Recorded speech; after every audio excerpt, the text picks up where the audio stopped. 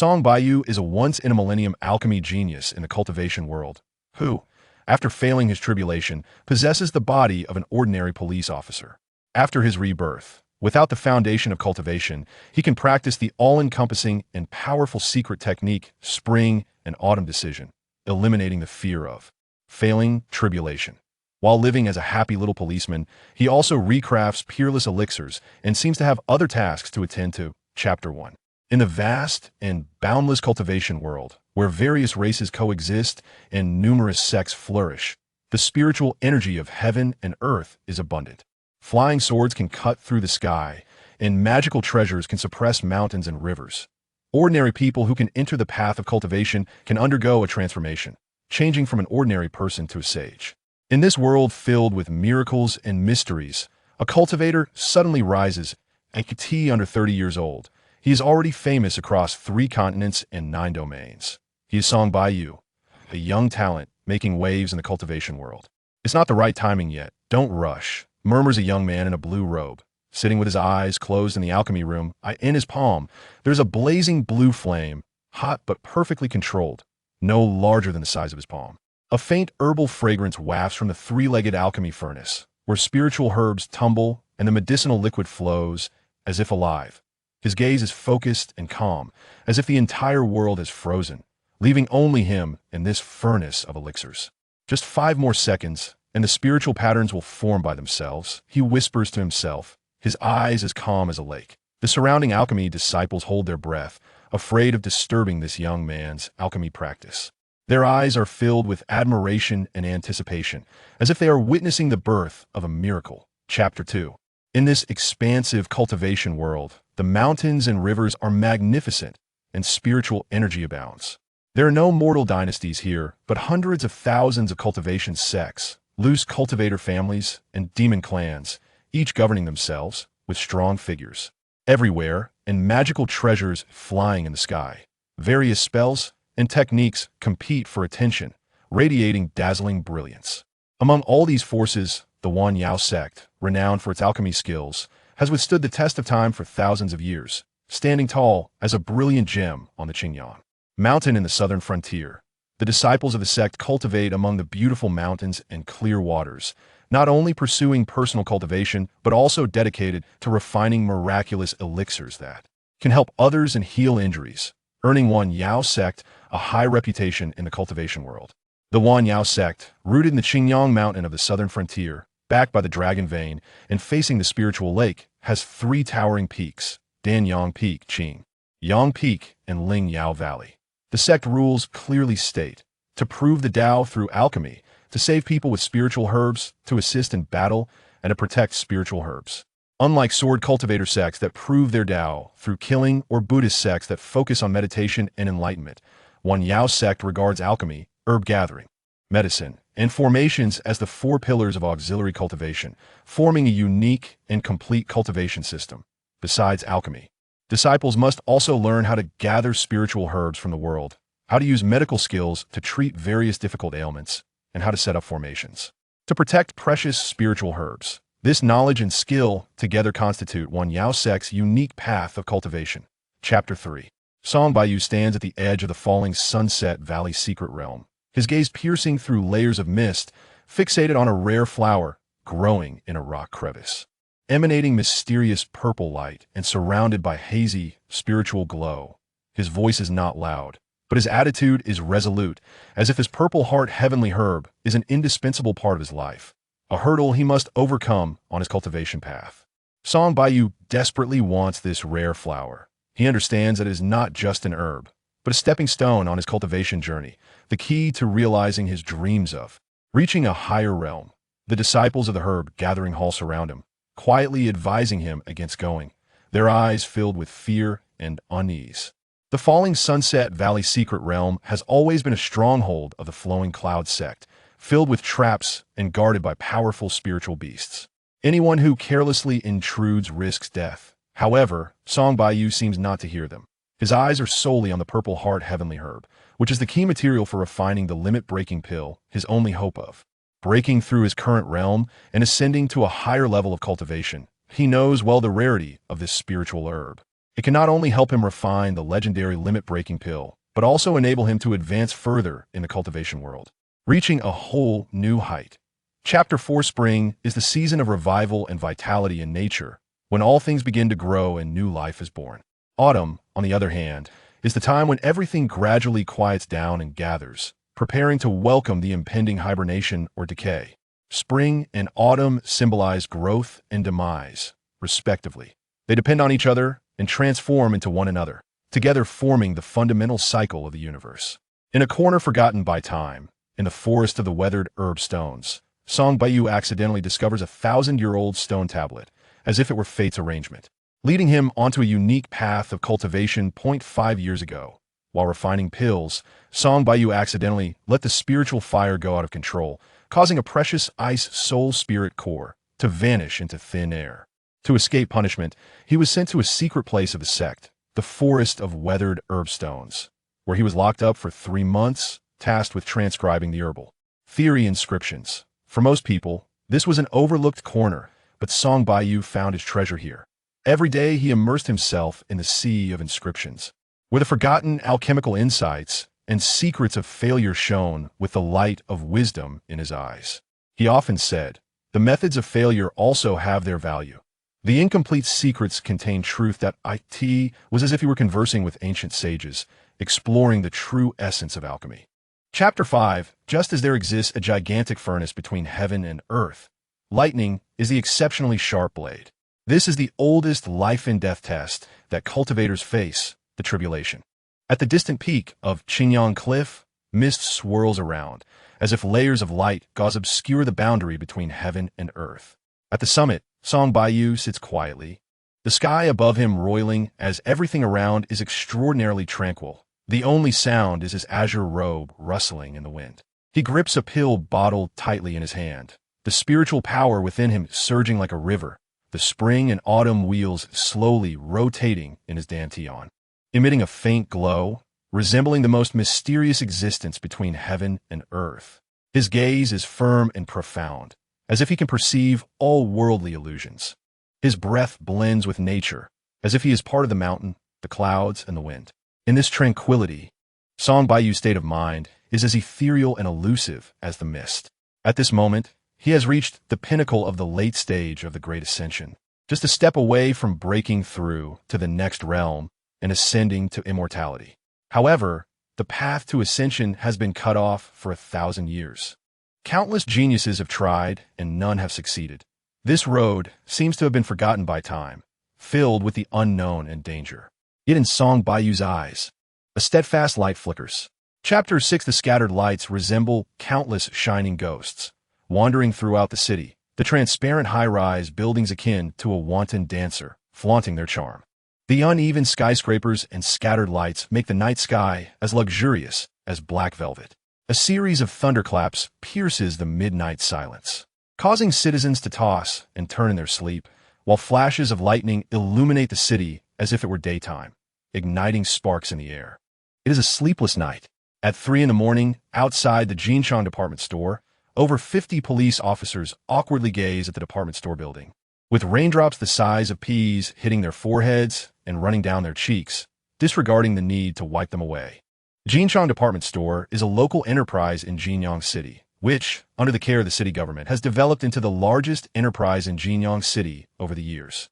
Unexpectedly, a fire last night had burned the department store for the first to the third floor, and no one knows how much economic loss it caused.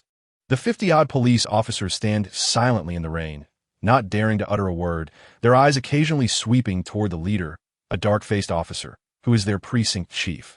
Taiju. Chapter 7 Familiar yet strange faces continuously flash before Song Baiyu, but like fleeting shadows, none can be grasped. Following this, a surge of inexplicable memories begins to churn in his mind, as if a series of celestial swords and talismans are crashing into his memories, scattering them. He instinctively stands up. As he slightly moves, it feels as if he is being tortured, the heart-wrenching pain causing him to gasp. Suddenly opening his eyes, Song Baiyu feels a whirlwind, gently closing his eyes to steady himself, feeling the dizziness gradually fade, and he carefully opens his eyes again. What is happening to me? As this thought arises, fragmented memories flood into his mind like a tide, Suddenly, he recalls many things. Or perhaps it's better to say these memories have always existed in his mind. The memories in his brain are chaotic. One moment he is a cultivator seeking the Tao. The next he is a wealthy dandy obsessed with flowers and plants.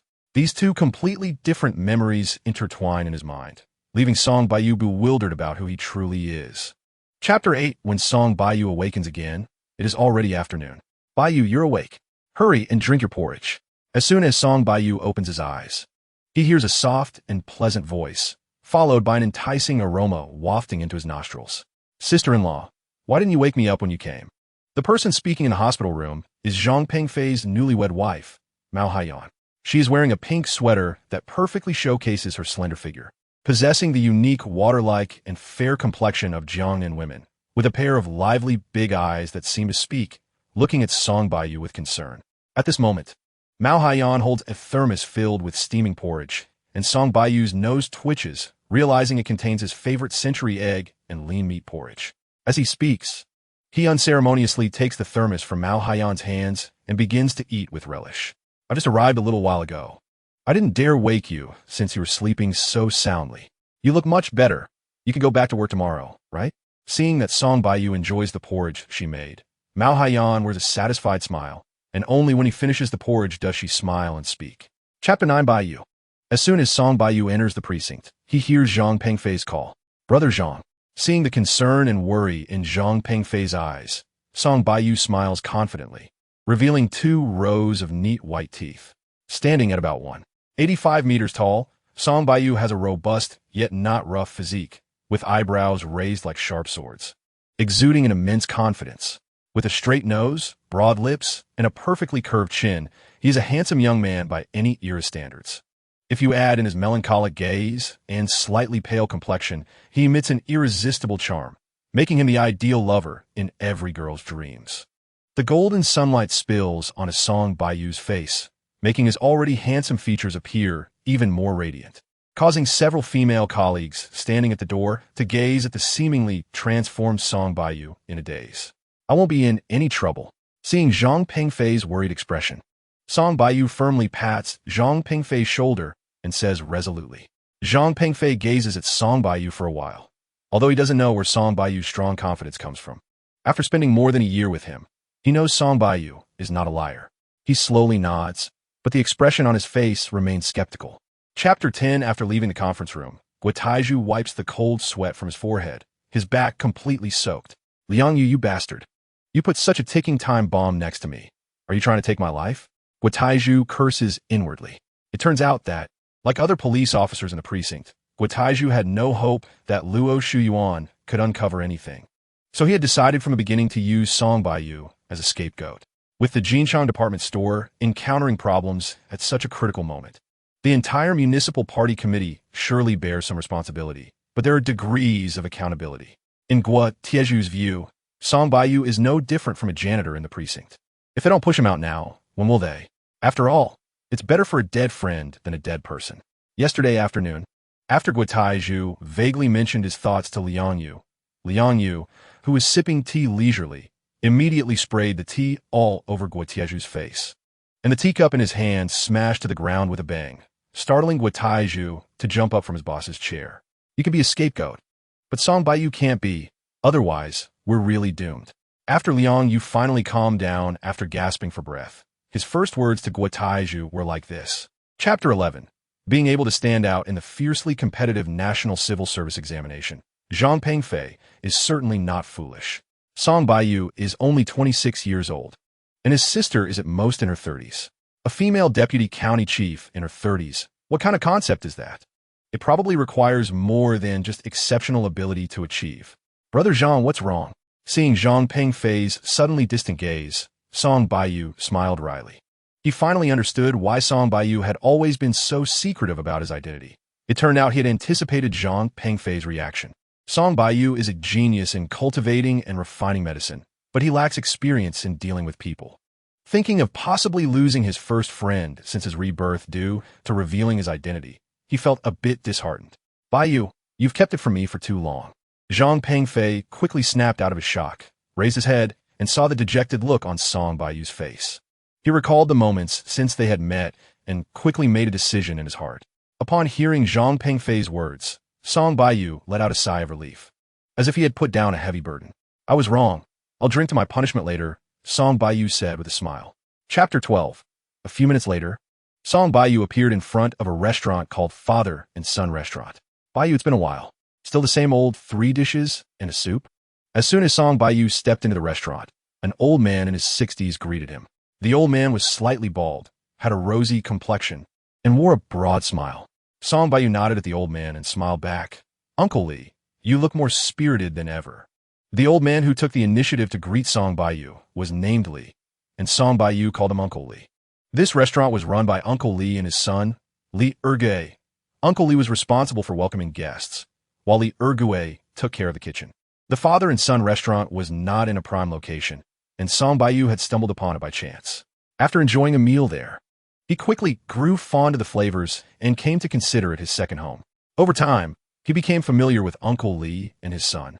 1 plate of Lazy Man's eggplant, 1 pot of braised Crucian carp, 1 dish of oyster sauce lettuce, and 1 serving of Dangshan pork rib soup.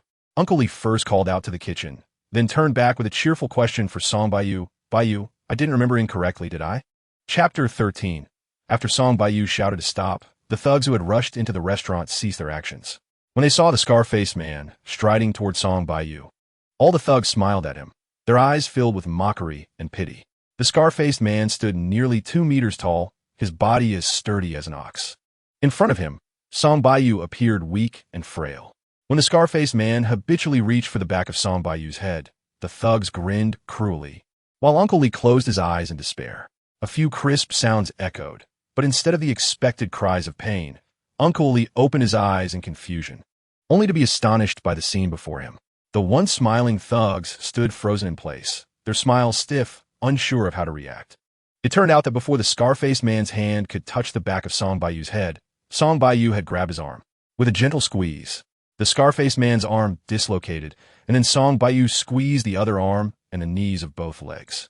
The scar-faced man, having been lightly pinched a few times by Song Baiyu, instantly collapsed to the ground, the process of his scream omitted as he fainted from the pain. Chapter 14. After leaving Uncle Li's restaurant, Song Baiyu returned home to change clothes and then headed straight to the flower and plant market in the southern urban area. After half a month of refining his bones, Song Baiyu found that the effects of ordinary Chinese medicinal herbs on his body had become less noticeable, and he needed to find some more potent herbs. He had already visited all the traditional Chinese medicine shops in Jinyang City and had not found better herbs. So it seemed necessary for him to take the time to visit the provincial capital or other larger cities. Having successfully tested his skills today, Song Baiyu was in a very good mood. He knew that this happiness came from his hard work in cultivation. Without the past half-month of seclusion, he would probably have been bullied today, and although he could have found someone to deal with those thugs afterward, that was not the way Song Baiyu preferred to handle things. After wandering around the flower and plant market, he found that while there were many vendors selling flowers and bonsai, there were no medicinal herbs to be found. Helpless, he decided to head to the Old City area for a stroke of luck. The main urban area of Jinyang City is also known as the New Urban Area. Developed only 10 years ago, to the south of the main urban area lies an old city. Song Baiyu rarely went to the old city, as he always thought it was dirty and dilapidated, filled with foul odors, and he was reluctant to visit. However, upon entering the old city, Song Baiyu was surprised to find that the nights there were even livelier than in the new urban area. Chapter 15. Brother Song, you made me laugh so hard. I saw you looking so cool at the police station, and I thought you must have a thick skin, but I didn't expect you to be so thin-skinned. After laughing for a while, Su Tingting finally straightened up and gasped for breath. You're still saying that? I've never experienced such a scene before. Those people were terrifying. Song Baiyu spoke the truth. In his previous life as a transcendent cultivator, no one would dare tease him like that. While in this life, being a standard scion of a prominent family, he had not encountered this kind of life among the lower classes, so it was inevitable that he would embarrass himself.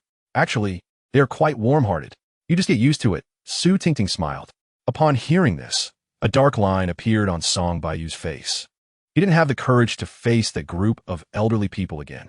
Tingting, I remember you used to set up stalls in the western urban area. How come you're here now? When did that happen?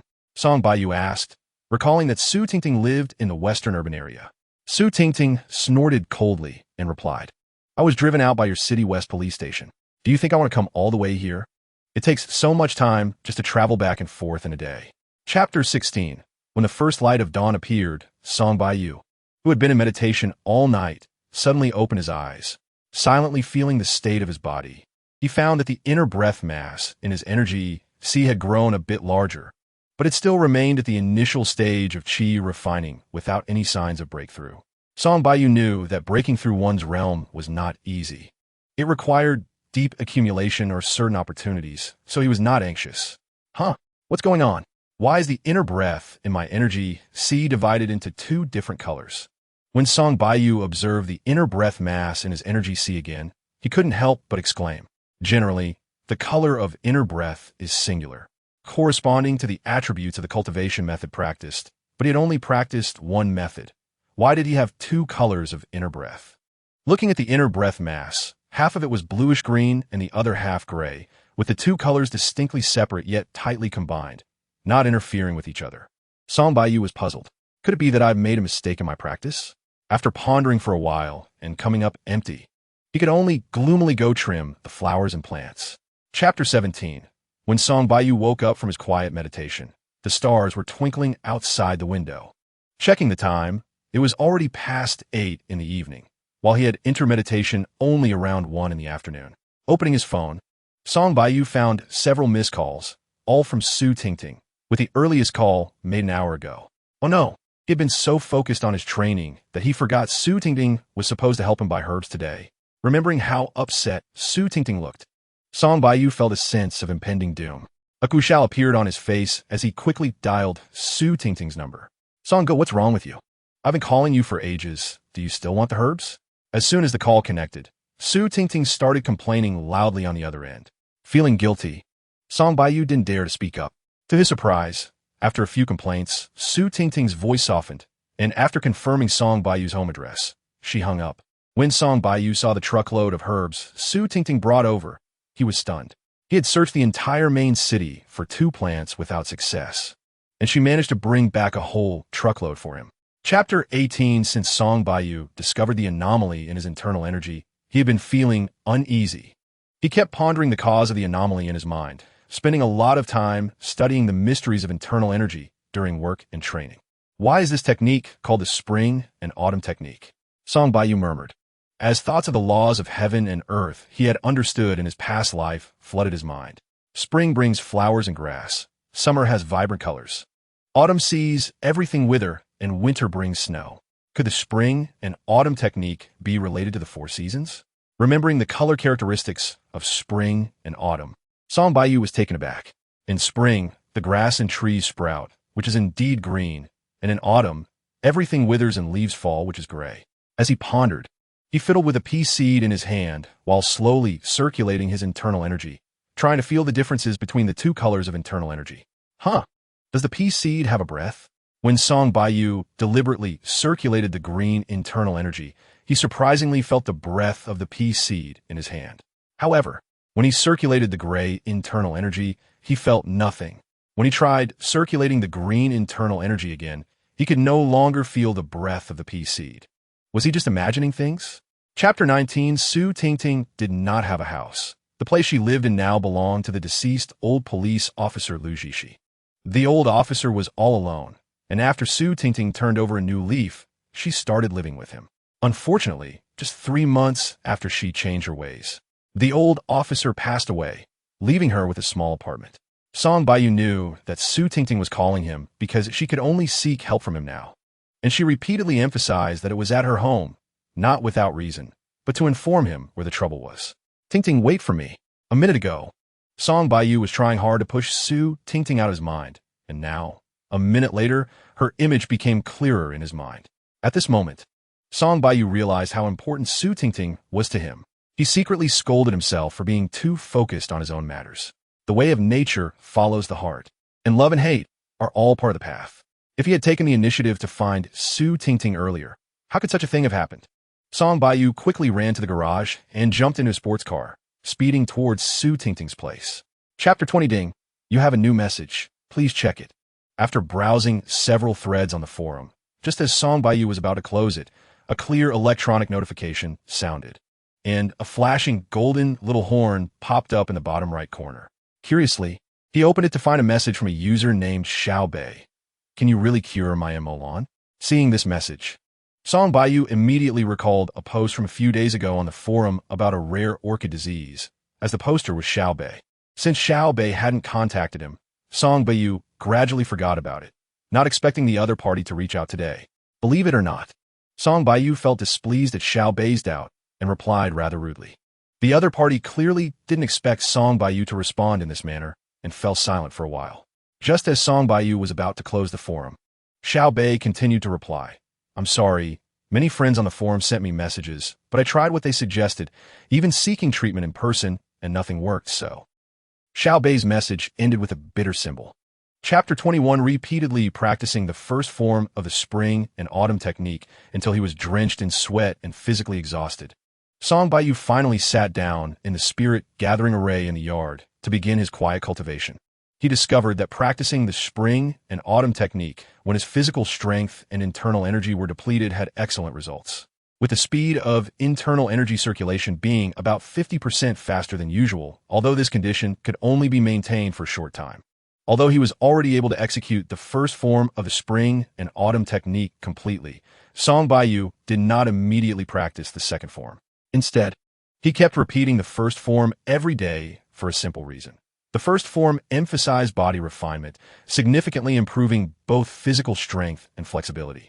As someone who had been reborn, Song Baiyu understood the importance of physical strength in the later stages of cultivation, so he naturally placed great emphasis on body refinement. As for his cultivation level, it remained at the peak of the early stage of qi refinement.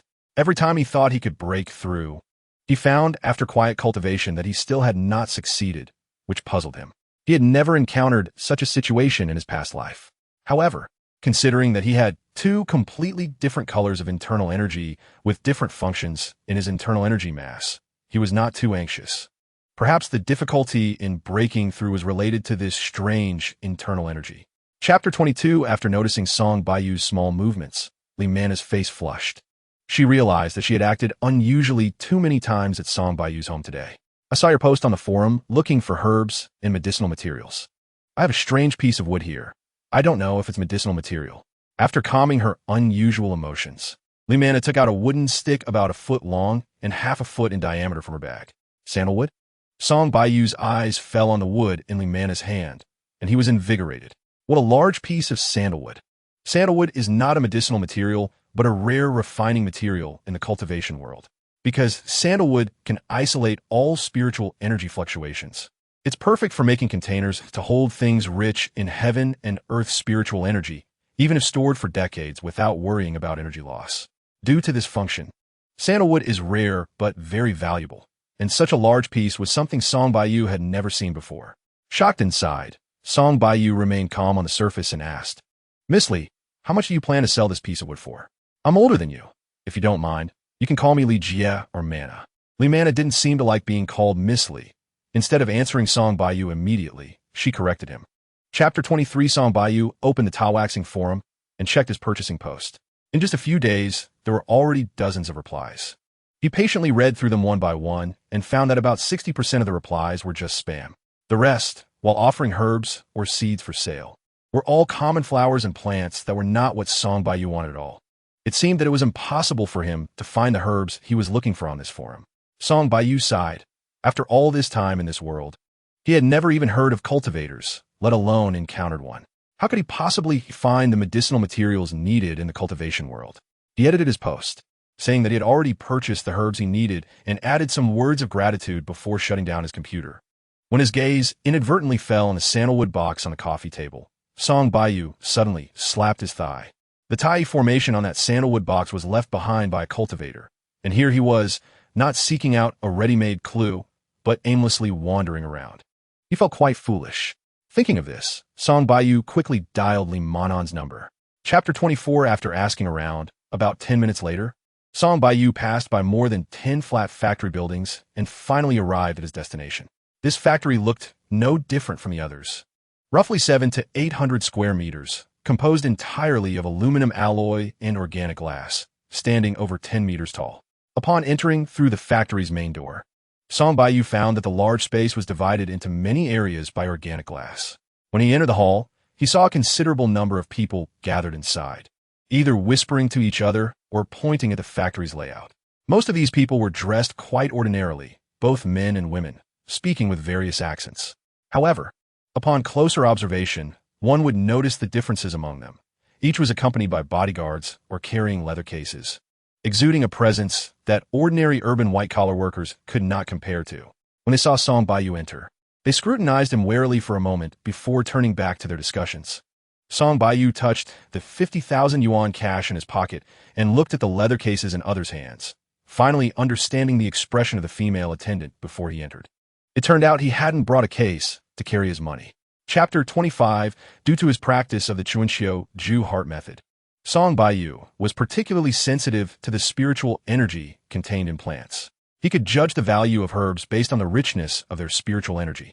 Soon, his eyes were drawn to a particular herb, and a look of ecstatic joy appeared on his face as he unconsciously walked towards it. At the same time, information about this plant quickly flashed in his mind. Dinan Chao, a perennial herb. The stem is curved, multi-branched, and the leaves are lush, resembling an umbrella. It grows 1 inch taller every 10 years and reaches maturity after 60 years, blooming small purple flowers at the top, found in damp forests in deep mountains. Dinan Chao is the main herb for refining the Jinyuan Dan, a precious medicine for cultivators to increase their cultivation and break through realms. The plant in front of him had flower buds at its top, indicating that this Dinan Chao was at least 60 years old. Given that he had been struggling to find good herbs for alchemy, how could Song Baiyu not feel excited? "Brother, how much is this?" By the time Song Baiyu reached the cellar, he had managed to calm his emotions. If the seller noticed his excitement, they would surely drive up the price. Chapter 26. After leaving the black market, Song Baiyu wanted to call and thank Li Manon, but found that no one was answering. She knew the end time of the trading event. There was no reason for her not to answer the phone at this time, right? After 10 minutes of trying again, with still no answer, he raised an eyebrow. It was also at this moment that Song Baiyu realized he knew too little about Li Manon, only having her phone number, while knowing nothing else. He recalled that not only had he received the sandalwood from Li Manon, but today he had also bought the Dinan Chao with her help. Both items were treasures in the cultivation world, and he felt a deep sense of guilt. Perhaps he hadn't regarded Li Manon as a friend, but her various actions clearly showed that she treated him as a close friend. "Do you remember me, you reckless little guy?" Just as Song Baiyu hesitated about whether to return to Jinyang City first and return the black card to Li Manon later, a loud voice rang in his ear. "Oh, it's you, brother. What's the matter?" Song Baiyu turned to see the middle-aged man from the earlier black market trading event, feeling a chill in his heart. Chapter 27. Kid, don't you have money in the car? The tattooed youth asked, struggling to calm his breath. Song Baiyu shook his head. "What about your watch? How much is it worth?" The tattooed youth asked again in a low voice. "My cousin gave it to me a few years ago. I didn't ask how much it was," Song Baiyu replied thoughtfully. "Kid, I can tell you now, you're dead meat," the tattooed youth said through gritted teeth. As the head of a gang, the tattooed youth had been undefeated since his debut, becoming the war god of the gang. No one had ever dared to disrespect him, but today, he felt repeatedly mocked by Song Baiyu, which was intolerable. "Chop this kid up. I'll personally give each of you $1,000. As he spoke, the tattooed youth pulled out 2 daggers from his waist. Seeing the tattooed youth's grim expression, the other dozen or so thugs grew serious. They knew their boss was genuinely angry. Once he got truly angry, it meant someone would die. Usually, everyone could play around, but once the boss got serious, no one dared to continue joking. Chapter 28. Sisterly, I bought you a gift at the black market today. Let's see if you like it. Song Baiyu ignored the furious Huang Daxiong and magically produced a hairpin to present to Li Manon. "Wow, it's so beautiful." Li Manon, still processing the events unfolding before her, suddenly saw a lifelike phoenix fluttering in front of her. Her eyes lit up as she realized it was Song Baiyu waving a hairpin in front of her. "I'm glad you like it, Sister Li." Seeing the joyful expression on Li Manon's face, Song Baiyu felt relieved. He hadn't originally planned to give Li Manon a gift. He had just stumbled upon the spiritually rich hairpin while aimlessly wandering in the black market and thought its ancient style matched Li Manon's temperament. So he bought it. The last time he saw Li Manon, he had noticed her weak vitality, clearly a result of long-term fatigue without proper rest. If Li Manon could frequently wear this hairpin, it would surely help her calm her mind and boost her vitality. Huang Daxiong, seeing Li Manon and Song Baiyu chatting and laughing, felt entirely sidelined. His anger surged, and he thought about gathering all his subordinates to deal with Song Baiyu. However, glancing at the 10 or so subordinates who had fainted from pain, Huang Daxiong felt a bit wary of Song Baiyu's skills. If Song Baiyu caused the entire Xuanhe gang to be wiped out, he wouldn't be able to survive on the streets anymore. Chapter 29. More than 50 police officers surrounded Song Baiyu and Li Siyuantai, while Huang Daxiong chatted aimlessly with the fat police officer, occasionally casting mocking glances at Song Baiyu. In his eyes, it was just a country bumpkin, just a bit of brute strength, daring to challenge me, Huang Daxiong. Once we get into the police station, I will show you why the flowers are so red. Unfortunately, Song Baiyu didn't even glance at Huang Daxiong again, and his face showed no signs of fear. After Li Siyuantai hung up the phone, he didn't say anything further. After all, he and Song Baiyu were just getting acquainted, and there was no common topic. Given the presence of outsiders, they certainly couldn't discuss matters of the cultivation world. Under Huang Daxiong's subtle suggestion, the 50 or so police officers initially intended to act against Song Baiyu and Li Siyuantai to teach them a lesson, but when Li Siyuantai merely snorted coldly, they felt as if they had fallen into an ice cellar, their bodies cold, and they no longer dared to act recklessly. A wise man doesn't suffer immediate losses. No matter how arrogant you are now, once we get to the police station, you will see how I deal with you. Some police officers, feeling embarrassed, began to mock Song Baiyu and Li Siyuantai. In less than 5 minutes, a rumbling sound suddenly came from above, followed by several military trucks rapidly arriving at the new industrial park. Chapter 30. Song Baiyu had planned to visit the Li family immediately, as his current strength was limited. Going to the Li family was akin to entering a tiger's den, fraught with danger. However, after accepting a favor from Li Siyuantai, he felt embarrassed to refuse the Li family's invitation.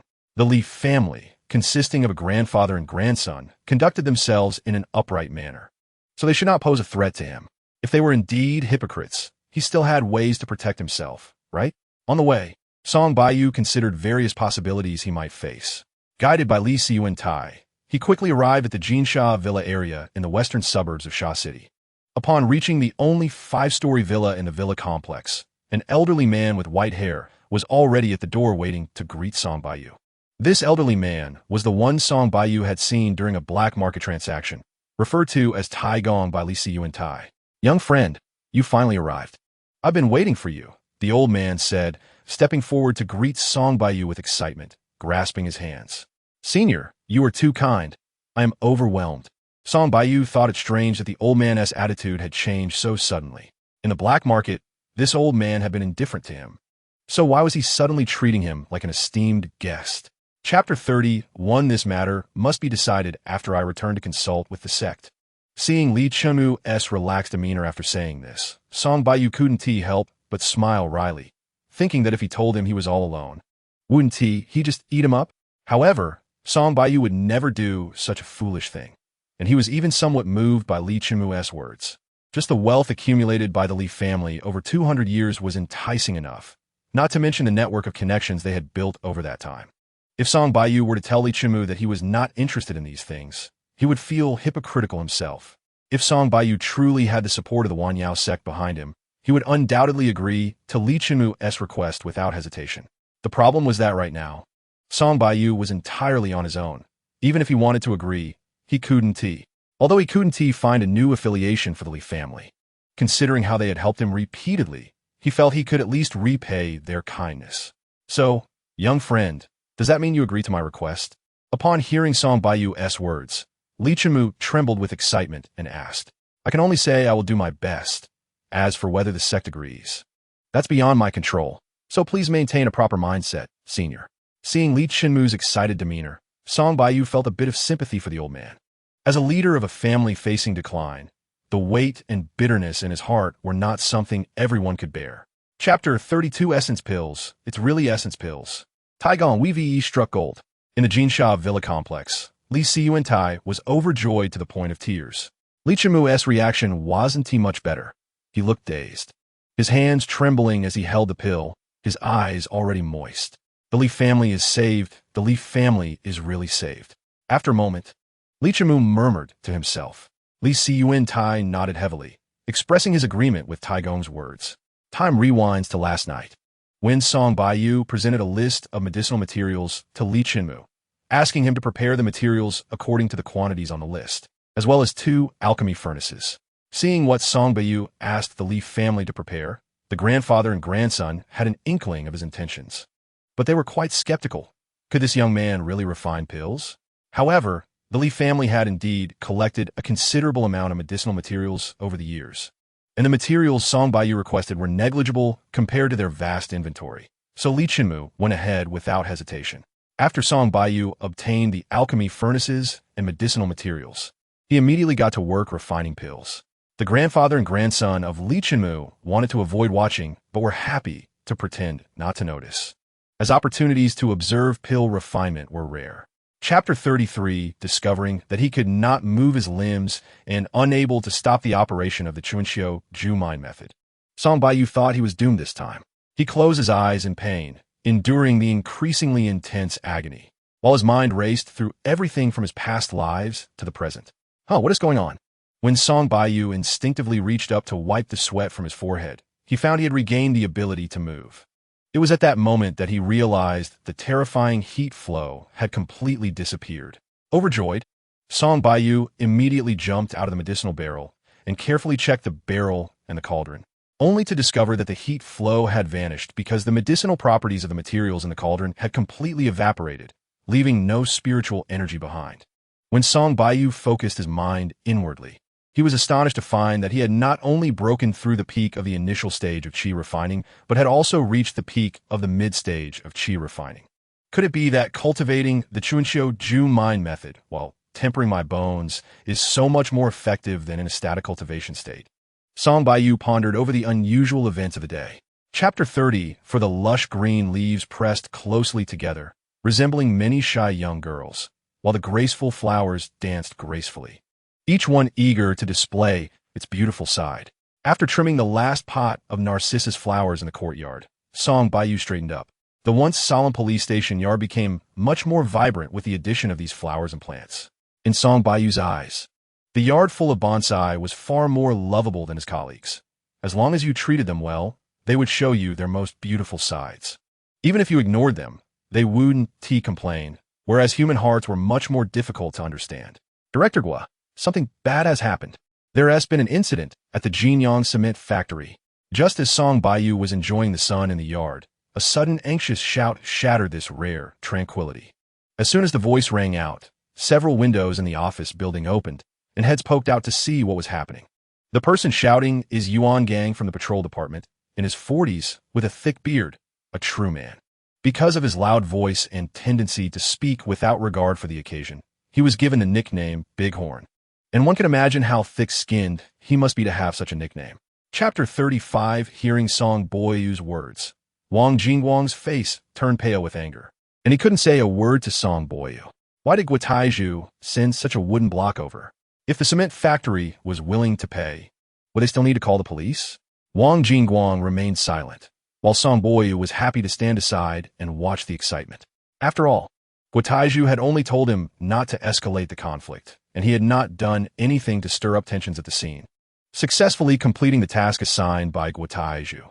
Song, if you know what's good for you, get these mud-legged folks out of here immediately, or you'll take responsibility for the consequences, the security guard with a black mole shouted, seeing his boss stomping his feet in anger. Song Baiyu shot a sidelong glance at the black mole security guard, too lazy to bother with him, and instead chatted with the village representative, Ma Hailong. The young security guard wanted to confront Song Baiyu, but was afraid of being surrounded by the villagers, so he could only stand there, fuming without a plan. Minutes passed, and the sound of police sirens grew louder as Guotaiju led a large group of officers to arrive. Looking around, Song Baiyu noticed that more than half of the personnel from the West Town police station had come, at least 40 people. Chapter 36 Feng Di Kun was taken away by the Provincial Disciplinary Inspection Commission on the spot. After resolving the villagers' compensation issues, the Jinyang cement factory was ordered to suspend production for rectification. They were not allowed to resume production until the pollution problem was resolved. And it was clear to everyone that the Jinyang cement factory was finished. After addressing the issues at the Jinyang cement factory, the vice governor's visit to Jinyang also came to an end. It was at this time that many discerning people realized that the vice-governor had come to Jinyang primarily because of Feng Di Kun. The cement factory was merely a trigger. Kid, I didn't expect you to have some backbone, daring to publicly criticize the mayor. In the Jinyang City cadre guest house, a man in his 50s glared at Song Baiyu with authority, a hint of complex emotions flashing in his eyes. In response to the elder's praise, Song Baiyu showed no signs of pride, simply standing respectfully to the side. He clearly knew that this elder was the vice-governor visiting Jinyang and also his future father-in-law.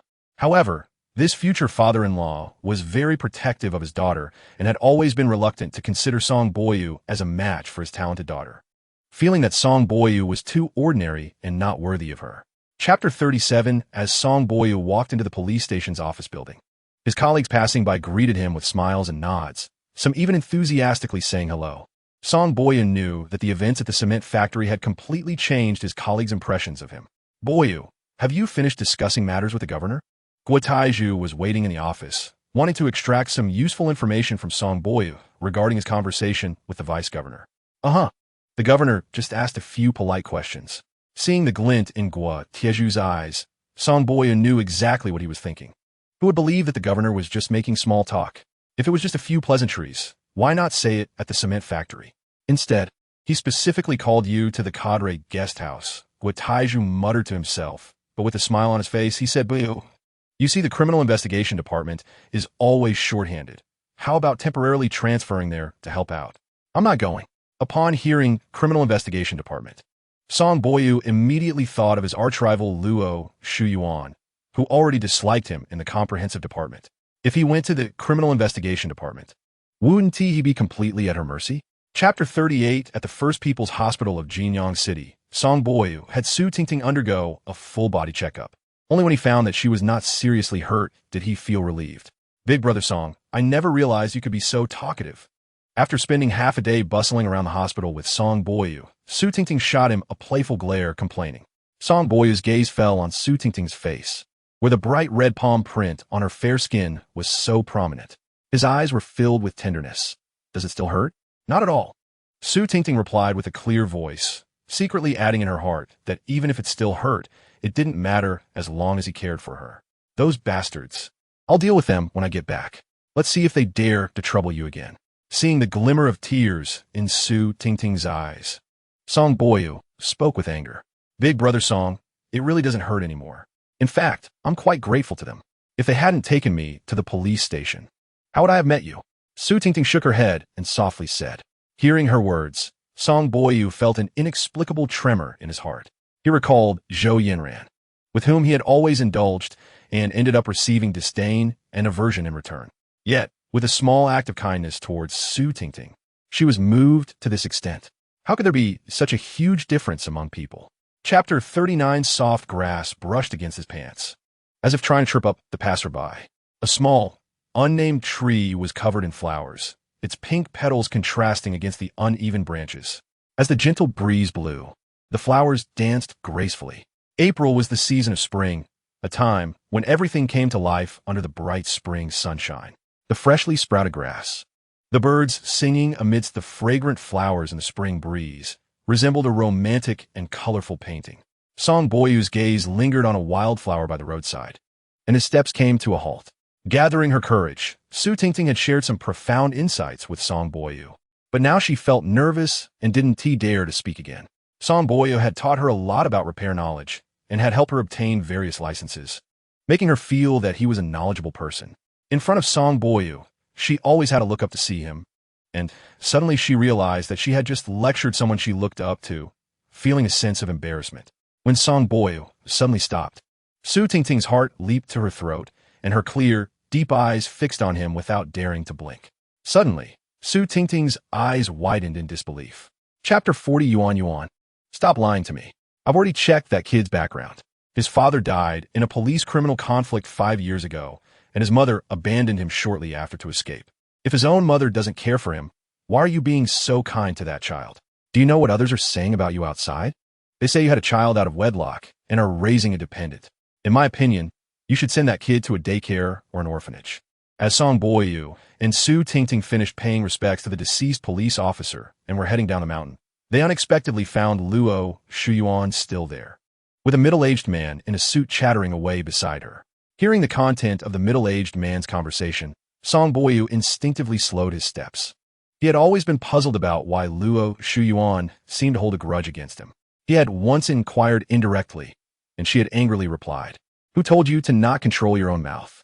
Song Baiyu was even more confused upon hearing this. He considered himself not a person who gossips. At that moment, when he heard the middle-aged man in a suit mention children, Song Baiyu finally understood how he had become enemies with Luo Shuyuan. Chapter 41 Brother Song. Was that person just now really brought in by you to act? In the taxi, Su Tingting stared at Song Baiyu with sparkling eyes, asking curiously. Seeing Su Tingting's serious expression, Song Baiyu suddenly laughed. When did this girl become so silly? Okay, you're laughing at me. Su Tingting stared at Song Baiyu for a moment, then immediately realized why he was laughing. She pouted playfully, straightened up, and was about to hit Song Baiyu. Be careful. Ow. Song Baiyu watched helplessly as Su Tingting's head bumped against the car roof. Before he could finish his warning, Su Tingting had already hit it with a bang and cried out in pain, falling into Song Baiyu's arms. Hey, I already told you to be careful, and you still bumped into it. Isn't that just punishing yourself? Holding Su Tingting, Song Baiyu rubbed her bumped head and laughed heartily. You still say that? I'll strangle you. Suddenly embraced by Song Baiyu, Su Tingting's face turned beet red. Just as she hesitated whether to get up, she heard Song Baiyu's words, and her attention was immediately diverted. She casually reached for Song Baiyu's waist and slowly applied pressure. Chapter 42. The following days were undoubtedly sweet for Song Baiyu and Su Tingting. Su Tingting often came to the police station to pick up Song Baiyu after work, and Song Baiyu would also escort her home when she finished her shift. Upon learning that Song Baiyu was eating out for all 3 meals, Su Tingting domineeringly ordered him to only eat the meals she personally cooked from then on. Although not as luxurious as restaurant food, they were exquisite and heartfelt. Even simple coarse grains made Song Baiyu's appetite increase, making Su Tingting beam with joy. As he spent more time with Su Tingting, Song Baiyu found himself increasingly fond of her, and there was no hint of vulgarity in his feelings, just a pure affection. With his economic conditions, he could easily improve Su Tingting's living situation, but he didn't take immediate action. Partly because he liked Su Tingting's current purity and simplicity, and partly because he was afraid she would reject his help. The people at the police station in the west of the city were surprised to find that Song Baiyu, who used to leave early, suddenly stopped doing so and began to work regular hours every day, wearing a smile on his face. This made him appear much more handsome, causing many female officers to stir with excitement. Chapter 43. In the Jinsha Villa area on the western outskirts of Shacheng, the Li family. Ever since Song Baiyu left behind 19 essence pills and a whole bottle of beauty pills here, the Li family had not known peace. First, Li Cunny, who had been stuck at the peak of the fetal breath stage for years, took the essence pills left by Song Baiyu and broke through to become a foundation establishment cultivator, meaning the Li family gained another foundation establishment expert, ensuring that the family would not decline for 200 years. Next, the Li family sent out 10 beauty pills, targeting those who had been deliberately selected by the family. A month later, the effects of the beauty pills became evident. The recipients, who had been gifted the pills by the Li family, were pleasantly surprised to find that not only did their appearances become younger and more beautiful, but some of their chronic ailments had also disappeared without a trace. As a result, the miraculous effects of the beauty pills quickly spread.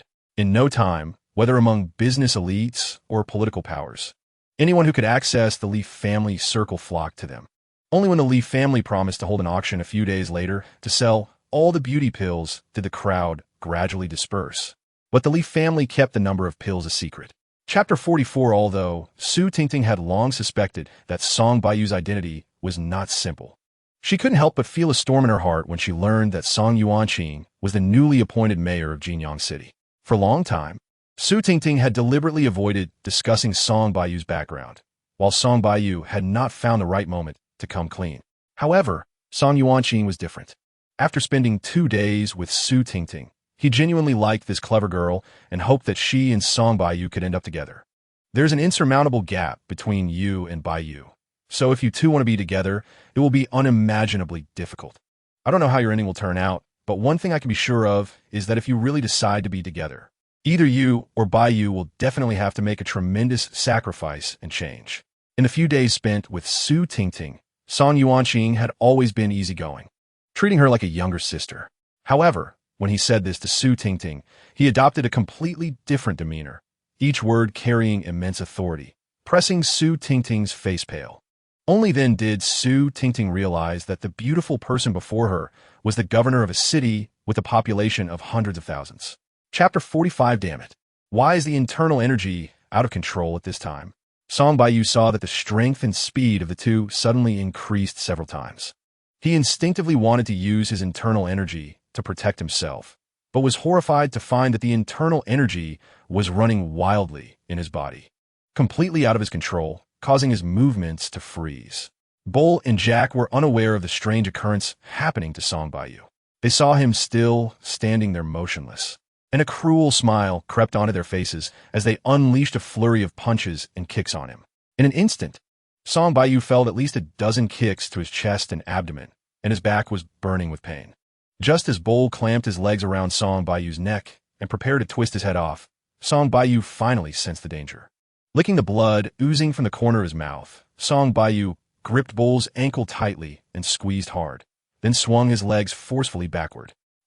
Just when Bull thought he was about to end the life of his prey, the intense pain at his ankle slowed his movements, and he felt his body uncontrollably spinning in the air.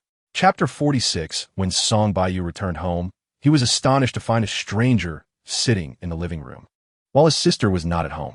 It's not entirely accurate to call him a stranger, as Song Baiyu had met this person twice and had gained significant benefits from him. However, Song Baiyu thought it was inappropriate to see this person in his home. The person sitting grandly on the sofa in the living room was Li Chenmu, the current head of the Li family. "Mr. Li, what are you doing in my house? Where's my sister?" Warily sizing up Li Chenmu, Song Baiyu asked coldly. "Please don't misunderstand, young friend. I came here specially to visit you, with no ill intentions. Your sister settled me in before going out to look for you." Seeing the strong hostility in Song Baiyu's eyes, Li Chenmu hurriedly explained. Song Baiyu glared at Li Chenmu for a moment, realizing he wasn't lying, before finally relaxing. Then, he stumbled and fell to the ground. After the duel with the two mercenaries that night, although Song Baiyu achieved final victory, his body had suffered severe damage, and his internal energy was running wildly inside him. He was already at the end of his rope. If Jack had insisted on continuing, Song Baiyu would definitely have been captured. However, Jack was completely frightened by Song Baiyu. Chapter 47. Buying a house. The process of buying a house went smoothly. In less than a week, Song Baiyu bought a villa for his older sister in the Lilac community, and it was a second-hand villa that was already renovated, adjacent to Song Baiyu's own villa. Knowing that Song Baiyu was short on money, Song Yuanqing had already given him the payment for the villa in advance, which meant that the over 20 million yuan that Li Chenmu had specially sent over couldn't be put to use. However, Song Baiyu was happy about this, as it saved him the trouble of explaining the source of such a large sum of money. Based on his sister's preferences, Song Baiyu made some simple modifications to the villa, turning it into a creamy European pastoral style before handing the keys over to his sister. Song Yuanqing was very satisfied with the newly bought villa, repeatedly praising Song Baiyu's good taste. In her joy, she even rewarded him with several thousand yuan in pocket money, which made Song Baiyu feel touched yet a bit amused. His sister was great in every way, except for one flaw. She always treated him like a child who hadn't grown up. "Are you working so hard to buy me a house because you want me to move out of your villa quickly?"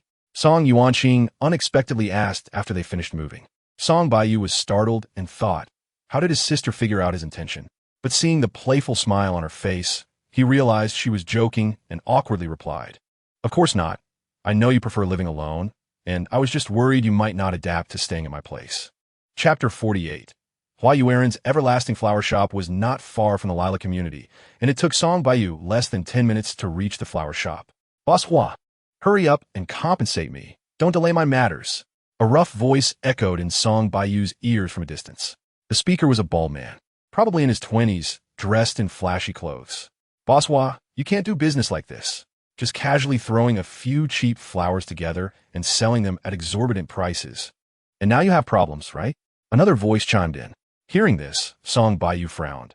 He vaguely remembered that the speaker was also a flower shop owner named Lu Diqing, who had previously had a dispute with Huayuan.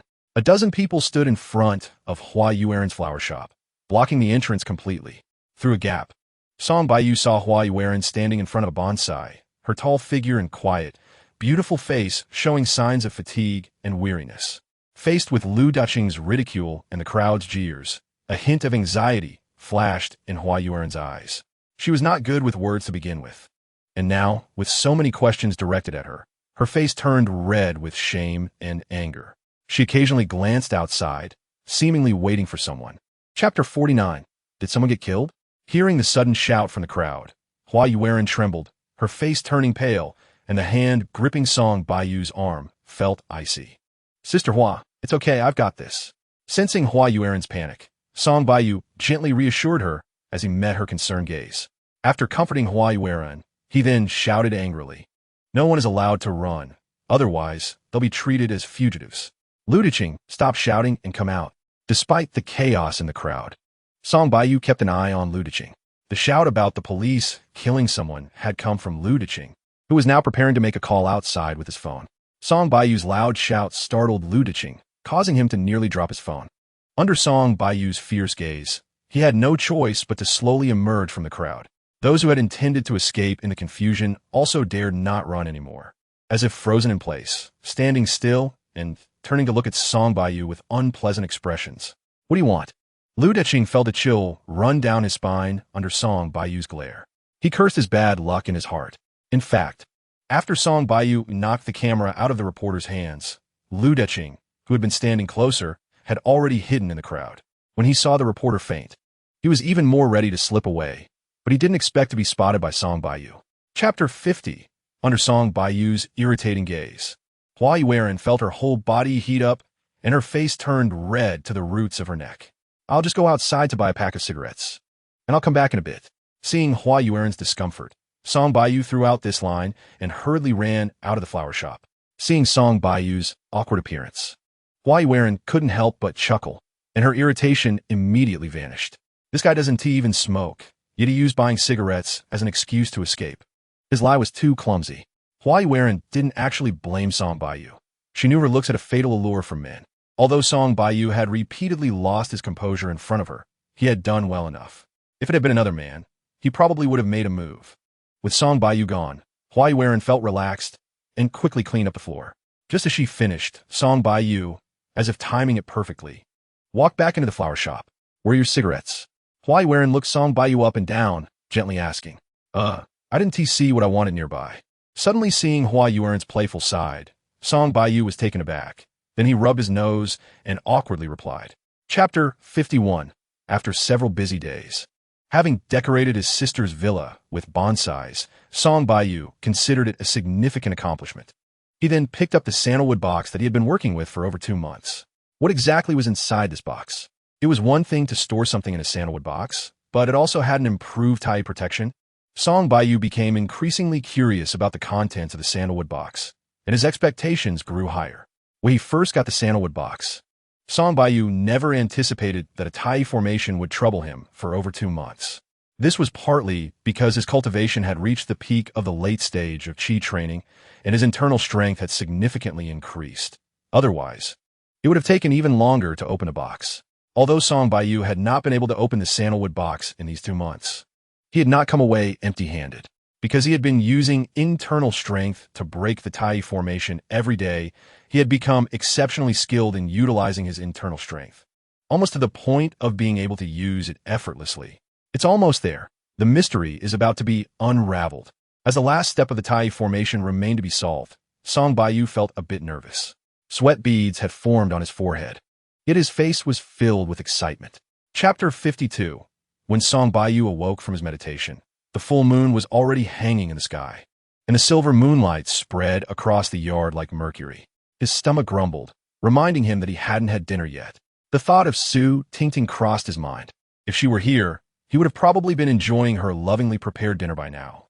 Thinking of Tingting? As soon as Song Baiyu stepped into the living room, he heard his sister's crisp voice. "Sister, when did you come over? I didn't even know. I saw you sitting in the yard deep in thought, so I didn't disturb you. Were you thinking about Tingting, looking so lost in thought?" Song Baiyu felt embarrassed. It turned out his sister mistook his meditation for longing for Su Tingting. Fortunately, his meditation posture wasn't too strange, or it might have raised his sister's suspicions. I knew you hadn't had dinner, so I specially brought you some food from the guest house. Sit for a bit. I'll heat it up in a microwave for you. Seeing Song Baiyu not speaking, Song Yuanqing thought that he had tacitly agreed with her, and she gave her brother a reproachful glance before going to the kitchen to heat up food for him. Chapter 53, Who Says He Won't Come? He is about to arrive. Su Tingting was taken aback by Lin Yu's words, then smiled brightly and said, Lin Yu, thank you for your help during this time. But unfortunately, I really have a boyfriend now. You should go find another girl. Ah, he is coming? Then why are you crying? Lin Yu was a bit confused. But upon seeing Su Tingting's radiant smile, he immediately understood what was going on. It turned out Su Tingting had just cried out of joy. Realizing this, Lin Yu felt deflated like a frostbitten eggplant. Su Tingting didn't answer Lin Yu's question, but her fair face flushed with 2 shades of red. A week ago, after a long conversation with Song Yuanqing, Su Tingting indeed felt a sense of discouragement. The gap in status between her and Song Baiyu was too great, making her feel a bit daunted. However, since Su Tingting had not attended school and had only been exposed to a motley crew in the theft gang, her thoughts were not bound by the constraints of textbooks. Realizing that Song Baiyu genuinely liked her and that Song Yuanqing had accepted her from the heart, Su Tingting naturally was unwilling to easily give up on her first love. After seriously considering Song Yuanqing's words, she decided to make a change. Chapter 54, Tingting. You've worked hard these past few days. Seeing Su Tingting's obviously haggard face, Song Baiyu said with concern. Su Tingting bent down to pick up her books, dusted them off, and smiled. Not at all, I'm feeling quite fulfilled. Silly girl, you don't need to force yourself. As long as you have the heart, that's enough. When the book fell to the ground, a gentle breeze blew by, and Song Baiyu was surprised to find the neatly written notes in the brand new book, showing that Su Tingting was indeed studying diligently. Remembering that Su Tingting had only learned to read and write under the guidance of an old police officer, and now she had to pick up her books again to catch up, Song Baiyu could certainly understand her deep feelings. I'm afraid Uncle and Aunt won't accept me. I'm afraid that day will be embarrassing for you, Su Tingting said, and all her accumulated grievances burst out upon hearing Song Baiyu's words. No matter how strong she was just an 18 or 19-year-old girl. Song Baiyu wrapped his arms around Su Tingting's fragrant shoulders, letting her cry in his embrace. Feeling the warmth and wetness on his chest, he held her tighter. If a weak girl like Tingting could do it, could he not? At that moment, Song Baiyu's heart finally made a decision. Chapter 55, The Jinping Hotel is the largest hotel in the southern district of Jinyang City and the only 5-star hotel in the city.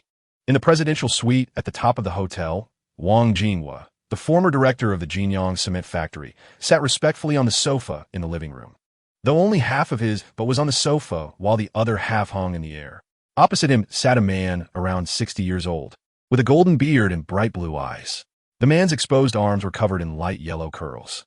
Wang Jinghua was so respectful to this elderly man because he was the true investor of the Jinyang cement factory, while Wang Jinghua was merely a puppet controlled from behind the scenes. Before this foreigner found Wang Jinghua, he was just a street thug who struggled to get 3 meals a day. Mr. Vincent, didn't the Black Arrow organization explain the reason when they returned your commission? Seeing Vincent frowning and not speaking for a while, Wang Jinghua asked almost obsequiously. Hearing Wang Jinghua's words, Vincent raised an eyebrow and said in clear Chinese, Since they returned the money to me, it means they acted and they failed. As for the reason, I don't think anyone has the guts to ask. Chapter 56, Hearing Ma Hailong's call, Menina stood up, glanced at Song Baiyu and Su Tingting, then gracefully walked into the inner room. Menina was slightly taller than Su Tingting, about 169 centimeters, standing there like a graceful willow. She had long, straight hair, an oval face, a smooth forehead, skin as white as snow, straight eyebrows above deep and captivating eyes, a straight nose, and lips with an exceptionally beautiful curve, delicate enough to make one want to bite. Her pointed and rounded chin was the epitome of beauty. Seeing his daughter obediently pour tea, Ma Hailong then happily chatted with Song Baiyu and Su Tingting.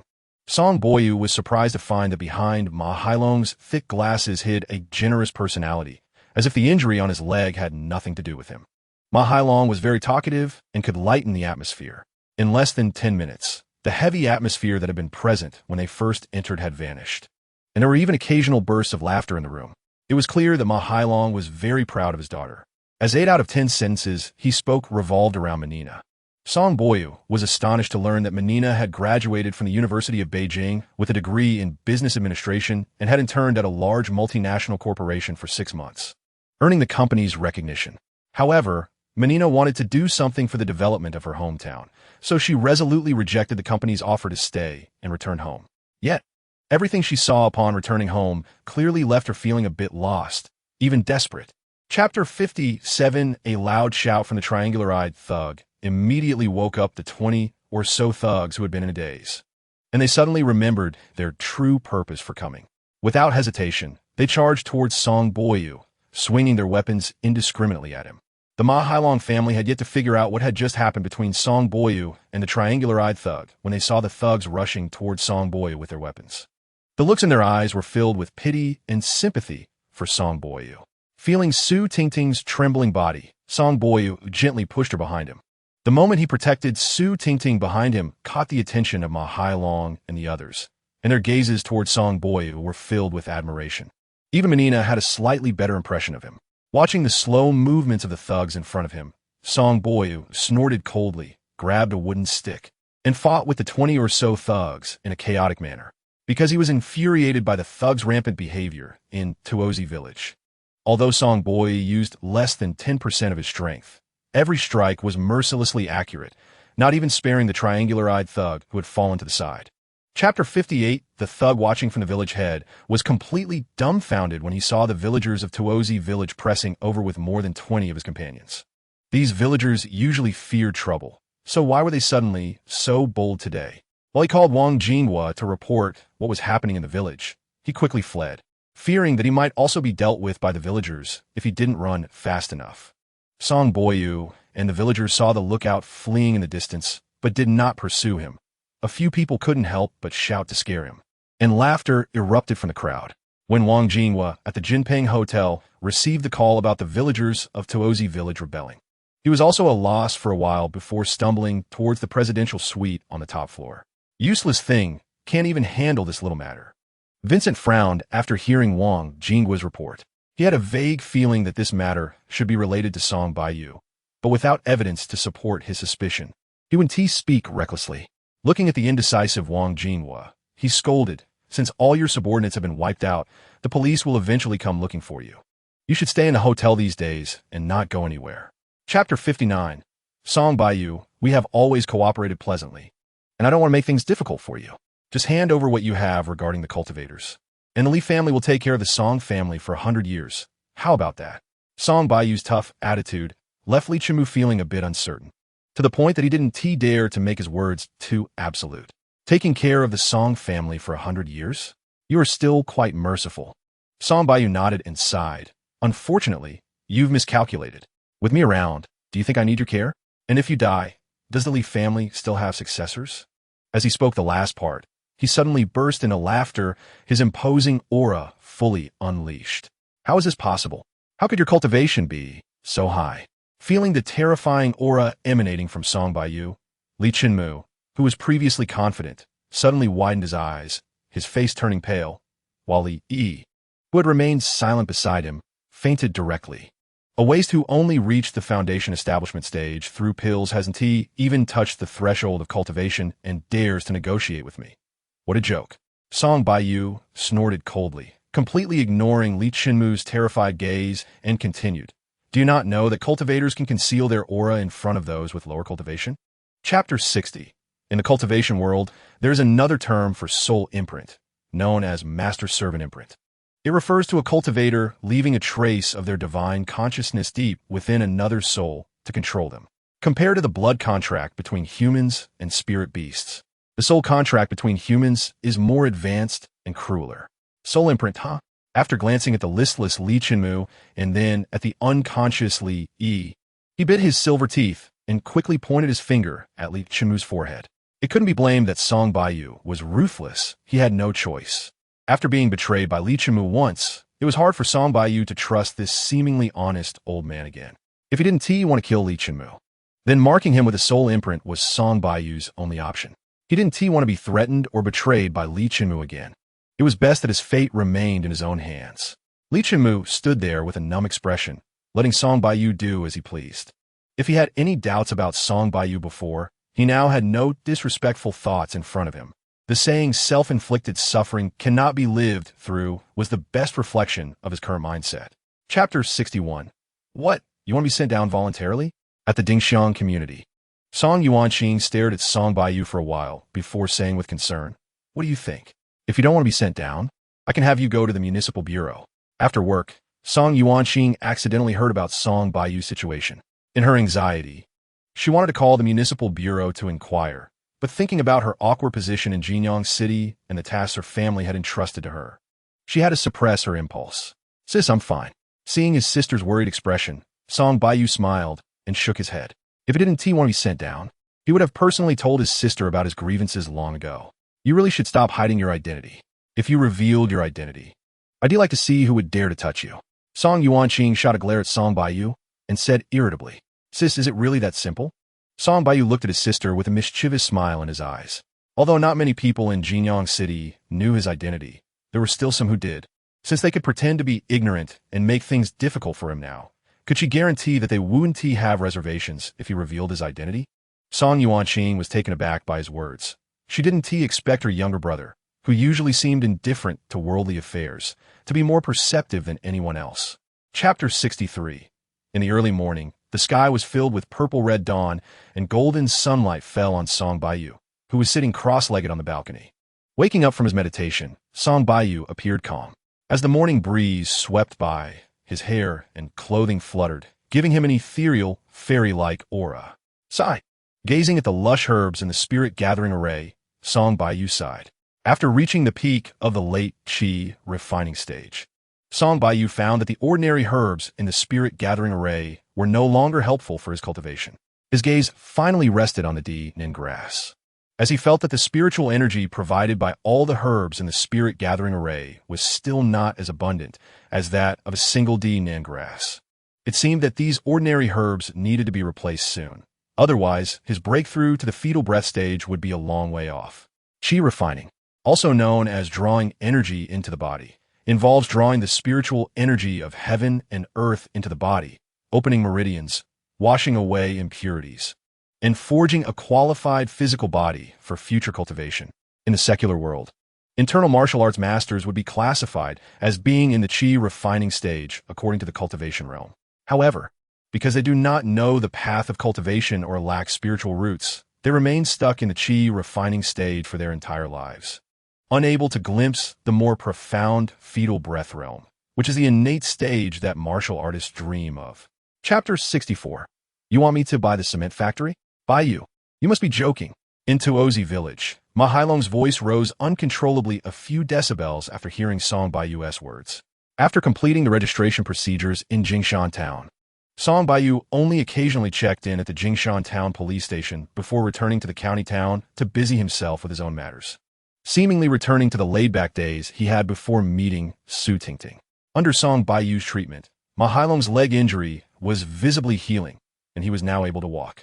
These days, Song Baiyu had surveyed Tuozi village and gained a general understanding of the land situation there. Song Baiyu found that the land pollution situation in Tuozi village was not as serious as he had imagined. After all, a big river runs through the entire village, and after the cement factory was closed, as long as the polluted land is well maintained, it is estimated that it can be restored in 3 to 5 years. Uncle Ma, why are you so excited? Song Baiyu was afraid that Ma Hailong's voice would attract Ma Nina. He didn't want to deal with that girl who had obvious prejudices against him. He anxiously tugged at Ma Hailong's sleeve and carefully explained his plan to him. Chapter 65. In the conference room of the Jinyang City Bureau, the heads of several police stations in the main urban area of Jinyang City gathered around a round table, all looking exhausted. Among them were a few unfamiliar faces, who were the heads of the police from the neighboring county of Nanyang.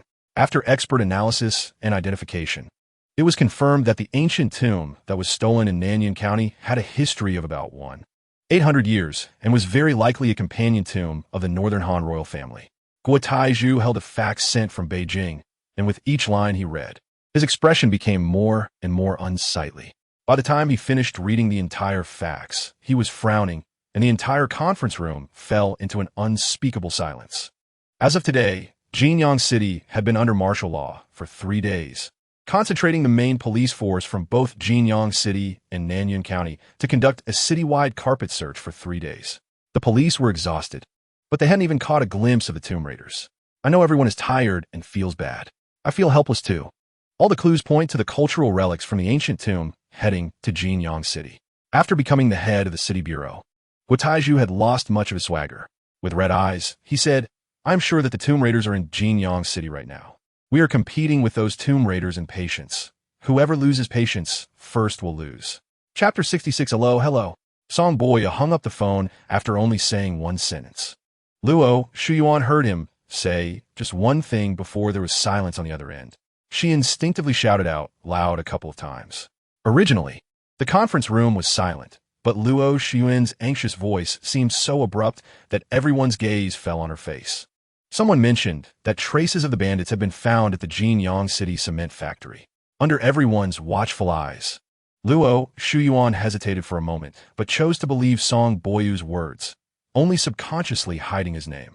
Jinyang City cement factory? Guotaiju frowned upon hearing this, then suddenly slammed the table and shouted, "That's right. After the Jinyang City cement factory was sealed, we subconsciously ignored it. It just happens to be the blind spot of our search this time. Everyone, immediately concentrate your police force and surround it. This time, we must make it impossible for the bandits to escape." The other police officers perked up at this, feeling that this possibility was very high. The main gate and office building of the cement factory had been sealed, and ordinary people generally have a sense of reverence towards seals, so they wouldn't sneak in. However, it was different for the cultural relic smugglers. Those seals would instead become their protection. Chapter 67. The gunfire was sudden and ceased quickly. In less than half a minute, everything returned to calm. This strange situation made Guotaiju and the others feel uncertain, and they exchanged glances, realizing that they were all sweating coldly. 1 step, 2 steps, 3 steps. Everyone crouched down, inching closer to the place where the gunfire had just sounded. They all raised their guns above their heads, ready to fire a deadly shot at any enemy that appeared ahead. Watching the fingers of the others stiffening and turning pale on the triggers, Guotaiju cursed his luck inwardly, thinking about why he had brought such a group of rookies. He was certain that if anything unusual appeared ahead, these people would shoot without hesitation out of nervousness, and the possibility of accidental discharge was very high, which was not what Guotaiju wanted to see. When everyone reached the door of the basement, Guotaiju made a gesture for silence, then rolled on the ground and was the first to roll to the other side of the room, closely followed by Luo Shuyuan. Seeing that more than a dozen big men were still hesitating in place, while just one woman followed him, Guotaiju felt even more displeased, but at that moment, he focused all his attention on the interior and said nothing. Chapter 68. Guotaiju made a gesture for silence to everyone before quickly taking a phone out of Ollie's pocket. "Give me the phone." Guotaiju looked at the caller ID and hesitated whether to answer it when he heard Song Boyu's firm request. Guotaiju glanced at Song Boyu and saw him nodding. So he hesitated for a moment, but still handed the phone to Song Boyu. After Song Boyu connected the call, he quickly pressed the speakerphone. All went well. "The vehicle will arrive at the basement door 5 minutes later. You get the goods ready." A long string of fast and urgent English with a local accent left everyone in the basement dumbfounded, looking at each other, completely not understanding what was being said on the other end of the phone. These people were just police officers. It was a bit unreasonable to expect them to understand such a long string of English with a strong local accent. No problem. Just when everyone was in a difficult position, Song Boyu replied without hesitation and then quickly hung up the phone. Chapter 69. Although Song Yuanqing had many questions in her heart, with so many people present, she found it inconvenient to ask Su Tingting what was going on. Instead, she cautiously observed Li Yi's behavior. Li Yi showed no signs of recognizing Song Boyu. He maintained a calm and confident smile on his face, exuding the aura of a successful person. Behind Li Yi stood the director of the City People's Hospital and a group of doctors, all wearing smiles. It should be noted that Li Yi was an authority in the medical field, and it was impossible to invite him in the name of the City People's Hospital. Now that Li Yi could visit this small county hospital, the director was naturally very excited. "Director Ting, thank you for leading the way. I will hold a lecture at your hospital another day," Li Yi said as he noticed that the director of the city hospital did not leave immediately after bringing him to Song Boyu's ward. He immediately sensed the other party's intention and turned to smile. "Thank you, Professor Li. Please chat at your leisure, and let us know if you need anything. Ting Jian knew that this was Li Yi's subtle way of dismissing him, so he immediately bowed and took his leave. Ting Jie appeared to be in his 50s, of medium build, balding, and was the type of person who took his work very seriously. Chapter 70, the reason Song Baiyu suddenly wanted to be discharged from the hospital was that Gigi informed him that someone was rummaging through his home, making a mess of everything. When Song Baiyu went to the hospital, he had let Gigi return to the villa in Dingxiang community by herself. Although there was a distance between Song Baiyu and Gigi, as long as it was within a certain range, Song Baiyu could fully sense Gigi's presence and communicate with her through thoughts. Because Song Baiyu didn't want anyone to know about Gigi's abnormality, he had instructed her not to reveal her abilities unless absolutely necessary. So, even though Gigi saw someone rummaging through the villa, she did not punish them, but quickly reported it to Song Baiyu. The City People's Hospital was already in the Western District, so it only took Song Baiyu a little over 10 minutes to walk home. In a fit of anger, he used his invisibility technique to rush home, arriving at Dingxiang community in less than 5 minutes. Song Baiyu originally wanted to call the police, but after thinking it over, he felt it unnecessary to expose his identity in front of his colleagues. Some matters could be resolved on his own. "Oh, why are you back?" In Song Baiyu's home, a young man was lounging with his legs crossed, savoring the snacks on a coffee table. Suddenly, he saw the front door open, and the homeowner glared at him with a face full of anger. He was momentarily stunned. According to the information he had received, the homeowner should be in the hospital and couldn't possibly be here. Chapter 71. Faced with Song Baiyu's aggressive questioning, the other 5 Special Operations team members exchanged glances. And finally, an older middle-aged man stepped forward and said in a deep voice, "Song Baiyu, according to the statement you left with the police, before they arrived at the scene, you were the only one who had contact with the bandits and those cultural relics. So, Wang Donghai, why bother with so much talk? Just capture him directly. Since he dared to assault Special Operations personnel, he must be feeling guilty." Before the middle-aged man could finish speaking, a loud shout rang out from the corridor. The one shouting in the corridor was Zhou Ran. Due to a slap from Song Baiyu, one side of Zhou Ran's face was swollen, while the other side was pale, and there was a trace of blood at the corner of his mouth. Zhou Ran was glaring at Song Baiyu with a fierce look, wishing he could swallow him alive. Hearing the middle-aged man's explanation, Song Baiyu's anger flared, and Zhou Ran's words only added fuel to the fire. Song Baiyu cast a sharp glance at Zhou Ran, took a deep breath, and then said indifferently, "If you don't want to drink the toast, you'll have to drink the penalty. Come over and try to capture me." Zhou Ran had never been insulted like this before, especially not by Song Baiyu, whom he usually treated as a soft target. Song Baiyu's nonchalant words made him feel a tightness in his chest, and as soon as he opened his mouth, a strong metallic taste of blood spread in the corridor. Chapter 72. Before Song Baiyu could finish speaking, another person suddenly appeared in the corridor. This person seemed to materialize out of thin air, making no sound at all. Almost as soon as this person appeared, Song Baiyu felt a sense of danger enveloping him, forcing him to stop speaking and concentrate all his energy on this person. The newcomer appeared to be about 40 years old, tall, with a square face and sharp eyebrows above bright, piercing eyes. Although he was only wearing a simple casual outfit and didn't seem to have much muscle, he exuded an aura of immense power, making him seem formidable. The members of the Special Operations team turned around upon noticing Song Baiyu's unusual behavior and saw the middle-aged man arrive. Seeing him, everyone showed a respectful expression, while Zhou Ran's face revealed a look of joy. The reason was simple. The middle-aged man was also part of the Special Operations team and the team leader, who was particularly protective of his own people. "Your skills are quite good, far superior to these useless subordinates of mine." The middle-aged man, noticing that Song Baiyu had sensed him almost immediately upon arrival, stared at him for a moment before breaking into an appreciative smile and generously complimenting him. Chapter 73. Secretary Qin. Boss Li has confirmed his investment intentions in Jinyang. In the office of the Jinyang Municipal Party Committee, Secretary General Shi Xiaoxiao reported respectfully. Qin Yihai had been focused on reviewing documents, but upon hearing the secretary's report, he paused, looked up at Shi Xiaoxiao in surprise, and asked, "Boss Li came to Jinyang? How'd I not know? Who secured Boss Li's visit?" The Boss Li mentioned by Qin Yihai, and the secretary referred specifically to Li Yi. To persuade Li Yi to invest in Jinyang, Qin Yihai had invited him to dinner 5 times, but Li Yi had politely declined each time, citing a busy schedule. Finally, feeling guilty, Li Yi reluctantly met with Qin Yihai, but they did not reach an agreement on the investment intentions. Bosley came to Jinyang early this morning. After arriving, he did not check into a hotel, but went straight to the People's Hospital and then to the Lila community. An hour ago, he signed the investment agreement at the Industrial Park Management Committee. Seeing his superior's face a bit grim, Shi Xiao reported cautiously. People's Hospital, Lila Community, Industrial Park Management Committee. Qin Yihai repeated these 3 phrases, suddenly recalling a name, and waved his hand at Shi Xiao in disinterest. Chapter 74 Song Boyu had inspected Toozi village and knew that the village had about 400 acres of land. According to local market prices, the cost to lease 1 acre of land was around 200 yuan, so leasing 400 acres for 5 years should total about 400,000 yuan. However, the leasing contract was set at only 80,000 yuan for the 5-year period, which naturally made Song Boyu frown.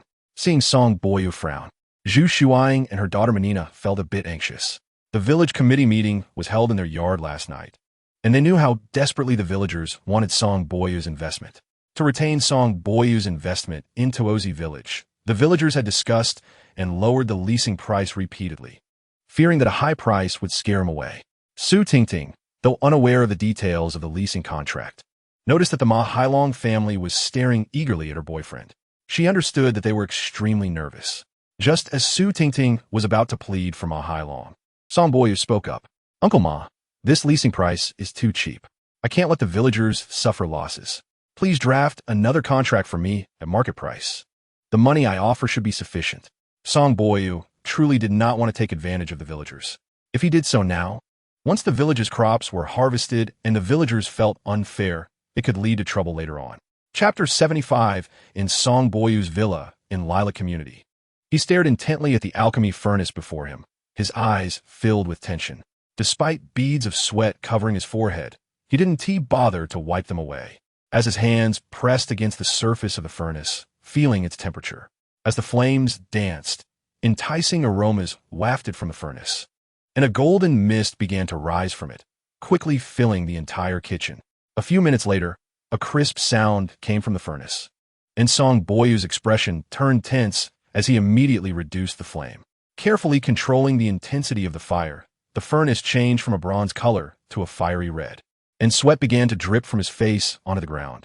However, at that moment, his attention was completely focused on the furnace, leaving him oblivious to everything else. The golden mist in the kitchen grew thicker, even slowly seeping out of the carefully arranged formation set up by Song Boyu, but he remained unaware. Soon, the golden mist broke through his protective formation, and a rich fragrance wafted out of the kitchen. Immediately, the residents of the entire community caught a whiff of the magical aroma, greedily inhaling the tempting scent while looking around in confusion, not knowing what was happening.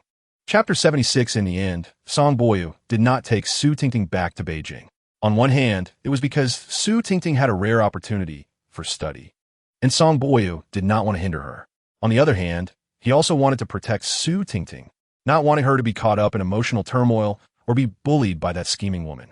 Song Baiyu and his sister returned to Beijing quietly, causing no disturbance in Jinyang City. Song Baiyu's connections were still in Jinshan town, and he hadn't had time to be transferred back to the Xiqing police station, so there was no need to alert anyone. After feeling the immense pressure suddenly imposed by Song Yuanqing, Qin Yihai could only wish for Song Yuanqing to leave Jinyang City as soon as possible, and naturally would not hinder her departure. At the moment he set foot on solid ground, Song Baiyu glanced around the airport, took a deep breath, and his eyes were filled with nostalgia. Baiyu, it's been 2 years since you last returned to Beijing. You must be missing home, right? Song Yuanqing keenly observed Song Baiyu's expression and teased. Song Baiyu nodded at her words. Just getting off the plane, memories of this city from over 20 years surged into his mind, and he even felt a bit afraid to see his parents. Xiaoyan, Baiyu, finally, I've been waiting for you two to come back. I've been back for several days already. A thunderous voice rang in Song Baiyu's ears. He looked up and saw a familiar yet strange face. Chapter 77. Old Master Song is already 80 years old and is a senior figure of the Republic. Although he has retreated from the front lines of politics due to health reasons, he still holds significant influence in the political arena and is the backbone of the Song family. Without his leadership, the Song family would likely face much tougher times. So seeing the old man's health deteriorating recently has left the family deeply worried.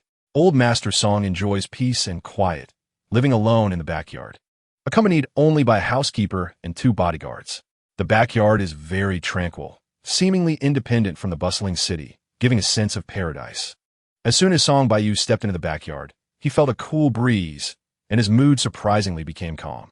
The 2 bodyguards, upon seeing Song Baiyu and his sister enter the backyard, saluted them with a standard military salute before allowing the housekeeper to lead the siblings into the inner room. The inner room is spacious and bright, with a striking wall directly opposite the door displaying the word Qi, So Jingdu, emptiness and stillness, which convey a grand momentum despite their simplicity. The room is filled with a strong scent of traditional Chinese medicine, with a thermos full of herbal medicine placed on a tea table by the bedside. Chapter 78. Just as the first light of dawn broke, Song Baiyu awoke from his meditation. Without a gathering spirit array, his cultivation effects were greatly diminished, and for several days his internal energy cultivation had almost stagnated. Due to limited conditions, he couldn't focus on refining his body or practicing the spring and autumn techniques. Fortunately, he was skilled in alchemy and possessed the miraculous spring and autumn techniques. Otherwise, he would have been stuck in the late stage of qi refining forever. Upon realizing that the concentration of spiritual energy in the secular world is less than 1/50th of that in the cultivation realm, Song Baiyu was speechless. No wonder there were no visible cultivators in the secular world. However, these past few days were not completely fruitless. After being guided by Su Tingting, he had come to terms with his feelings for his parents. He initially thought communicating with them would be troublesome, but the results were unexpectedly smooth. Song Xiaoyan and his wife no longer forced Song Baiyu into politics, but allowed him to choose the path he liked. They were merely disappointed that he hadn't realized his potential sooner. Since Song Baiyu had been performing well in Nanyuan County and no longer wasted time like before, the couple naturally felt reassured about him. In just a few days, Song Baiyu fully integrated into his family. Whether it was his mother's indulgence, his father's strictness, or his grandfather's affection, it all made him feel extremely unaccustomed, yet he was oddly enamored with this feeling. Chapter 79. A bolt of lightning streaked across the sky, instantly illuminating the night, followed by a loud thunderclap, and then heavy rain poured down. People taking a stroll in the park after dinner panicked, searching for shelter, and street vendors were in a flurry, wishing they had 1,000 hands. A clap of thunder in the minor heat turns into a yellow plum rain. The old saying never lies. Old Master Song looked out the window and sighed in dismay. The weather changed so quickly. Song Baiyu was helping the old man with muscle relaxation, knowing he was feeling sentimental but remained silent. This year, the old man did not send out invitations for his birthday. After unexpectedly recovering, he became indifferent to many things. Except for a few limited family members who knew he was in good health, no one outside had received the news. Despite having anticipated the coldness of the world and people's indifference, seeing his family home so deserted left both the old man and the entire Song family feeling somewhat disappointed. Baiyu, since you came back, you've been spending all your time with this old man and haven't gone out to have fun. That's not like a young person at all. The old man turned to look at Song Baiyu, who was focused on giving him a massage, feeling extremely satisfied with his actions, and asked with concern. Chapter 80. Song Baiyu escaped in a panic from his mother's barrage of questions, with his brother Song Bohu chasing after him to hand him the car keys. As soon as the car hit the road, Song Baiyu realized a serious problem. He didn't know the location of the date. His mother had been so busy asking about his relationship with Zhou Yanran that she forgot to tell him about this, and he had been too occupied with her questioning to ask. He wanted to go back and ask his mother where the date was, but recalling her previous enthusiasm and his sister's teasing gaze, he decisively dismissed the thought. Taking out his phone, Song Baiyu searched for a long time before finding Zhou Yanran's number. Hello. As soon as the call connected, a thick Beijing accent greeted him, sweet yet crisp. Hearing the obvious coldness in her voice, Song Baiyu frowned.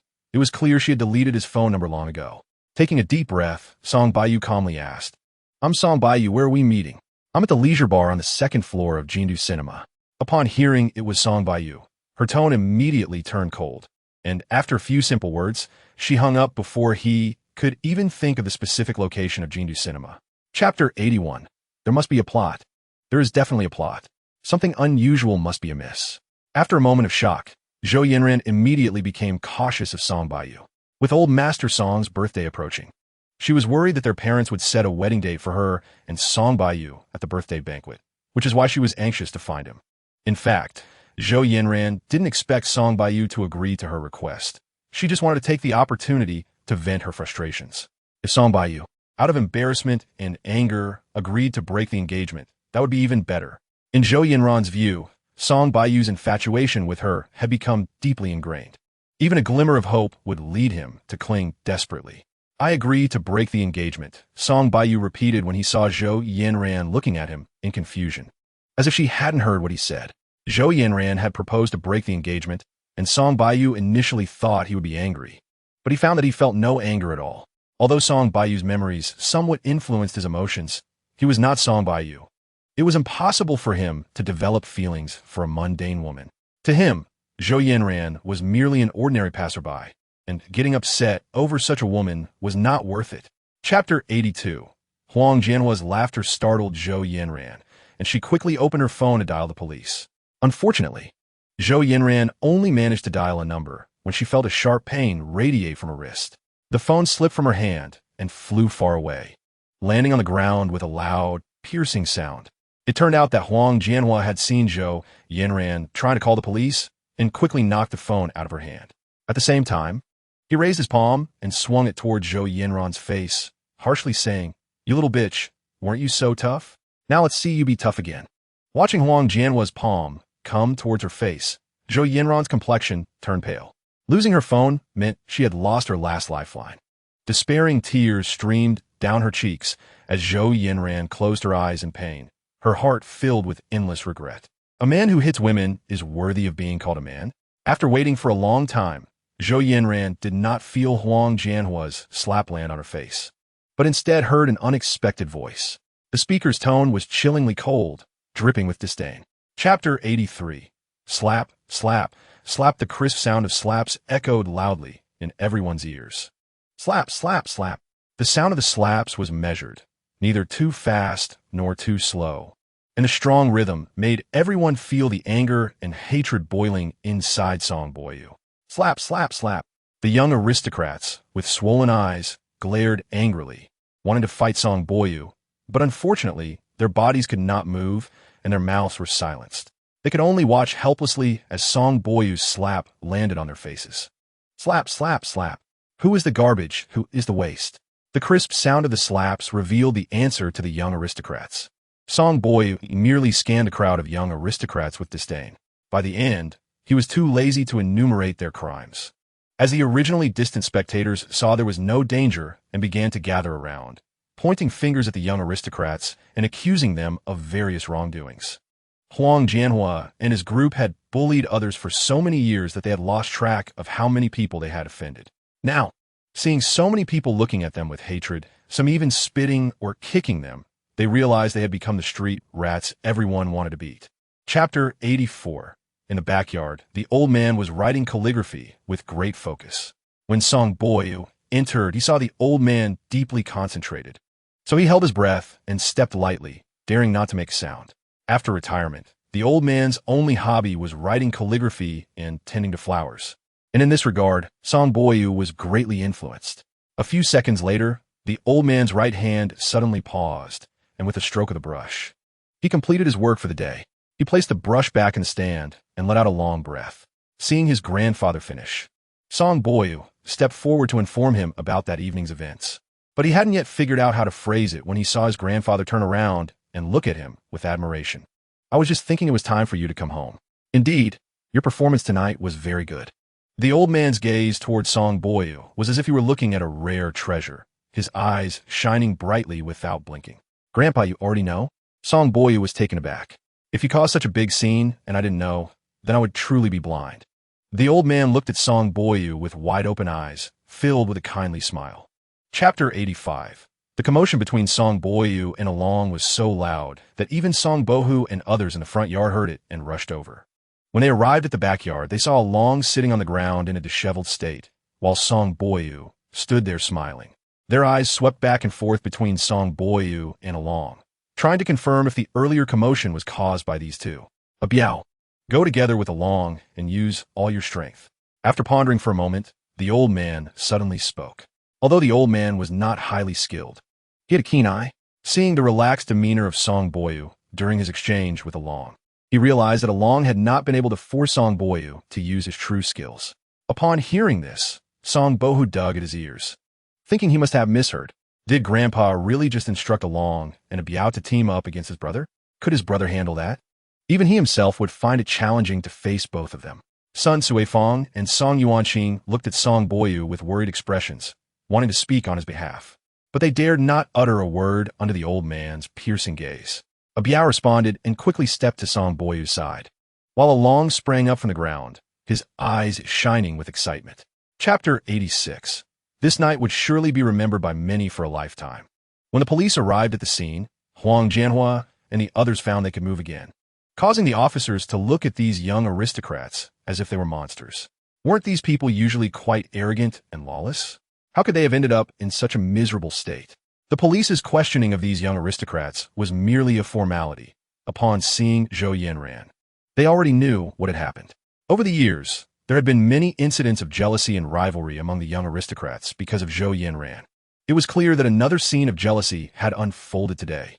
However, the police were puzzled about who in the capital had the power to bully Huang Jianhua and the others to such an extent. The officers at the precinct naturally couldn't extract any information from Huang Jianhua and his group, as they had yet to fully recover from the shock Song Baiyu had dealt them. Even if they were completely sober, they would not disclose the details of the incident to the police. As for Zhou Yanran, she was even less likely to share the details with the police. Upon seeing the officers fawning over the young aristocrats, she immediately understood why Song Baiyu had not allowed her to call the police.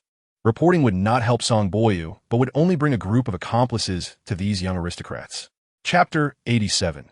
When the first ray of morning light broke through the mist and illuminated the earth, the capital welcomed another morning, everything enveloped in soft dawn light. Suddenly, a terrified and desperate scream erupted from Zhou Yanran's house. Zhou Fucai and his wife were preparing breakfast in the kitchen when they heard their daughter's hysterical cries. They immediately dropped everything and rushed upstairs. Zhou Fucai pushed open his daughter's bedroom door and found her sitting at the computer in her pajamas, looking lost and pale, her eyes devoid of spirit, as if her soul had been lost. Yanran, what's wrong? Seeing that his daughter was not in immediate danger, Zhou Fucai and his wife both sighed in relief, but they were still deeply worried to see their usually strong daughter so fragile. It has nothing to do with me. It really has nothing to do with me. Zhou Yanran repeated these words in a daze, oblivious to her parents' arrival. Zhou Fucai frowned at this, his gaze falling on the computer screen in front of Zhou Yanran. Soon, his brow furrowed even deeper as he understood what was going on. Chapter 88. Grandpa, thank you. Seeing his grandfather's thunderous anger over his engagement, Song Baiyu deeply felt his grandfather's indulgence towards him.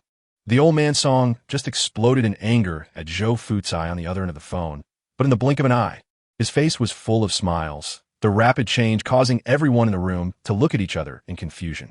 Cousin, you look so handsome in the video. Any girl who sees this post would take you for their dream lover. Li Bingru joked from the side with a grin. Song Baiyu glanced at his exquisitely beautiful cousin, but didn't know how to respond, while everyone else in the room looked at him with teasing smiles. Little Bingru, do you know what a dream lover means? Sun Suifeng asked with a smile. Of course I know. It's when one person likes another and keeps them in their heart, dreaming about them all the time. In short, it's unrequited love, Li Bingru answered seriously, nodding her head. The childish tone of Li Bingru made everyone smile even more.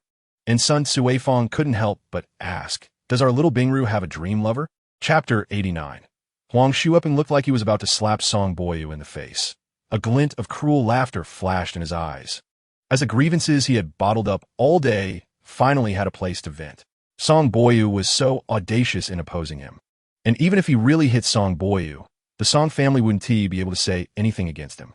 When Huang Shuoping saw that Song Baiyu was still looking at him with a cold smile, showing no intention of avoiding it, he couldn't help but snort coldly, thinking that Song Baiyu was unaware of his own limitations. Even if someone named Zhong was really around to protect Song Baiyu, this slap was definitely going to land. Huang Shuoping had done thorough investigation and analysis on the Song family's expert, Zhong Xinhong. Zhong Xinhong was only good at sneak attacks and assassinations. In terms of real martial arts skills, he was not much stronger than a first-class expert. With Gao Lin on guard, Zhong had no opportunity to stop him from slapping Song Baiyu.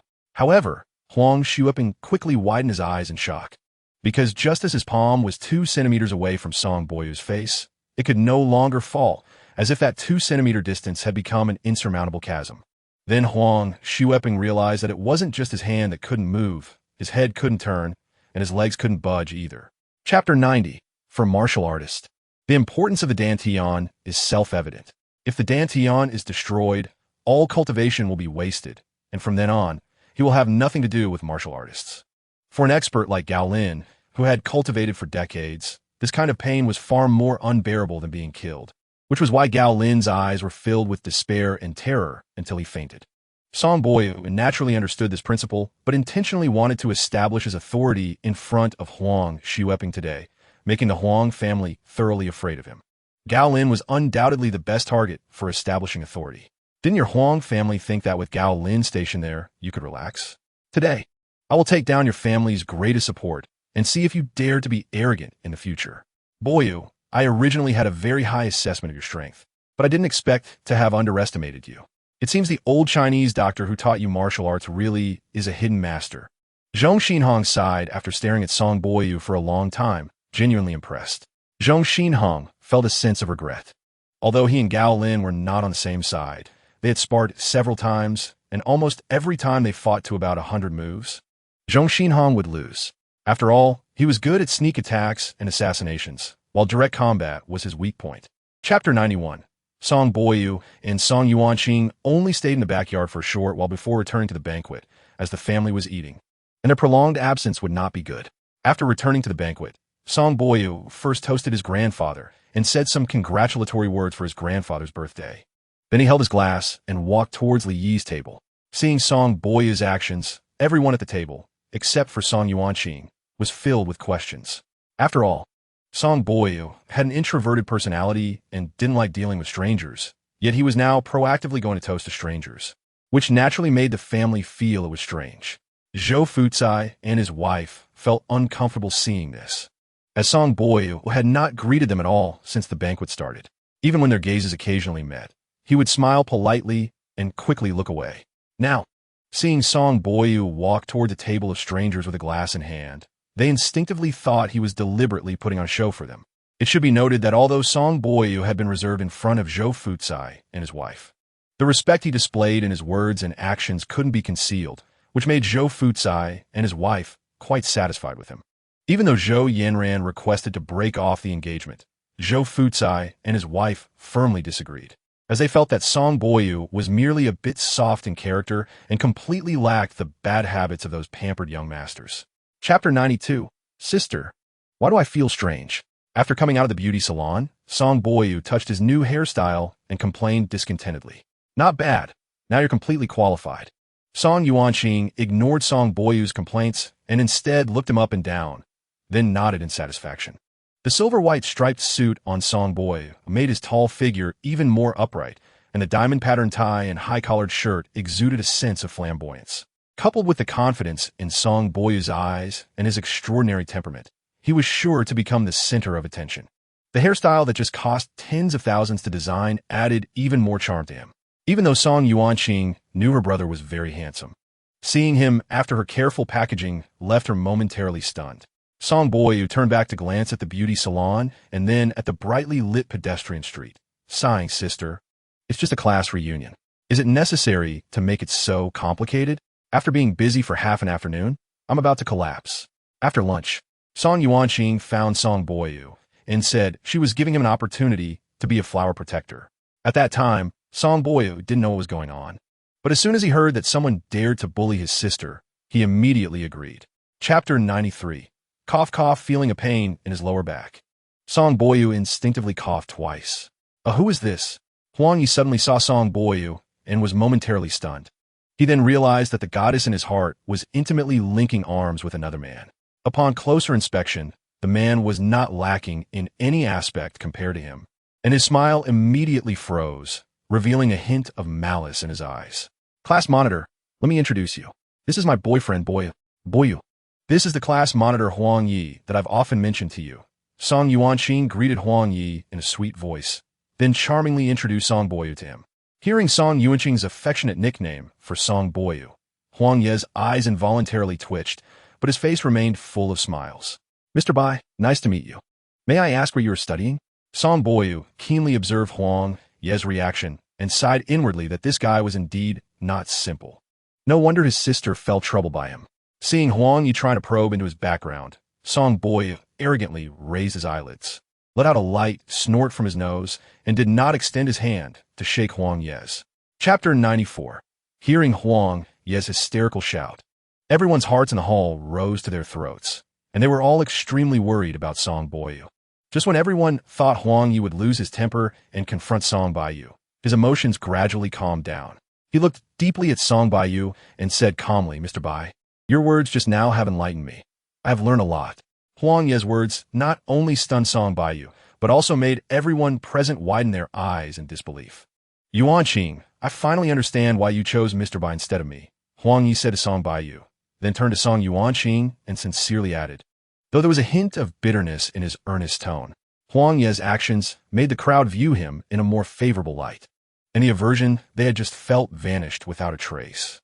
Meanwhile, the warmth in their gazes toward Song Baiyu had diminished. Impressive, truly impressive.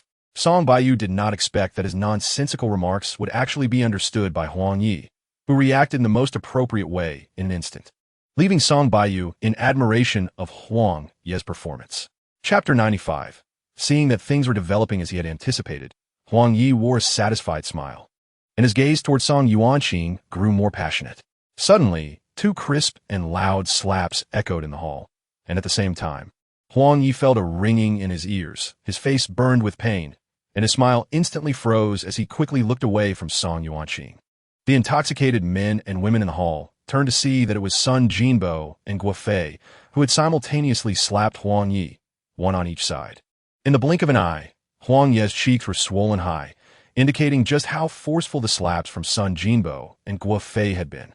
Huang Ye looked at Sun Jinbo and then at Guofei, his eyes filled with disbelief. How dare they slap him in public? Sun Jinbo and Guofei were also taken aback. They looked down at their red, swollen hands and then nervously glanced at Huang Ye's puffy cheeks, wondering how they had inexplicably slapped Huang Ye in the first place. The hall was filled with men and women looking at the three of them in confusion. They all knew that Sun Jinbo and Guofei were Huang Ye's close friends and that they had been working at Huang Ye's family's taekwondo gym since graduating from college. It was baffling that they would slap Huang Ye in front of everyone. Chapter 96. On the way home, Song Yuanqing felt a bit down. A pleasant class reunion had resulted in 2 deaths. Anyone would feel heavy-hearted. Song Baiyu, sitting in the driver's seat, glanced over and noticed his sister's beautiful face was full of fatigue and weariness, with a hint of sorrow hidden in her captivating eyes. He sighed inwardly, but did not speak. Sister, cheer up. It's all in the past now. As they arrived home, Song Baiyu finally spoke. Song Yuanqing was momentarily taken aback by his words, and when she met his concerned gaze, she immediately smiled radiantly, her face blooming like 100 flowers, becoming extraordinarily beautiful. It's okay now, Song Yuanqing said gratefully, glancing at Song Baiyu before getting out of the car. Upon returning home, they found their mother busy packing. Song Baiyu suddenly remembered that he and his sister were set to return to Jinyang the next day, and their mother was preparing luggage for them. Yuanqing, Baiyu, you're back. Did you have fun today? As soon as Song Yuanqing and her brother entered the house, Sun Suifeng put down what she was holding and warmly took Song Yuanqing's hand, asking. At this point, Song Yuanqing had fully adjusted her emotions. She nodded happily and shared some amusing stories from the banquet with Sun Suifeng, bringing a smile of joy to her face. Chapter 97. Song Baiyu naturally understood Zhong Zinhen's pain. Without waiting for Zhong Zinhen to speak, he quickly went to his side and expelled the death energy from Zhong Zinhen's body. Baiyu, your death energy is terrifying. After Song Baiyu completely eliminated the death energy in his body, Zhong Zinhen finally breathed a sigh of relief, casting a lingering, fearful glance at Song Baiyu and expressing his feelings. The moment the death energy entered his body, Zhong Zinhen sensed something was wrong. Song Baiyu's internal strength was obviously not as robust as his own, yet the nature of that death energy was peculiar. Despite his strong, true energy, he couldn't suppress the death energy at all. In just a moment, his internal organs were thrown into chaos by that strange death energy. If it hadn't been for Song Baiyu's timely intervention, Zhong Zinhans even suspected he would have died on the spot. Song Baiyu smiled, but did not speak. He knew well the strangeness of death energy. Although the intensity of the life energy and death energy in his body was nearly equal in terms of power, death energy was dozens of times stronger. Song Baiyu had once bought some rabbits for an experiment, inputting varying amounts of death energy into different rabbits and observing their reactions. He discovered that the amount of death energy injected affected the rabbit's lifespan. Chapter 98, Sister, Baiyu, over here. As soon as Song Baiyu and Song Yuanqing exited the airport, they saw Su Tingting excitedly waving at them at the exit. Since Jinyang did not have an airport, Song Baiyu and Song Yuanqing had to land in Shaoqing to return to Jinyang. Learning of Song Baiyu's flight, Su Tingting, eager to see him, couldn't help but come to the airport to greet him. Seeing Su Tingting's radiant face, with two small dimples appearing and her rosy lips slightly parted to reveal a glimpse of pearly white teeth, Song Baiyu felt warmth in his heart and nodded slightly at her. Although Song Baiyu's nod was nearly imperceptible, Su Tingting's smile grew even brighter as she waved and ran toward him. When they were within 3 steps of each other, Su Tingting leaped into Song Baiyu's arms. Feeling her affection, Song Baiyu quickly set down his suitcase, wrapped his arms around her, and held her tightly. Breathing in the faint fragrance of her body and gazing at the soft, warm beauty in his arms, Song Baiyu felt his heart flutter. Even though there was a layer of clothing between them, the touch was incredibly smooth and delightful. Chapter 99. Su Tingting's study schedule was extremely tight, and Song Baiyu didn't want to interrupt her studies. After having lunch, he bid farewell to the Leaf family with his sister. Due to the awkwardness in the stairwell, Su Tingting's demeanor became very unnatural when facing Song Baiyu again. Whenever he looked at her, she would blush and turn her head away. This led to Song Yuanqing feeling puzzled about the subtle changes between Song Baiyu and Su Tingting. Baiyu, you haven't done anything bad to Tingting, have you? She asked curiously on the way home. Sister, am I that kind of person? Song Baiyu shot his sister an innocent look. You may not have been that kind of person before, but it's hard to say now, Song Yuanqing analyzed earnestly, ignoring her brother's resentful gaze. It is said that only men whose first love is successful remain pure, while those whose first love fails tend to develop a subtle sense of revenge against society and no longer adhere to their inner persistence, meaning they might turn bad. As she spoke, Song Yuanqing observed Song Baiyu's reaction. When she noticed a thoughtful expression on his face, her own expression turned strange. Could it be that her brother was truly taken in by her words? Chapter 100. Inside the J block? Upon hearing this, Song Baiyu instinctively glanced at the storage ring on his hand, then looked around in surprise at the environment around him. This was clearly another world.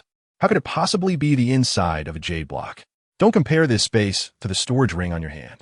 The storage ring is just a worthless, mundane, magical treasure, GG said. Naturally, GG noticed Song Baiyu's subtle movements and knew what he was thinking. Song Baiyu's mind was completely captivated by the strange space before him, and he chose to ignore GG's sarcastic remarks. After walking back and forth in the space a few times, Song Baiyu looked like a child who had discovered a rare toy, his face filled with excitement. He touched the soil beneath his feet, then stretched his arms to embrace the colorful air, greedily breathing it in, almost shouting with joy. This was a space surrounded by shimmering green light, filled with flowing green light, with no visible ceiling. The ground beneath was a purplish-black soil with no plants or animals in sight. Occasionally, a breeze would brush against his cheeks, bringing a gentle and soothing sensation that was incredibly pleasant, and the fragrant air mixed with the scent of soil filled his nostrils, making Song Baiyu feel as if he were floating. Chapter 101. Jinshan Town is about 10 kilometers away from Jinyang City. If you take a bus, you can reach Jinshan Town from Jinyang City in less than half an hour. Because all the herbs in the Bailan space have been destroyed by himself, Song Baiyu had to take the bus to Jinshan Town early in the morning. The herbs that Su Tingting had helped Song Baiyu find were gathered by hiring villagers from Jinshan Town to collect them from the mountains. So this time, Song Baiyu naturally focused on Jinshan Town for herb gathering. When Song Baiyu arrived at the Jinshan Town police station, the station chief, Wen Changfeng, was momentarily stunned. Rubbing his sleepy eyes, when Changfeng warmly greeted him, Song Baiyu, why are you here so early today? Song Baiyu smiled and replied, Good morning, Chief Wen. I'm here to cancel my leave. You could have just called to cancel your leave. There's no need to come in person, Wen Changfeng said with a smile. his face full of flattery. Ever since Song Baiyu drove an Audi around in front of the police station, when Changfeng had categorized him as someone not to be trifled with. After seeing that Song Baiyu rarely came to the town after he took up a post, when Changfeng's suspicion about Song Baiyu's background increased. Could someone without a background be as arrogant as Song Baiyu? Chapter 102. While Song Baiyu was in a state of enlightenment, Wang Hongjun had been in a standoff with 4 blue wolves for a long time. At this point, feeling exhausted and overly anxious, he fell from the tree and fainted. When Wang Hongjun slowly woke up, he was astonished to find that he was still alive, and the frail Song Boss he knew was playing with a small black cat. Behind Song Boss, the 4 blue wolves lay motionless, as if they were asleep. Wang Hongjun looked at himself with confusion. His pant legs were only half intact, but all his injuries had completely healed, and he felt an abundance of energy coursing through him. If it weren't for the wounds still present, Wang Hongjun would have almost thought that the standoff with the blue wolves had never happened. What on earth is going on? Am I dreaming? Wang Hongjun wondered, feeling uncertain. He pinched his thigh hard, and the sharp pain made him gasp. Seeing that Wang Hongjun was awake, Song Baiyu smiled and pointed at the bodies of the blue wolves, saying, "You're awake. I've knocked these evil dogs out. Feel free to dispose of them." "These aren't just evil dogs," Wang Hongjun said, trembling as he looked at the blue wolves, exclaiming in terror. However, we saw the faint smile on Song Baiyu's face. He gathered his courage and stepped closer to the blue wolves. He kicked one of them, and, finding it completely unresponsive, he finally breathed a sigh of relief. Chapter 103. After standing in the crowd for a short while, Song Baiyu understood what was happening. Wang Hongjun's family was indeed in trouble, and it was serious trouble at that. Wang Hongjun's wife, Lu Yu, was the town's beauty. Initially, having a beautiful wife made him very proud, especially in the first 2 months after their marriage, when he felt particularly smug about having married the town's flower. However, Wang Hongjun soon became conflicted. Less than 7 months after their marriage, Lu Yu gave birth to a pair of twins. Even Wang Hongjun, no matter how dense, knew something was off. There are no secrets that don't come out. At that time, various rumors about Lu Yu reached Wang Hongjun's ears. Even if he was honest, he couldn't tolerate such humiliation and immediately proposed a divorce. When Lu Yu learned that Wang Hongjun wanted a divorce, she consumed a large amount of pesticide and left a suicide note asking Wang Hongjun to take good care of their twin daughters. Fortunately, she was discovered in time and saved.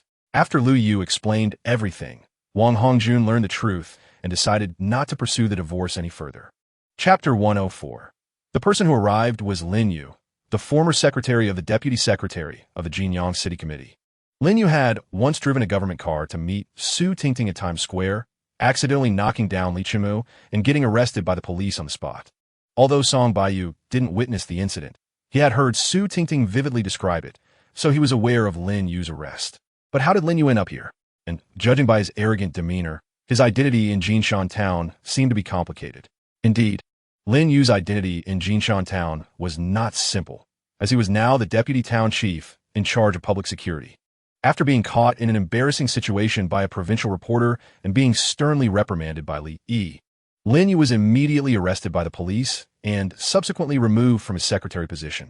He was supposed to be detained, but his identity was a bit special. Moreover, Li Yi had never really paid attention to small fry like him, so after observing cautiously for a while, he was sent to Jinshan Town, a place so desolate that even birds wouldn't want to perch there. Since he couldn't return to Jinyang City, where Li Yi had already invested, he set up camp in Jinshan Town, occasionally inviting some friends from the county to hang out. Zhao Rui, also from Jinyang City, quickly became close with Lin Yu. Chapter 105. If you don't want to die, shut up. Song Baiyu pointed a gun at Lin Yu, scanning his entire body as if deciding where to shoot. Lin Yu trembled at the sight and quickly shut his mouth, his eyes filled with terror. Lin Yu was internally lamenting. He never expected that the seemingly weak Song Baiyu could be so ruthless. If he had known earlier that Song Baiyu was such a dangerous person, he wouldn't have dared to provoke him. The strong fear the ruthless, and the ruthless fear those who dare to risk their lives. Clearly, Song Baiyu was the kind of person who dared to play with danger. As Lin Yu closed his mouth, the entire scene fell silent, and Song Baiyu nodded in satisfaction. He slowly walked over to Wang Hongjun, whose 2 daughters had already stopped crying and were tightly holding on to Wang Hongjun's arm. "Do you really want to kill Zhao Rui?" Song Baiyu asked softly, his tone as casual and indifferent as discussing the price of cabbage. Normally, everyone would think Song Baiyu was joking, but at that moment, no one present believed he was. Chapter 106. Impossible, absolutely impossible. How could he possibly know Li Yi? Lin Yu's face showed an incredulous expression as he muttered to himself. It seemed that Song Baiyu didn't hear Lin Yu's murmurs. He borrowed a police car from Wen Changfeng and directly took Lin Yu and Zhao Rui to the municipal bureau. On the way, Song Baiyu called Guo Taizhu to inform him about the situation. Almost immediately after Song Baiyu finished speaking, Guo Taizhu hung up and called Secretary of Municipal Committee Qin Yihai. While others were unaware of Lin Yu's identity, Guo Taizhu was very clear. Lin Yu was a distant nephew of Qin Yihai. Qin Yihai's wife was very fond of Lin Yu. So Qin Yihai had reluctantly arranged for Lin Yu to work as a secretary to the deputy secretary of the municipal committee, and later had to clean up after him by arranging for Lin Yu to go to Jinshan town. Song Baiyu dares to rebel. Upon hearing Guo Tiezhu's report, Qin Yihai was furious, slamming his fist on the desk in the office, causing the ashtray to crash to the floor and shatter. Qin Yihai naturally knew that Song Baiyu had been sent to Jinshan town because of his nephew, and now hearing that Song Baiyu actually dared to shoot at his nephew, Qin Yihai instinctively thought this was the Song family asserting their power, with Song Baiyu representing the family to challenge him, which made him extremely angry. Chapter 107. Director Guo. I leave these two criminals to you. You must keep a close watch on them, Song Baiyu said, glancing at the dazed Lin Yu. He knew Lin Yu was fully awake now, but the unruffled expression on Zhao Rui's face made him frown. It seemed Zhao Rui was the truly difficult one to deal with. However, thinking of Zhao Rui's crimes, a playful smile appeared on Song Baiyu's face. Baiyu, rest assured, I will keep a close eye on these two. Unconsciously, Guo Taizhu reverted to calling Song Baiyu by the title he used when they were at the West City police station. The two exchanged knowing smiles. Director Guo, if you have time, you can go find Mayor Song. Seeing that Guo Taizhu had completely offended Qin Yihai because of him, Song Baiyu knew he should show some sincerity at the right moment. He suddenly leaned in and whispered in Guo Tiezhu's ear. Upon hearing Song Baiyu's words, Guo Tiezhu's eyes lit up, and he looked at Song Baiyu with surprise, unable to find his words. Guo Taizhu had climbed to his current position partly due to his achievements over the years, but also because he had never aligned himself with any clear faction. However, Guo Taizhu knew that maintaining neutrality in his current position would obviously be difficult, and in fact, Qin Yihai had been giving him many hints during this time. Chapter 108. As Song Baiyu got closer, he saw that the Chongqing flower shop was surrounded, with people packed in tightly, all wearing expressions of curiosity. Most had blank smiles on their faces, some pointing and gossiping about the shop. What a heartless person.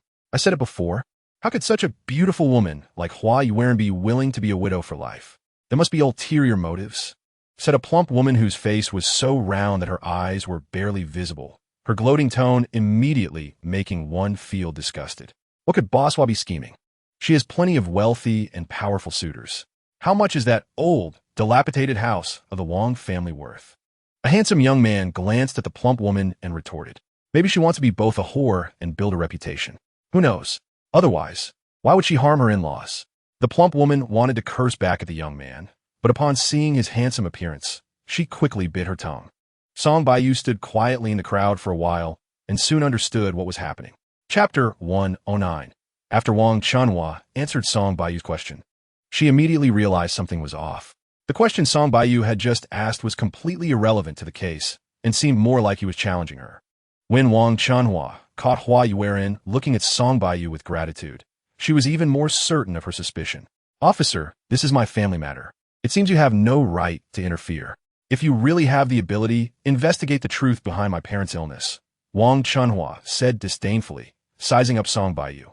Seeing Wang Chunhua's quick reaction, Song Baiyu sighed inwardly, feeling it was a pity. He also felt a headache from Wang Chunhua's sharp tongue. With your skills, why not solve the case yourself? He shot a cold glare at Wang Chunhua and muttered to himself, Uncle Wang raised such an unfilial daughter. What a misfortune for the family. When they were alive, she didn't care, but now that they are on the verge of death, she comes back to fight for the inheritance. As soon as Song Baiyu's words fell, the crowd responded in agreement. Hua Yuan was known for her friendly business dealings, and her good reputation had been established over the years. Earlier, people had misunderstood her due to a lack of information, but now, With Song Baiyu's few words exposing Wang Chunhua's little schemes, public opinion immediately shifted to support Hua Yuan. Chapter 110. I say, why is your mouth so foul? Boss Hua said she is worried the elderly might overwork themselves taking care of the plants. Not that she is reluctant to part with a bit of money. Do you think everyone is like you, obsessed with money? Lu Haitao had a fiery temper and immediately rebutted Wang Chunhua as soon as she finished speaking. Hua Yuan was regarded as a goddess by the male officers at the West City Police Station. Her husband, Wang Hongbing, had saved many lives during a police criminal conflict, and everyone owed him a huge favor. Hua Yuan, a charming woman, had willingly remained a widow for 5 years, which earned her the respect of all the officers, including those like Lu Haitao, who had a tough demeanor. Upon hearing Lu Haitao's rebuttal, Wang Chunhua wanted to argue back, but when she met Lu Haitao's fierce gaze, she reluctantly lowered her head, mumbling a few incomprehensible words. Foolish woman, do you know who the real culprit behind your parents' cancer is? It's these seemingly beautiful potted plants. Seeing Wang Chunhua's defiance, Song Baiyu coldly snorted and pointed at the dozens of potted plants in front of him. Chapter 111. After Wang Chunhua stirred up trouble between the experts from the People's Hospital and Song Baiyu, she felt a sense of pride and couldn't help but smile. I don't believe you are better than the experts from the People's Hospital. In Wang Chunhua's eyes, Song Baiyu was just a young police officer. Even if he was eloquent, he could never match the expertise of the doctors at the hospital when it came to saving lives.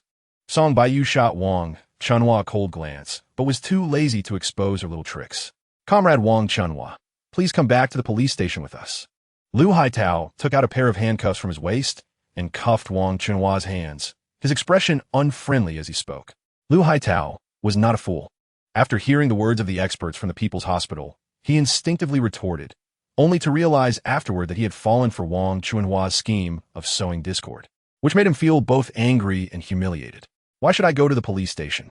After the cold handcuffs were placed on her wrists, the smile on Wang Chunhua's face immediately froze. She stammered. Her earlier smugness completely vanished, and it dawned on her that in her quest for a moment of verbal victory, she had forgotten there was a ruthless cop beside her.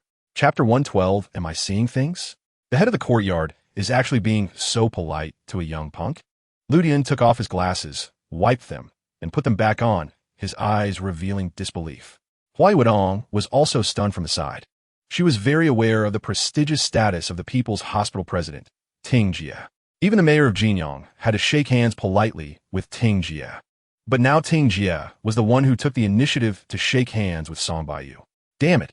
Seeing Ting Jie being so warm towards Song Baiyu, Lu Haitao instinctively cursed, then realized something was off and quickly shut his mouth. Noticing Wang Chunhua looking at him oddly, Lu Haitao lowered his voice to explain. This is the president of the People's Hospital. Not only is he top-notch in medical skills, but he also has a very peculiar temper and never pays attention to ordinary people. Due to frequently sending injured prisoners to the hospital, Lu Haitao had occasionally met Ting Jie, but Ting Jie had never even glanced at him.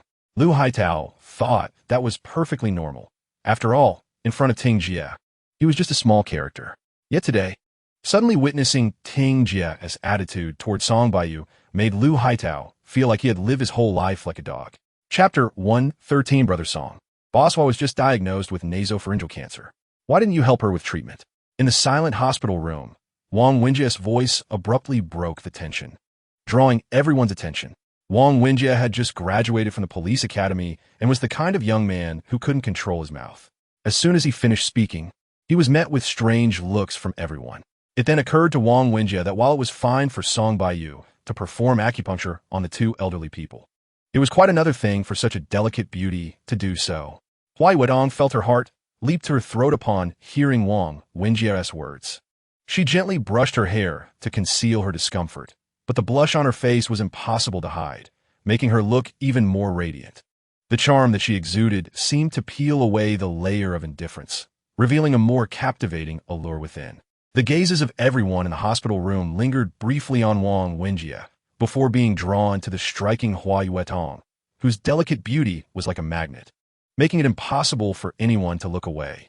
Tick-tock, tick-tock, the only sound in the room was the clock's ticking, as an ambiguous atmosphere spread throughout the room. Hua Yuan wished she could find a hole to hide in, her face flushed to the point of almost bursting with color. Chapter 114. In fact, Song Baiyu appeared just as Zhang Haibing poked Guo Taiju with his finger. Normally, Guo Taiju, who came from military, was not someone easily pushed around, having won the championship at the City Bureau's martial arts competition.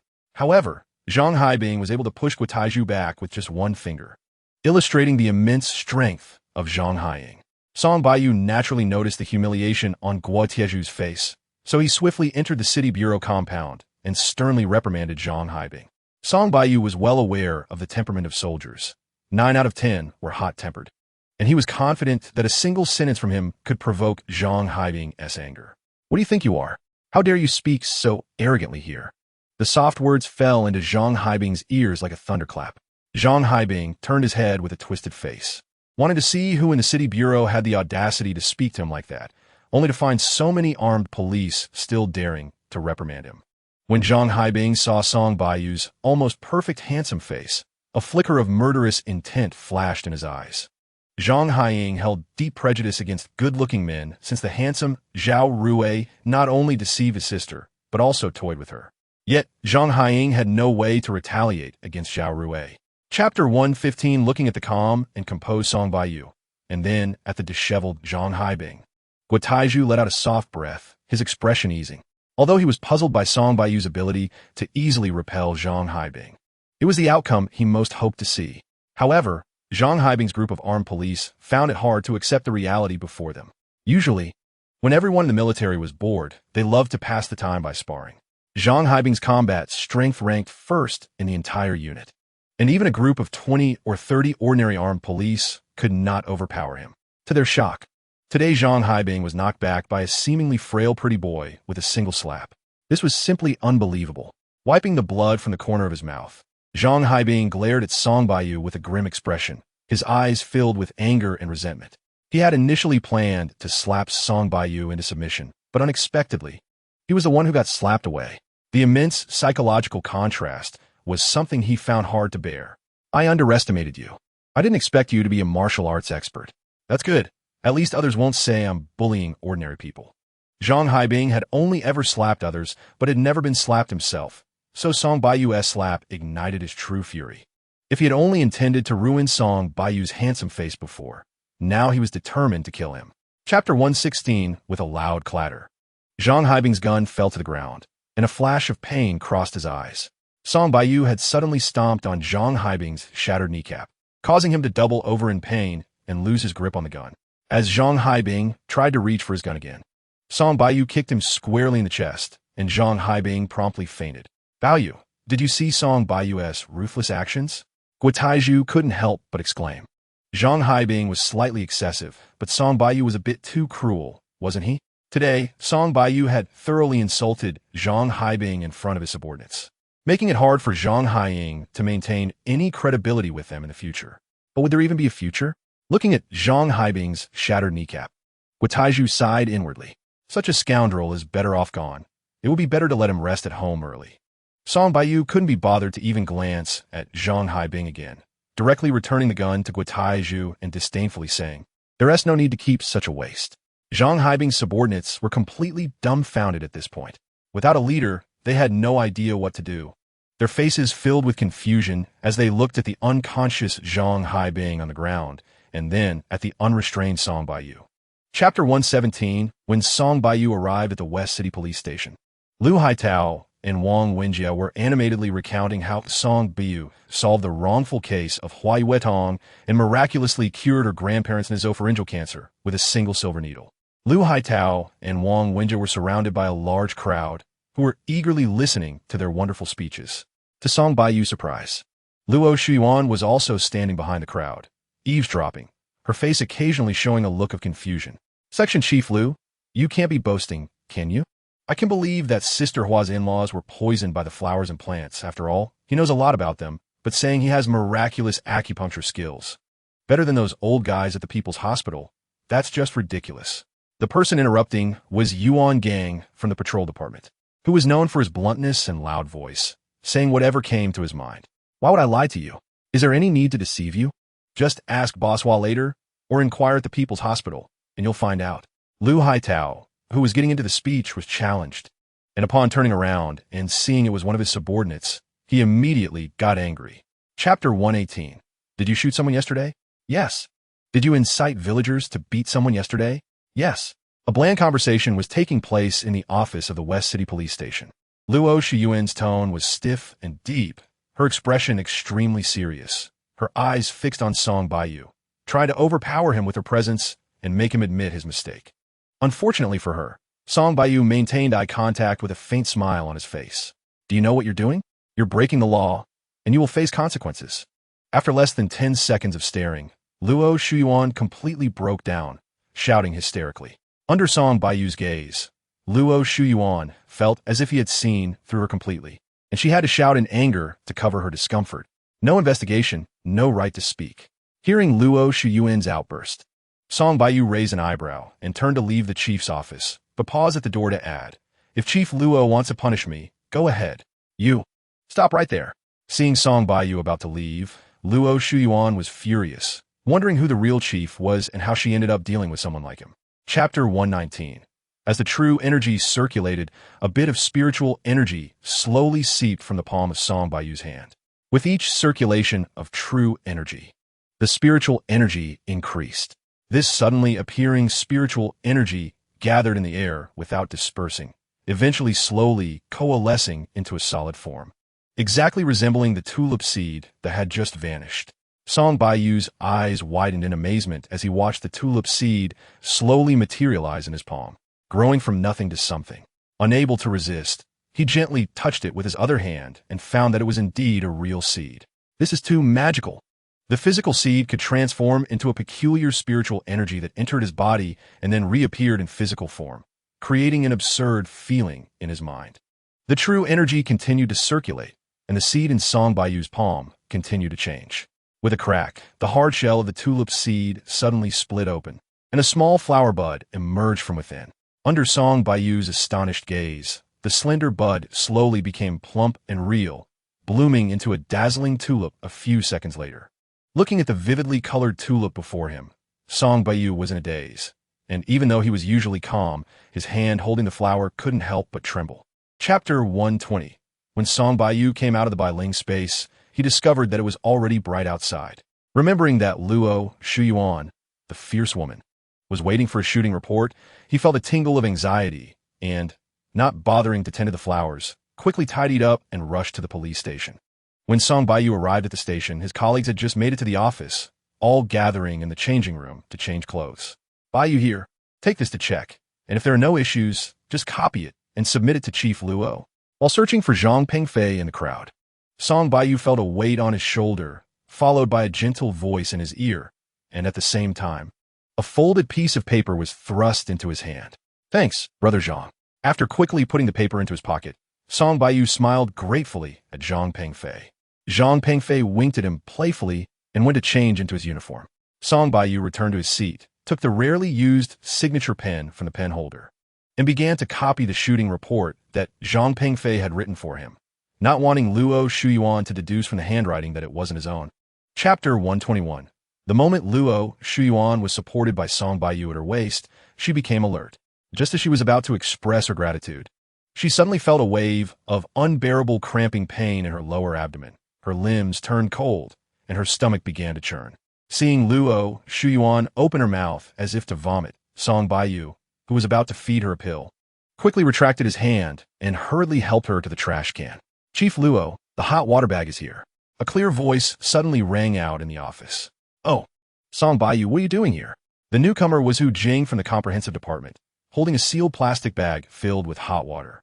When she saw another person in Luo Shiyuan's office, her apple-like face was filled with surprise. "Chief Luo seems to be injured and has lost a lot of blood. Shouldn't we take her to the hospital first?" Seeing that even at this moment, Hu Jing was still concerned about why she was there, Song Baiyu raised an eyebrow and said in a low voice. After a moment of dry heaving, Luo Shiyuan felt somewhat relieved and stood upright. But Song Baiyu's words reached her ears, causing her to roll her eyes and her face to flush all the way to her neck. She knew that Song Baiyu must have seen something he shouldn't have. Otherwise, he wouldn't have made such a remark. Chapter 122. Following the direction of Song Baiyu's finger, Zhang Pengfei also noticed the anomaly of the sewer manhole cover. Unlike Song Baiyu, a newcomer, Zhang Pengfei, with his experience in criminal investigation, immediately recognized that the manhole cover had serious issues. The sidewalk was too clean, showing no signs of recent work. If the sewer had been renovated, the surface wouldn't remain so spotless. This meant that the anomaly of the manhole cover was definitely not a government action, but rather a personal one. The residential area where Luo Shuyuan lived was well known as a high-end neighborhood in Jinyang City, filled with white-collar workers and business elites, who would have nothing better to do than tamper with a sewer manhole cover. Therefore, the anomaly of the manhole cover was likely the work of kidnappers. Baiyu, good job. Zhang Pengfei excitedly patted Song Baiyu's shoulder and quickly pulled out a pair of gloves from his pocket, carefully opening the clean manhole cover. The moment the cover was lifted, a foul smell rushed out, and Song Baiyu instinctively covered his nose, while Zhang Pengfei unhesitatingly leaned in. 2 minutes later, Zhang Pengfei emerged from the sewer, his fatigue gone, his face glowing with excitement. Chapter 123. The Forensic Identification Center of the Public Security Bureau in Jinyang City. Several forensic experts were bustling around, sweating profusely under the urging of Guotaiju. Guotaiju, on the other hand, was anxiously pacing back and forth in the corridor outside the identification center. Before the identification results came out, the Special Investigation Team could only wait passively, and their attention was almost entirely focused on the Forensic Identification Center. Suddenly, Guotieju's phone vibrated at his waist. He frowned and was about to press the reject button directly when he saw that the caller ID showed a landline number from Luo Shuyuan's home. Director Guo, is it true that Huzi has been rescued? Luo Shuyuan asked nervously on the other end of the line. Guotaiju was taken aback upon hearing this. Huzi has been rescued? How come I didn't know? He wondered if Luo Shuyuan had lost her mind due to Huzi's kidnapping.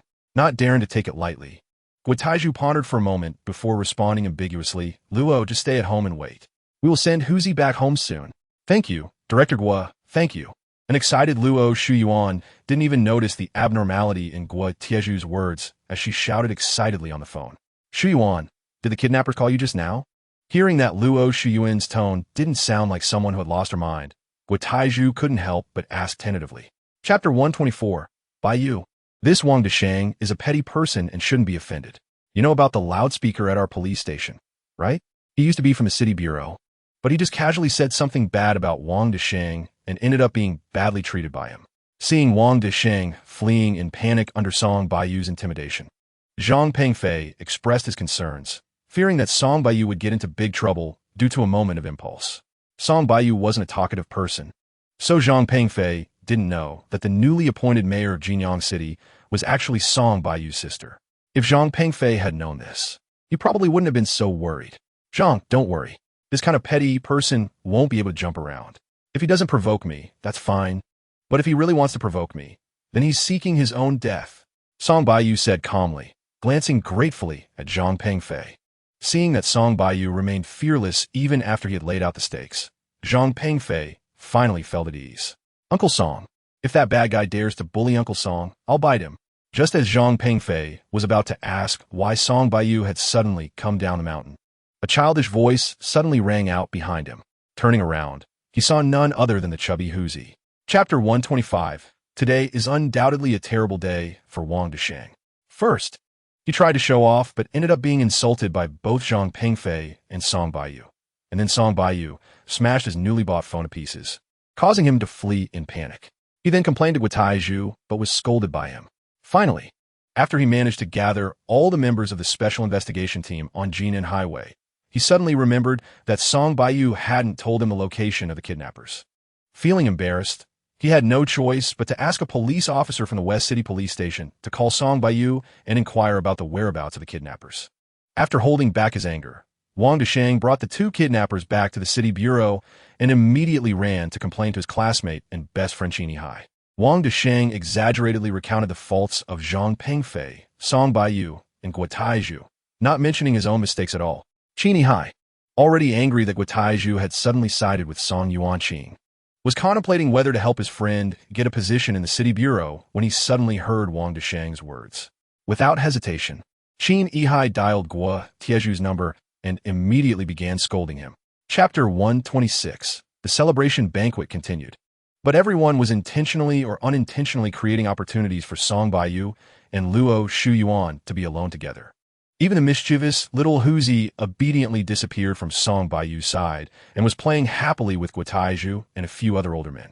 The ambiguous atmosphere spread throughout the banquet hall, and as the parties involved, Luo, Shuyuan, and Song Baiyu felt it most profoundly. Children don't understand. Don't take it to heart. Luo Shuyuan's moment of embarrassment only lasted a short while before she quickly composed herself, smiling apologetically at Song Baiyu and breaking the awkwardness between them. The one who really takes it to heart is probably you, Song Baiyu thought to himself. But he replied without hesitation, children say whatever they want. How could I mind? However, those guys at the police station are also being a bit too much. Upon hearing Song Baiyu's words, Luo Shuyuan's pretty face flushed with embarrassment.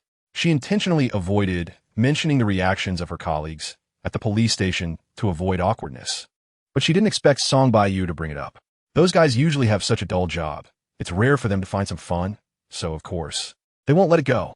Luo Shuyuan said, her gaze unconsciously avoiding Song Baiyu's intense look. Chapter 127. Song Baiyu surveyed the dozen or so people in front of him and noticed that they were all dressed simply, with some even wearing patched clothes. When he spotted a few familiar faces in the crowd, he finally understood who they were. You are villagers from Jingshan town? What happened to Wang Hongjun? You need to explain the situation clearly to me. Song Baiyu asked. Boss Song, we don't know what happened either. We were having lunch this noon when we suddenly heard the heartbreaking cries of two children from the Hongjun family. When we rushed to Hongjun's house, we found both him and his wife lying on the ground unconscious. Hongjun's kneecaps had been completely crushed, and there were over 10 cuts on Liu Yue's face.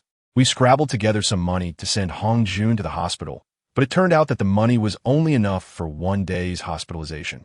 A young man stood up from the crowd and explained clearly. Hearing this, Song Baiyu frowned.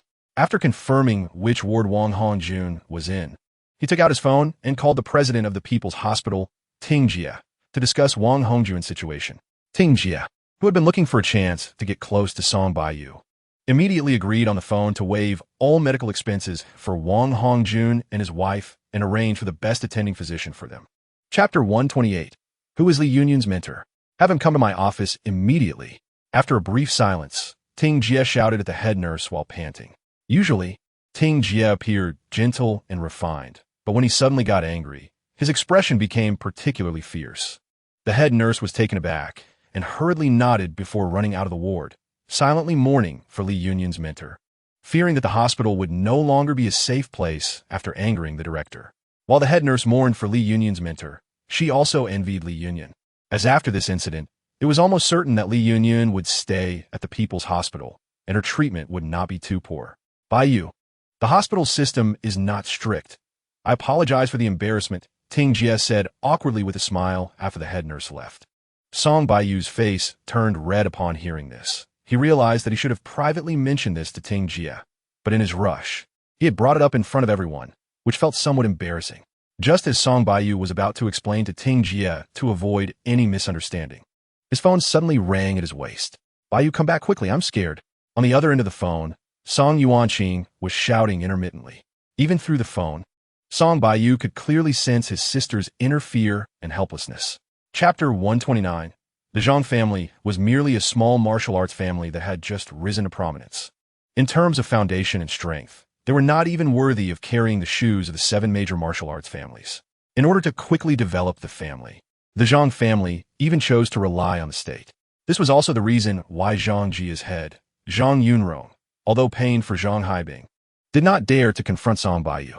Zhang Haiyang grew up in such a small martial arts family and was deeply spoiled, never going out to train, making her no different from a frog in a well. In her eyes, her grandfather Zhang Rongyun's martial arts were unparalleled. Her second brother Zhang Haibing was invincible, and she herself could walk around with arrogance.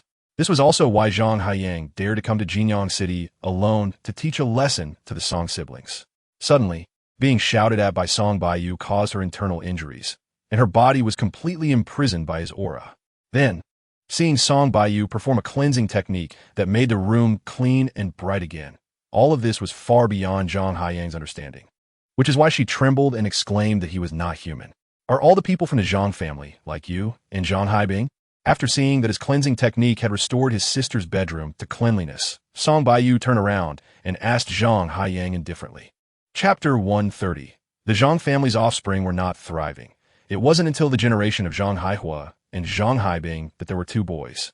When Zhang Haibing and his siblings were in their teens, their parents passed away one after another within a year.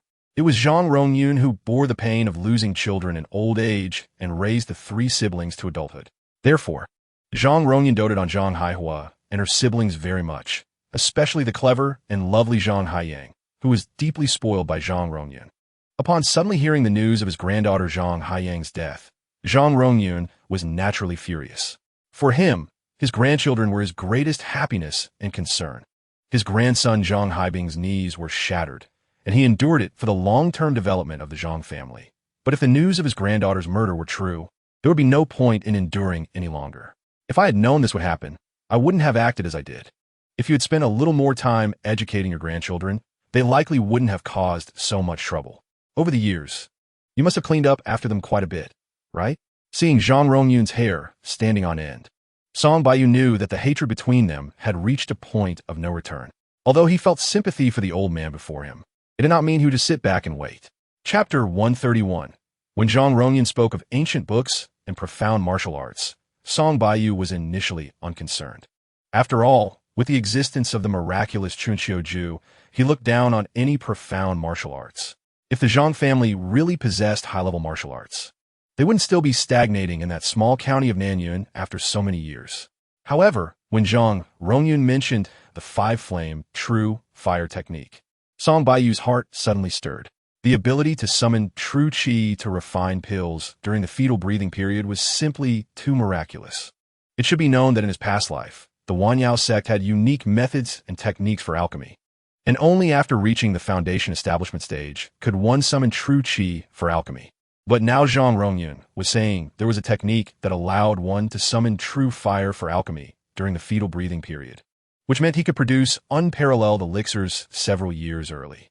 Silently listening to Zhang Rongyun's narration, Song Baiyu maintained a calm exterior, but his heart was churning like a storm, unable to contain itself. Although modern technology was advanced, and both electricity and gas could be used for alchemy, making it far more convenient than the firewood of the cultivation world, both electricity and gas were merely worldly flames. Using these mundane flames to refine ordinary pills was acceptable, but refining high-level pills would be a tall order. Chapter 132. During this period, Li Yunyun was very happy. First, her longtime mentor Lin Zijian, who had entangled her for half a year, was dismissed from the hospital. Then, the hospital asked her to sign a formal contract, meaning she had officially become a doctor at the County People's Hospital, which was the biggest dream for her and her family. Recently, the most frequently mentioned name in Li Yunyun's family was Mr. Song. Her family kept talking about Mr. Song, praising him endlessly, knowing that without his help, Li Yunyun might not have been able to continue at the People's Hospital and might have even lost her own innocence. Gongzi, since you work at the Dingxiang community, be smart when Mr. Song needs help with errands, Li's father said in a serious tone, noticing his son's dull expression. Gongzi, didn't you say Mr. Song eats out for every meal? Why don't you take responsibility for delivering food to him on time every day? Li's mother added from the side.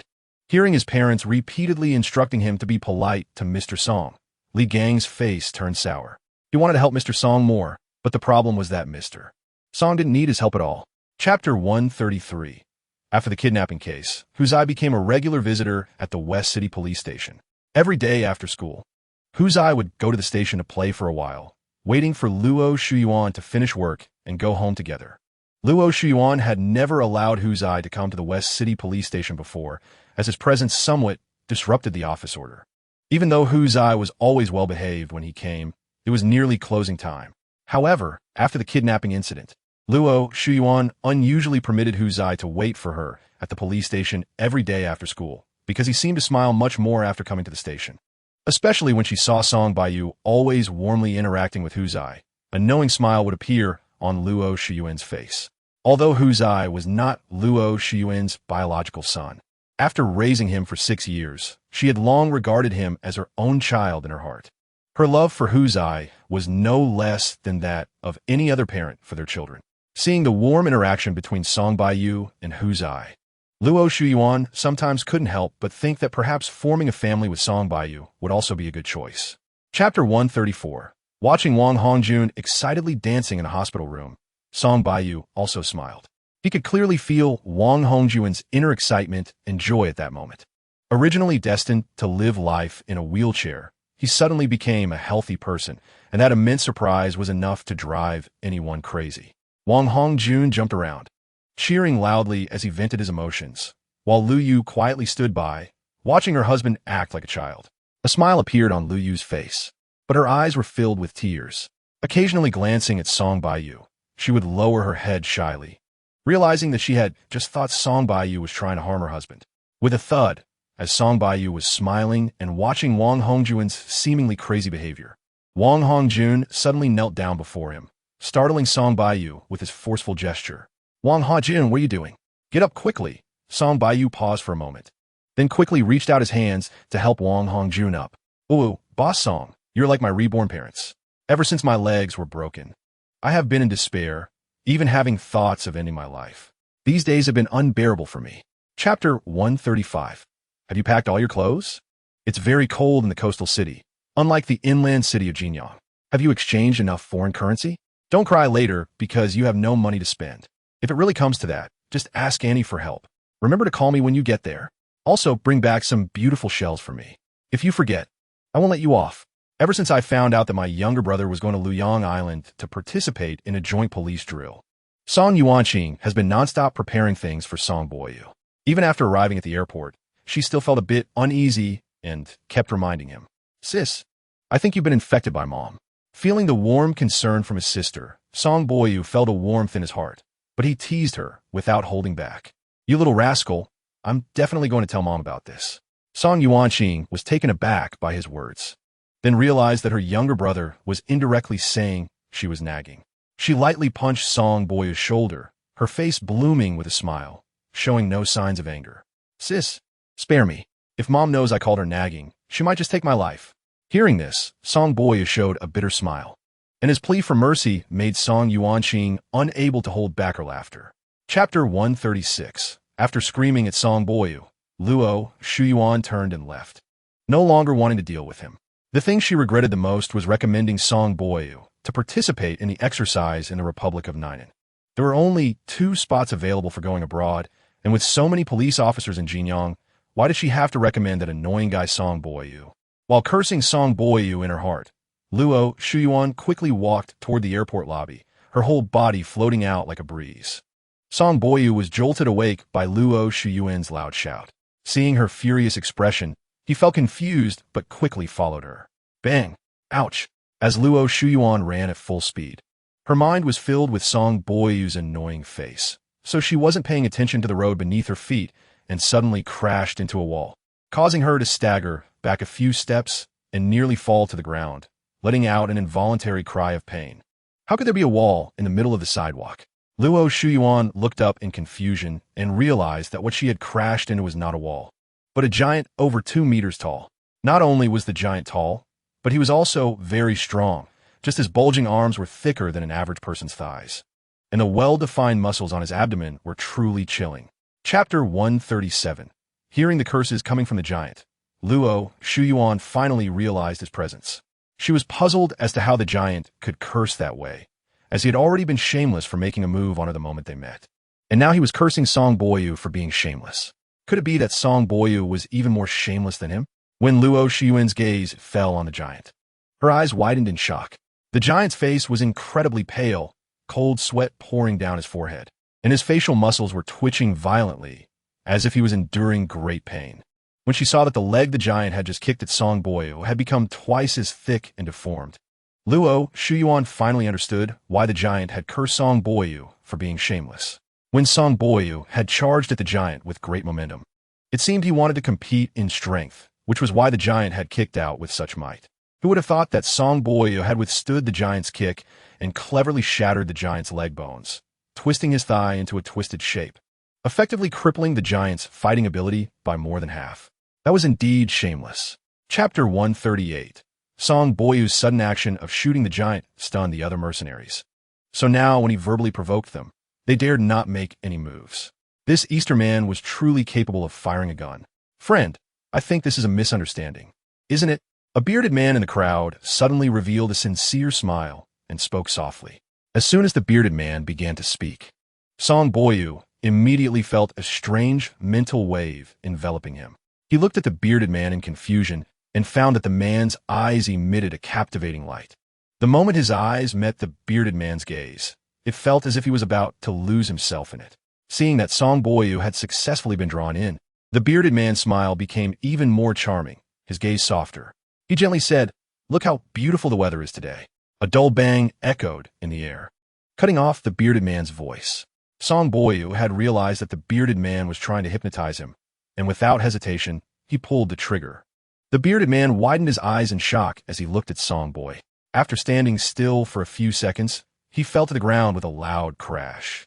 Unwillingly, at this moment, just like the giant, he had a blood hole on his forehead. In his last moments, the bearded man's face was filled with disbelief, unable to understand how his usually effective hypnosis had failed. Chapter 139. The middle-aged man used a little trick when he threw the bag. Unless Song Baiyu quickly saw through his intentions and dodged to the side, letting the handbag fall to the ground. Otherwise, Song Baiyu would undoubtedly die. The middle-aged man threw the handbag to attract Song Baiyu's attention while also blocking his line of sight, making it easier for him to draw his gun and launch a sneak attack. When he saw that Song Baiyu did not dodge but reached out to catch the bag instead, a relaxed smile appeared on the middle-aged man's face.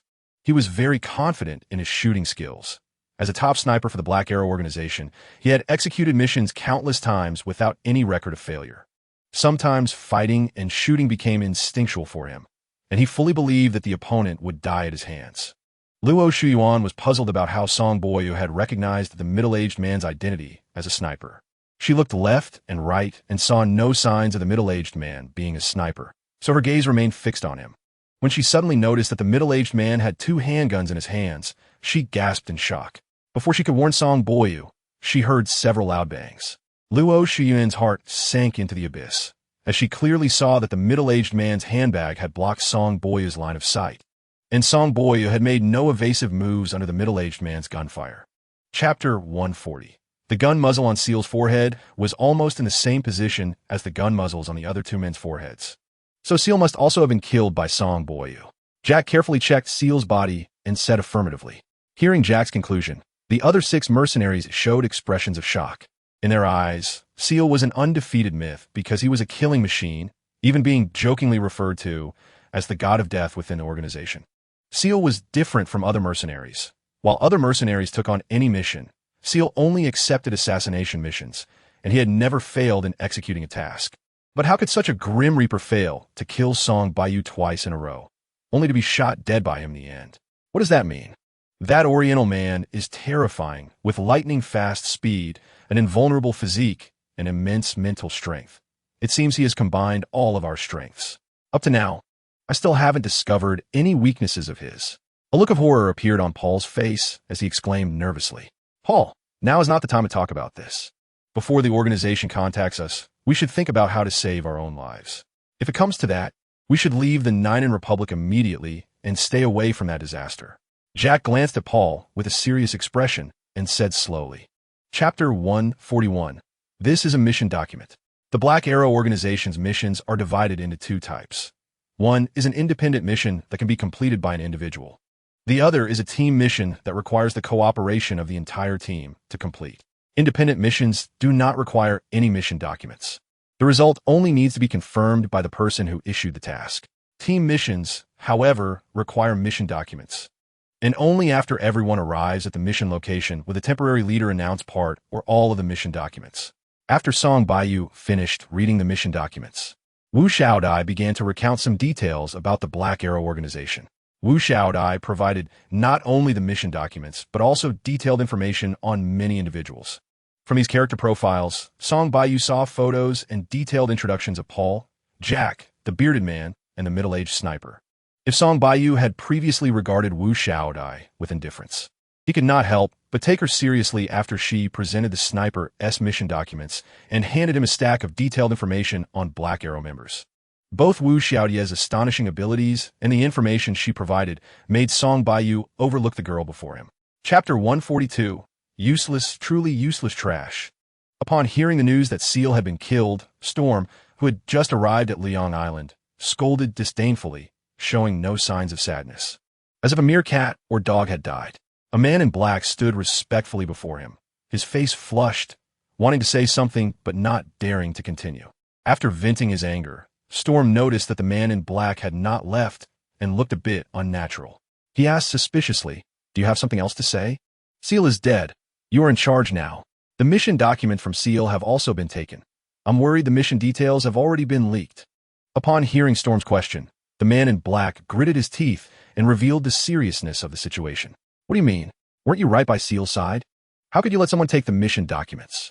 Storm glared at the man in black, his eyes nearly bursting with anger. Even if the one who killed Seal was indeed formidable, you could have used your abilities to distract the killer. Don't tell me your powers were ineffective against him. Chapter 143. With a loud thud, Steve's fist slammed into Song Baiyu's face, sending him flying. In that moment, Song Baiyu heard the sound of his nasal bone breaking and the cracking noise at the nape of his neck.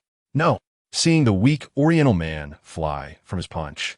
Steve smiled and licked his lips, revealing a satisfied grin. But that smile lasted less than a tenth of a second before he screamed hysterically, as if it was he who had been hit instead of Song Baiyu.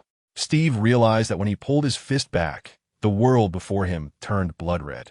Before he had time to react, his eyes were in excruciating pain, and then a wave of itchiness and pain surged through his body as if hundreds of sharp iron nails had suddenly appeared beneath him, causing him to jump up and bang his head against the car roof, creating a hole and propelling himself out of the vehicle. Wu Xiaodai looked in shock at everything happening in the surveillance footage, covering her mouth with her hand, her face filled with disbelief. What was going on? Wu Xiaodai saw Steve entangled in various flowers and plants, with his eyes bleeding from rose thorns. She was filled with confusion, wondering if all of this was Mr. Song's doing, but how did these flowers and plants appear out of nowhere? Chapter 144. Hearing Steve's words, Song Baiyu's expression changed slightly. There is only one leader of the Black Arrow organization. How is that possible? The Li family has developed in the secular world for over 1,000 years and was once a family of cultivators, barely reaching its current scale. Yet, the even more mysterious and powerful Black Arrow organization is under the control of an ordinary person. However, considering Steve's abnormal strength, it seems inappropriate to call him an ordinary person. Even Li Qinmu would likely avoid him. If it weren't for the dagger I unintentionally placed in my storage ring that happened to come in handy today, I might have had my head kicked off by Steve just now. Stop with the nonsense. Do you still have the strength to pull the trigger? Song Baiyu raised an eyebrow, provocatively asking after hearing Steve's unbearable words. Steve was taken aback and then exploded with rage. He had only instinctively used his powers to transfer the gun into his hand and had no idea that his hands had already been incapacitated by Song Baiyu, leaving him unable to exert any strength at all. "Kid, if you want to die, I'll oblige." In his fury, Steve raised the gun, quickly aiming it at Song Baiyu's forehead. Chapter 145. Seeing Wu Xiaodai eagerly take the bone snake pill from his hand, her face filled with excitement. Song Baiyu understood how happy she was inside and didn't mind her complaints, instead smiling as he looked at her. Under Song Baiyu's gaze, Wu Xiaodia's face suddenly turned red. She knew he could see through her words. Since her face and legs were destroyed, Wu Xiaodai had completely shut herself off, afraid to appear in any public place. Not only did she have no friends in reality, but she was also a mysterious hacker who worked alone online. Now that she had a rare friend in real life, she was naturally overjoyed. Wu Xiaodia's nose felt sour, and her vision became blurry, with the unscathed half of her face already as red as a ripe apple. "If you don't eat it soon, I might take it back." Seeing Wu Xiaodai staring blankly at the bone snake pill, seemingly lost in thought, Song Baiyu couldn't help but speak up. "You dare?" Wu Xiaodai was startled by his words, glancing at Song Baiyu before quickly throwing the bone snake pill into her mouth. Song Baiyu couldn't help but smile at this. Perhaps Wu Xiaodia's intelligence had already surpassed that of adults, but her emotional intelligence definitely didn't match her intellect. Chapter 146. Seeing Wu Xiaodai trembling and looking at him with fear in her eyes, Song Baiyu realized he had forgotten to restrain his aura in his excitement, scaring her. Taking a deep breath to calm his emotions, he gently asked, "Xiaodai, how did you come up with the idea to show me this surveillance footage? Or how did you know it was related to me? After witnessing your skills yesterday, I immediately used my self-made image search software to find some surveillance footage of your usual public appearances, and then I discovered your identity. Following that, I hacked in the National Archives and retrieved your file, noticing that Song Baiyu's gaze was no longer that intimidating. Wu Xiaodai hesitantly said, but her eyes were evasive, unwilling to meet Song Baiyu's gaze. What hackers do is inherently underhanded. Yet now Wu Xiaodai not only had to speak of her actions, but also had to do so in front of the victim, feeling both embarrassed and guilty. After reviewing all your files, out of boredom, I glanced at your family's files and found that your sister's file stood out, with many signs indicating that her information had been added later. Out of curiosity, I investigated your sister's true identity. Chapter 147.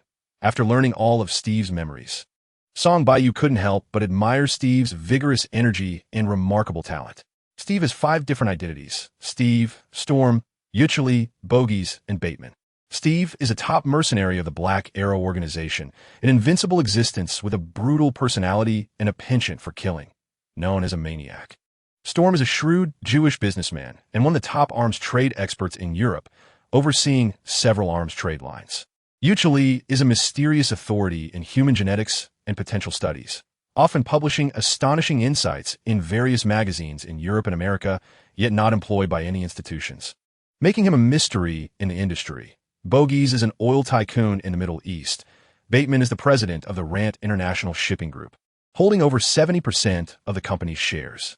Due to Steve's numerous illustrious identities, the wealth he has accumulated over nearly a century is astonishing, with his liquid assets alone amounting to hundreds of billions of dollars. He owns a private island in the South Pacific, comparable in size to Luoyang Island, which houses the world's most luxurious private laboratory and research team. He possesses dozens of luxury cruise ships and speedboats around the world, as well as countless villas and vehicles. Chapter 148. Seeing Li Yi leave with a heavy step, Song Baiyu smiled.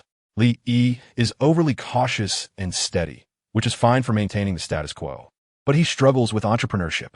However, considering the current situation of the Li family, it seems they need someone as prudent as Li Yi to take charge. Li Yi is indeed something. Brother Song entrusted him with such a miraculous elixir for auction, and he was still reluctant, afraid of ruining his reputation. Wu Xiaodai said with a pout. Song Baiyu smiled and replied, Xiaodai, before taking the elixir, I told you that it could remove the scars on your face and help you stand again. Would you believe that? Hearing Song Baiyu's words, Wu Xiaodai was taken aback, tilted her head for a moment, and then firmly shook her head, over the years, to heal her legs. She had hacked into countless hospitals and research institutions' networks and met numerous orthopedic and neurological experts, yet found no solution. If she hadn't personally taken the bone snake elixir and experienced its miraculous effects, she would never have believed that such a miraculous elixir existed in the world. Thinking of this, she seemed to understand Li Yi's feelings. Chapter 149. Are you saying there's another space inside the jade piece? Song Baiyu was taken aback and asked in surprise.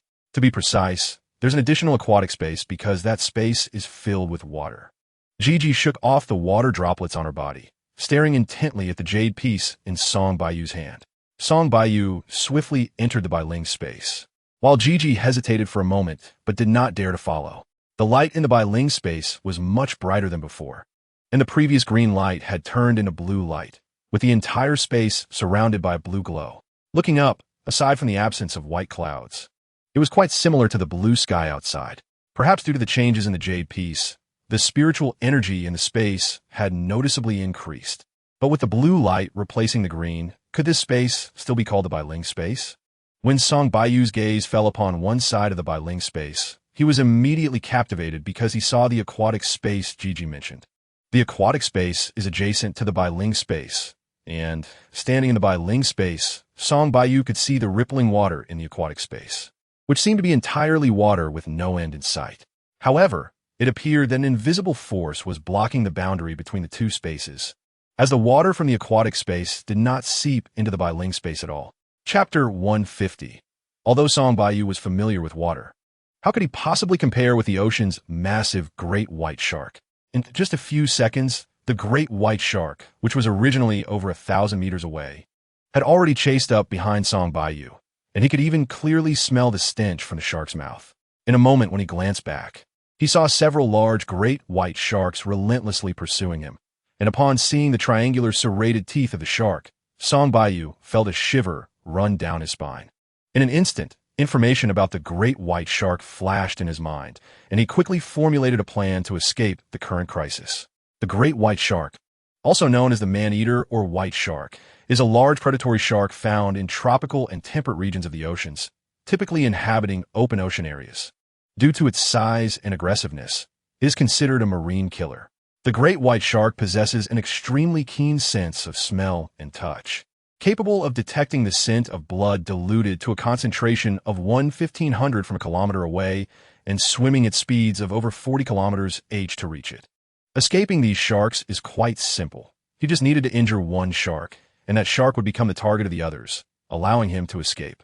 However, as Song Baiyu was being chased by these sharks, his temper flared, and just as the jade piece revealed another aquatic space, he had an idea to catch a shark and play with it in the aquatic space.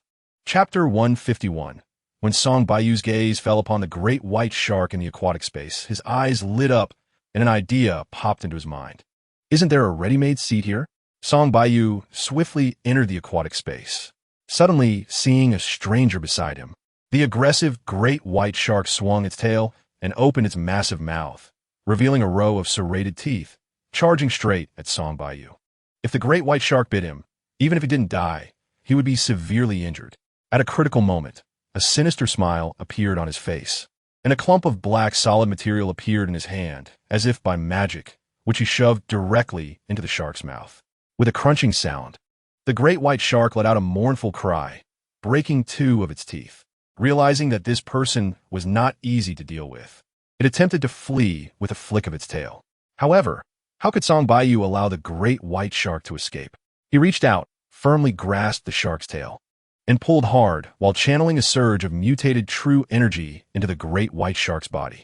The great white shark twitched in pain, then turned around and inhaled, trying to suck Song Baiyu into its mouth. Unfortunately for the shark, Song Baiyu was already prepared. At the moment the shark opened its mouth, he swiftly threw out more than 20 daggers. Chapter 152. As soon as Song Baiyu finished speaking, he felt a chill in his chest. Looking down, he saw an ugly tattoo appear on his chest, a blue snake as thick as a finger, looking lifelike. At the same time, a feeling of blood connection surged in Song Baiyu's heart. He felt as if the jade pendant had become a part of his body, and he could control its changes at will. Damn it! Song Baiyu cursed inwardly, knowing that the soul of the jade piece was playing a prank on him, retaliating for his earlier complaints about it being verbose. Earlier, Song Baiyu had only thought the jade piece was too big and inconvenient to carry elsewhere, so he had it transformed into a pendant hanging on his chest. Since the jade piece could now merge with his body in the form of a tattoo, there was no need for a big man like him to wear a pendant on his chest. He might as well let the jade piece turn into a tattoo and hide it in a more discreet part of his body. Controlling the jade piece to transform into a blue dragon attached to his back, Song Baiyu began to survey his surroundings. At this moment, the great white shark had already returned near Song Baiyu's speedboat. He gently patted the shark's head and tossed a vitality pill into its mouth before leaping onto the speedboat. Chapter 153. The cold soul grass is the main material for making the Ice Soul Divine Pill. As a high-level king-grade pill, the Ice Soul Divine Pill not only has miraculous life-saving effects, but also greatly alters the user's constitution, making them immune to poisons.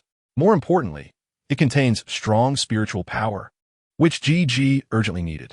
Therefore, upon seeing the cold soul grass for the first time, Song Baiyu decided to buy it.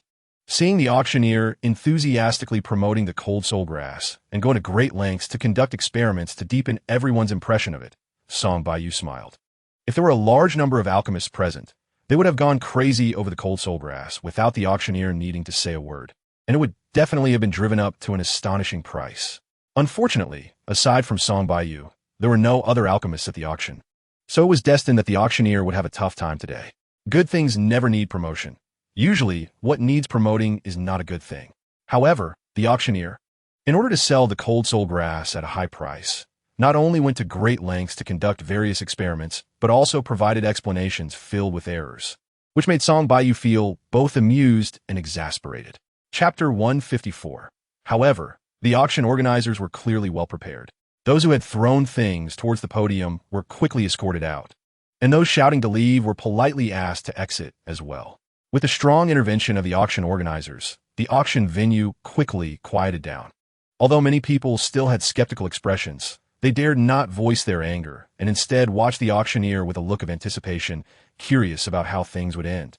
Song Baiyu looked at Li Yi with confusion. He was puzzled about how the auctioneer's single statement could provoke such a strong reaction from the crowd. Normally, given the auctioneer's humorous and engaging style, the audience shouldn't have reacted so strongly to just one of his comments.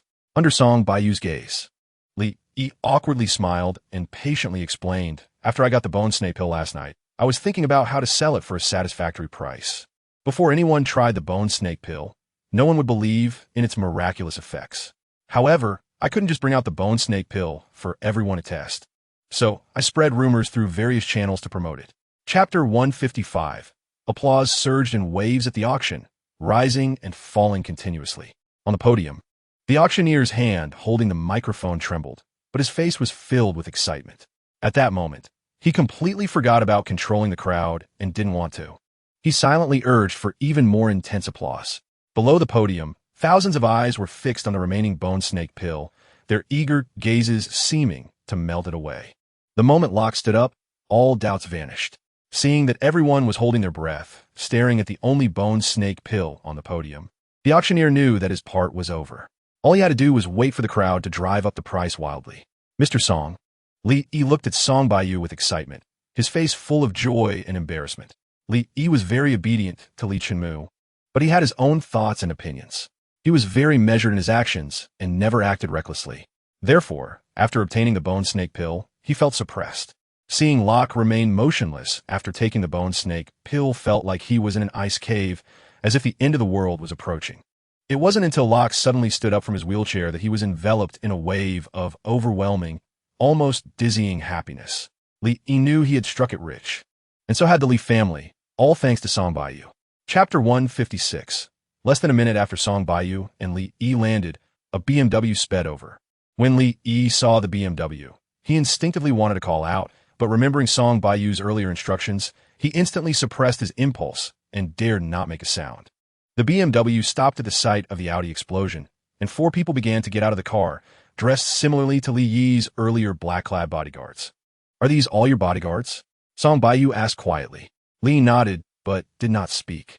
He too felt something was off, as these bodyguards did not immediately call the police upon seeing the Audi's tragic state, nor did they show any signs of sorrow. Instead, they carefully observed the burning Audi. "If I'm not mistaken, these people must have tampered with your Audi," Song Baiyu said coldly. Upon hearing Song Baiyu's words, Li Yi shuddered, his face revealing disbelief as he looked at the 4 bodyguards, studying their expressions closely. "Hey, do you think the young master is dead?" After circling the Audi, one of the tall, skinny ones couldn't help but ask his companion. Chapter 157. After killing Gu Feng, Song Baiyu grabbed the back of Gu Feng's neck and pulled him out through the car window. "Let us go. Your friend at the Black Thistle Hotel is waiting for you." Seeing Li Yi still standing there in a daze, Song Baiyu called out to him. Mr. Song, you knew?" Li Yi asked incredulously, stammering. Worried about issues at home, Li Yi had wanted to call, but when he took out his phone, he realized it had been tampered with and had no signal. He was standing there, unsure what to do when he heard Song Baiyu's call. "Let us get in the car first." Noting Li Yi's doubtful gaze, Song Baiyu smiled non-committally and climbed into the BMW first. Li Yi's eyes followed Song Baiyu, and seeing him get into the BMW, he numbly followed suit. "Mr. Song, I can't get in touch with my family. Can you tell me what exactly happened?" After settling into the car, Li Yi finally couldn't help but ask. "Don't worry, your family is fine. The person after you is the hitman Brokerwick. He just wants to kill you. Do you have a grudge against him?"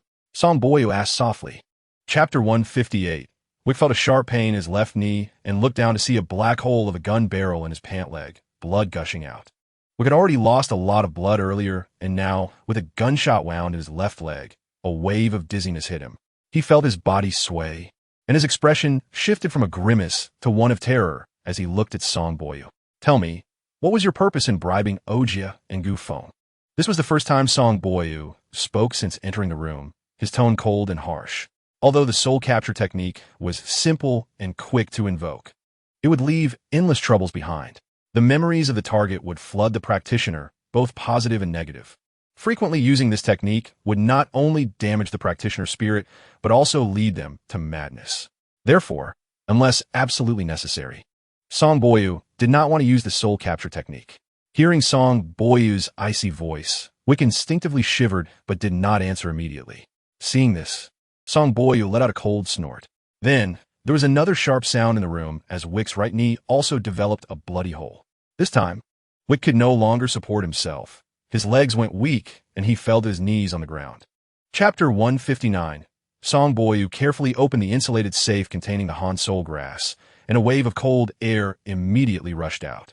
In just a short while, the swirling white mist enveloped the surroundings of the safe, and the temperature in the room suddenly dropped. Song Baiyu felt his body stiffen and hurriedly activated his vital energy for protection. Inside the insulated safe, a pure white and crystalline Han Soul grass lay quietly, with waves of white mist emanating from it, creating an ethereal feeling. The stem of the Han Soul grass was as thick as a thumb and a foot long, with 7 leaves growing from its base to the top, clearly layered. Both the stem and leaves were as white as jade, with not a single flaw to be found. No wonder the female explorer who saw the Han Soul grass couldn't help but reach out to pick it. Anyone would be tempted to touch or pick such a beautiful flower, right? Staring blankly at the Han Soul grass for a while, Song Baiyu finally snapped back to reality. Controlling the Rui to transform into the familiar 9-star cauldron, a smile appeared on Song Bai유's face. He reached out and stroked the surface of the 9-star cauldron for a long time, his eyes filled with nostalgia. Although the alchemy furnace before him was not the real 9-star cauldron, the Rui transformed into the 9-star cauldron still reminded him of many things from the cultivation world. Chapter 160. During breakfast, the hotel delivered Song Baiyu's return flight ticket, which was for a 3 p.m. flight. Seeing that it was still early, he strolled through a few shopping plazas in the Republic of Nainan, making a large purchase of various locally themed souvenirs and snacks, stuffing them all into a storage ring before leisurely heading towards the airport. Before boarding, Song Baiyu originally wanted to call Wu Xiaodai to inform her about his return, but halfway through taking out his phone, he remembered that Wu Xiaodai seemed not to have given him her contact information and also seemed to lack a mobile phone. However, thinking of Wu Xiaodai's mysterious hacking skills, Song Baiyu smiled again. In this technologically advanced world, it shouldn't be difficult for Wu Xiaodai to contact him. In the airport lobby, Song Baiyu once again experienced the prevalence of special professions in the Republic of Nainan. Without Luo Shuyuan by his side this time, the provocatively dressed, attractive women openly flirted with him, making him feel quite overwhelmed. At first, Song Baiyu felt a bit sorry for these women and didn't want to be harsh. But after being blocked by 3 women consecutively, making it impossible for him to move, he felt a surge of anger. His expression darkened, and he didn't hide the killing intent emanating from him, causing those professional women who still wanted to entangle with him to retreat in fear. Chapter 161. Quan. Just trust me this once. Over the years, when have I ever wronged you? Why do you always doubt me? Hearing her husband plan to deal with Song Baiyu, Wang Qingxian struggled to get up from the ground, pleading loudly with the bald middle-aged man.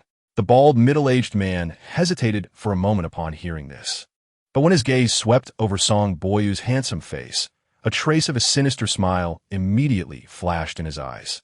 True gold fears no fire. If you really have nothing to hide, then why be nervous? Aling, Anan, bring him to the car. We'll treat him well when we get back. The bald middle-aged man grinned menacingly, casting a sinister glance at Song Baiyu as he instructed his 2 bodyguards. Upon hearing this, Song Baiyu frowned. He had never seen such a despicable man as the bald middle-aged man and couldn't understand what Wang Qingxian saw in him. To abandon her own daughter and marry such a man, to stoop to your level, is quite a failure. Since this is your family matter, I won't interfere. If you 2 think this is romantic, then enjoy yourselves. I won't accompany you. Song Baiyu glanced at Wang Qingxian indifferently and turned to leave. Chapter 162. The middle-aged woman's expression fluctuated between joy and concern. She felt no happiness from Song Baiyu defeating her husband. On the contrary, she looked at Song Baiyu with a hint of worry, knowing that her husband was a complete scoundrel and that his methods were far from over. She only hoped that Song Baiyu would leave quickly before things changed for the worse. Seeing the bald middle-aged man suddenly yield, Song Baiyu was momentarily at a loss. His principle was always to be even more aggressive when others were aggressive towards him, and he never stooped to bully the weak. Is this really my sister's biological father? Song Baiyu looked at the bald, middle-aged man with confusion, sighed inwardly, and finally slapped the bald, middle-aged man's face, eliminating the mutated vital energy within him. It wasn't that Song Baiyu had a heart of compassion. He wasn't that benevolent. He was just worried that one day his sister would recognize her parents, and if he really killed the bald, middle-aged man, he would become his sister's enemy. Song Baiyu had a very good relationship with his sister, and didn't he want to become adversaries because of his actions? Chapter 163. I don't know how many eyes King Ma has, but I know one thing. You're not qualified to capture me. Song Baiyu sneered and said firmly. When Song Baiyu revealed his identity as a police officer, Wang Shujian had shown such caution. And when he told Wang Shujian he was from the Xiqing police station in Jinyang City, Wang Shujian immediately changed his demeanor. Such a person was absolutely not worthy of respect, Song Baiyu thought, as he swiftly snatched the handcuffs from Wang Shujian's hand and, in a flash, cuffed Wang Shujian. Song Baiyu's movements were as swift as lightning, and the onlookers, including Wang Shujing himself, couldn't see what he had done. By the time Song Baiyu's words fell, a pair of handcuffs had already appeared on Wang Shujing's wrist. Seeing that Wang Shujing had failed to cuff someone and instead had cuffed himself, the crowd erupted in astonishment. The middle-aged beauty gaped in shock, her eyes filled with disbelief. Wang Shujing was also confused. He looked at Song Baiyu and then at the handcuffs on his wrist, utterly perplexed about how he had suddenly ended up cuffed, as he hadn't felt any movement from the other party at all. Chapter 164. Finally accomplished, I'm exhausted. After Su Tingting made the final stroke on the canvas, she tossed the brush onto the easel, clapped her chubby little hands, and cheered loudly, as if she had completed a masterpiece, with two shallow dimples appearing on her face. On the canvas stood a tall young man, his eyebrows like sharp swords arched high, a straight nose, thick lips, and a perfectly curved chin. Su Tingting let out a long breath, took 2 steps back, and began to admire her masterpiece from the past 2 months. Why do I always feel like something's missing? Su Tingting tilted her head and murmured after looking for a long time, her beautiful brows furrowing into a knot. It has a nose and eyes, nothing is lacking. Suddenly, the young man's lips on the canvas moved, responding to Su Tingting's remark. Hearing that familiar voice, Su Tingting looked around in confusion but did not see the familiar figure. She rubbed her eyes and carefully examined the canvas again, finding it unchanged. Su Tingting gently patted her chest, muttering, I must be going crazy thinking about my brother, leading to this hallucination. Chapter 165. Silly girl, why are you crying again? Feeling a warmth on his chest, Song Baiyu cupped Su Tingting's delicate face with both hands. Seeing the tear stains on her fair and pretty face, her beautiful eyes misty and filled with tears, he couldn't help but ask softly, I thought you didn't care about me when you didn't contact me. Su Tingting shyly replied under Song Baiyu's gaze. The book says that if you love someone, no matter how busy you are, you will take the initiative to call and greet them, and no matter how tired you are, you will think of them. Listening to Su Tingting's resentful words, Song Baiyu felt touched, yet a bit confused. As a cultivator with a long lifespan, Song Baiyu truly could not understand the romantic feelings between ordinary people, even though he had perfectly merged with the consciousness of his previous body. He still couldn't accept the ordinary people's obsession and seriousness about emotions, which was also why he could easily let go of Zhou Yanran. Occasionally thinking of Su Tingting brought him a sweet feeling and a smile to his face. He felt that was enough. To have romantic words on his lips and carry the other in his heart at all times was something he could never do. Chapter 166. Yang Ming's birthday party was held at the Xiqing Hotel, not because Yang Ming was extravagant, but because her classmates forced her to have a birthday party after learning about her birthday, treating it as a farewell party for the graduating class. Yang Ming couldn't decline and could only secretly appreciate her classmates' intentions. For the seniors, the day of departure was drawing closer, and everyone was increasingly anxious, finding every opportunity to drink and sing together to reminisce about the good times in college. Now that it coincided with Yang Ming's birthday, they naturally wouldn't miss this excuse to drink. Ming Ming, the party's about to start. Why are you still standing at the door? All our classmates are here, just waiting for you, the birthday star, to show up. Yang Ming stood at the door of the hotel, glancing at her wrist, her face showing a hint of anxiety.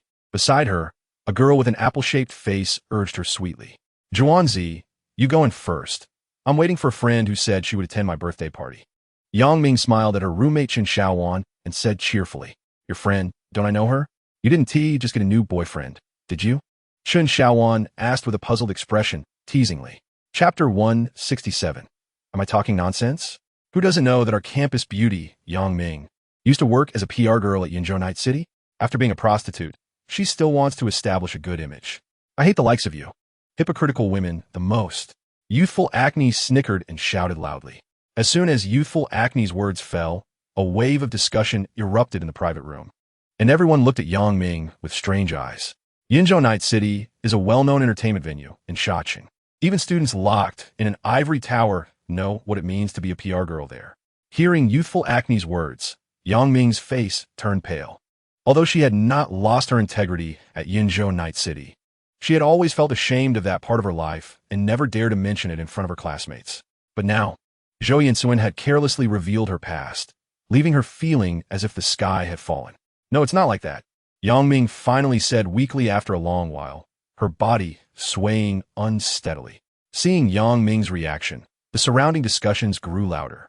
If before, people only believed about 30 of Youthful Acne's words, now they believed about 70. Chapter 168. The woman at the door appeared to be in her 30s, wearing a purple qipao. Generally speaking, such dark clothing on women can make them look older, but on her, it made her skin appear even fairer. As soon as the woman in the purple qipao appeared, the private room fell silent, and many people instinctively held their breath, regardless of whether they were male or female. Their gazes fixed on her. Seeing the attitude of the qipao woman towards Song Baiyu, the 10 or so burly men at the door were completely dumbfounded. Manager Li had never been polite to men. How could she show favor to an ordinary college student? Sister Li, long time no see. Upon seeing the alluring Li Mana, Song Baiyu was momentarily taken aback and greeted her softly. The dozen or so men who had just been ready to teach Song Baiyu a lesson looked at him with glee upon hearing him call her Sister Li. That title shouldn't be used casually. They clearly remembered a certain unlucky guy who repeatedly called Manager Li Sister Li and ended up being beaten up by the Schwana gang and couldn't get out of bed for 2 months. You still remember Sister Li? You haven't contacted her in a while, and now that you're in Shaoqing, you didn't even drop by Li S Entertainment Club. Are you afraid Sister Li will eat you? Li Mana smiled charmingly, playfully reproaching him. Chapter 169. After Li Mana entered the room, she attracted everyone's attention, causing them to overlook Zhou Yinsuan in the corner. If Zhou Yinsuan had been clever and slipped away while everyone was distracted, perhaps no one would have noticed. However, he not only didn't leave, but also made a statement that shocked everyone. As soon as Zhou Yinsuan's words fell, he instantly became the focus of attention in the room. But the looks directed at him were filled with disdain and pity, treating him like an idiot. You are looking for death. Don't drag me into it. A burly man stood up angrily among the crowd. A young man with a tiger-like head and brain quickly stepped forward to Zhou Yinsuan, raising his foot and kicking him hard in the face. It was evident that this young man was the tiger brother mentioned by Zhou Yinsuan. With a loud thud, Zhou Yinsuan's head made a close contact with the ground, and a trickle of bright red blood immediately flowed from the back of his head, eventually dripping onto the ground. After being kicked down, Zhou Yinsuan struggled for a while, but couldn't get up. His face bore a large shoe print, and blood was splattered everywhere, making him look utterly disgusting. Chapter 170. I have only heard of tiger clam pearls, but the shell that nurtured this pearl looks 7 parts like a cow. Is there really a cow clam pearl in this world? As he stroked the smooth and shiny pearl, Song Baiyu pondered silently. However, after thinking about it, Song Baiyu became contemplative. Just because he hadn't heard of something doesn't mean it doesn't exist. After all, tiger clam pearls were named by predecessors. Perhaps there really is such a rare treasure as cow clam pearls. Even if it isn't a cow clam pearl, what harm is there in calling it that? Song Baiyu studied the cow clam pearl carefully and was astonished to find that it was incredibly hard. Even Gigi's indestructible whiskers couldn't pierce the cow clam pearl. He used a special grinding tool and exerted all his strength to rub the cow clam pearl, but after half a day's effort, he could only grind off a thin layer of powder. This reminded Song Baiyu of the record in the Huangdi Neijing about the Kuei cow skin drum. When the Yellow Emperor fought against Qi Yu, the 9 heavenly maidens ordered soldiers to kill Kuei cows to make 80 battle drums. After receiving assistance from the 9 heavenly maidens, The Yellow Emperor led his troops to battle Qiyu in Zhongji. When the Yellow Emperor set up the Qimen Dunjia formation, he ordered the soldiers to strike the 80 giant Kuei cow drums with the bones of thunder beasts. The drum sounds echoed loudly, shaking 500 miles with one strike and 3,800 miles with a series of strikes, causing the entire battlefield to shake, the heavens to spin, and the cries of battle to rise into the sky, leaving Chiyu's soldiers dazed and defeated like mountains. Although Chiyu could eat stones and fly in danger, he could not escape under the thunderous drum sounds of the Kuei cow, and thus he was ultimately killed. Chapter 171. Sitting in the medicinal barrel filled with cow clam pearl soup, Song Baiyu felt as if he were being pricked by millions of silver needles. His body was in fiery pain, and waves of hot air penetrated through the pores of his skin into his body. In just a moment, beads of sweat the size of soybeans covered his forehead, and his bones creaked, giving him a feeling of falling apart. If it weren't for the fact that he knew the barrel contained pearl golden liquid, he would have jumped out long ago. After half an hour, the discomfort completely disappeared, and he felt warm all over, indescribably comfortable, with abundant energy permeating his entire being. Even without moving, Song Baiyu felt a significant increase in his strength. Only when the warm sensation faded did he rinse off his body with clean water and step out of the medicinal barrel. After several days of internal and external treatment, Song Baiyu stayed in the Bailan space without going out, only leaving when the cow clam pearl was completely consumed. After fully absorbing the essence of the cow clam pearl, Song Baiyu noticed a marked change in his body. The most obvious change was in his skin color. Although he had worked hard to control his skin tone to bring it closer to his original complexion to avoid misunderstandings, it seemed that the cow clam pearl had completely merged with his skin, turning it into a healthy wheat color. Chapter 172. The reason Ma Hailong called Song Baiyu was that he encountered a big trouble. When the experts from the Provincial Agricultural University announced the identification results of the ferns from Tozi village, the villagers, who had been anxious, were first overjoyed, only to have their emotions become complicated. It was known that ordinary bulk ferns could sell for 60 yuan per kilogram. But the ferns from the vegetable base in Tozi village were identified by the Provincial Agricultural University Research Institute as green, harmless, high-quality vegetables. With such an authoritative identification, it meant that the ferns from Tozi village could definitely sell for a higher price. In fact, it proved that the villagers' speculation was correct. As soon as the experts from the Provincial Agricultural University announced the identification results, a middle-aged businessman beside them immediately inquired about who was in charge of the vegetable base and expressed a willingness to cooperate long-term, offering a purchase price of 80 yuan per kilogram for the ferns. The villagers were shocked by the price offered by the middle-aged businessman. 80 yuan per kilogram for over 400 acres of ferns from the Tozi village vegetable base was an unimaginable fortune, and they found they couldn't calculate the total. Ma Hailong, who was responsible for receiving the experts from the Provincial Agricultural University, did not immediately agree to the middle-aged businessman's request for long-term cooperation, only saying he would consider it seriously and reply in a few days. Chapter 173. Upon hearing Dong Hui's confrontational words, Ma Nina was suddenly flustered. After all, she was just a recent graduate, and although she had worked for a foreign company, she had no experience dealing with government officials. The past few months of running around to handle various permits had exhausted her, and she had come to recognize the true nature of some officials, knowing that someone like Dong Hui was not someone she could offend. Nina, how could you be so clueless? When guests arrive, you should invite them into the house, not block them at the door. Ma Hailong timely stuck his head out and reprimanded Ma Nina. Ma Nina was about to defend herself when she saw her father give her a glance, and she immediately understood his meaning. With a smile, Ma Nina cheerfully said to Dong Hui and the others, Director Dong, Boss Liu, since you are here, how could we let you leave empty-handed? Please come in for tea, and we can discuss the vegetable purchasing matter slowly. Seeing Ma Nina inviting them with a pleasant demeanor, Dong Hui's expression softened a bit, and he snorted coldly before stepping over the threshold into Ma Nina's home, while Liu Yanjun hesitated for a moment before following Dong Hui inside. Chapter 174. At this moment, both the villagers and the college students understood a fact. The reason the white-haired thug was held down and beaten by Ma Nina was not that she was particularly strong, but because she had launched a surprise attack on the thug and then unleashed a burst of fierce energy. In reality, Ma Nina was still a delicate girl. When Ma Nina was grabbed by the hair and thrown to the ground, The hearts of the villagers and college students present rose to their throats. When they saw the white-haired thug using all his strength to slap Ma Nina's delicate face, many couldn't bear to watch and close their eyes, their faces filled with worry. Outrageous! A loud reprimand suddenly rang in everyone's ears, like a thunderclap out of nowhere. Upon hearing this voice, Ma Nina was overjoyed and smiled happily.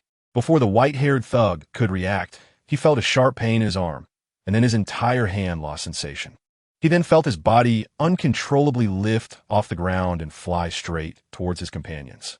A dozen thugs, who were all smiles and preparing to enjoy the sight of the white-haired thug going wild, suddenly saw their companion flying through the air. They couldn't help but gape in astonishment, their eyes filled with disbelief. After all, the white-haired thug was not a lightweight, weighing over 180 pounds. Yet he was lifted and thrown away with one hand. Chapter 175. Ma Hailong didn't expect Lu Yanjun to say, "Let's fight," and actually do it. After all, he was just a teacher. Although he had been doing farm work for a long time and was physically strong, facing off against a dozen experienced thugs made him feel uncertain. As he watched the thugs approach with sinister smiles, panic involuntarily appeared on Ma Hailong's face. "Ma Hailong, we businessmen value harmony and wealth. If you bow and apologize to me now, I will pretend nothing happened and spare you from some pain. What do you think?" Lu Yanjun, noticing the panic on Ma Hailong's face, showed a hint of disdain in his eyes as he leisurely sipped his tea and spoke casually. "You must be dreaming. With your character, you insult the very words businessman. Thugs will always be thugs, and they can never rise to the occasion." Ma Hailong spat, his eyes turning red with anger. "You seek death." Ma Hailong's stubbornness clearly surprised Lu Yanjun. Hearing Ma Hailong's insults, Lu Yanjun raised an eyebrow and violently threw the teacup at him. The cup was filled with freshly boiled tea, meant to warmly welcome Lu Yanjun and Donghui. Even in early summer, steam rose from the cup, indicating just how hot the tea was. Chapter 176. I'll kill you, and you'll take responsibility? The soft words fell into Lu Yanjun's ears like a thunderclap. In an instant, Lu Yanjun didn't even notice how Song Baiyu moved before a gun was pressed against his forehead, sending a shock of horror through him. After so many years on the streets, he had never felt so passive. For a moment, he stood there stiffly, not daring to breathe. Seeing Song Baiyu pointing a gun at Lu Yanjun, everyone in the room felt their minds short-circuit. When did the police become so fierce? If all the police in the world were this fierce, wouldn't the world be at peace? Lu Yanjun certainly dared not move, and neither did his subordinates. Fearing that any action might trigger a misunderstanding from Song Baiyu, who might pull the trigger, Ma Hailong looked at Song Baiyu with admiration. He had long known that with Song Baiyu around, these thugs were nothing to fear. But he hadn't expected Song Baiyu to deal with Lu Yanjun so brutally and directly. However, when Ma Hailong's gaze fell on his daughter's face, he immediately shook his head with a wry smile, for he noticed that his daughter was looking at Song Baiyu with shining eyes. And even a fool could see the affection in her gaze. Chapter 177. Dad, what kind of person do you think Song Baiyu really is? After seeing Song Baiyu off, Ma Nina stood in the yard for a long time without responding. It wasn't until Song Baiyu's figure disappeared at the entrance of Tuazu village that she turned back, her face filled with confusion as she asked her father. "He is not from the same world as us," Ma Hailong said, his gaze still fixed on Song Baiyu, and instinctively responded to his daughter. The shock that Song Baiyu brought to Ma Hailong and his daughter was immense. He had easily defeated the arrogant Lu Yanjun and then shot him dead without blinking, mockingly taunting a deputy-level cadre from the Industrial and Commercial Bureau while the police chief bowed to him. In the end, he even got the cement factory with just a phone call. Before today, Ma Hailong and his daughter had thought Song Baiyu was just a slightly well-off little cop. But after what happened today, they realized that Song Baiyu's mystery was beyond their understanding. Not from the same world? Ma Nina murmured, her expression dimming. Since breaking up with her first love, this was the first time she felt attracted to another boy, only to find that this budding relationship was snuffed out before it even began. Chapter 178. Sister Hua, these are the earrings I bought for you. I hope you like them. As Song Baiyu's gaze fell on the earrings in his hand, he finally found a topic and offered the earrings he had purchased in the Republic of Naiman to Hua Yuanyuan. "Thank you for your kindness, but I can't accept your things," Hua Yuanyuan said firmly after glancing at the earrings in Song Baiyu's palm. Although Hua Yuanyuan's refusal was very straightforward, Song Baiyu's gaze remained on her, clearly noticing the heat and struggle in her eyes. This meant that Hua Yuanyuan didn't dislike the earrings, but was merely protecting herself, unwilling to accept gifts from strangers. Sister Hua, these earrings are just street vendor goods, not worth much. If you feel bad, just give me a little money as if you entrusted me to buy them, Song Baiyu said, casually fiddling with the earrings as if he could toss them aside at any moment. Oh, really? How much did you buy these earrings for? Hua Yuanyuan asked, her previous firmness fading as she anxiously questioned him. Only after she spoke did she realize she had been a bit too eager, and a blush crept onto her face. Chapter 179. Sister Hua, the past is the past. Don't think too much about it. People must look forward. Song Baiyu gently placed his hand on Hua Yuanyuan's shoulder and comforted her softly. It was the first time Song Baiyu had comforted someone, and he found the difficulty of this task to be extraordinarily high, managing to squeeze out just this one sentence. Hua Yuanyuan's pink shirt clung tightly to her body, sending a rush of warmth through Song Baiyu, who felt an impulse to wrap his arms around her slender waist. To his astonishment, just as this thought flashed through his mind, Hua Yuanyuan's body softened and collapsed into his arms, causing him to stiffen momentarily. Hua Yuanyuan's long eyelashes fluttered, and she let out a weak moan, her hands weakly pushing against Song Baiyu's chest as she gently tried to back away, but her body swayed dangerously backward. Sister Hua, what's wrong? Seeing Hua Yuanyuan's pale face, Song Baiyu realized something was wrong and quickly stepped forward to support her. It's nothing, just an old problem, anemia. I just need to sit for a while, Hua Yuanyuan said weakly, her face showing signs of pain. Chapter 180. Under the guidance of Domenia. Song Baiyu and Hua Yuanyuan turned left and right, quickly entering a remote alley within the jurisdiction of the North District. Upon entering the old alley with its bluestone pavement, a cacophony of noises filled their ears, and looking around, the alley was packed with people playing cards and mahjong. Domenia, what are these two doing? As soon as they entered the alley, Song Baiyu and Hua Yuanyuan were stopped by two men in sunglasses, who scanned them warily. One of them asked coldly, Brother Gongzi, they are here to pay back money. Domenia seemed particularly fearful of the man in sunglasses, almost bowing as he answered, his tone unusually humble, completely losing the sarcastic tone he had used with Song Baiyu earlier. Where's the money?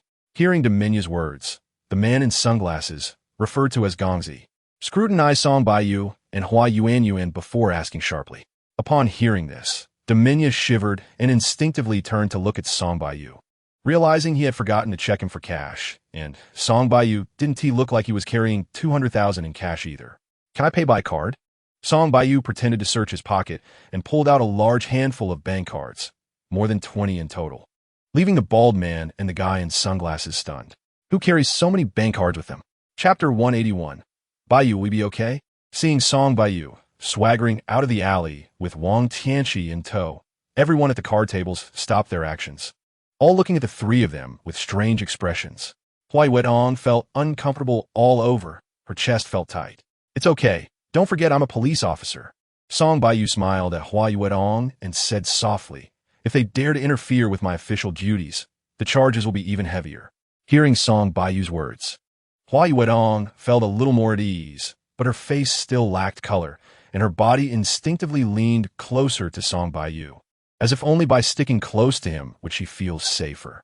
Hua Xiaobo followed closely behind Song Baiyu, his eyes fixed on him with excitement and admiration.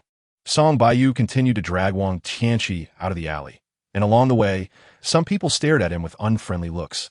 But when they saw Song Baiyu effortlessly carrying Wang Tianqi, they lacked the courage to stop him and only followed at a distance. The tail behind Song Baiyu grew longer and longer, and by the time they reached the alley's exit, there were more than 30 people in the crowd, which was becoming increasingly restless. Chapter 182. Because of Hua Xiaobo's words, the relationship between Song Baiyu and Hua Yuanyuan became awkward. Hua Yuanyuan felt extremely angry and ashamed, her beautiful eyes flickering, no longer daring to look at Song Baiyu. Song Baiyu also felt uneasy, not knowing how to break the silence in the car. So no one spoke along the way. Passing by the Chongqing flower shop, Song Baiyu let Hua Yuanyuan and her brother out. After getting out of the car, Hua Yuanyuan looked at Song Baiyu. Her lips moved as if she wanted to say something, but ultimately didn't say a word. Song Baiyu smiled and nodded at her, then pressed the gas pedal of the police car, heading straight to the city bureau. When Guo Taizhu looked at Wang Tianqi, whose legs were incapacitated. His gaze towards Song Baiyu was strange. Baiyu, I find you increasingly violent. After staring at Song Baiyu for a while, Guotaiju laughed heartily. Song Baiyu smiled non-committally and asked, Director Gua, how's the arrangement for cracking down on prostitution and illegal activities coming along? I just issued notifications to several district police stations, but I estimate it's just for show. It's impossible to achieve any significant results. Guotaiju nodded and said awkwardly, the poverty and backwardness of Jinyang City is not without reason.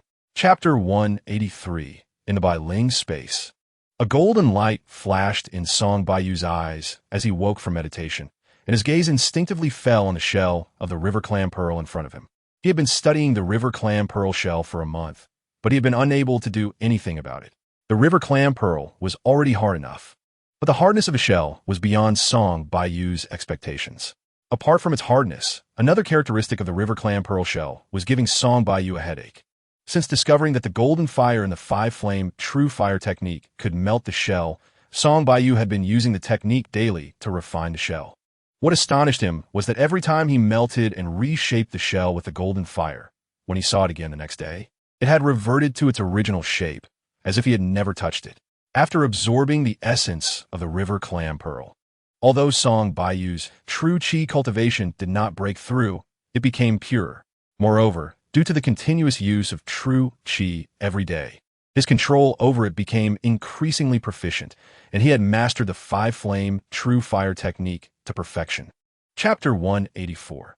Since the incident where Zhang Haiyang forcibly entered his sister's room, Song Baiyu had strengthened security measures, not only setting up a few simple formations in his sister's room, but also in his own. These formations were not lethal, but if a stranger entered, they would be filled with illusions. If one stayed put in the formation, there was no problem, but if they attempted to break the formation without the strength to do so, it would be self-inflicted suffering. Although Song Yuanqing did not understand formations, Song Baiyu had input a mutated true qi into her body, so the formations would not attack her, and she could freely enter and exit the house without worrying about harm from the formations. Speak we want. After sitting down casually on the sofa, Song Baiyu noticed that the two special operations team members were standing still with their heads down, showing no signs of dissatisfaction or resentment. He sighed and asked, once you take something from someone, it's hard to refuse them. After taking the special operations team's credentials, Song Baiyu knew they would eventually come to him for help. However, considering their identity, it indeed spared him a lot of unnecessary trouble. He felt that as long as the special operations team did not go too far, occasionally lending a hand wouldn't be a problem. Chapter 185. Hearing Wu Xiaodai's words, Song Baiyu was stunned. In his imagination, since the Black Arrow organization belonged solely to Steve, it should be a solid unit. However, in reality, the organization was composed of 5 distinct factions, each belonging to one of Steve's identities. What kind of trick is Steve playing? Song Baiyu thought to himself, puzzled by Steve's approach of dividing the power of the Black Arrow organization into 5. Xiaodai, if controlling the Black Arrow organization is difficult, then give it up. Safety first. Seeing Wu Xiaodai's worried expression, Song Baiyu said with concern, Brother, if you had told me to give up while I was in the Republic of Ninen, I might have agreed. But after arriving in Dallas, I found that the struggles in reality are much more interesting than those online. Besides, I am quite safe now, so I won't easily withdraw from this fun and exciting game. After hearing Song Baiyu suggest she give up controlling the Black Arrow organization, Wu Xiaodai's expression immediately became determined. Her eyes filled with fighting spirit. The Dallas that Wu Xiaodai mentioned is a small country in Europe and also the headquarters of the Black Arrow organization. Steve and Storm live there, and after successfully taking over Steve and Storm's power, Wu Xiaodai settled there. Chapter 186. Song Jingru's silky hair cascaded gracefully over her white shoulders. With her bright eyes and pearly teeth, her delicate nose, and 2 alluring cherry lips were captivating. Coupled with her elegantly arched eyebrows and a pair of beautiful eyes that sparkled like morning stars, she exuded an astonishing beauty that one dared not gaze upon directly. I'll let you off this time. The beautiful eyes blinked, and Song Jingru released Song Baiyu's ear, but as her soft hand left his ear, she gently rubbed it. Feeling his sister's subtle action, a warm current flowed through Song Baiyu's heart. In truth, his sister's grip was so light that, even though it had hurt a bit earlier, it no longer did. Yet she still tenderly rubbed his ear, which showed how much she cherished him, further strengthening Song Baiyu's desire to protect his sister. Baiyu, I find it quite strange that the villagers of Tuozi village hired many experts and professors at a high price to solve the land pollution problem. Yet none of them succeeded. How is it that you were able to solve the problem so easily? Song Yuanqing's beautiful eyes stared intently at Song Baiyu, sparkling with a mix of relief and curiosity. Chapter 187. Due to the nature of her work, Song Yuanqing had very few friends to whom she could open her heart. She generally kept her troubles hidden, only daring to show her true self in front of Song Baiyu, who was of a similar age. It could be said that their relationship was not just a simple sibling bond. In a sense, they were more like close friends. Song Yuanqing spoke in a low voice, her beautiful eyes filled with deep sorrow, her fair and smooth face solemn. Despite her best efforts, the situation in rural areas of the Republic was simply too dire for her, as a woman, to easily change. Some pains are burdens that life cannot bear. Song Yuanqing had done all she could, and the rest was left to fate. Baiyu, I have to work tomorrow, so I'll head back to sleep now. You should rest early too. Suddenly feeling a bit dizzy, a wave of fatigue washed over her. Song Yuanqing realized she had unknowingly spent 2 hours in Song Baiyu's study. She abruptly woke up, noticing that Song Baiyu also wore a look of melancholy, and she gently called out to him before standing up and leaving the room. Chapter 188. Stinky Woman. There's a way to heaven, yet you refuse to take it. Hell has no doors, yet you come in on your own. I initially wanted to give you a smooth path for the sake of your daughter, but since you chose not to cooperate, you can't blame me for being rude. Wang Daquan cast a sinister glance at Wang Qingxian, his fiery gaze sweeping over her curvaceous body, clicking his tongue and saying, I didn't expect your daughter to be even more beautiful than you. As soon as Wang Daquan finished speaking, an immense pressure enveloped him unexpectedly.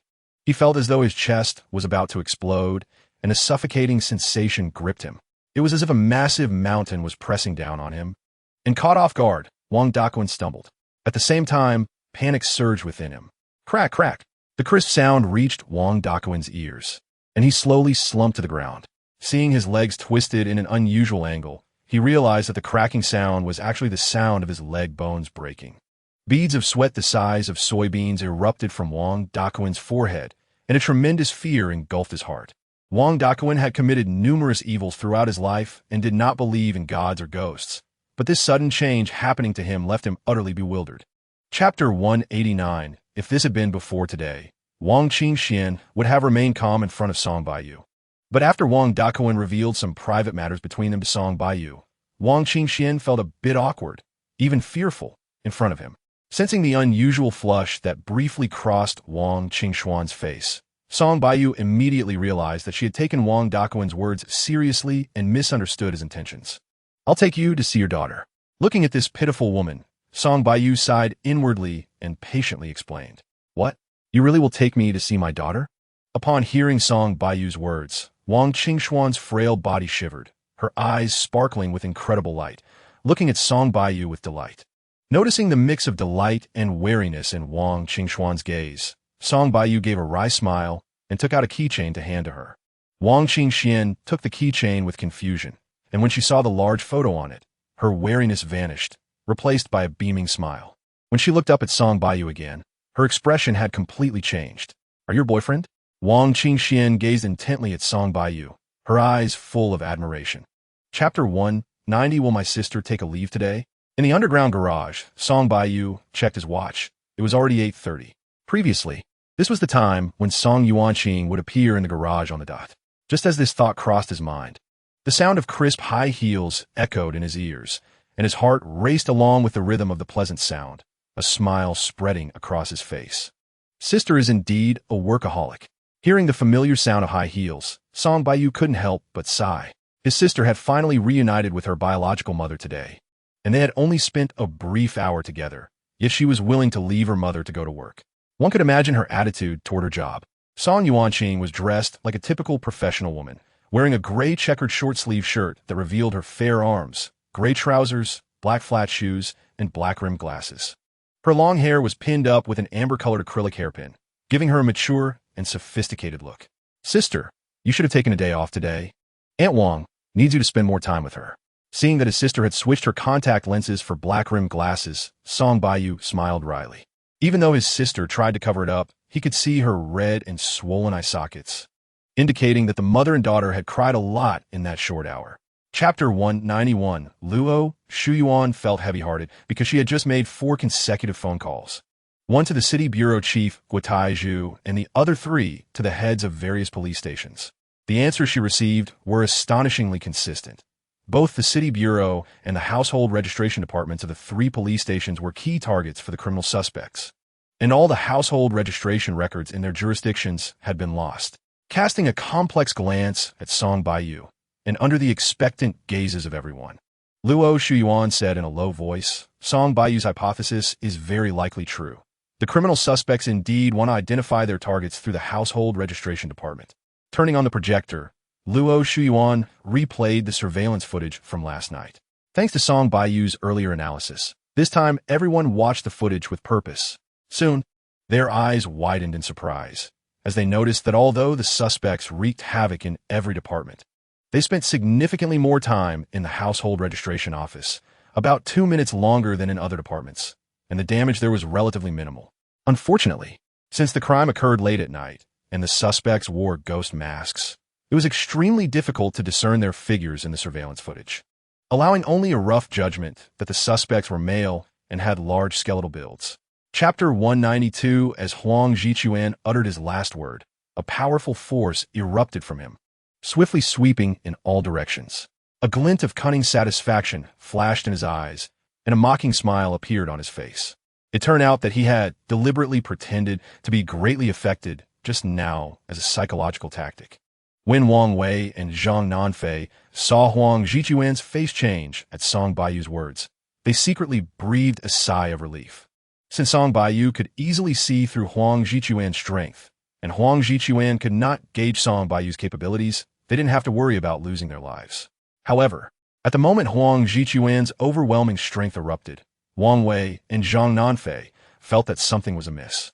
At the same time, their hearts shook violently, and fear and despair appeared in their eyes. The instant Huang Jichuan's power erupted, it was as if the earth shook and the mountains moved, the sound like thunder, and his divine might was overwhelming. Wang Wei and Zhang Nanfei's faces instantly turned pale as they were swept by Huang Jichuan's power. They staggered backward, nearly collapsing to the ground, with a trace of blood seeping from the corners of their mouths and a look of despair in their eyes. How outrageous! The first to be affected, Song Baiyu, was caught off guard and almost suffered serious injuries. Seeing Huang Jichuan shout caused dozens of civilians on West Ya Street to faint. And with Wang Wei and Zhang Nanfei also severely injured, a flash of killing intent appeared in his eyes as he lunged at Huang Jichuan. Chapter 193. Cultivation Ruins. To think there are actually cultivation ruins in this secular world. After reading Huang Jichuan's memories, Song Baiyu was greatly shocked, to the point where he was absent-minded while talking to Wang Wei and Zhang Nanfei. It turned out that Huang Jichuan suddenly became powerful because 7 years ago, during his travels, he accidentally discovered a cave dwelling of a cultivator, from which he obtained the cultivator's techniques and some magical artifacts. Unfortunately, that cultivator had already reached the golden core stage, so those artifacts could only be used by golden core cultivators, rendering Huang Jichuan, who was only at the peak of the late fetal breath stage, unable to use them. Otherwise, today would have certainly been a fierce battle. I never expected that the speed of the evil cultivator's training would be so fast. Remembering that Huang Jichuan had progressed from an ordinary martial artist to the peak of the late fetal breath stage in just 7 years, Song Baiyu couldn't help but click his tongue in amazement. It should be known that the spiritual energy in the secular world is pitifully thin. And if he didn't have magical techniques like the Gathering Spirit Array and Spring and Autumn Formula, he could never reach the peak of the fetal breath stage even after 10 years of effort. However, thinking about how Huang Jichuan had cruelly killed nearly 100 pairs of mothers and children over the past few years to cultivate the blood infant technique, with some women even being kept as tools for venting, Song Baiyu shook his head. The evil cultivator's speed of training is indeed fast, but the sins committed during the process are enough to make their tribulation 1,000,000 times more difficult. Even without the difficulties during the tribulation, Song Baiyu could never commit such heinous acts that would provoke the wrath of both gods and humans. Chapter 194. Boss Qian, you must have heard wrong. Even if we had 10 times the courage, We wouldn't dare to speak ill of you. Seeing his companion Wang Hao frightened by the owner surnamed Qian, and with Song Baiyu standing silently beside him, Li Gang had no choice but to step forward with a stiff neck, apologizing to the owner surnamed Qian with great trepidation. The owner surnamed Qian cast a sidelong glance at Wang Hao, snorting coldly, thinking to himself that as long as they didn't speak ill of him, it was fine. Otherwise, he would let them know how many eyes the king of hell has. Wang Hao was drenched in cold sweat upon hearing this, feeling a chill down his back, his legs trembling. It was at that moment that he realized how nervous he was. Under the intense stare of the owner surnamed Qian, he hurriedly nodded, casting a grateful glance at Li Gang, relieved to have escaped calamity. In fact, the owner surnamed Qian was drunk and hadn't clearly understood what Wang Hao had said. He just wanted an excuse to strike up a conversation with Li Gang, while also trying to scare Wang Hao and Li Gang. Seeing that he had nearly achieved his purpose, he naturally didn't want to pursue it further. Li Gang, how are you preparing the 30,000 yuan I asked you to pay? I'm only giving you 3 days. If you don't pay within 3 days, be careful that I report you to the property management office. The owner, surnamed Qian's gaze fell on Li Gang's face as he asked, puffing out his round belly. Chapter 195. You called us not to leave. Could it be that the slap you received earlier wasn't enough, and you want to continue getting beaten? Song Baiyu looked at the owner, surnamed Qian, mockingly, stepping forward as if to strike. What do you want? I've already called the police. If you dare to act tough, be careful not to end up in jail. Although the owner, surnamed Qian, was on the phone, his attention remained fixed on Song Baiyu. When Song Baiyu took a gentle step forward, the owner, surnamed Qian, was startled and stumbled, nearly falling to the ground. Song Baiyu's slap truly scared the owner, surnamed Qian. For many years, he had lived a life of comfort without any grievances, and he never expected to encounter someone as reckless as Song Baiyu today, who not only slapped him without restraint, but also seemed inclined to continue beating him. This made the owner, surnamed Qian, furious, feeling like he was about to vomit blood. How did he end up encountering someone so unafraid of trouble today? Hello, Director Liu. There are several vicious criminals here threatening my life. Please send someone over to arrest them quickly. Seeing the call connected, the owner, surnamed Qian, shouted as fast as he could, fearing that Song Baiyu would interrupt his call. Chapter 196. Director Liu, do you hope I'm here or that I'm not here? Song Baiyu glared coldly at Lu Haitao and asked indifferently. Although Lu Haitao had always treated Song Baiyu with great respect, Song Baiyu felt no goodwill towards Lu Haitao. Lu Haitao lacked principles in his work. As long as there were benefits to be gained, he could easily distort the truth. If it weren't for the fact that he had some real abilities, Song Baiyu would have long since made him disappear. Hearing Song Baiyu's words, Lu Haitao was drenched in cold sweat. He knew that the new mayor, Song, cared for the people like his children and genuinely wanted to achieve something in politics. Guotaiju had also warned him to tone down his behavior to avoid causing unnecessary trouble from Mayor Song. In fact, he had already been much more honest in the past 6 months than before. What he didn't expect was that, after finally getting a chance to go out and seek opportunities today, he ended up in Song Baiyu's hands, leaving him feeling like he wanted to cry without tears. Director Liu, you should hurry up and handle the case to avoid disappointing the complainant. Seeing that Lu Haitao was trembling and dared not speak, Song Baiyu coldly snorted and scolded. Yes. Seeing that Song Baiyu was no longer pursuing the matter, Lu Haitao instinctively breathed a sigh of relief. Chapter 197. Song Baiyu's excitement was not without reason. Bloodbeard grass, like cold soul grass, is a true heavenly treasure, and bloodbeard grass is even rarer than cold soul grass. Cold soul grass can be found in extremely cold and in environments, and the pills refined from cold soul grass are merely upper-grade king-level pills. However, the growth conditions for bloodbeard grass are even more stringent, and the pills refined from bloodbeard grass can reach lower-grade emperor level. Don't underestimate this difference in grade. The effects after consumption are vastly different. Bloodbeard grass must grow in places with a huge temperature difference between day and night, and not only that, but there must also be a spiritual spring flowing underground.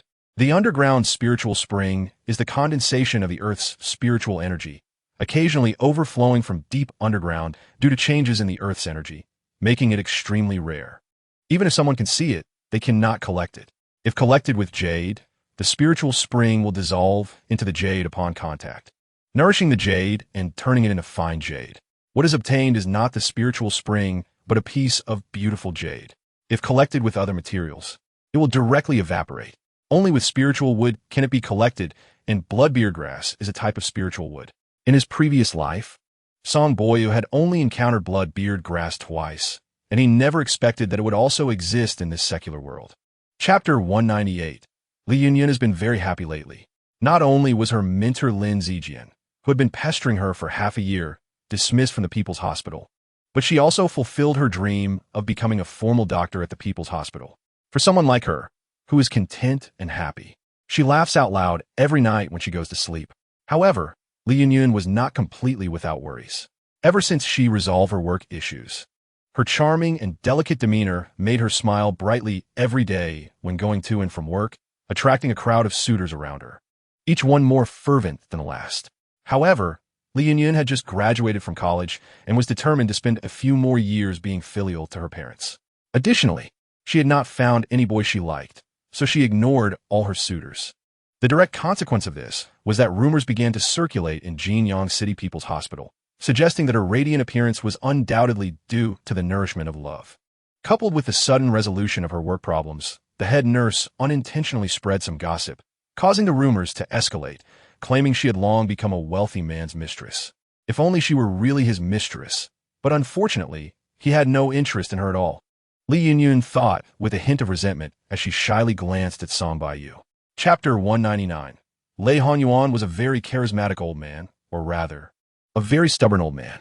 He was charitable, had friends everywhere, and was also fiercely against evil, with enemies all around. Lei Honyuan did not like to ask for help.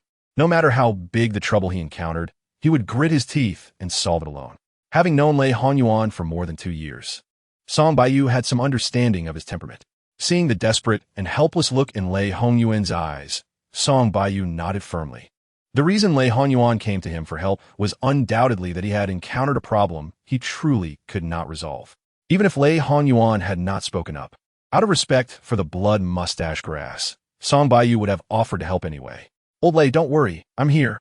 Song Baiyu continued to channel his vital energy into Lei Hongyuan's body, nourishing his withered meridians and regulating his disordered circulatory system. After seeing Song Baiyu agree to help him, but not taking action right away, Lei Hongyuan's eyes were filled with anxious light.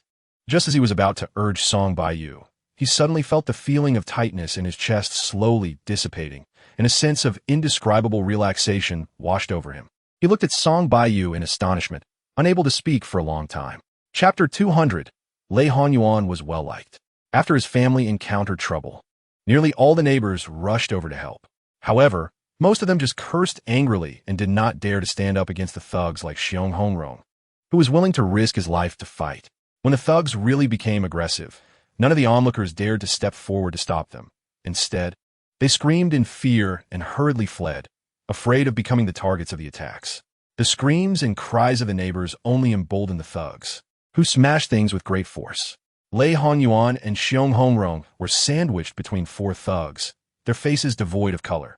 They were just defenseless scholars.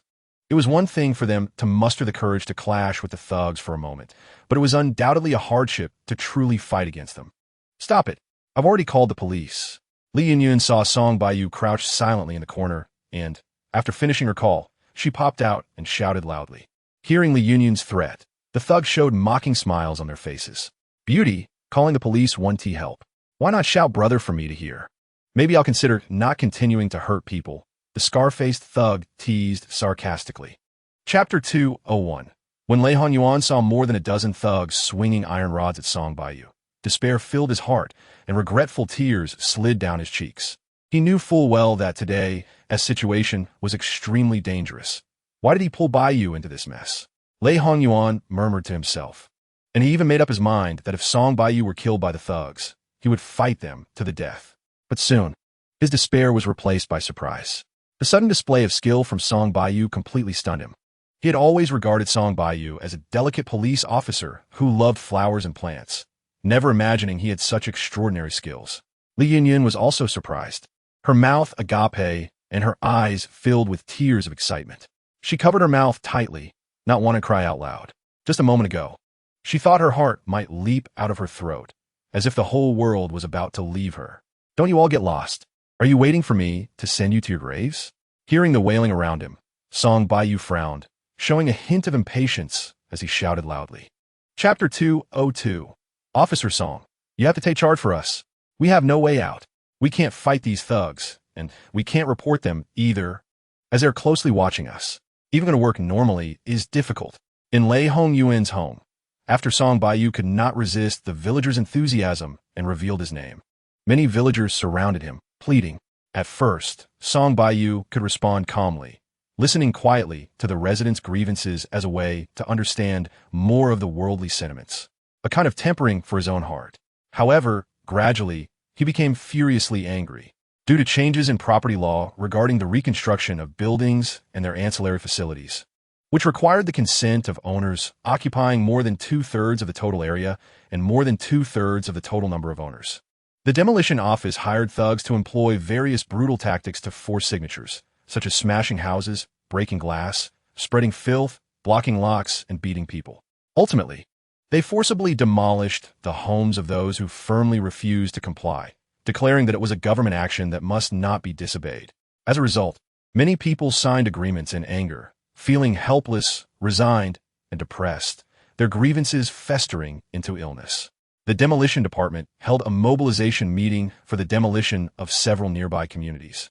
And despite strong opposition from the residents, District Construction Bureau Director Lei Chiron promised on the spot that if the public disagreed with the demolition, it could be halted. However, in the following 2 months, they ignored the community's strong opposition and continued to use various brutal methods to pressure and deceive the people into demolishing their homes. Chapter 203. What are you all looking at? Put down the guns. Li Fuguwei saw his subordinates looking at each other in shock, as if they had not heard his command, and he couldn't help but shout again. It was only after Li Fuguwei shouted 3 times that the police officers from the South City Police Station finally woke up from their stupor, fearfully putting down their guns. It was at this moment that Li Fuguwei realized how dangerous it was to suddenly arm his subordinates with guns. If he had really ordered them to fire, he could not predict who might get shot. Seeing the police officers from the South City Police Station put down their guns, Song Baiyu breathed a sigh of relief. Although he was not afraid of guns, there were many homeowners in the house. If someone really fired and a fatal incident occurred, it would be a huge problem. Brother, we are all from the system. We can sit down and talk about anything. Why resort to knives and guns? Li Fuguwei nervously watched Song Baiyu and, seeing his expression calm down, mustered the courage to speak. Song Baiyu glanced at Li Fuguwei indifferently, but did not speak. Li Fuguwei was just a small fish, not worth Song Baiyu's anger. What puzzled Song Baiyu was who was behind the forced demolition issue. Chapter 204. It's over, it's all over. Seeing that Lei Chiron was also under the control of Guotaiju, Li Fuguwei knew he was completely finished. Although this matter was instigated by Secretary Qin, in this situation, Secretary Qin would probably keep his distance as much as possible. Why would he come forward to stir up trouble for himself? Glancing at the laughing Guotaiju and Song Baiyu beside him, Li Fuguwei felt an unbearable bitterness in his heart. If he could just hold on for one more day, the position of the city bureau chief would be his. But unexpectedly, just as victory was in sight, fate abandoned him. Unless Lei Chiron died and took all the blame upon himself, otherwise he would definitely face dismissal from public office and even the possibility of imprisonment. He glanced at the pale-faced Lei Chiron and thought to himself. Li Fuguwei had considered exposing Qin Yihai, but thinking of Qin Yihai's various methods made him shiver, and whether what he said would be effective was still uncertain.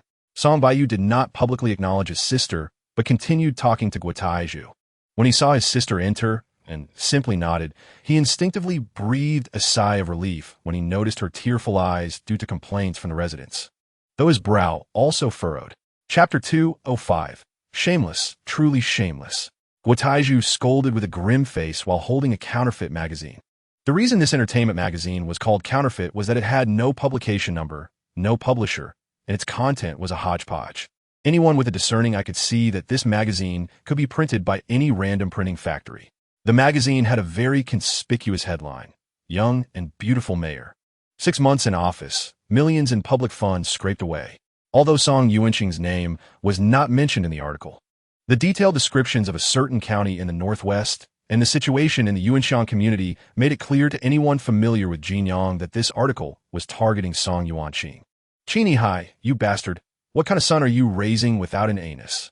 Guotaiju wanted to show this magazine to Song Baiyu, but but after thinking about it, he tore the magazine to shreds. Before he could grasp Qin Yihai's little weakness, he didn't have the courage to face Song Baiyu.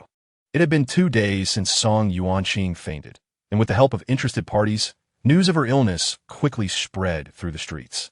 Various negative news and rumors circulated among the neighbors. Guotaiju naturally knew who the instigator was, but he was frustrated that he couldn't find any clues. He didn't even know how many hairs he had pulled out in this time. Chapter 206. Seeing that the achievements of the Taozi village vegetable base were shamelessly claimed by Qin Yihai, while the forced demolition was entirely pinned on his sister. Song Baiyu's eyes turned red with anger, and he was ready to explode. If Qin Yihai were in front of him now, Song Baiyu would undoubtedly shoot him without hesitation. After hanging up on Guotaiju, countless methods flashed through Song Baiyu's mind, each capable of putting Qin Yihai in an irreparable state. The most direct method was to storm in and shoot Qin Yihai, ending it all. No matter how many schemes Qin Yihai had, without life. How would he carry them out? However, hearing the constant rumors and slander around him, Song Baiyu gradually became rational. After all, Qin Yihai was the city party secretary, and his backing was not to be underestimated.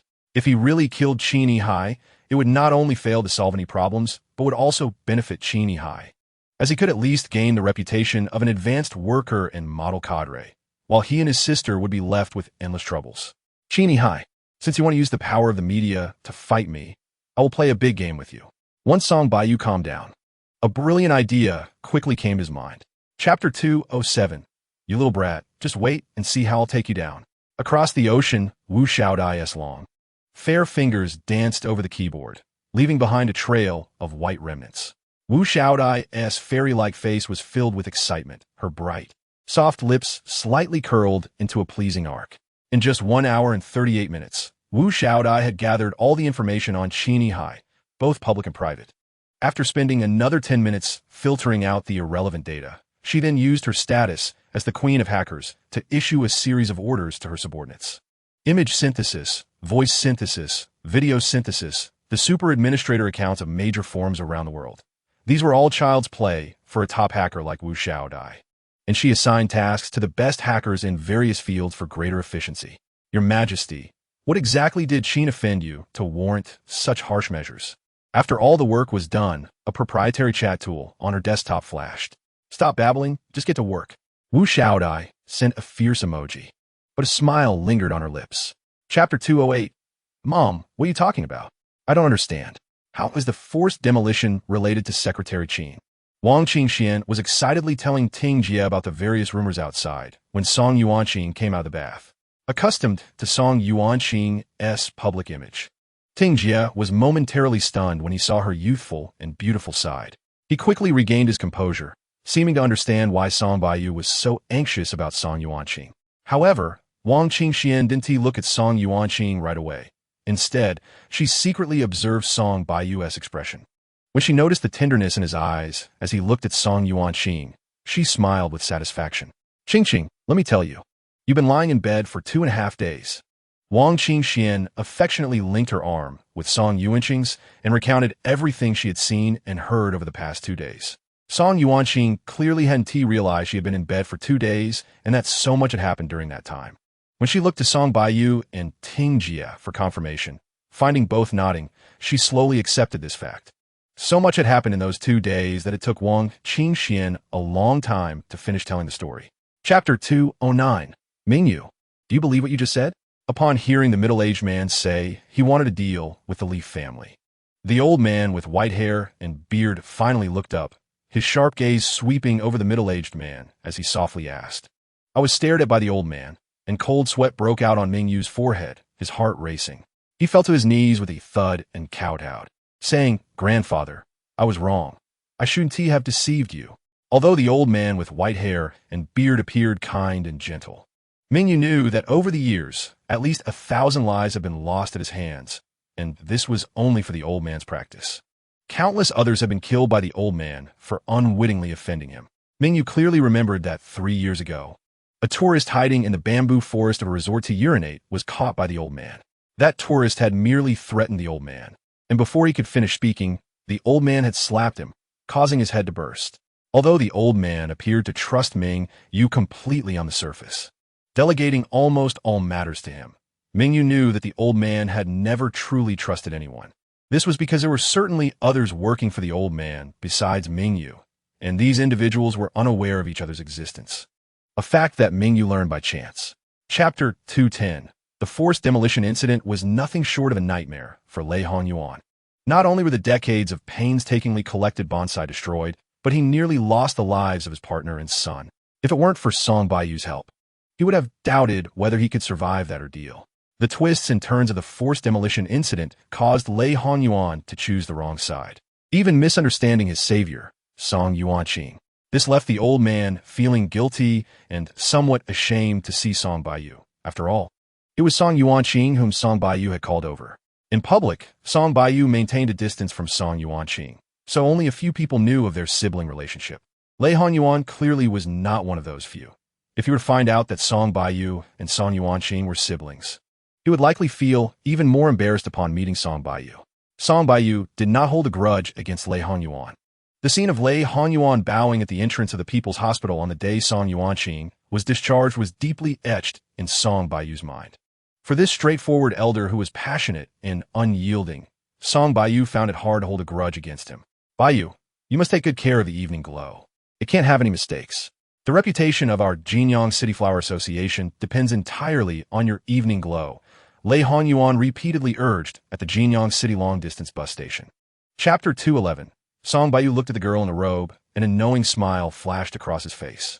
He had seen this girl, named Chun Xiaojun, when he attended Yang Ming's birthday party with Su Tingting. He vaguely remembered that she was Yang Ming's roommate.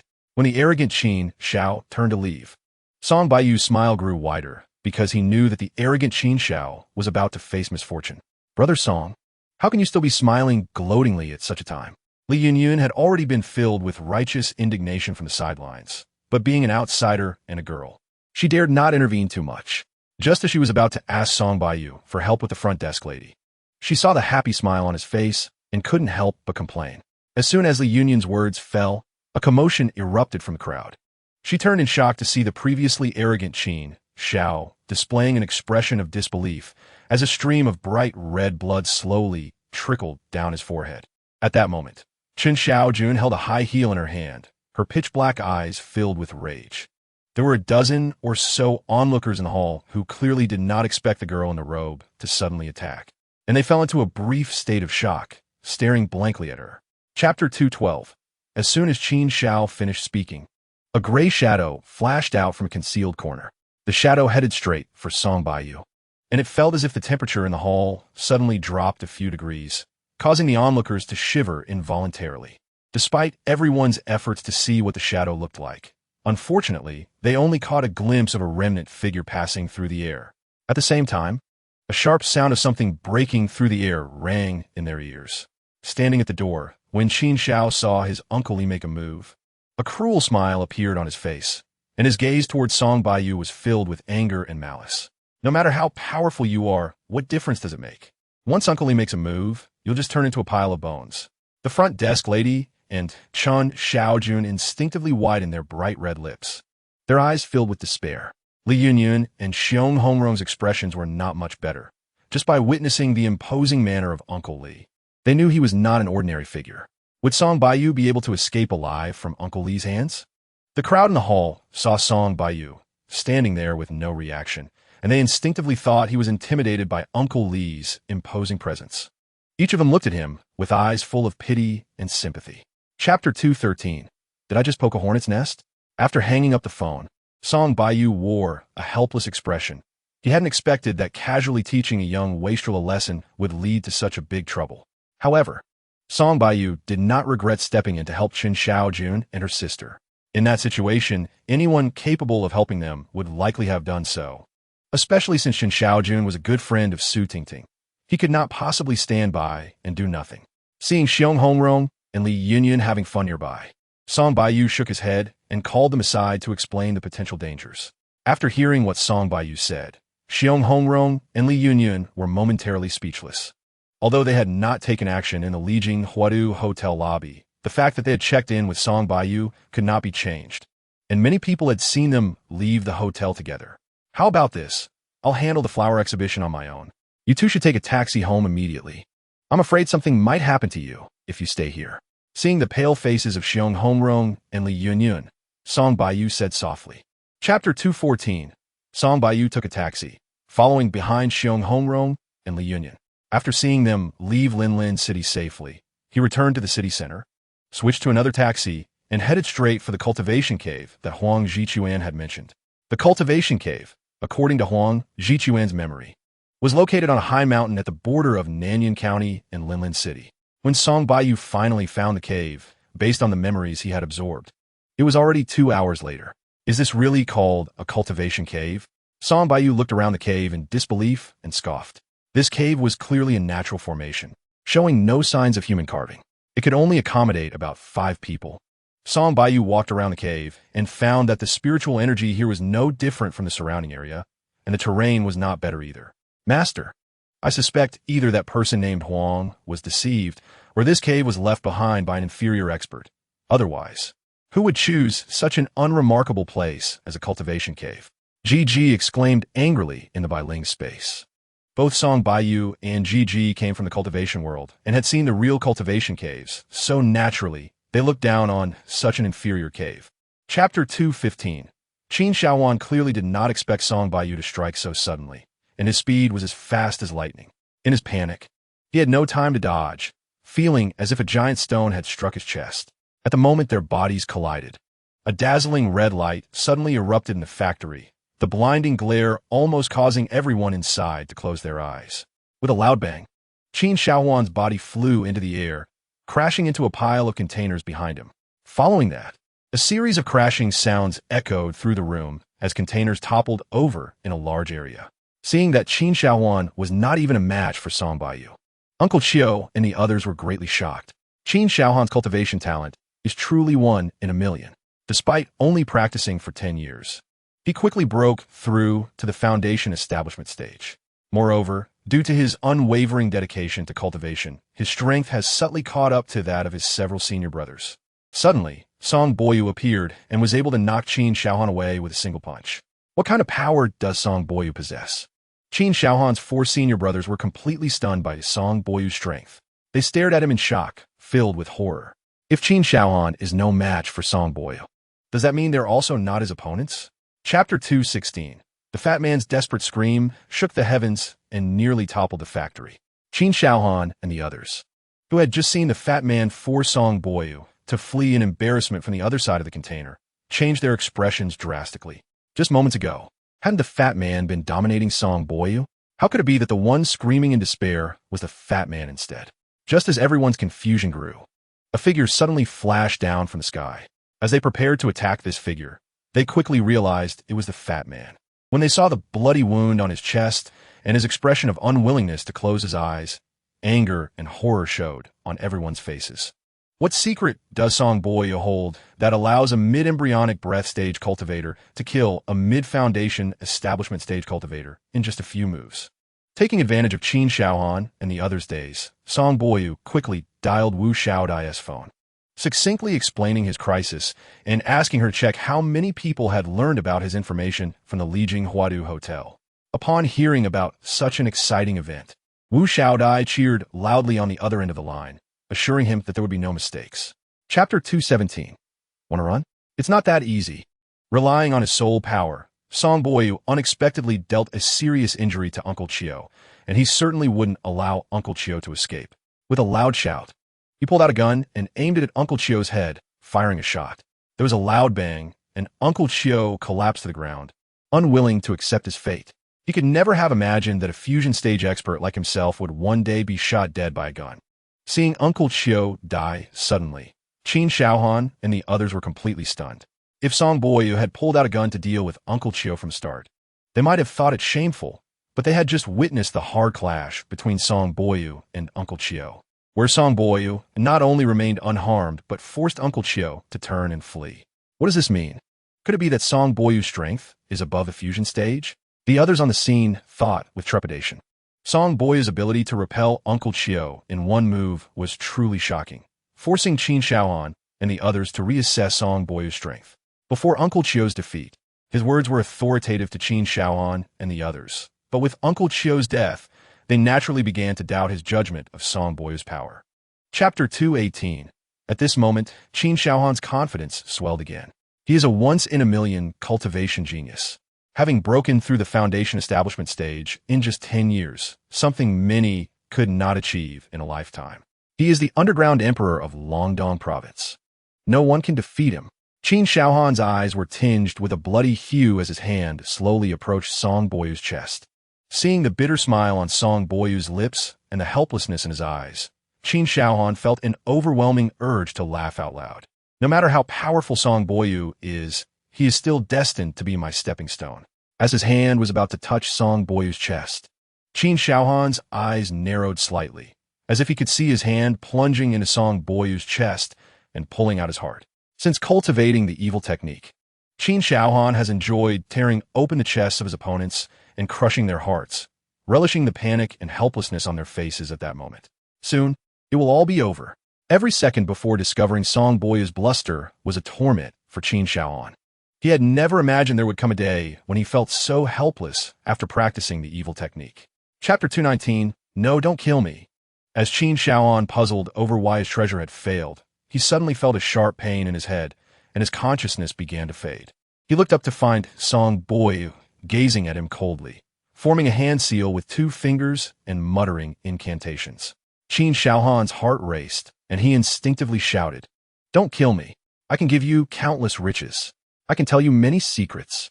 Sensing Song Boyu's determination to kill him, Qin Shaohan was eager to exchange secrets for his life. Unfortunately, he didn't know that Song Boyu practiced soul-capturing techniques. Even if he died, Song Boyu could still learn his secrets without worrying about any concealment. Thus, Qin Shaohan's pleas were destined to be in vain. So that's how it is. A few minutes later, beads of sweat as large as mung beans appeared on Song Boyu's forehead, and his face turned a bit pale. After reading Qin Shaohan's memories, the little bit of true energy he had was exhausted. When Song Boyu discovered that the ancestor of the Qin family was a surviving cultivation expert from the Great Upheaval 200 years ago, excitement appeared on his face. As long as he could find that ancestor, wouldn't he have found the connection between the cultivation world and the secular world, thus being able to enter the cultivation world? Chapter 220.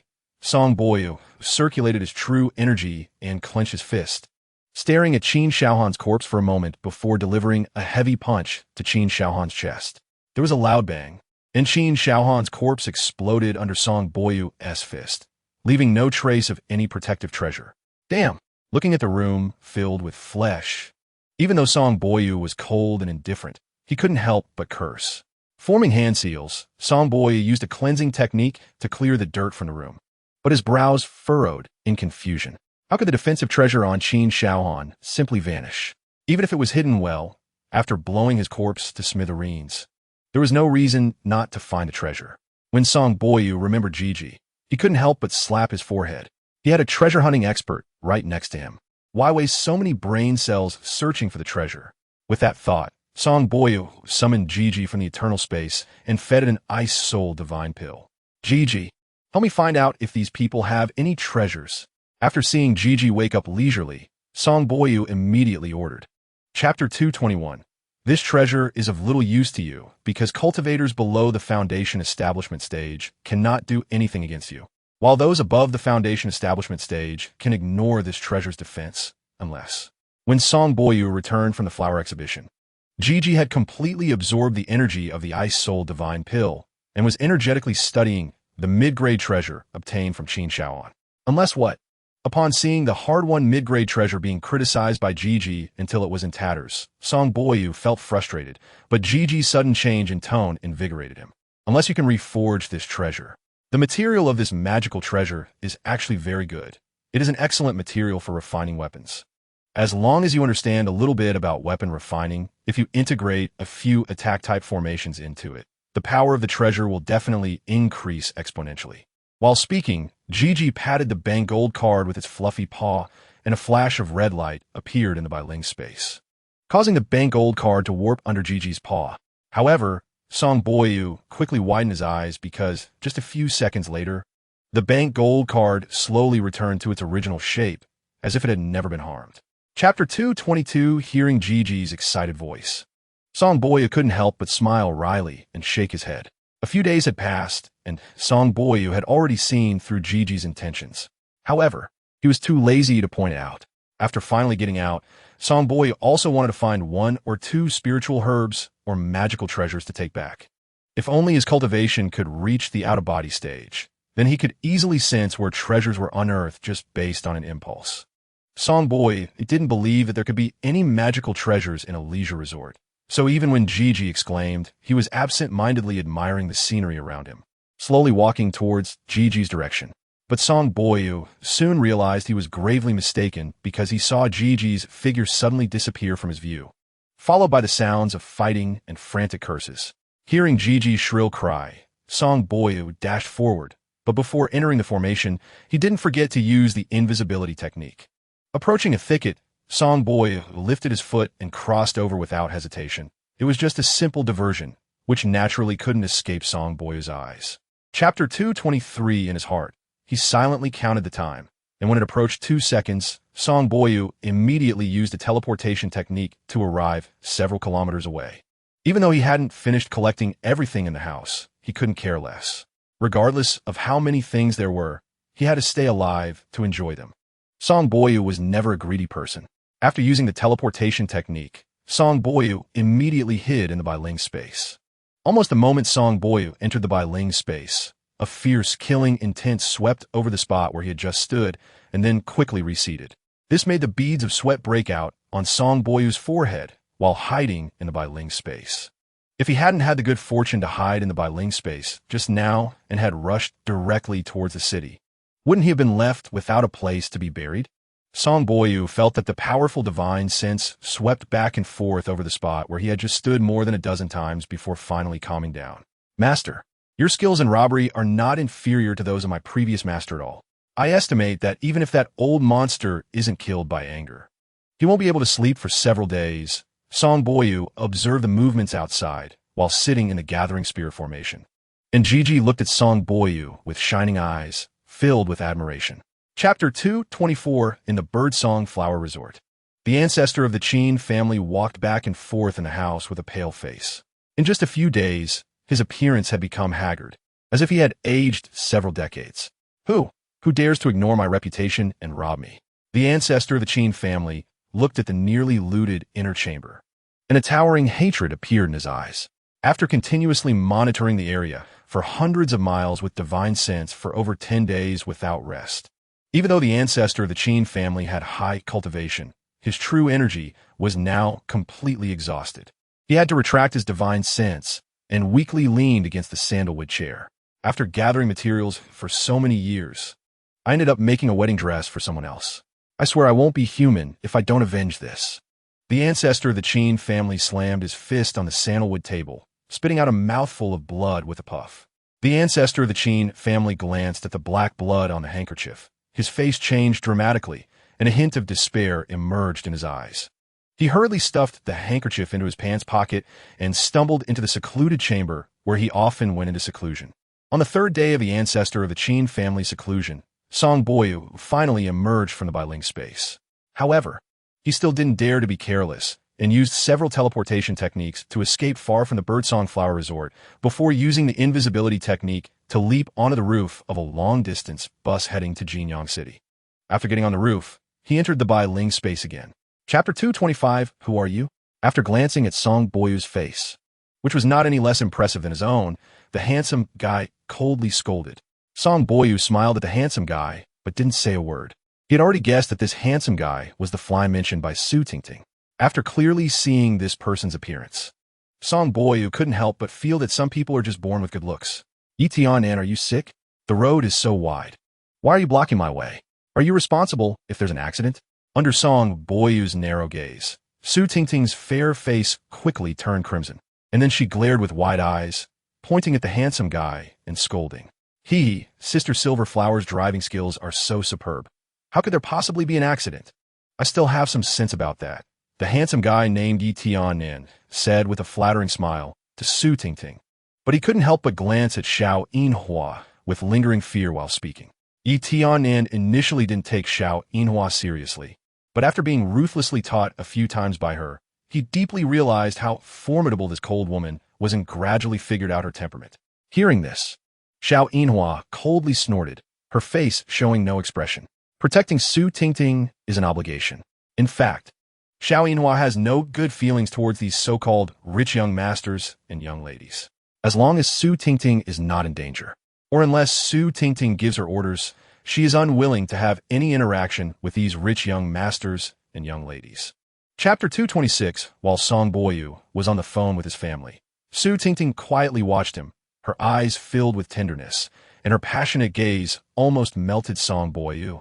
In the nearby Ferrari, Yi Tiannan was about to go crazy watching Su Tingting's affectionate attitude toward Song Baiyu. While he was sweet-talking Su Tingting, he glared fiercely at Song Baiyu, wishing he could devour him. Unfortunately, Song Baiyu had not glanced at Yi Tiannan even once, so he naturally didn't see the expression of fury in Yi Tiannan's eyes. What Song Baiyu didn't know was that his indifference towards Yi Tiannan was more effective than any attack. If they weren't both in the car and on different vehicles, Yi Tiannan would have definitely exploded. Tingting, who is this guy? Is he from Jinyang City? He looks so dark. He can't be a coal miner, right? How could you like someone like this? There's no happiness to be found with someone like him. Yi Tiannan was very clear that Su Tingting had only brought Xiao Yinhua when she left Shacheng, so the boy beside Su Tingting must be a local from Jinyang City, and he naturally looked down on locals. Yi Tiannan, shut up. This is my boyfriend, Song Baiyu. You can criticize me, but you cannot speak ill of him, or else don't blame me for being rude. After hearing Yi Tiannan continuously slander Song Baiyu, Su Tingting's expression changed, and she scolded with wide-open eyes. Chapter 227. Is something really wrong at your home? Luo Shuyuan carefully examined Song Baiyu and found that he didn't look like he was joking. She asked with confusion, there's really something. Seeing the possibility of taking leave, Song Baiyu immediately nodded seriously. Even if there's something, it won't work, because you have been absent for a long time. After discussions between the city bureau and the police station, you have already been dismissed by the police station. Under Song Baiyu's hopeful gaze, Luo Shuyuan said seriously. Seeing Luo Shuyuan's serious expression, Song Baiyu widened his eyes in shock. When did the discipline of the police station become so strict? He used to come to work only sporadically without being punished. Now that Luo Shuyuan and Guataiju knew his identity, why was he being punished instead? Haha, just kidding. You have no sense of humor at all. Luo Xian's serious expression lasted less than 10 seconds before she broke into a happy smile. She took a document from the drawer of her desk and handed it to Song Baiyu, saying cheerfully, congratulations, Baiyu. You're now a member of the police force of Shacheng City. Song Baiyu was surprised when he took the document and saw that it was an internal transfer order. Chapter 228. Original Residents. How did the original residents of the cultivation world enter the secular world? Has the complex formation between the cultivation world and the secular world been broken by someone? After using dozens of escape talismans in succession, the ancestor of the Qin family finally stopped, but a trace of blood seeped from his eyes, and his face was devoid of color. Impossible. Those formations cannot be broken. That guy from the Luyun sect definitely came to the secular world through some other secret method. Thinking about the terrifying formations between the cultivation and secular world, the ancestor of the Qin family shook his head firmly. No, I need to get Mingyu and the others to evacuate the Qin family as soon as possible to avoid unnecessary disasters. Remembering the ruthless style of the Luyun sect, the ancestor of the Qin family dared not hesitate for a moment. He quickly took out his phone and dialed Mingyu's number. On the other end of the line, when Mingyu heard that the ancestor of the Qin family was being chased away, his body instinctively jolted while he was leisurely enjoying a massage from a beautiful woman at the entertainment city. He immediately scanned his surroundings with his spiritual sense. The ancestor of the Qin family made it very clear over the phone that the nemesis of the blood infant technique had arrived. If he wanted to survive, he must not leak any trace of having practiced the blood infant technique. Chapter 229. Surrounded by mountains, Longxi province is no exception even for its capital city, Shacheng. Dazhong Mountain is located in the center of Shacheng, standing at an elevation of 86 meters and covering an area of over 5 hectares. Named for its resemblance to a giant Buddhist bell, Dazhong Mountain is famous for its beautiful forests and deep valleys. As evidenced by the poem, green peaks open like a screen, exquisite as if carved from jade. With the development of the economy, Dazhong Mountain has gradually been developed into a tourist area.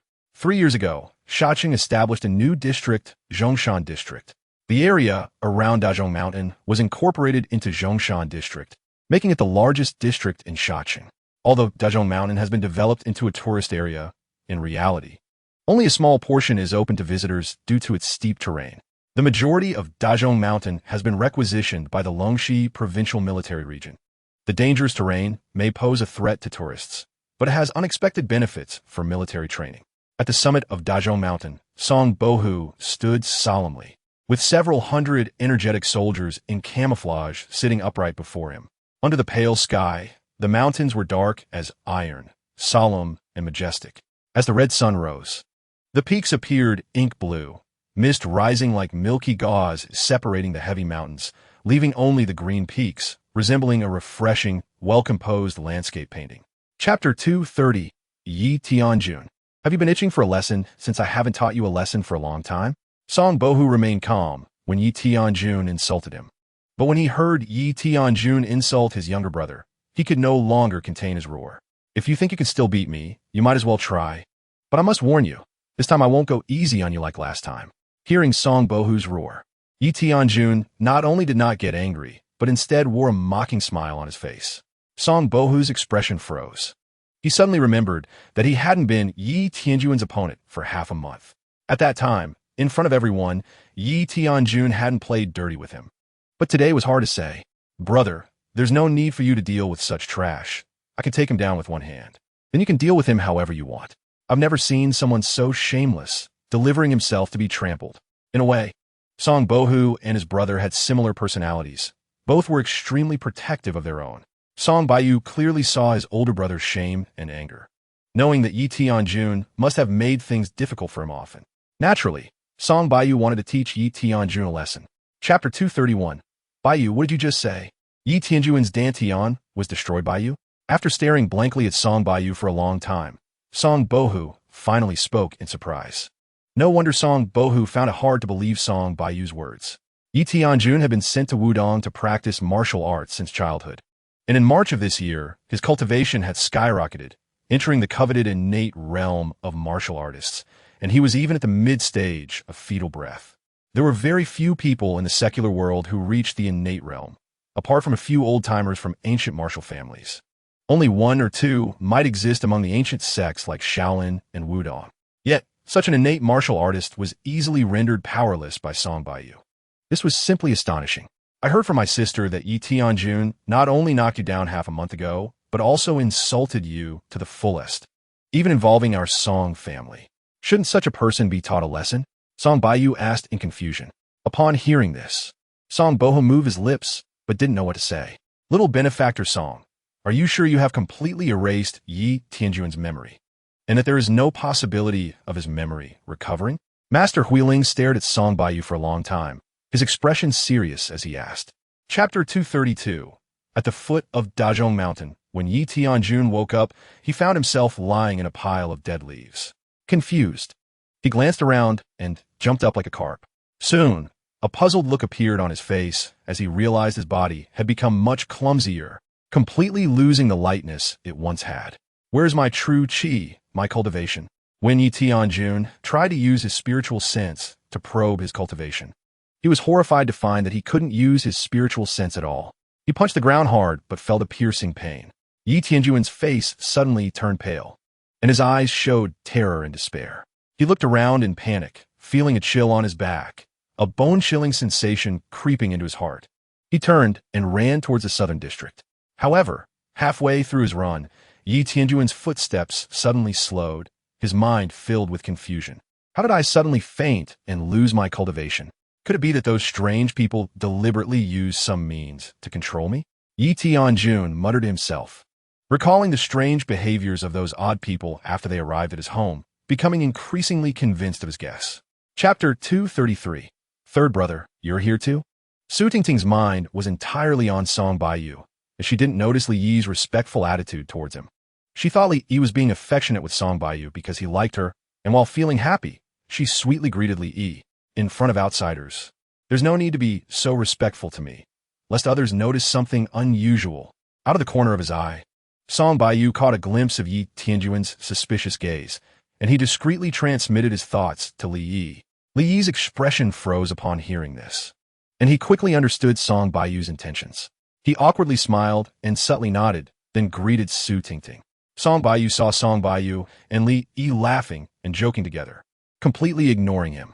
Yi Tiannan's face turned pale and flushed alternately as he repeatedly murmured Song Baiyu's name.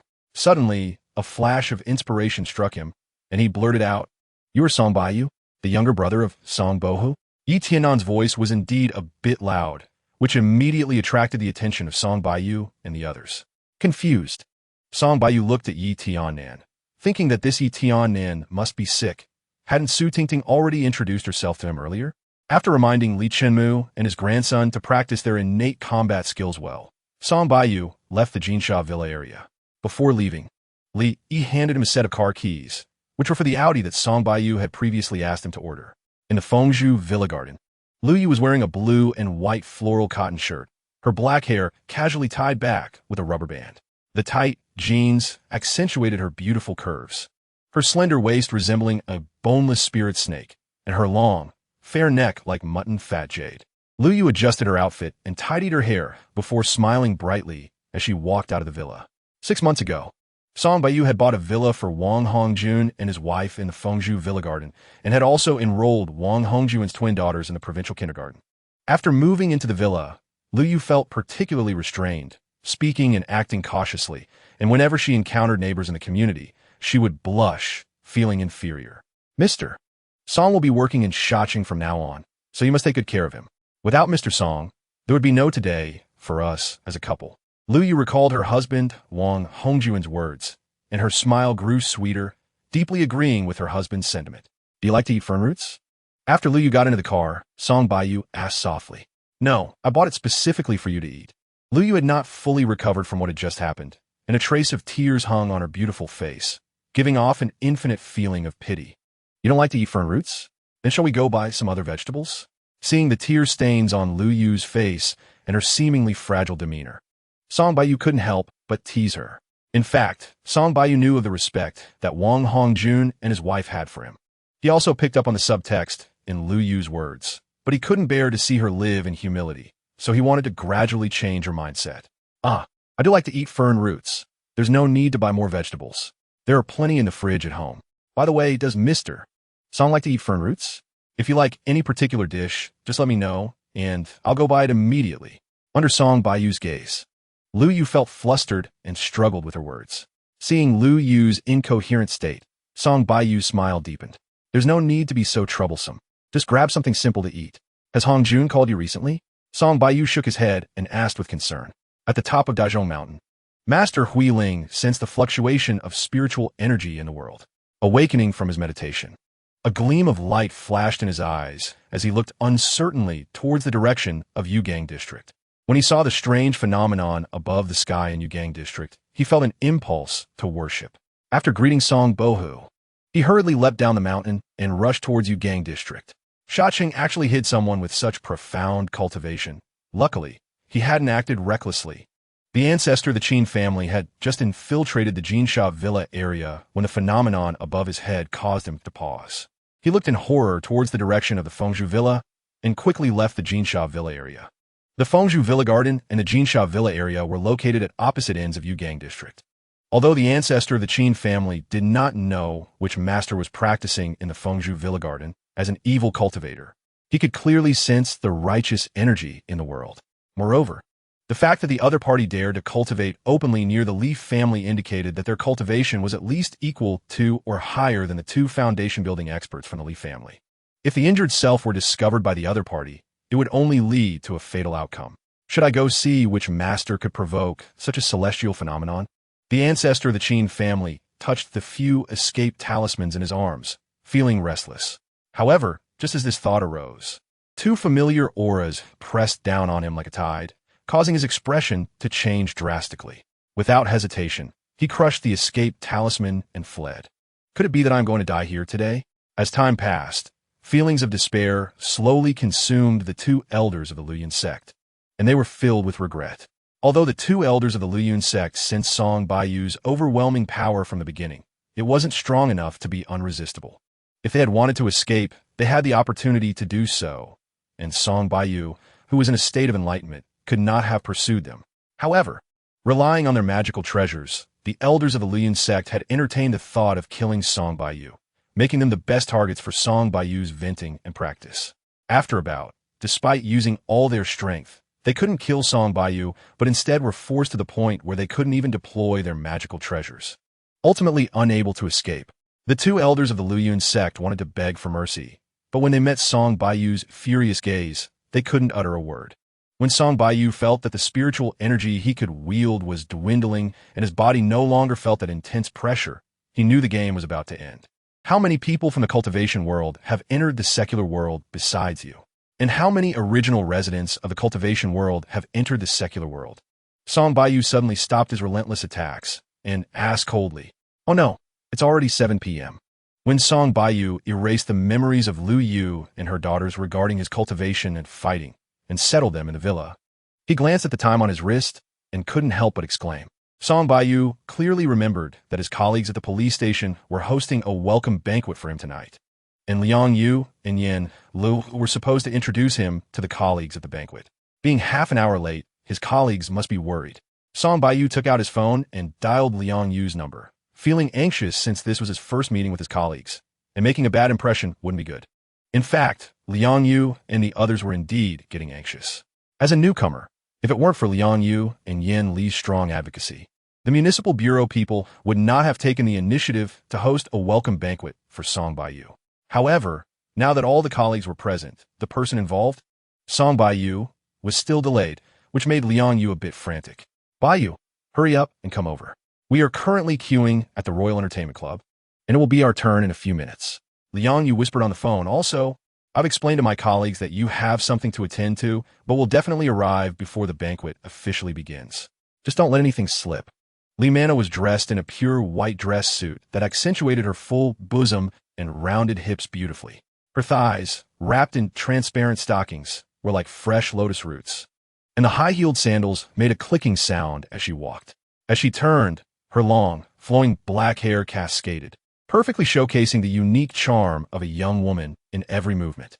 In her low-cut neckline, a piece of translucent jade pendant sparkled brilliantly, and beneath it was her snowy white chest and faintly visible cleavage. Seeing Li Mana gracefully link her arm with Song Baiyu's, her expression completely natural. The group of people behind Song Baiyu were utterly stunned, especially Yi Tiannan, whose eyes bulged out in disbelief. It's important to know that although Li Mana is sexy and alluring, she gives a superficial impression of being flirtatious and promiscuous. But in reality, no man would dare to lay a hand on her. Li Mana is a goddess-like figure in the Royal Entertainment Club, admired from afar, but never to be disrespected. Because all men cannot possess her, they respect and even fear her. However, now she was actively embracing a stranger of the opposite sex, making everyone doubt their own eyesight. Chapter 240, The Body of Xianpin. Regardless of a woman's age, she will always be sexy and alluring, radiating charm, just like Li Mana before them. Even though she is a mother now, she embodies both elegance and sensuality, making it impossible to discern her true age. She can be seen as a youthful girl in her 20s or as a mature and captivating woman, appealing to men of all ages. Heaven is always fair. While it grants women with the body of Xianpin unparalleled beauty, it also ensures they can never attain true happiness. Women with the body of Xianpin possess heavy yin energy, and if the men sharing a room with them have strong yang energy, they might last 3 to 5 years. If weak, they may perish in less than 6 months. Li Mana's husband died less than 6 months after their marriage, and her daughter is a posthumous child. Over the years, Li Mana has managed the Royal Entertainment Club alone while raising her psychologically challenged daughter, living under a cloud of despair with no happiness to speak of. Song Baiyu said nothing, while Li Mana quietly observed him, her eyes filled with a hint of admiration, a touch of mischief, and a glimmer of expectation. Chapter 241. After witnessing the miraculous power of Song Baiyu's Tao, Li Mana showed exceptional enthusiasm for the seductive heavenly demon technique he was about to teach her. However, her beautiful willow-like eyebrows quickly furrowed into a knot, as the seductive heavenly demon technique was too profound and obscure. despite Song Baiyu speaking slowly and clearly. She still couldn't grasp its essence. After all, this was her first encounter with cultivation techniques, and the seductive heavenly demon technique was not something one could comprehend in an instant. If she hadn't seen Song Baiyu cure her daughter's ailment with her own eyes, she might have doubted his sincerity. Song Baiyu understood the difficulty of cultivation. Noticing Li Mana's anxious expression, he patiently explained the complex sentences while practicing the heart-purifying method. Feeling Song Baiyu's gentleness and attentiveness, Li Mana gradually calmed down. While touched, her determination to master the seductive heavenly demon technique grew even stronger. As time passed unnoticed, when Song Baiyu inadvertently glanced at the wall clock, he was startled to find it was already 2 a.m. Chapter 242. When Xiao Yinhua felt Song Baiyu's overwhelming power, a storm surged in her heart, and she couldn't calm down. She couldn't comprehend how a young man from a prominent family could possess such dominating strength. Her own skills had been honed through countless life-and-death battles, and she had even injected gene enhancers. Even within her organization, she considered herself nearly invincible. To be defeated by a young man from a prominent family was a reality too hard to accept. Was she going to die? As she felt herself rising further from the ground, her body completely out of her control, Xiao Yinhua felt a deep sadness. She had survived countless missions without a scratch. Yet today, she was about to die over a jealous dispute. It was more unfair than Dou's plight. Just as Xiao Yinhua was about to hit the ground, she felt as if an invisible force had caught her, landing her safely without a scratch, and at the same time, she regained control of her body. Having narrowly escaped death, Xiao Yinhua glanced at Song Baiyu in shock. This time, she dared not interfere with his intimacy with Su Tingting. She now realized she was no match for Song Baiyu. He had spared her once, and if she didn't know better, it would be a complete humiliation. Chapter 243. After returning home, Song Baiyu entered the spirit-gathering array in the Bailan space. The reason he left Su Tingting without a word wasn't that he no longer liked her, but because he didn't know how to explain being alone with Li Mana in the middle of the night. He was too lazy to explain, preferring to use that time for cultivation instead of standing there awkwardly. After competing with the two elders from the Qin family and the Luoyuan sect, Song Baiyu realized his own low strength. He could bully ordinary people and postnatal experts without issue, but once he encountered real experts, he would only be able to flee. Embarrassed, yet determined, his resolve to cultivate further strengthened. The next morning, the aroma from the kitchen woke him from his meditation. As he walked into the living room, he saw Lu Yu carrying several bowls of porridge from the kitchen. "Hello, uncle." When Wang Xiaodan and her sister saw Song Baiyu, their eyes lit up, and they greeted him cheerfully. Song Baiyu smiled, nodded, and gently patted the heads of the Wang sisters. "Mr. Song, you're up. I was just about to call you. Please wait, I'll bring out the cold dishes right away." Seeing the blush on Lu Yu's fair and delicate face, and her beautiful emerald-like eyes not daring to meet his gaze, Song Baiyu smiled, but said nothing, pulling out a chair to sit beside the Wang sisters. Chapter 244. Wudong Mountain, Qingling Temple. Senior brother, Yi Tianjun called again. "Do you want to take it or not?" A white-bearded Taoist respectfully shouted from outside, his deep voice penetrating through the barriers into the temple. "I won't take it. Even if he begs me 100 times, I won't care about that beast anymore." An old voice came from within the temple, filled with a hint of sadness and helplessness. Upon hearing this, the white-bearded Taoist revealed a knowing expression, sighed towards the door, and strode away from Qingling Temple. "Tianjun, it's not that Master Uncle doesn't want to help you, but you've gone too far. Ask yourself, what was your attitude towards the sect a few months ago, and how did you treat your master?" Months ago, under the guidance of the two elders of the Luoyuan sect, Yi Tianjun made rapid progress in his true energy cultivation and learned the innate battle techniques he had long desired. At that time, to test his skills, he went to the Wudong sect to challenge others, ultimately defeating numerous brothers and disciples, and even sparing none of his uncles. If it were just like this, it wouldn't be a problem. The issue is that the two elders of the Luoyuan sect, in order to take revenge on the practitioners in the secular world, deliberately taught Yi Tianjun the Wudong sect's innate cultivation methods and innate combat techniques, and filled his ears with a lot of bad-mouthing about the Wudong sect. Having learned genuine skills, Yi Tianjun believed the words of the two elders from the Luoyuan sect, thinking that the Wudong sect had always been fooling him with fake techniques. Therefore, when he caused a ruckus at the Wudong sect, his attitude was extremely bad. Chapter 245. Seeing Zhou Yinran's flustered and helpless appearance, Song Baiyu displayed a hint of a cold smile. On the third day of Old Master Song's 80th birthday, Zhou Yinran left home after dropping a letter, and she was gone for over half a year. Zhou Yinran left easily, but Zhou Fucai and his wife were anxious and worried, searching for her throughout most of the capital, checking all the places she might go. After more than half a year, Zhou Fucai and his wife were mentally exhausted, their hair turning mostly white, with Zhou Fucai losing interest in his career, while Ai Yun became ill from worry. Song Baiyu felt no pity for such a willful and selfish girl. He knew very well why Zhou Yanran was afraid to go to the police station. Once she did, it would mean she would soon be found by Zhou Fucai. As the vice-governor of Longxi province, Zhou Fucai had some power, but he could not imagine his daughter was hiding right under his nose. "Officer, I was too anxious just now and mistook this girl's wallet for mine. I have urgent business at my unit. Can I not go to the police station?" Zhou Yanran said, pursing her lips and thinking for a moment, pleading softly. Chapter 246. A few green-haired thugs stared blankly at Song Baiyu, unable to understand what went wrong, as their usual methods had been seen through by this young police officer. "Captain Yin, please take these people back to the police station. I can handle things here alone for now," Song Baiyu said after subduing the thugs, and then called to Yin Lu. Yin Lu nodded in response, then looked meaningfully at Song Baiyu and Zhou Yinran, giving Song Baiyu a hearty pat on the shoulder before taking the thieves to the police station. The sudden change in events left Yin Lu feeling a bit dizzy, and when everything settled down, he realized he almost arrested the wrong person. While feeling embarrassed, he was deeply impressed by Song Baiyu's capabilities.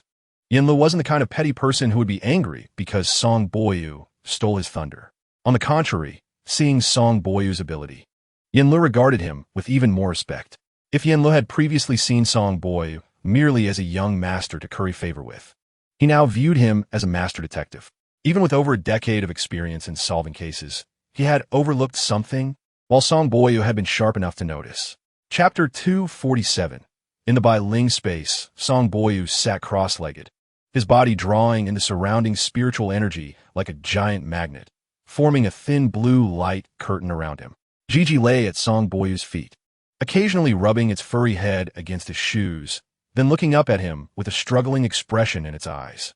When Gigi saw that the time was approaching the hour of the rabbit, it quickly arranged the materials in the Bailing space around Song Baiyu into a formation, then exhaled a milky white gas towards him. "Boss, you've provoked the Luyan sect. This is all I can do for you," Gigi said after continuously exhaling the milky white gas for about 10 seconds. Its eyes dimmed, looking reluctantly at Song Baiyu before it swayed and disappeared from the Bailing space.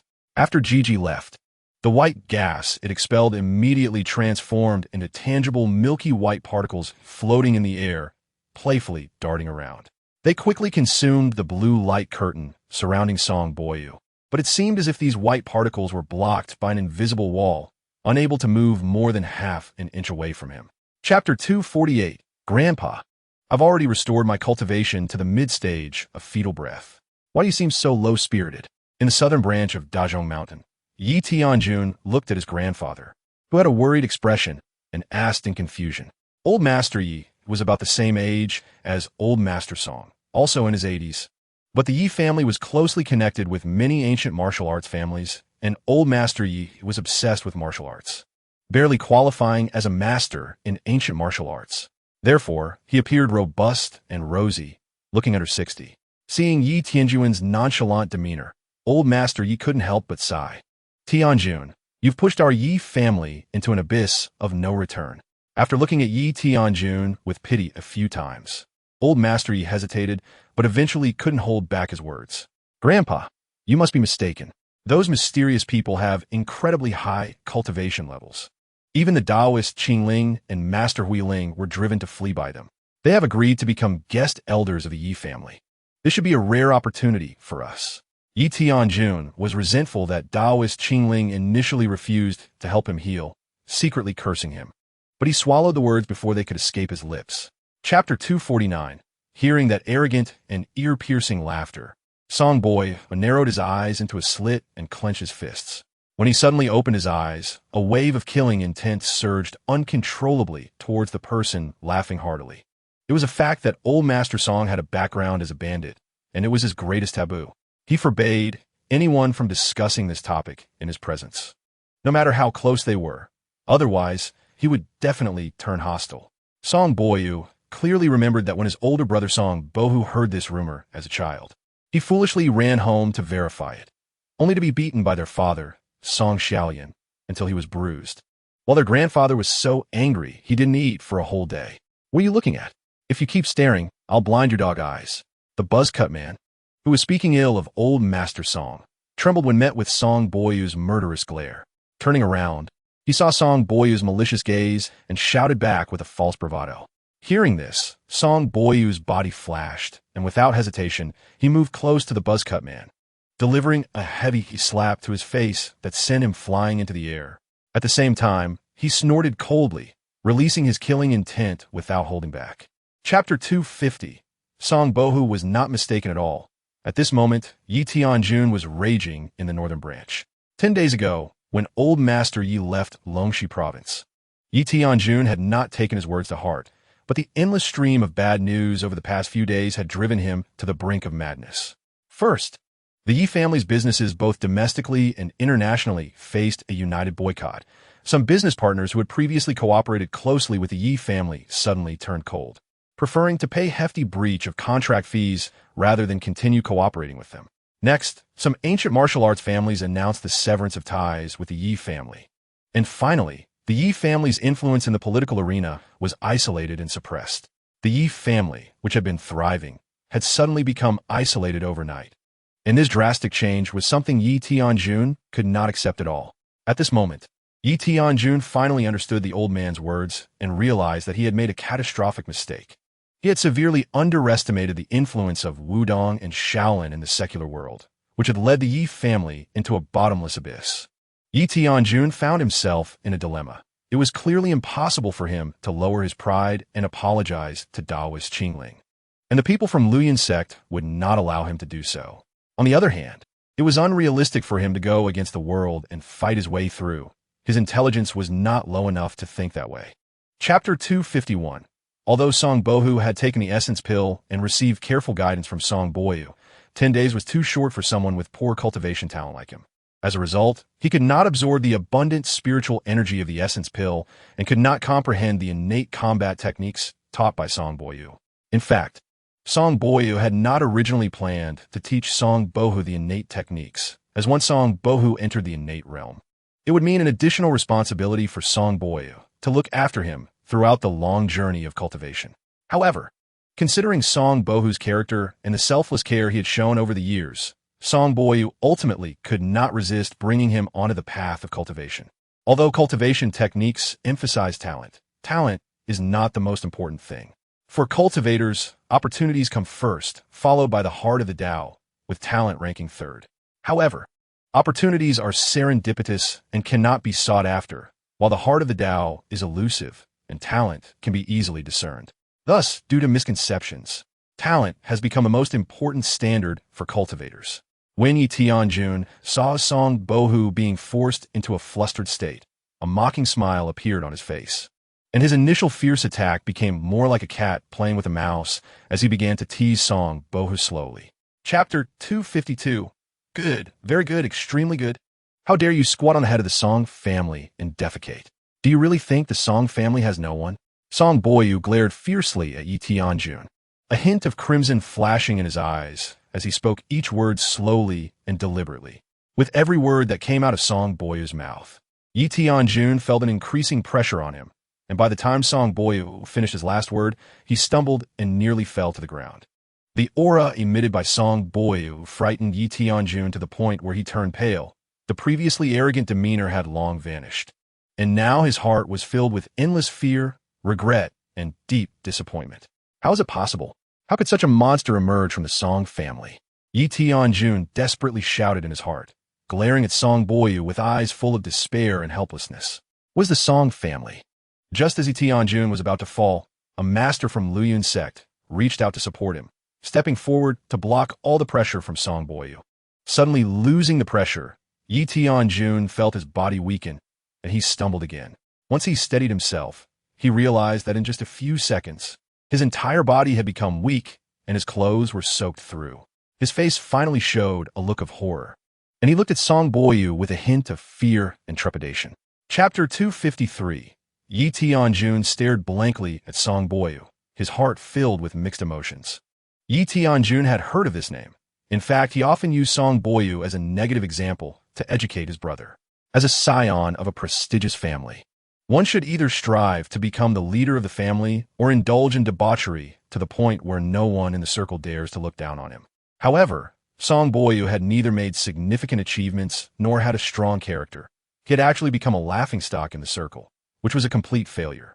Song Baiyu, our two families have been friends for generations, and your grandfather owes my grandfather a favor. Can we just let this matter go? After pondering for a while, Yi Tianjun asked anxiously, "How ridiculous! Did you think about the relationship between the Song and Yi families when you were beating my brother?" Song Baiyu coldly sneered and said sternly, "Don't treat others as fools. That will only make you look foolish." Hearing Song Baiyu's merciless reprimand, Yi Tianjun's face turned pale and flushed. He had never interacted with Song Baiyu and did not understand his temperament. At this moment, being scolded by Song Baiyu made him suddenly realize that the strongest person in the Song family was not Song Baiyu, but rather the one he had previously dismissed, Song Baiyu, who was much more difficult to deal with than Song Baiyu. Chapter 254. Baiyu, you just said I should endure for a few days. Can I recover like a mountain cannon? After the surprise, Song Baiyu raised his head and stared at Song Baiyu, asking eagerly. Upon hearing Song Baiyu's words, all the soldiers of the Song family held their breath, looking at Song Baiyu with longing, almost kneeling to beg him to help treat Song Baiyu. During his more than 10 years in the military, Song Baiyu had achieved great success and prestige due to his outstanding skills and generous character, which also deepened his feelings for the army. Leaving the military suddenly would be more painful than death for him. The soldiers of the Song family saw Song Baiyu as an idol and a brother. To some extent, they even regarded him as a spiritual idol. So they naturally did not want to see him leave the military. Seeing the expressions of the soldiers clearly, Song Baiyu smiled knowingly. Perhaps only someone with his brother's character could earn the support of all the soldiers. If it were Yi Tianjun, such a touching scene would have been impossible. Brother, my pills can bring the dead back to life. What is this minor injury to you? However, you have to endure some pain for a few days. I want to see how old man Yi will give our family an explanation. Song Baiyu patted his brother's shoulder and infused a breath of life into his brother's body. Chapter 255. In Xiangyin Province, Yi family.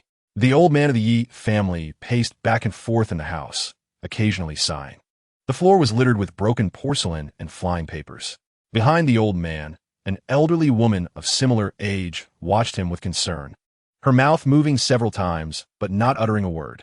This elderly woman was the old man's wife, who had been with him for over 50 years. My dear, the descendants will have their own blessings. Worrying won't help. Don't let it harm your health. After hesitating for a long time, the old lady finally said softly, I'm so furious. It's infuriating. How could Tianjun do such a foolish thing? Upon hearing the old lady's words, the old man exploded like a lit powder keg, roaring loudly. If he were in front of me, I would definitely break his legs. An hour ago, the old man received a call from the Song family. Although Old Man Song had only briefly mentioned the incident at Dazhong Mountain before calmly hanging up the phone, his unusual calmness filled the old man with fear and unease. My dear, Tianjun is still one of us. Are we just going to watch him fall into trouble and do nothing? The old lady asked worriedly upon hearing her husband's words. Chapter 256. In fact, Master Huiling and Taoist Qingling had visited the Leaf family before coming to Dazhong Mountain. After all, a few months ago, the Leaf family caused a huge sensation in the circle when they auctioned off an extraordinary elixir at the NIN auction. Therefore, when their disciple was severely injured, their first reaction was to go to the Leaf family for medicine. Unfortunately, the Leaf family said they had only 2 of that kind of elixir, and they had already auctioned them all off in the Republic of Ninen. Moreover, they refused to mention the source of the elixir. Master Huiling and Taoist Qingling felt angry towards the Leaf family, yet they also felt helpless. It wasn't until Master Huiling visited Hospital Number 5 to inquire about the severely injured disciples of Shaolin that Song Baiyu, feeling pity, mentioned that Song Baiyu possessed the elixir. Naturally, Master Huiling and Taoist Qingling were overjoyed to learn this news and couldn't wait to meet Song Baiyu. Baiyu, this time there are 5 severely injured people from Shaolin. Although Shaolin has been managing quite a few businesses in the secular world, it is indeed a bit difficult for us to come up with $75 billion in liquid assets at once. Master Huiling said with a troubled expression after a brief silence. Chapter 257, Huangxing Vine, Purple Zhu Fruit, Stone Nan Tears. Taoist Qingling stared blankly at the long list of herbs, shocked that many of them he had never heard of, let alone seen. He looked at Master Huiling in confusion, only to find his friend's expression wasn't much better. Huiling, how many of these herbs on the list have you seen? Taoist Qingling asked, nervously nudging Master Huiling's arm. You bull-nosed monk, are you deliberately mocking me? You know I have no interest in flowers and herbs, and I haven't heard of a single one on this list. Master Huiling glared, displeased. This is incredible. We have never heard of these herbs, yet Baiyu can list them off like a treasure. I'm thoroughly convinced of Baiyu now. Taoist Qingling sighed, looking in the direction where Song Baiyu had left. What? Did you doubt Baiyu before? Should I go talk to him? Master Huiling became displeased upon hearing Taoist Qingling's words. The elixir can bring the dead back to life. Baiyu is only in his 20s. How can I believe he can refine such an elixir? Taoist Qingling sighed deeply after casting a dissatisfied glance at Master Huiling. There was once a genius in the Wudong ancestors who studied alchemy for over 50 years before achieving minor success. And the elixir he refined cannot even be compared to the one we have in hand. Chapter 258. This kid is a bit strange. Just as the ancestor of the Qin family was about to retract the green net, his expression changed, and he halted his movements. The ancestor of the Qin family was well aware of the properties of the green net. It had a strong corrosive effect, and even the highest level cultivators would face certain death if caught in it. Knowing this, after ensnaring Song Baiyu, the ancestor of the Qin family immediately thought of retracting the green net. However, when he clearly saw Song Baiyu's appearance within the green net, he was taken aback. Song Baiyu's clothes had long vanished under the strong corrosion of the green net. Logically, Song Baiyu's body should also be gradually corroded. But although he was moaning in pain and the green net had left bloody marks on him, his skin had not been corroded like that of other cultivators. Song Baiyu's true qi was wildly circulating within him, and he was sweating profusely, completely unaware that he had already been captured. He was desperately punching and kicking, but sadly, under the restraints of the green net, he couldn't execute his moves and could only roar to vent his frustrations. Seeing the green net tightening more and more, fearing that Song Baiyu might lose his life, the ancestor of the Qin family immediately retracted the green net and quickly slapped Song Baiyu a few times, intending to subdue him. Chapter 259. Although the ancestor of the Qin family did not know what level of treasure the green net he had stolen from the Luoyuan sect was, he was certain of one thing. This treasure could recognize its master. After nearly 100 years of refining the treasure countless times, he believed he had almost successfully refined the green net. The ancestor of the Qin family thought that no one else could use the green net apart from himself. However, when Song Baiyu waved his hand and retracted his own treasure, it short-circuited the ancestor of the Qin family's mind. I have already given you a chance to escape. It's you who didn't cherish it. Song Baiyu ignored the ancestor of the Qin family's astonishment and took out his newly acquired treasure, the purple gold shuttle. The purple gold shuttle? How could you be from the Luoyuan sect? When the ancestor of the Qin family saw the purple gold shuttle in Song Baiyu's hand, his face turned extremely ugly, and he dared not make any movements. The purple gold shuttle could be considered one of the top 10 fierce weapons in the cultivation world, and the ancestor of the Qin family had naturally heard of its fame. However, he was puzzled as to what kind of identity this young man in front of him had, and how he had ended up provoking such a formidable figure. Chapter 260. Just relax. Think of it as going to the market to buy vegetables. Noticing Lu Yu's nervousness behind him, Song Baiyu couldn't help but speak up, thinking that if Lu Yu continued like this, they wouldn't be able to buy clothes today. Oh, Lu Yu forced a smile on her face, and her stiff body became a little softer. Yes, that's right. Look at Dan Dan and the others. They're doing great. Seeing Lu Yu's expression become more natural, Song Baiyu encouraged her and then led Dan Dan and the others to the children's section on the 5th floor. Once on the 5th floor, the Wang sisters were immediately captivated by the dazzling array of clothes, eagerly touching this and that, their faces filled with excitement. They had never seen such a wide variety of beautiful children's clothing before.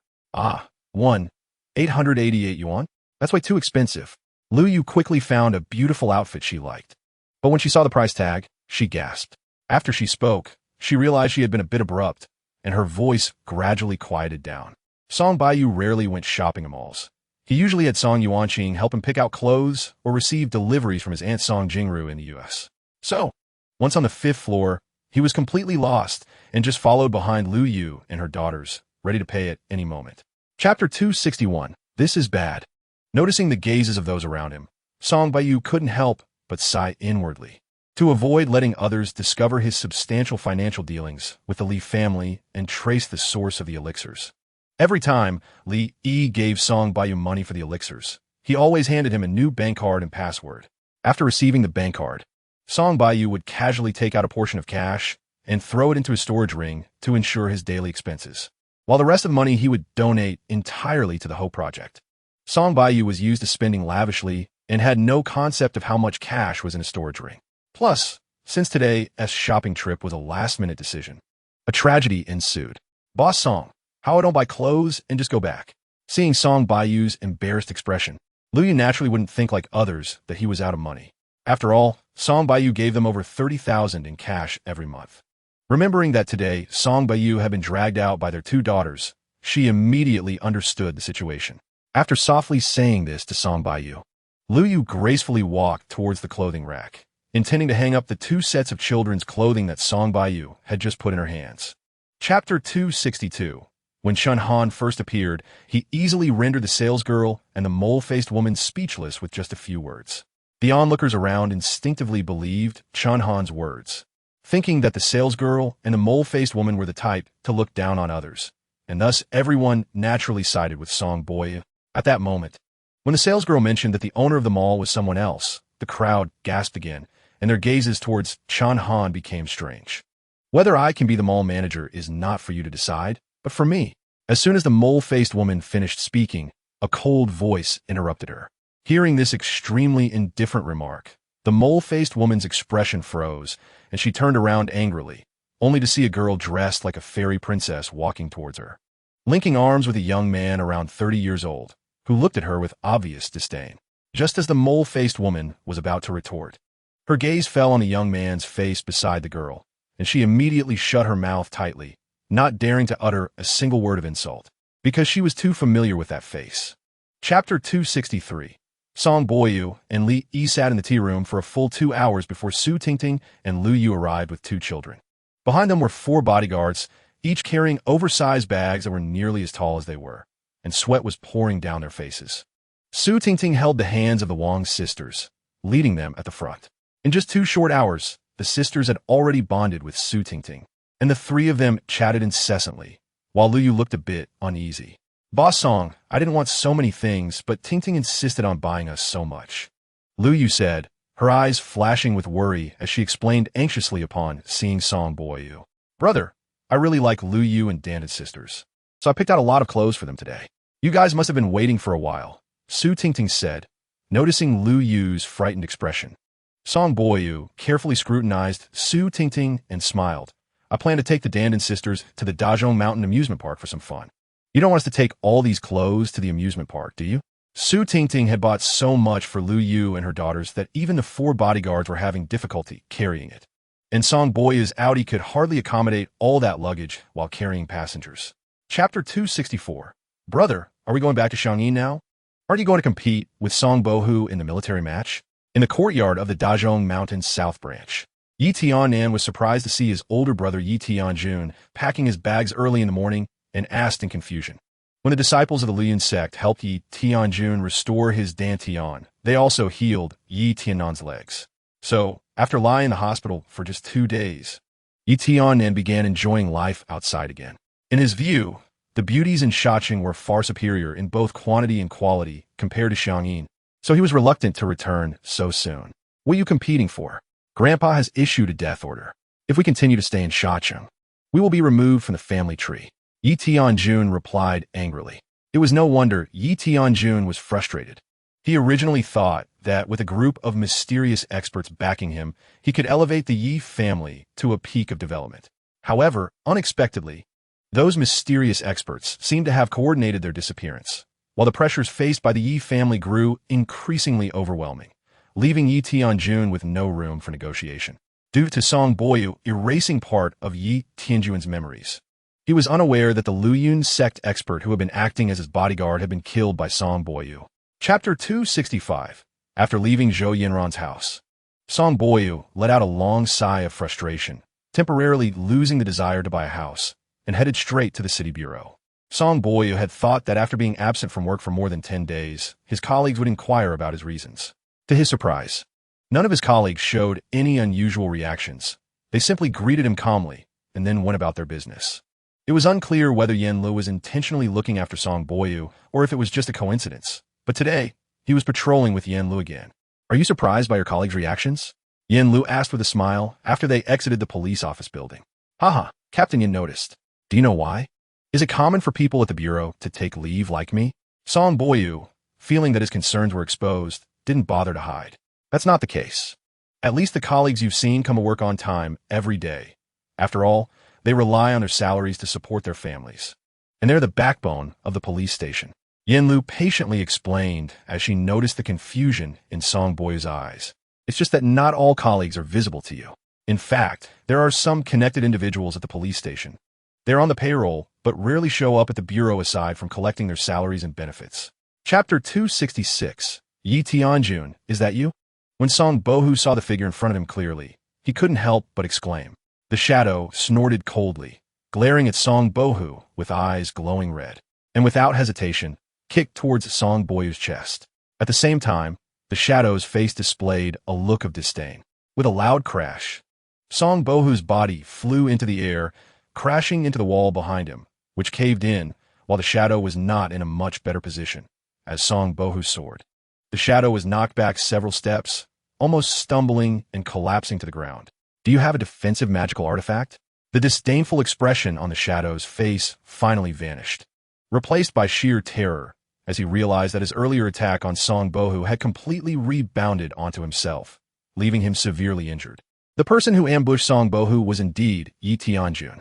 After returning to Xiangyin province 3 days ago, he immediately made arrangements, creating an illusion for all those who were paying attention to him, making them think he had withdrawn. In reality, he had been secretly planning with Yi Tiannan to deal with the Song brothers, and once the timing was right, he sneaked in a shotgun with Yi Tiannan. Chapter 267. It's okay, I understand. Seemingly sensing the guilt on Wu Xiaodai's face on the other end of the phone, Song Baiyu revealed a knowing smile. "Xiaodai, please help me erase any traces of Yi Tianjun and his brother visiting Shacheng today. Make sure no one finds out." Just as Song Baiyu was about to hang up, he suddenly remembered Wu Xiaodia's hacking skills and couldn't help but add, "Okay, I promise no one will find any trace." Seeing that Song Baiyu didn't blame her, Wu Xiaodai instinctively let out a sigh of relief and readily agreed to his request. "Brother, are you planning to take action against the Yi family? I might have some information that could be useful." After hesitating for a moment, Wu Xiaodai cautiously said, "While conducting comprehensive surveillance on the Yi family these days, I accidentally discovered that they are actually involved in vehicle smuggling activities through the military, and they have been engaged in smuggling for quite a long time. Is that so?" Upon hearing Wu Xiaodia's words, Song Baiyu instinctively exclaimed, as he had learned from his grandfather that even though the old man and Ye's grandfather had been in conflict for decades, they had developed a certain camaraderie through their rivalry, and both appreciated each other. Chapter 268. After Song Baiyu threw out the spirit explosion bomb, he silently chanted a spell, and with a loud bang, the violent spiritual energy immediately spread throughout the Bailing space. Feeling that the spiritual energy in the space was noticeably denser than before, a hint of excitement flashed in Song Baiyu's eyes. If just one spirit explosion bomb had such an effect, wouldn't it mean that if he detonated all 6 of the spirit explosion bombs in his hand, the spiritual energy in the Bailing space would increase by more than a third? However, after hesitating for a moment, Song Baiyu still put the remaining 5 spirit explosion bombs back into his storage ring.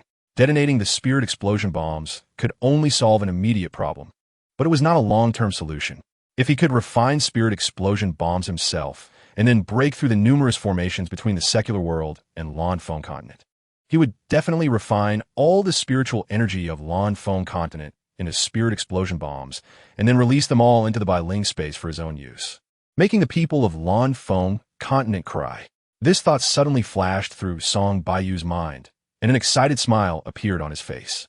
With this thought in his heart, Song Baiyu became unstoppable. He began to study the Lu Yunju in his hands, repeatedly refining the refining materials he had plundered from the ancestor of the Qin family. Chapter 269. I didn't agree to sell it to you, nor did I take your money, so how can you say this herb is yours? There's no such thing as forced buying and selling. The bearded man glared at the man with gold-rimmed glasses and said angrily. When the bearded man said this, there was not a trace of hesitation on his face, and his fierce glare gave off an air of inviolability, overpowering the man with gold-rimmed glasses. I want to see who besides me would be willing to spend $5,000 on your worthless herb. Hearing the bearded man's words, a flash of anger crossed the eyes of the man with gold-rimmed glasses, but after looking at the bearded man's strong physique, he reluctantly put the money back in his wallet. Of course I remember you. How's your mother's illness? When he bought the Dinan grass from the bearded man, Song Baiyu had vaguely heard that the bearded man urgently needed a large sum of money for his mother's treatment, which was why he had marked the Dinan grass at an exorbitant price of 200,000. Seeing that the bearded man still remembered him, Song Baiyu's face was filled with smiles. Thank you for your concern, boss. With your 20,000 cash support, my mother successfully underwent surgery, but she still needs traditional medicine to maintain her health every month. The bearded man smiled honestly, showing a grateful expression. Chapter 270. Boss. I finished refining the cleansing marrow pill. Just as Song Baiyu was about to leave the Bailing space, a voice suddenly rang in his mind. Hearing this, Song Baiyu's face showed an excited expression. Has GG finally returned after such a long time? However, Song Baiyu's brows quickly furrowed again. GG's voice was crisp and playful, while the voice he had just heard was particularly strange. As if it were spoken by a child who had just learned to talk, the words awkward and somewhat stuttering. Boss, I'm Xiaobai. Just as Song Baiyu was wondering if he had been thinking too much about GG lately, leading to hallucinations, the voice rang in his mind again. Song Baiyu could confirm that this time the voice was real. He scanned the Bailing space and finally fixed his gaze on the great white shark in the water area, which was also staring at him motionlessly. Are you the one talking to me? Surprised, Song Baiyu looked at the great white shark and asked in confusion. Song Baiyu rarely interacted with demon cultivators and could not see through the great white shark's strength. In the past, he had merely regarded the great white shark as a seat that could be controlled in the ocean and had never thought he could communicate directly with it. Chapter 271. Seeing Song Baiyu nod, Li Mana's expression relaxed, and her sexy, thin red lips slowly opened to tell the story of Lu Jichuan. Lu Jichuan's former employer was plotted against and driven out of Longxi province, and Lu Jichuan was implicated, losing all the money he had earned over the years and having his legs broken. As Li Mana spoke, she quietly observed Song Baiyu's reaction. When she saw Song Baiyu frown, she continued, because the forces dealing with him are just too powerful. Lu Jichuan was a rural person from another province. After graduating from university, he stayed at a high school in Sha City as a teacher. However, Lu Jichuan was too ambitious. After only half a year as a teacher, he became dissatisfied with the low salary and monotonous life. So he resolutely joined a gang and became the top strategist of that gang. You have to pay for the life you choose. Since he chose a path of no return back then, he should understand that one day this would come. After hearing Li Mana's words, Song Baiyu couldn't help but sigh. His sigh was for Lu Jichuan and also for the Sha City police. Such a big incident happened in Sha City, yet the police hadn't heard a thing. Wasn't that a form of irony? Chapter 272. Because Li Mana was a fellow townsman and friend, Lu Jichuan knew some information about Song Baiyu, such as that Song Baiyu was financially well off and currently held a position in the Sha City Bureau. However, he knew nothing else, and without Song Baiyu's permission, Li Mana also did not dare to casually leak Song Baiyu's information. Lu Jichuan never expected Song Baiyu to come to visit him at this time. Connecting Song Baiyu's identity as a police officer, he thought Li Mana wanted him to turn himself into the police for protection, which made him look at Li Mana with a bit of blame. Lu Jichuan was thinking about how to send Song Baiyu away when a brief, dazed expression suddenly appeared on his face, and his eyes widened in disbelief. He slowly lifted his head, staring blankly at Song Baiyu, as if he had never seen him before. This was because Lu Jichuan could clearly feel the pain in his body slowly easing even disappearing, and the tingling sensation returning to his calves, which he hadn't felt for several days, made him almost doubt whether he was dreaming. Lu Jichuan was very clear about how serious his injuries were. Even if he went to a big hospital, he would spend the rest of his life in a wheelchair. Chapter 273. With the arrival of the long holiday, the hearts of office workers gradually relaxed, and everyone gathered to discuss where to travel during the holiday, their faces showing smiles and expressions that were usually absent. Lu Jichuan's injuries had been diagnosed, and he only needed to rest in the hospital for a month to recover. Hearing this good news suddenly, Lu Jichuan felt unbelievable, and his eyes turned red with excitement. In these few days, Song Baiyu did not visit Lu Jichuan. Instead, Zhang Nanfeng and Wang Wei had been by Lu Jichuan's side, taking care of him meticulously. To Zhang Nanfeng and Wang Wei, since Song Baiyu valued Lu Jichuan so much, it was always right to be attentive to him, and after seeing the energy displayed by Zhang Nanfeng and Wang Wei, Lu Jichuan was even more curious about Song Baiyu's identity. Li Mana had visited Lu Jichuan several times and had informed him of Song Baiyu's plans. When Lu Jichuan learned that Song Baiyu intended for him to become the head of the auction company, his eyes immediately lit up with excitement, and he asked Li Mana to buy a large number of related books from the bookstore. Song Baiyu did not stay on duty until the last moment. On the day before the holiday, he threw a spirit essence pill to each of Zhang Nanfeng and Wang Wei, and then boarded a plane to the coastal city with the great white shark. Chapter 274. Illusion Technique. Boss, are you saying that the large area of reefs we see is all fake? The great white shark is not Gigi. It naturally cannot see through illusions like Gigi does, but that doesn't prevent it from understanding Song Baiyu's words. Upon hearing the great white shark's question, Song Baiyu nodded seriously. In fact, if it weren't for the water column that the great white shark had just sprayed, he might not have noticed this large area of reefs. Let's go take a look at the reefs. After carefully observing the reefs, Song Baiyu instructed. The great white shark, upon hearing this, spat out another water column, and when it found that the water column left no trace on the reefs, it immediately charged towards them. Understanding the great white shark's little thoughts, Song Baiyu couldn't be bothered to point it out. His energy was focused on the mysterious place in front of him. A few seconds later, Song Baiyu and the great white shark appeared on the other side of the reefs, and they both exclaimed in surprise. Just a step apart, the concentration of spiritual energy changed dramatically. On the other side of the reefs, the spiritual energy was dense to an unbelievable degree, while on this side, it remained thin as usual. After directing the great white shark to swim back and forth in the middle of the reefs several times, Song Baiyu was certain that the stark difference in spiritual energy on either side of the reefs was not just his illusion. Chapter 275. The two men speaking were of different heights, both middle-aged, and their skin had a bronze hue, likely due to their cultivation practices. Their skin appeared shiny, and their gazes swept over everyone in the tea house, which immediately fell silent, as if everyone was afraid of them. These two were the highest-level cultivators in the tea house, and after scanning the room and noticing that no one was paying attention to them, they began to whisper. The secular world is not as unbearable as we imagine.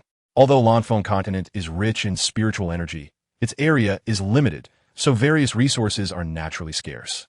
The secular world is vast and rich, with countless spiritual stones. Originally, most of the spiritual stones in Lanfeng continent were contributed by advanced practitioners from the secular world. But now, the secular world has cut off contact with Lanfeng continent for 200 years, and we have fallen into a spiritual stone crisis. The tall man sighed, his face full of worry as he spoke to his companion. Spiritual stone crisis, junior brother. Are you saying that the reason Lanfeng continent is crafting a teleportation array is to solve the spiritual stone crisis? The short man was taken aback and exclaimed, then, if the teleportation array in Lanfeng continent has been successfully researched for several months, doesn't that mean Lanfeng continent has already extracted a large number of spiritual stones from the secular world? Chapter 276. Have you ever seen a so young alchemist like me? Seeing Lu Desheng's curious gaze, Song Baiyu smiled and replied ambiguously. Hearing Song Baiyu's counter-question, Lu Desheng chuckled awkwardly and did not pursue the topic further. He merely regarded Song Baiyu as an alchemist out of politeness. Even if Song Baiyu admitted it himself, Lu Desheng would not believe him, as the few alchemists in Lanfeng continent were all ancient monsters over 100 years old. If Song Baiyu were to be said to be a disciple of an old monster, it would have been somewhat credible. Excited to have unexpectedly obtained several large packages of spiritual herbs, Song Baiyu walked through the market almost with a smile. After acquiring the spiritual herbs he wanted, his expectations for the market diminished significantly. He had once considered selling a few of the pills from his storage ring, but after thinking it over, he dismissed the idea. Lanfeng continent was so small, and renowned alchemists knew each other well. If he suddenly appeared, he would surely become the target of many. Chapter 277. Huh? Why did the aura suddenly disappear?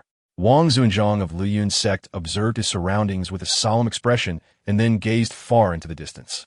Discovering that the sea was calm, with not a single shadow in sight, he couldn't help but exclaim, "Could it be that the one who bought the incense burner is a demon cultivator?" Glancing suspiciously at the sea's surface, Wang Zunzhang slowly turned around and leaped away from the shore. A few minutes later, Wang Zunzhang returned to the same spot, bombarding the sea surface with his true energy, then snorted coldly before crushing a talisman and disappearing without a trace. Phew! In the Bailing space, Song Baiyu let out a long breath. The moment he stepped out of the market, he felt himself being locked onto by a powerful aura. Sensing danger, he immediately used a teleportation technique to reach the shore, affixing the Ru E to the great white shark and ordering it to dive into the deep sea at full speed. Fortunately, with the Ru E, a divine artifact, by his side, or else this time would have been disastrous. After noticing that the expert who had locked onto him had left, Song Baiyu couldn't help but exclaim in surprise. Although he didn't know how an expert from Lanfeng continent had suddenly noticed him, he knew he was definitely no match for the opponent, as the gap in their realms was simply too great. Chapter 278. Yes. Zhou Yinran has no relation to our Baiyu anymore. Realizing she had misspoken, Song Jingru quickly tried to make up for her mistake, succinctly explaining to Su Tingting about Song Baiyu's annulment of the engagement with Zhou Yinran. Song Jingru had never been fond of Zhou Yinran, so her tone was naturally not pleasant when speaking of her. Although her words were factual, they had undergone some artistic embellishment. At first, Su Tingting felt a bit anxious, especially when she saw that Song Baiyu was reluctant to agree to live together with her. Her worries were clearly written on her face. However, after hearing Song Jingru's words, she sighed in relief, and her gaze toward Song Baiyu was filled with guilt and pity. Xiao Yinhua also looked at Song Baiyu in surprise, as she never expected such a powerful man would have an unflattering romantic history.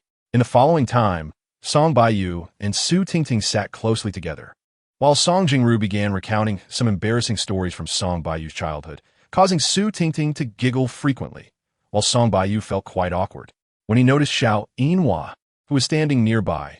Also unable to hold back her laughter, he began to admire his aunt's strong, infectious charm. Chapter 279. Mature, steady, confident, optimistic, witty, and wise.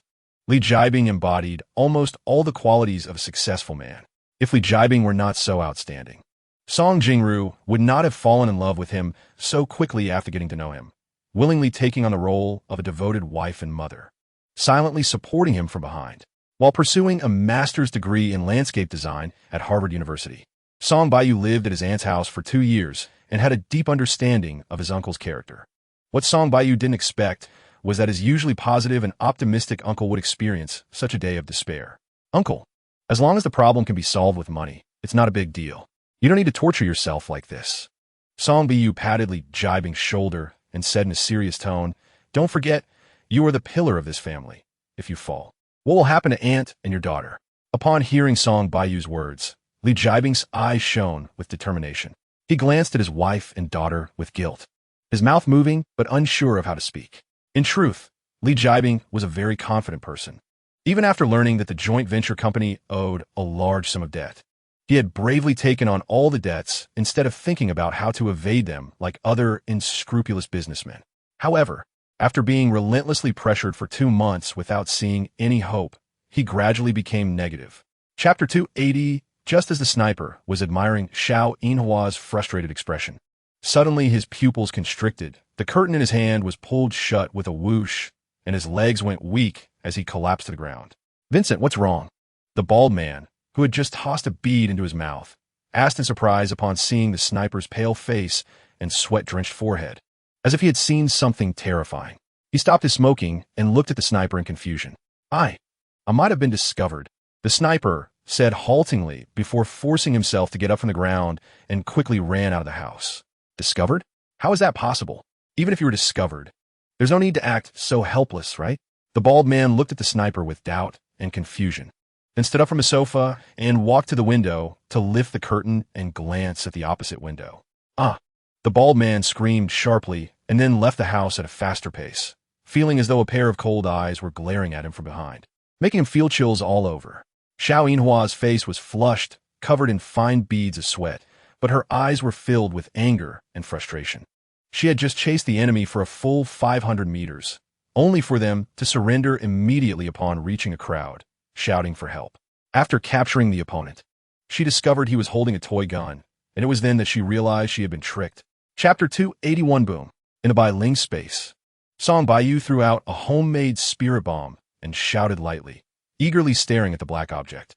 With a loud bang, the spirit bomb exploded, but it was not the huge sound that Song Baiyu had anticipated. What went wrong at which stage? Song Baiyu took out the spirit bomb he had bought from the Lanfeng continent market, carefully wrapping it with his spiritual sense. His brows knotted together. After experiencing the rich spiritual energy of the Lanfeng continent and learning that the spirit bomb could compress spiritual energy, Song Baiyu was eager to refine a similar magical treasure to compress all the spiritual energy of the Lanfeng continent into a small space for his own use. Unfortunately, after dozens of failures, the spirit bomb he replicated had no issues, but every attempt to improve it hit a wall. Through analysis, Song Baiyu discovered that the key part of the spirit bomb consisted of two components. One was the formation, and the other was the talisman. The spirit bomb had low requirements for materials. Ordinary refined iron ore was enough. But the critical part was still the arrangement of the formation and the drawing of the talisman. Chapter 282 Among the dozen or so creditors at the press conference. Hardly anyone believed that Li Jiabing could come up with $50 billion in liquid funds. If Li Jiabing could suddenly throw out $50 billion, he wouldn't have been driven nearly mad by everyone over the past 2 months.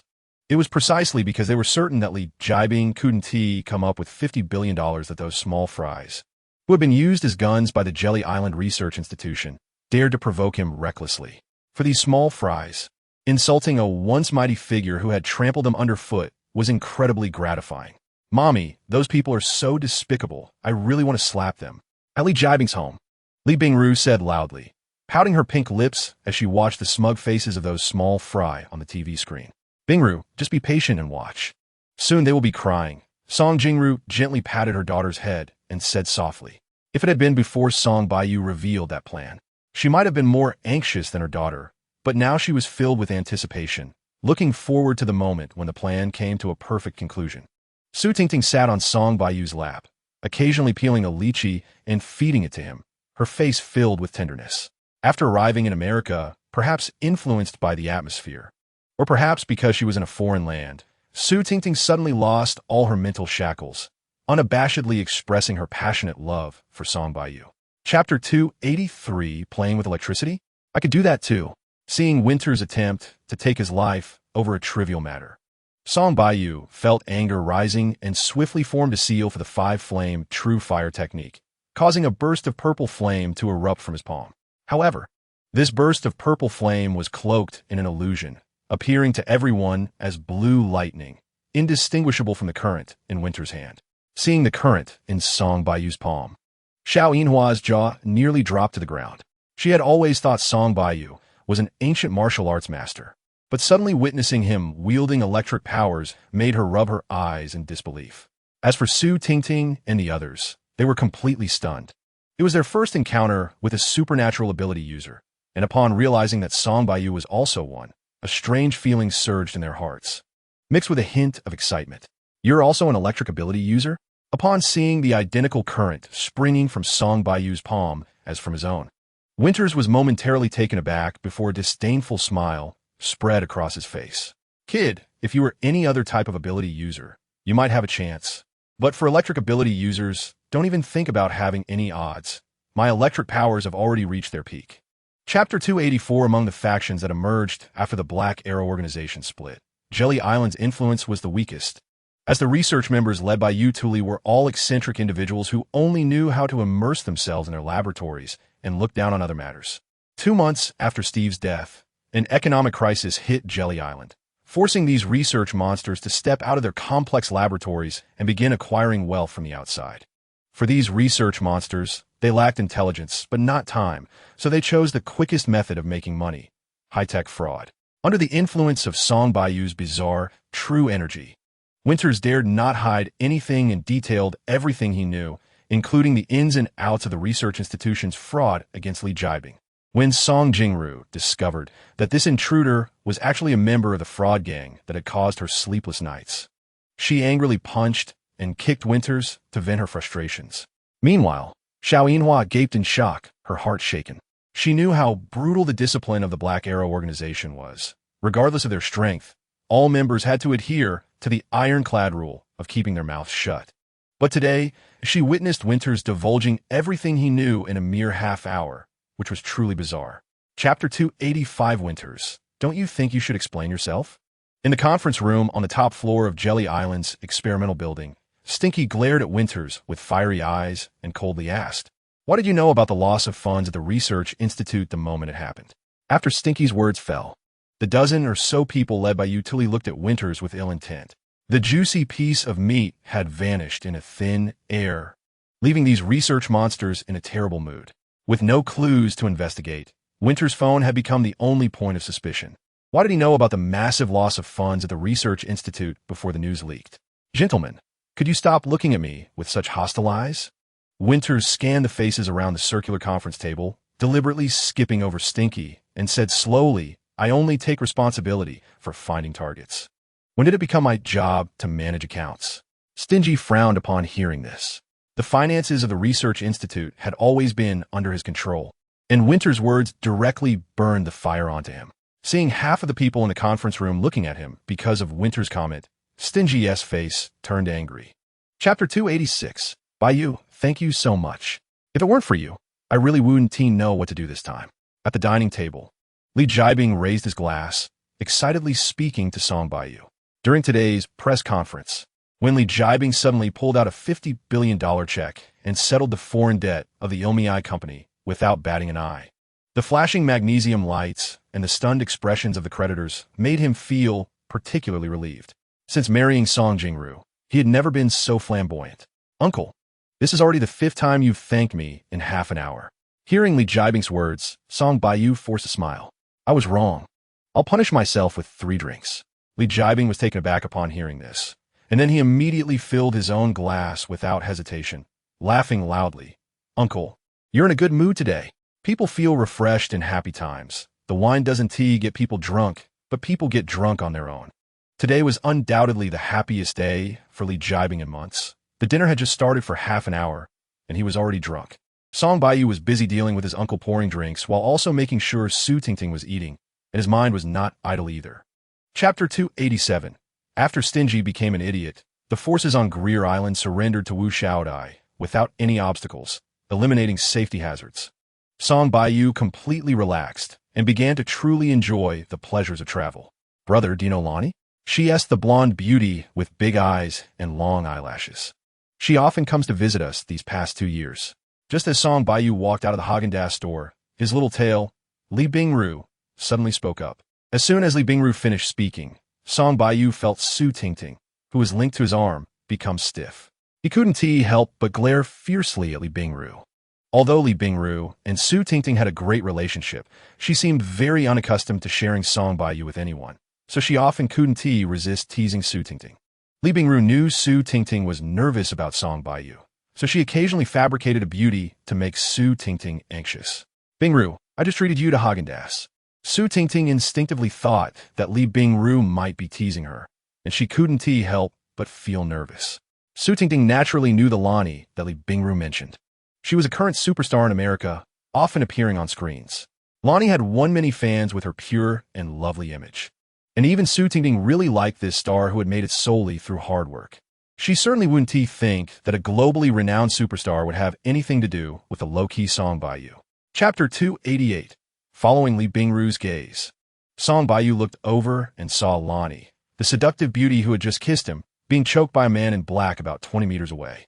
She was kicking the car door hard with her legs and repeatedly pounding on the half-open window with her small fists.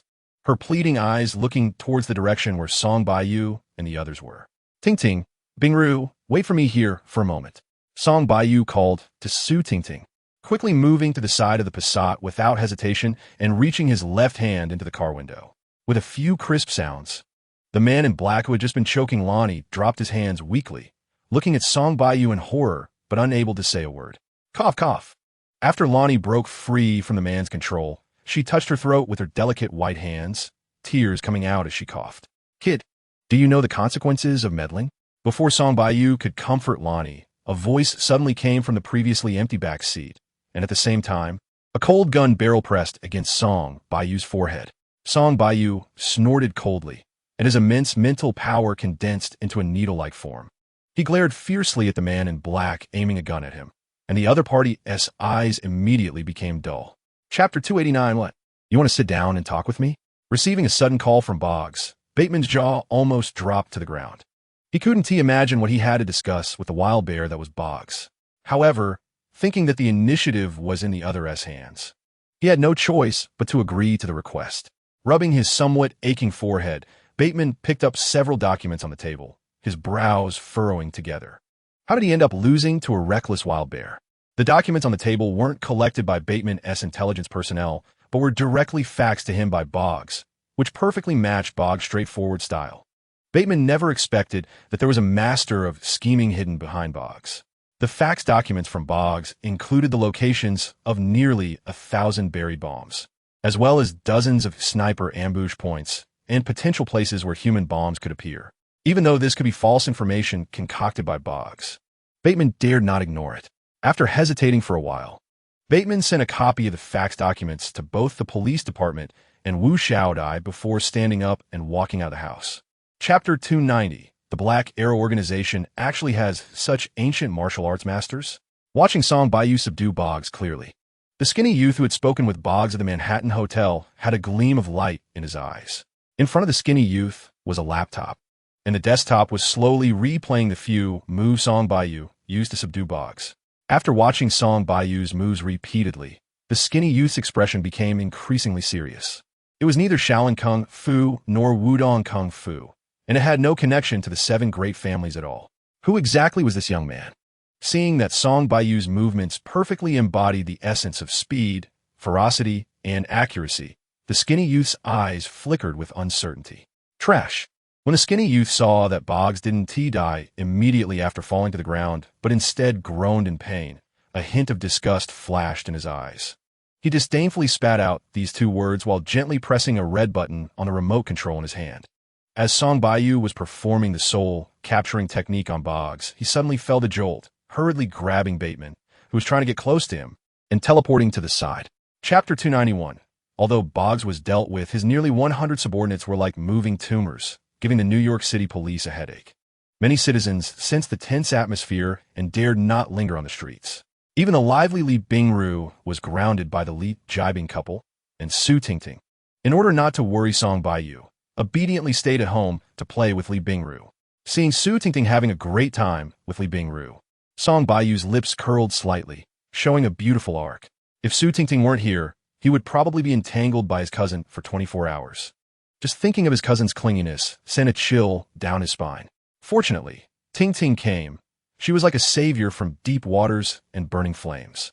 Seeing Su Ting playing happily with Li Bingru, without a hint of impatience on her face, Song Baiyu felt increasingly fond of Su Ting. In fact, Su Ting's time with Li Bingru was not without gains. Under Li Bingru's patient guidance, Su Ting not only made remarkable progress in her spoken English, but also gained an astonishing understanding of American customs and culture. The only thing Su Ting needed to do was to accompany Li Bingru for some fun. Chapter 292. When Su Ting and Li Bingru initially clamored to attend Lanny's birthday party, they felt anxious when they actually arrived near Lanny's villa. Brother, I'm a bit nervous. I don't know anyone there. Looking at the row of luxury cars outside the villa, Su Ting felt a bit uneasy, although Li Bingru didn't speak. Her pale face said it all. Seeing Su Ting and Li Bingru's expressions in the rearview mirror, Song Baiyu couldn't help but smile wryly. You 2 beauties, why are you so nervous? The one who should be nervous is me, right? Song Baiyu said this to ease Su Ting and Li Bingru's nerves. But it was also the truth. After all, it was Song Baiyu who was invited by Lanny, yet he had almost forgotten about her. And he didn't know how Lanny would treat him at the party. That's true. Most of the people attending Lanny's birthday party should be young people. Even if Sister Ting and I don't know anyone, with our beauty, no one would make things difficult for us. We might even become the focus of the party. Li Bingru surprisingly nodded seriously at Song Baiyu's words and analyzed calmly. Cousin will be in trouble. He looks handsome, and since Lanny has a crush on him, he will definitely be the target. Chapter 293. Song Baiyu originally thought that Lias and Blant would quickly lose their patience and come to trouble him. But even after he had eaten and drunk well in the hall, Lias and Blant still hadn't dealt with him, which surprised Song Baiyu a bit. Su Tingting was having a great time playing with Li Bingru's classmates. During this time, Su Tingting saw Song Baiyu standing alone in a corner tasting snacks. So she specially went over to keep him company for a while, but she was quickly shooed away by him. Li Bingru was absolutely right. Most of the people at the party were young, all dressed elegantly and speaking exceptionally well. They gathered in groups, seemingly discussing something, but their occasional glances towards the staircase revealed their true intentions. The ethereal Su Tingting was undoubtedly the focus of the party. Gentlemen frequently approached her with drinks, but Su Tingting clearly had no interest in interacting with any males other than Song Baiyu, so she politely dismissed nearly every gentleman who attempted to engage her. Lanny is coming down. Lanny is coming down. Someone in the hall suddenly shouted, and the once lively hall immediately fell silent as everyone's gaze turned towards the staircase. Chapter 294. Lanny clearly did not expect Lias to suddenly interrupt. She shot him an unhappy glare. Then her beautiful eyes fell on Song Baiyu's face. In the afternoon, Lanny had asked her manager for the guest list for the birthday party and discovered that Song Baiyu's name had been crossed out. She immediately wrote him a new invitation herself. Lanny knew that Song Baiyu would have little time to prepare a birthday gift after receiving the invitation on such short notice. Even so, she still hoped for a surprise from him. I came a rush today and didn't have time to prepare a gift for Miss Lanny. Song Baiyu shrugged and said nonchalantly. In fact, he had plenty of jewelry and jade in his storage ring, and he could casually take out a piece to handle the situation, but the heart of the ocean had already captured everyone's attention, and he wasn't confident he could produce a more dazzling gift, so he simply chose not to bring one. Hearing Song Baiyu's words, the hall erupted in a commotion, and disappointment was evident on Lanny's face, while Lias snorted coldly, a hint of smugness flashing in his eyes. Is Mr. Song here just to eat and drink? Lias asked loudly after exchanging glances with Lanny's manager. Chapter 295. Lanny's words were like a bombshell, causing the hall to erupt in excitement. Everyone previously thought, like Lias, that the heart of the ocean had been swapped by Song Baiyu. The people in the hall were not fools, given Lias's status and his feelings for Lanny. How could he possibly present her with a fake heart of the ocean? However, Lanny came from a family of jewelers, having grown up surrounded by various gems. When she said the heart of the ocean was fake, everyone had no choice but to believe her, knowing Lanny never lied. Remembering Lanny's refusal of the ring from Lias, they were almost completely convinced by her words. Perhaps Lanny initially did not point out that the heart of the ocean was fake to save face for Lias. But now she couldn't help but stand up for herself as Lias went too far. As Lanny's superfan, almost everyone in the hall held this thought. Only Song Baiyu knew what was really going on. He had not expected Lanny to stand by him at such a critical moment, making him feel even guiltier towards her. Get him! Lias heard the buzzing around him and became furious. Although he didn't want to reprimand Lanny, it didn't mean he could not vent his anger on Song Baiyu. Chapter 296. Cousin, you're simply my idol. On the way home, Li Bingru chirped excitedly while holding on to Song Baiyu's arm. Her gaze towards him filled with admiration and enthusiasm. Song Baiyu's performance at Lanny's birthday party was so impressive that even after Lias and the others were taken away by the police, the hall remained quiet for a long time before anyone came to their senses. Song Baiyu initially thought that with Lias causing such a ruckus, the birthday party would be unable to continue. But to his surprise, after Lias was taken away, the party reached a new climax, mainly because Lias was so unpopular. Just because everyone feared him didn't mean they welcomed him, and Lanny's mood directly affected the atmosphere of the party. Bingru, you keep repeating that. Aren't you tired? Look, your cousin's ears are about to develop calluses. Sensing Song Baiyu's helplessness, Su Tingting started to help him out. Sister Tingting, you don't know. At the party, those people initially looked down on my cousin, but when he made his move, their expressions were simply priceless. Now, Li Bingru was afraid no one would pay attention to her, and seeing Su Tingting talk to her, she began to recount everything that happened at the party. Chapter 297. When Song Baiyu arrived at the long-distance bus station, Yin Lu was apologizing with a grim face to a few thugs.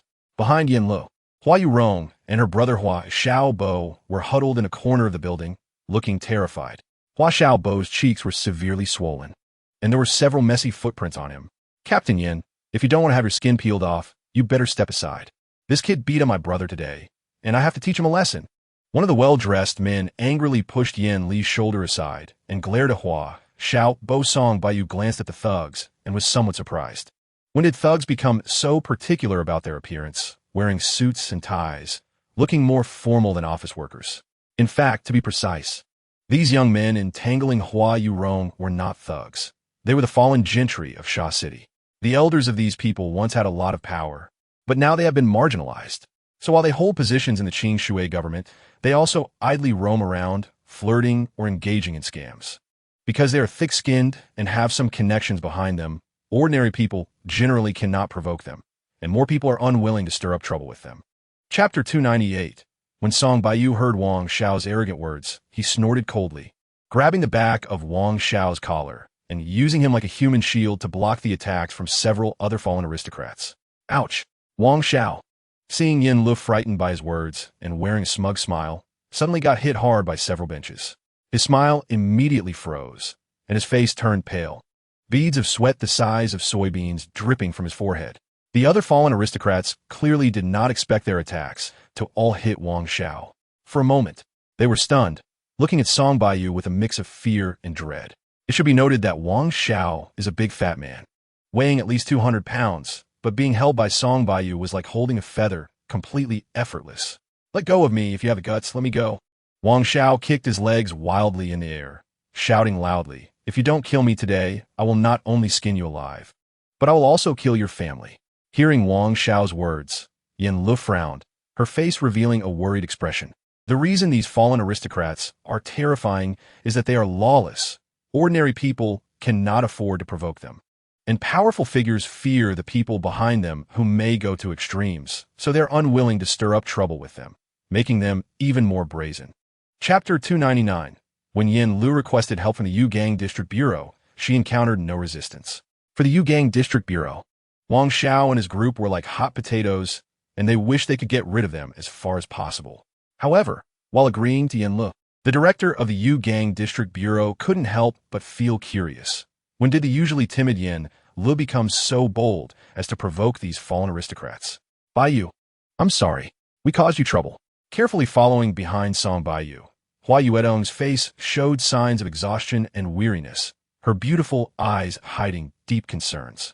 She never expected that a few small ruffians at the station would be so arrogant that even the police couldn't handle them. Just a few little rascals. It's no big deal. Looking at Hua Yuedong's somewhat disheveled clothes, Song Baiyu shook his head.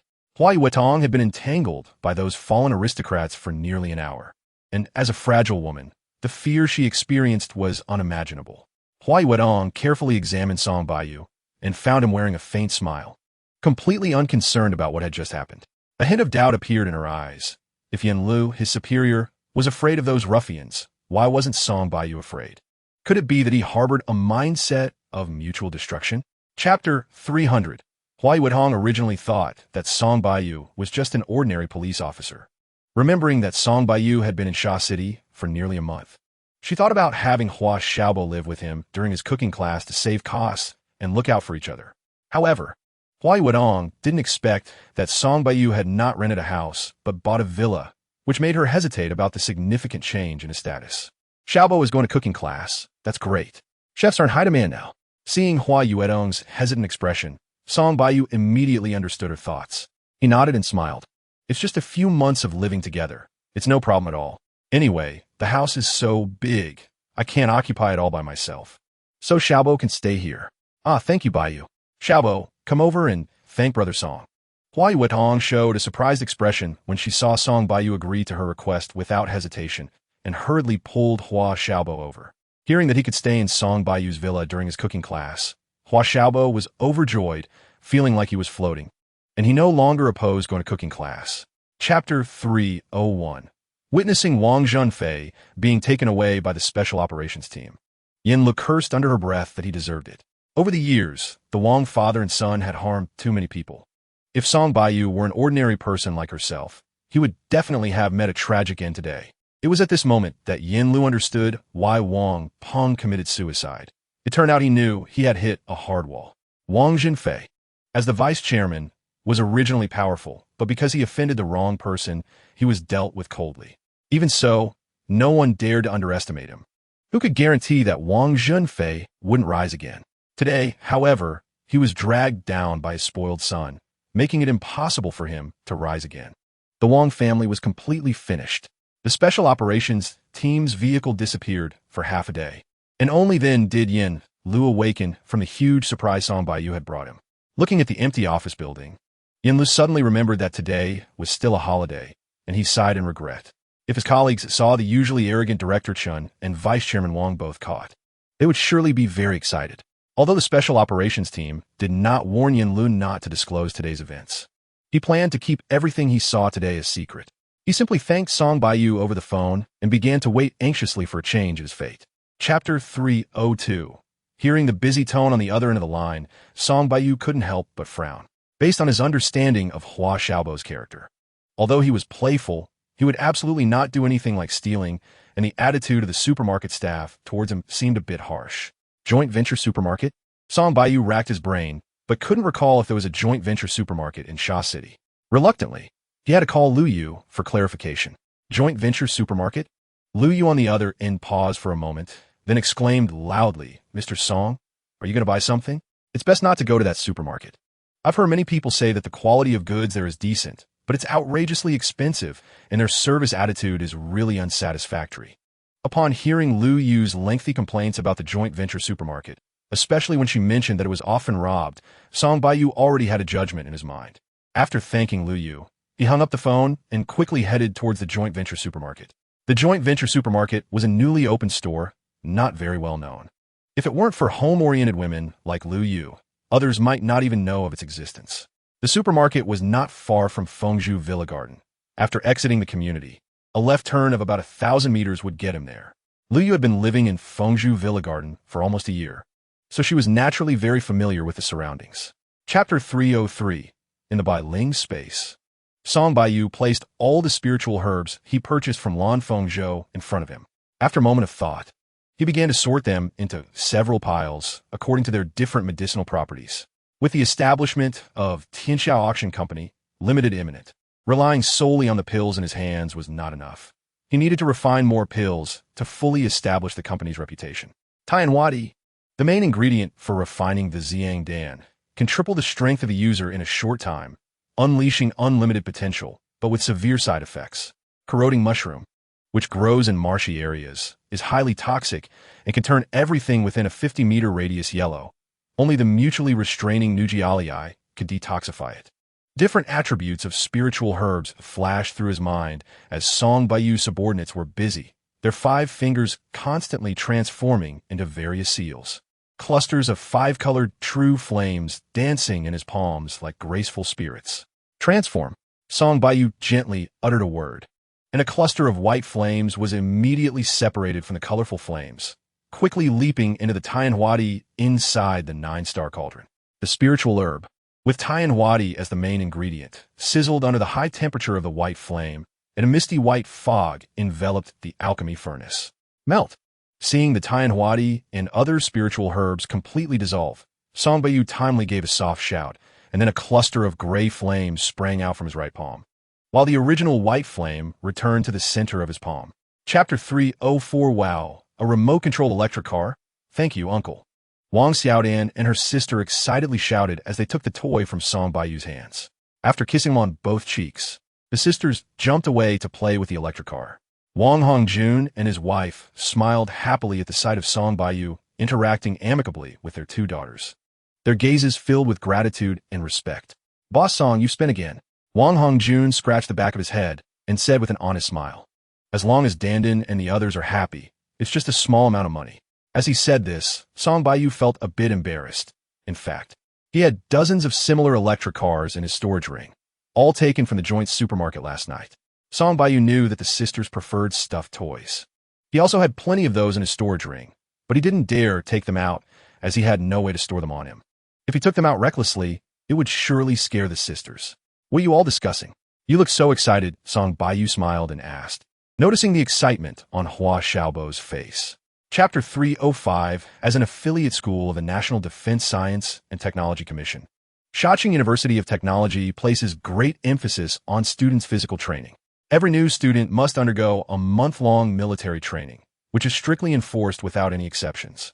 Finally, we made it through this month. It was like a hellish experience, a beautiful girl on the campus's tree-lined path lamented. Have you heard?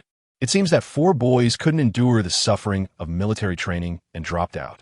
Before they left, they said the leaders of Shaoqing University are perverts. Coming here is not to learn knowledge, but to be tortured. We girls have had more than 10 drop out too. They thought they could get special treatment because of their family background, but the school expelled them without hesitation. Su Tingting listened to her roommates complaining about the hardships of military training, stepping lightly but remaining silent.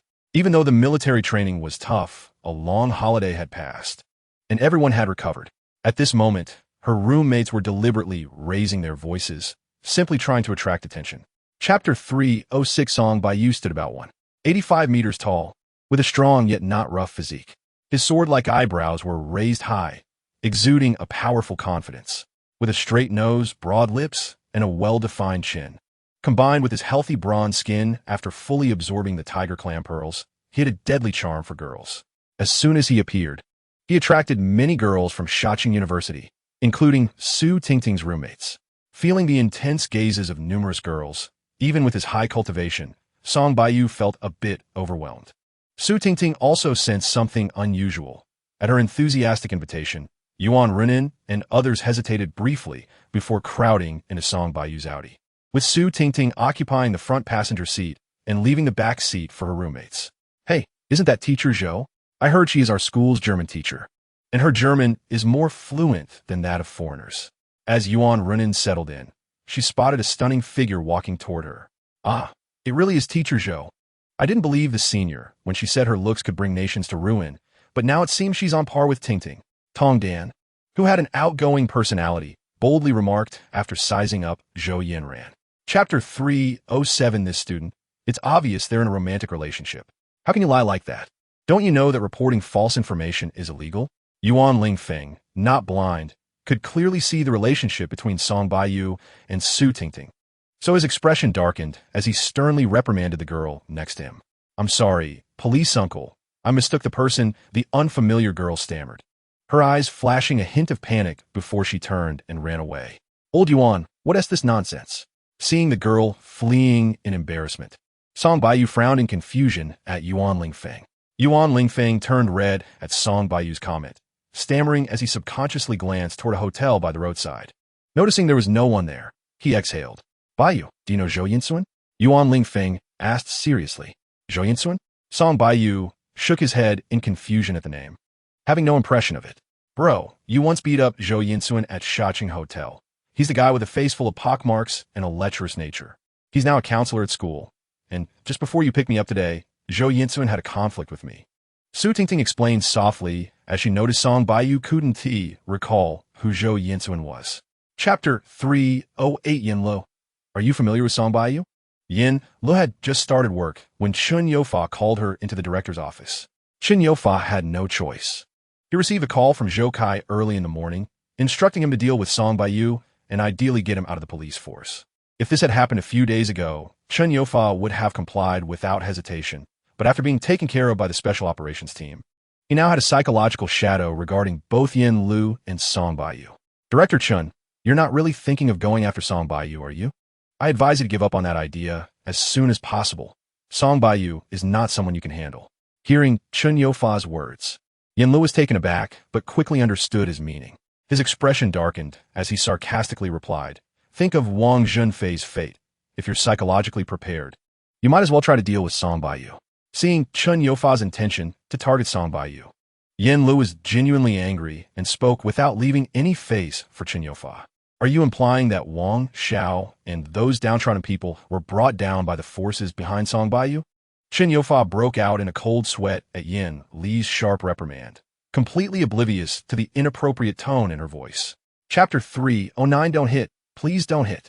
Just as Dai Dian moved, Zhang Lu reacted quickly, rushing to embrace Dai Dian and shouting loudly. After dating Dai Dian for 4 years, Zhang Lun naturally knew that Dai Dian was incredibly strong and had learned some skills at an off-campus martial arts school. If Dai Dian were to get serious, even 5 or 6 ordinary men would not be his match. Xiang Chu, if you're a man, then admit to Zhang Lu that you have a girlfriend. After being hugged by Zhang Lu, Dai Dian's body stiffened instantly, despite having been in a relationship with Zhang Lu for several years. This was the first time Zhang Lu had hugged him. Unfortunately, at that moment, Dai Dian felt no sweetness in his heart, but was instead filled with endless pain.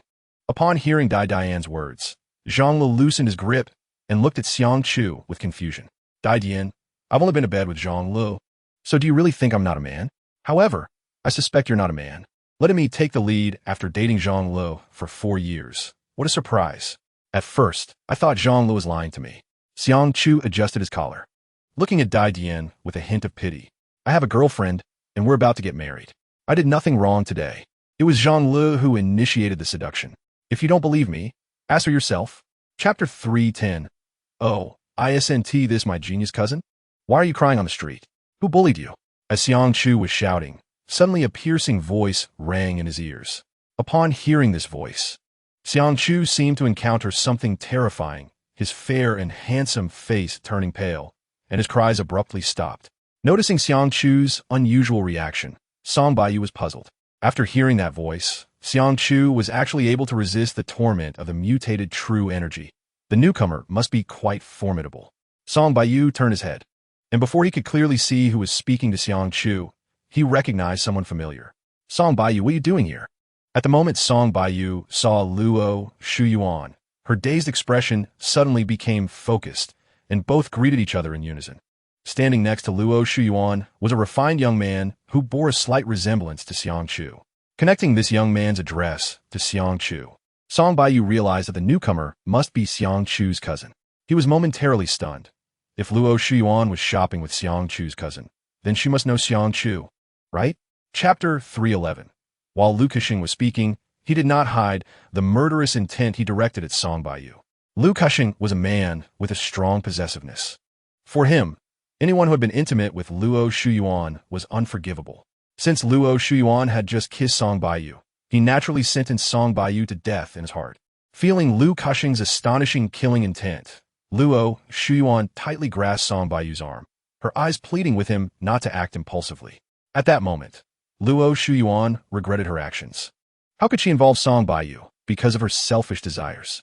Luo Shuyuan knew that Song Baiyu was a descendant of a prestigious family and also knew that he was quite powerful. However, the Song family only held real power in the military and had little influence in politics. So Luo Shuyuan was unaware of how strong the low-profile Song family's actual power was. Not polite? I want to see how you're going to be impolite to me.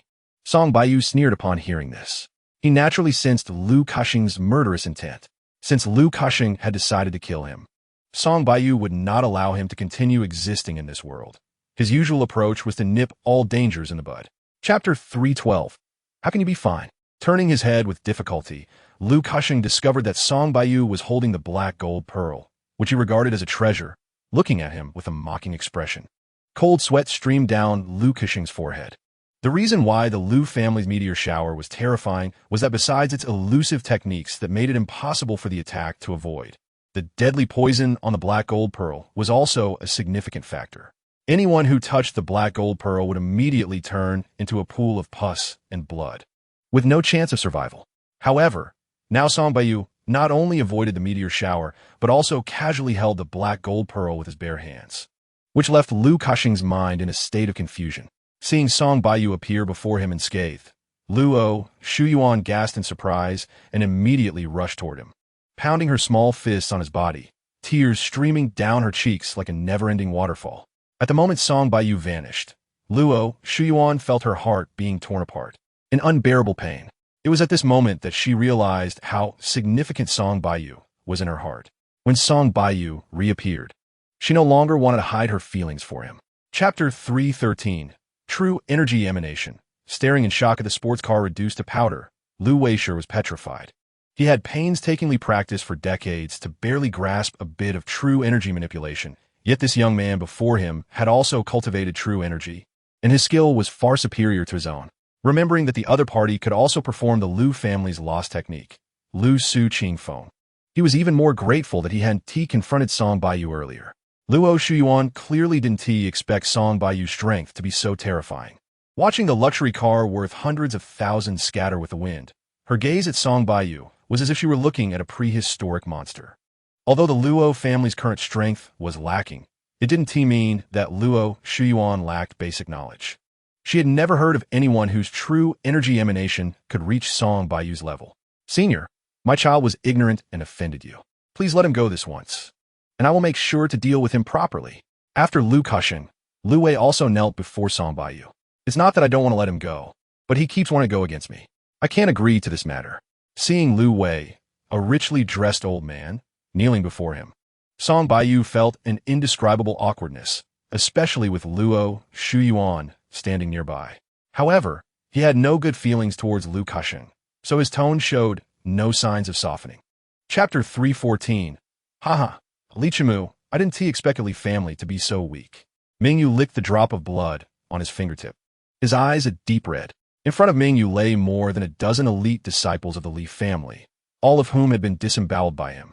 Additionally, over 50 others lay sprawled on the ground, bloodied and in disarray, looking at Mingyu with terror and anger. Li Chimu's arms were broken, and he had several blood holes in his body. His once splendid attire had now turned into rags, and his dignified and imposing image had been completely shattered. Li Mingyu, if you want the position of family head, I'll give it to you. Why must you slaughter the family's disciples? Looking at his nearly mad cousin, Li Chimu felt a tinge of bitterness. He hadn't expected this cousin, who had disappeared for nearly 100 years, to suddenly appear before him and defeat him in such a humiliating manner. Hearing Li Chimu's words, Mingyu laughed heartily.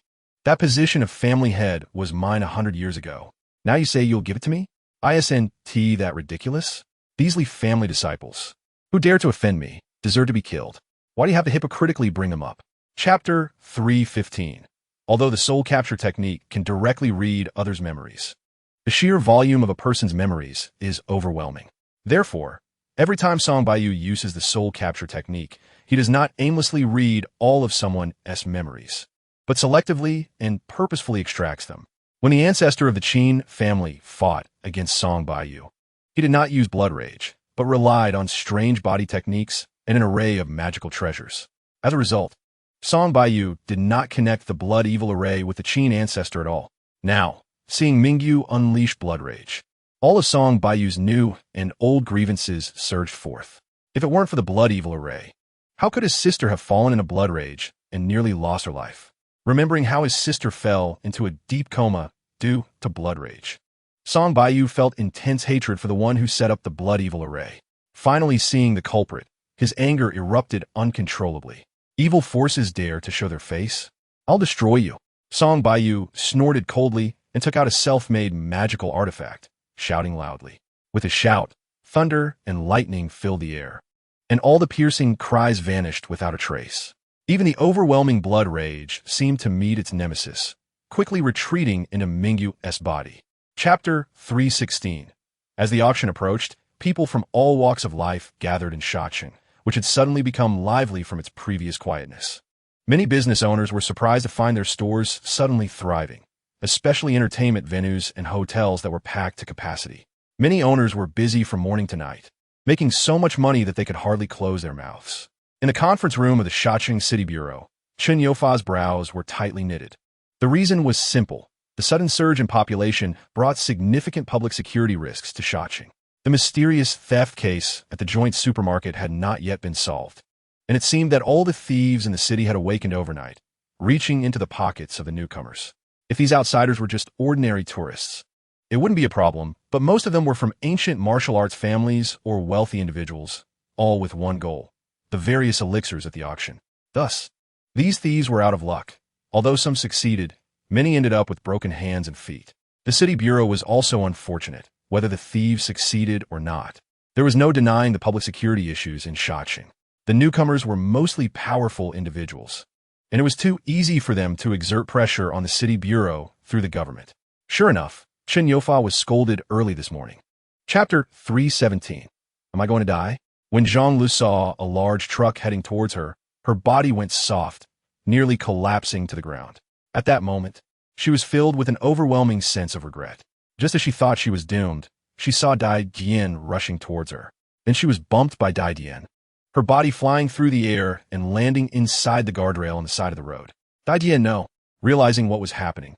Zhang Lu disregarded her painful body and quickly got up from the ground, screaming, her piercing voice cutting through the ears of all passers-by. No, Dai Dian, don't. I'm sorry. You shouldn't have died for me. When Zhang Lu saw the truck suddenly accelerate and roll over Dai Dian's body without stopping, all her strength was drained, and her mind exploded with a loud bang. She collapsed to the ground, tears streaming down her face as she murmured, Lele, if I die, will you take care of my parents? A familiar voice suddenly rang in Zhang Li's ear. Dai Dian, I will definitely take care of your parents. From now on, your parents will be my parents, and I will do my best to take care of them for life. Upon hearing this, Zhang Lu replied without hesitation. But just as she finished speaking, she found Dai Dian standing beside her completely unharmed. In an instant, she was overwhelmed with joy and immediately jumped into Dai Dian's embrace. Chapter 318. On the way, Luo Shuyuan explained the nature of the banquet to Song Baiyu. The banquet at the Yama Hotel was hosted by the Lu family, the foremost among ancient martial arts families, under the pretense of martial arts exchange. The guests invited were all elite disciples from ancient martial arts families across the country.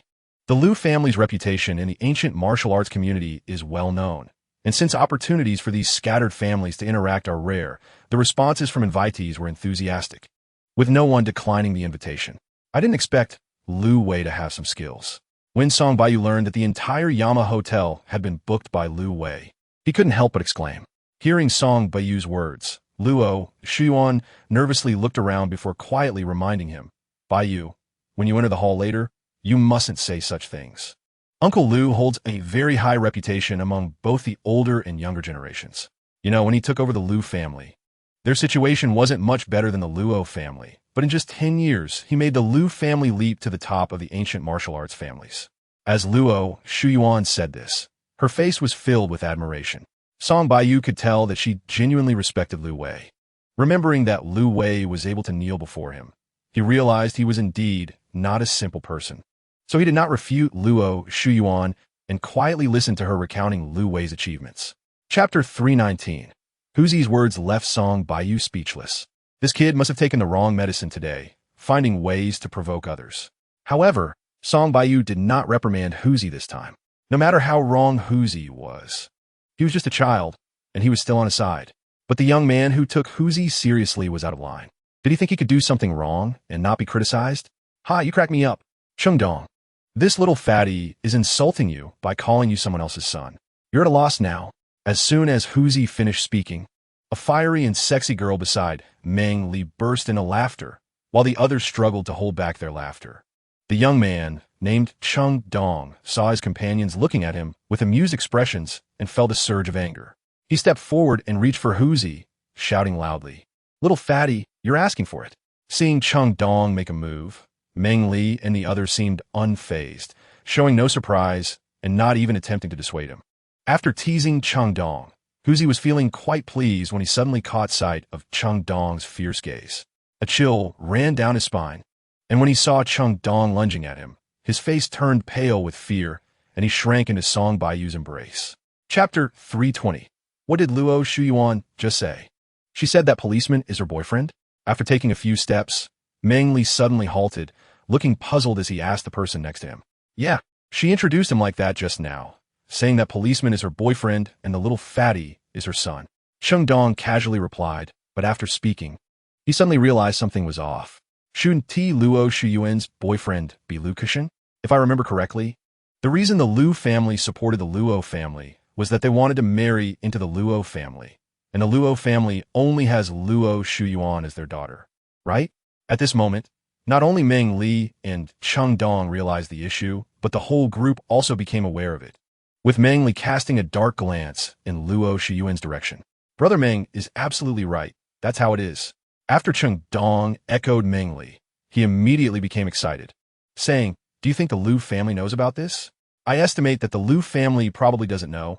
Lu Kexing is very possessive, and it's not an exaggeration to describe him as perverted. If Lu Kexing finds out about this, will that little police officer still be able to stand here unharmed? The sexy and fiery woman shook her head and shared her speculation. Chapter 321. Cheng Dong, since you want to deal with that little police officer, go ahead. I don't believe you can swallow this anger and still act here like you're so great. Hearing Cheng Dong's words, Osu curled her lips and said disdainfully, "Isn't beating a drowning dog what Donggo is best at? Donggo wouldn't be scared out of his wits by that little police officer, would he?" Another young man in the crowd laughed heartily. In Meng Li's small group, everyone was mocking Cheng Dong, but only the deep-minded Meng Li remained silent, though he didn't stop others from speaking. "Brother Meng, can you tell what that kid's cultivation level is? I feel something is off about him. Just now he kicked me, and I felt like my tendon was about to snap, but now I'm completely fine." Cheng Dong, fueled by his companion's provocations, stood up to confront Song Baiyu, but after taking half a step, he turned back to Meng Li with a puzzled expression. Cheng Dong's hesitation naturally drew a wave of ridicule from his companions. But this time, Cheng Dong didn't speak. Instead, his gaze was firmly locked on Meng Li. "I can't sense any of his cultivation. So there are two possibilities. Either he has already broken through to the innate level and is on a completely different level than us, or he is just a guy with no skills, relying solely on brute strength." Seeing that the usually arrogant Cheng Dong had also become cautious, Meng Li realized that his silence had aroused suspicion in Cheng Dong, so he spoke out his guess honestly. Chapter 322. Stop.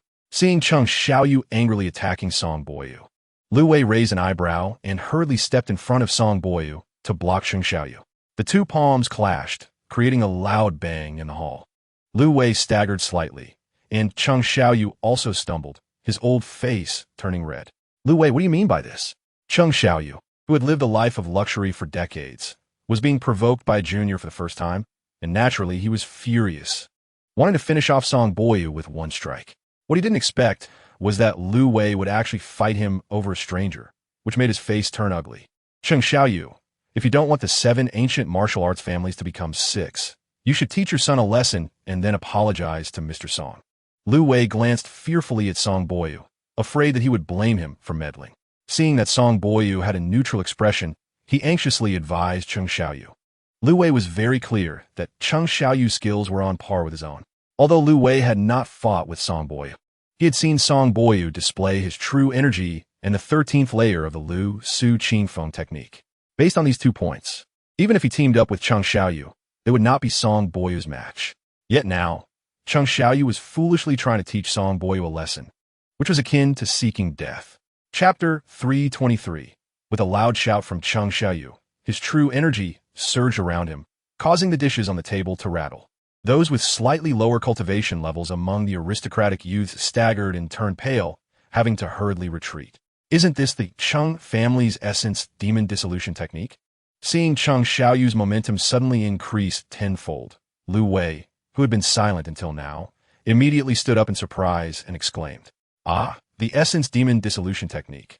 Is the head of the Cheng family preparing to fight for his life?" Upon hearing Lu Wei's words, there was an uproar at the table. The fact that the Cheng family possessed secret techniques was no secret. It was precisely because of their deep family heritage that their strength surpassed that of other ancient martial families. Now, seeing Cheng Xiaoyu actually use the essence demon dissolution technique against Song Baiyu, everyone's expression immediately became serious. Cheng Dong clenched his fists tightly, his pale face turning red. He glanced worriedly at his father, then at the indifferent Song Baiyu, his eyes filled with complex emotions: regret, resentment, pain, and fear.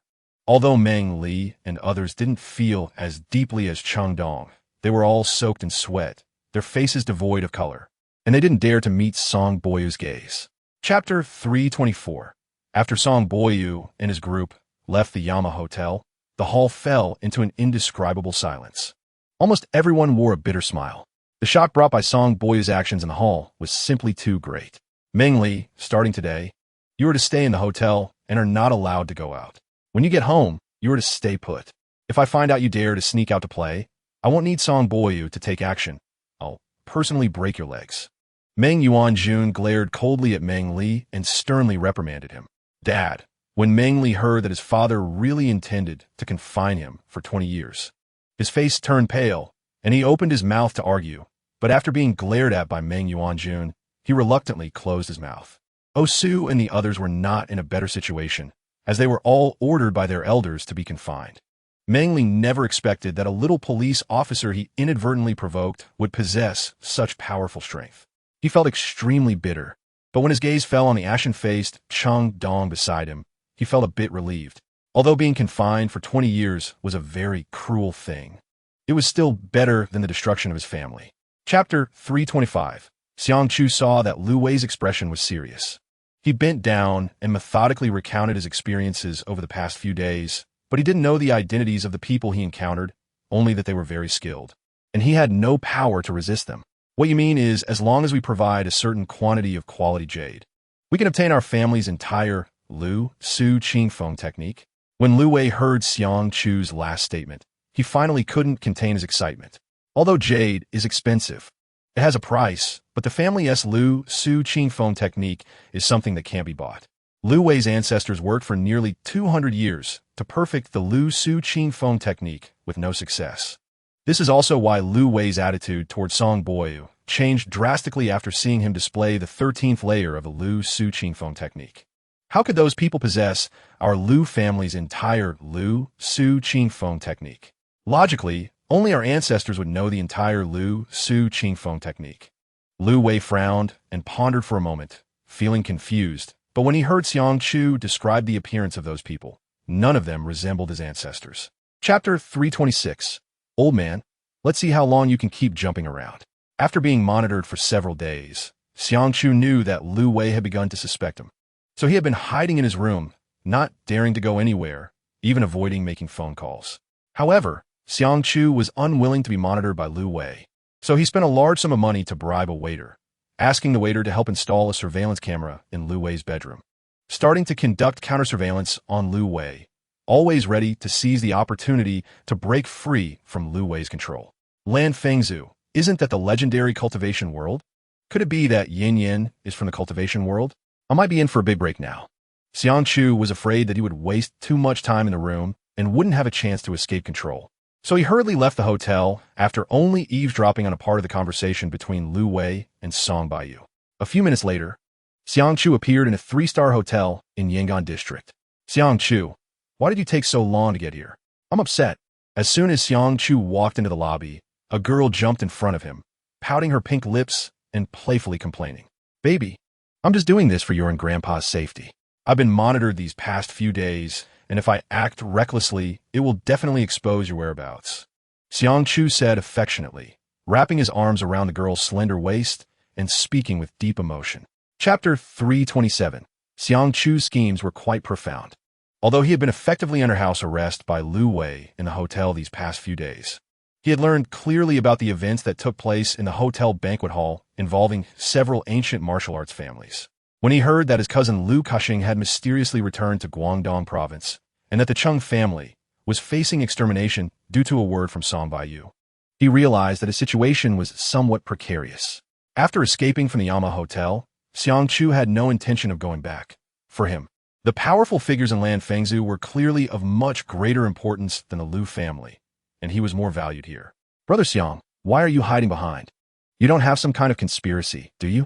In the Fukong Liyuan Hotel, Wang Yinyan looked at Xiang Chu with confusion and asked softly, Yinyan, my identity is quite sensitive. If those ancient martial arts disciples see me on site, they will inevitably have doubts. Xiang Chu hesitated for a moment and explained his situation to Wang Yinyan, though he concealed his own faults, merely complaining about Lu Wei's favoritism and Song Baiyu's dominance. You people in the secular world have complicated thoughts. In that case, you could direct me through the earpiece from behind. Wang Yinyan's face immediately relaxed after hearing Xiang Chu's explanation. Chapter 328. After finishing his busy work, Song Baiyu also took the time to visit the Fukong Liyuan Hotel. But just as he was about to step into the hotel entrance, he felt a familiar energy locking onto him. To his shock, he realized that the one locking onto him was the person he had encountered in the Lan Fengzhu market. So he unhesitatingly used a teleportation technique to leave the Fukong Liyuan Hotel and then disappeared into the Bailan space. The one who discovered Song Baiyu's trail was the Wang Zun of the Luyan sect. When he found Song Baiyu's whereabouts, he was also greatly astonished. The reason the people from Lan Fengzhu could come to the secular world was that the Luyan sect possessed a teleportation array, which had taken nearly 100 years of research to succeed and was exclusively controlled by the Luyan sect. But how did the experts from the secular world enter Lan Fengzhu? After Song Baiyu purchased the golden incense burner in the Lan Fengzhu market, Wang Zun dug 3 feet deep in Lan Fengzhu, trying to locate Song Baiyu. The people of Lan Fengzhu understood Wang Zun's obsession with refining weapons and cooperated with his actions. But unfortunately, after 2 months of busy searching, Wang Zun still could not find any trace of Song Baiyu, which made him begin to suspect that the person who bought the golden incense burner was not from Lan Fengzhu. Chapter 329. Song Baiyu vented for half an hour on the mountain, and when he noticed that someone was coming up the mountain, he used a teleportation technique to return to the Fengzhu Villa Garden. In the spirit movement period, after taking the Ice Soul Divine Pill, his cultivation level unexpectedly soared to the spirit movement stage. When Song Baiyu discovered that the true energy in his body was as rich as cream and was faintly showing signs of solidification, he realized that his cultivation had directly surged from the peak of the mid-foundation establishment stage to the peak of the late spirit movement stage, just one step away from the golden core stage. After a brief moment of surprise, a wave of fear surged in Song Baiyu's heart. He knew he had just walked through the gates of hell. If it weren't for the Ru-Yi protecting his heart pulse and preserving a trace of his consciousness, he might have exploded due to the domineering energy of the Ice Soul Divine Pill. Should he take another Ice Soul Divine Pill to elevate his cultivation one more stage? Thinking about how he could confidently and boldly take the Ice Soul Divine Pill after reaching the spirit movement stage, Song Baiyu looked at the 2 remaining Ice Soul Divine Pills in his hand, and his heart began to stir. Few could resist the temptation of a top-grade spirit pill, especially after experiencing the immense benefits of increasing one's cultivation. Chapter 330. Stealing disciples, killing relatives, do you have the guts? Song Baiyu revealed himself, tightly protecting Huzi behind him, his eyes fixed on the unfamiliar old man, emanating a chilling aura. From the unfamiliar old man, Song Baiyu sensed a strong murderous intent, one that could not have been formed by killing just 1 or 2 people, but rather from slaughtering thousands and absorbing countless bloody auras. The unfamiliar old man scrutinized Song Baiyu with a serious expression for a while, before soon revealing a look of confusion. Young man, better call your elders out. Don't throw your life away with reckless words. The unfamiliar old man felt no fluctuation of true energy from Song Baiyu, but the strange way he appeared made him suspicious, and the sudden disappearance of Lu Yu and her daughter had also greatly shocked him. While the unfamiliar old man spoke probing words, he did not dare to underestimate Song Baiyu in his heart. Huzi, don't be afraid. Uncle is here. Song Baiyu ignored the unfamiliar old man and gently stroked Huzi's pale face, which was clearly not an act. After Song Baiyu used several calming techniques on Huzi, the little boy finally came to his senses and leaped into Song Baiyu's arms, crying. He was just an 8-year-old child, and he had been pushing through with sheer willpower to cope with the unfamiliar old man. Now that Song Baiyu was there, he naturally returned to his childish nature. Chapter 331. Under the strong corrosive effect of the bone-eating net, the true kill Taoist left not a single fragment behind. Only a puddle of murky pus remained on the ground, exuding a strong stench. However, right in the center of the pus, there was a small silk pouch that was perfectly intact. If this pouch had been seen in another place, Song Baiyu would have certainly not given a second glance, because this silk pouch was too tiny, almost indistinguishable from a girl's fragrance pouch. But after everything on the true kill Taoist had turned to nothingness, this silk pouch remained unharmed, exciting Song Baiyu. After putting away the bone-eating net into his storage ring, Song Baiyu performed a cleansing technique on the silk pouch to clean its surface. Then he reached out and grasped the pouch. The silk pouch felt comfortable and soft to the touch, slightly cool, and surprisingly, this coolness penetrated deep into his heart, significantly refreshing his spirit. After turning the pouch over several times, Song Baiyu discovered that it had no opening. Realizing this, he quickly used his spiritual consciousness to penetrate a bit into the silk pouch, and soon, a surprised smile appeared on his face. Chapter 332. In the Fukong Liyuan Hotel. The experts from the Luoyuan sect, led by Wang Xun, were holding a celebration banquet. Xiang Chu was unexpectedly seated at the lower end of Wang Xun's table, occupying the secondary seat. However, recalling this kid's miraculous business tactics and his relationship with Wang Xun's granddaughter, the experts from the Luoyuan sect felt that this was quite reasonable. Xiang Chu, you did well. All those magical treasures have been sold out, and you deserve a lot of credit. Wang Xun, who initially thought little of this cheap son-in-law, was very satisfied with the explosive sales of magical treasures in the past few days. Before today, many masters of the Luoyuan sect believed that people in the secular world were just waiting to be dealt with. They thought that by casually teaching a lesson to one or two ancient martial arts families or business families, they could make them bow down and submit, thus gaining endless wealth to purchase spiritual stones. However, the leader, Wang Xun, strongly opposed this, believing that using overly aggressive means against the secular world would only lead to the same fate as Elder Fat and Elder Thin. Furthermore, Wang Xun revealed that he had encountered Song Boyu twice. Yet, Wang Xun faced repeated setbacks in selling magical treasures. And while many disciples of the Luoyuan sect didn't openly criticize him, they were secretly watching the joke unfold. It wasn't until Xiang Chu appeared and cleared out all of Wang Xun's treasures that Wang Xun finally began to feel a sense of relief. Chapter 333. Can't sit still anymore? When Song Boyu saw the greedy expressions on Wang Xun and others' faces through the Rui, he couldn't help but snort coldly. Song Boyu could tell that these people from Lanfeng Prefecture were definitely considering robbery. He knew that no one could resist the temptation of the Bone Snake Dan, regardless of whether they had the purchasing power or not. The auction site was not only filled with people from the Luoyuan sect who were thinking about robbery. Many more were hiding in the shadows, coveting the whereabouts of the Bone Snake Dan, including the heads of several major ancient martial arts families. In just 2 minutes, the price of the Bone Snake Dan jumped from $1 million to $1 billion, and this price was far from its final value. The Bone Snake Dan at the auction in the Ninen Republic sold for an astronomical price of $1.5 billion, which was well known. Although this price was inflated due to a personal feud between the assassin broker Wick and a mob boss named Thompson, everyone was attracted by the astronomical figure. And who would care about the identities and relationships of the two bidders? Because of the previous transaction price of $1.5 billion. Those who were determined to get the Bone Snake Dan generally prepared at least $1.5 billion in funds, considering the previous bidding was merely a warm-up. And the real bidders for the Bone Snake Dan had not yet made their offers.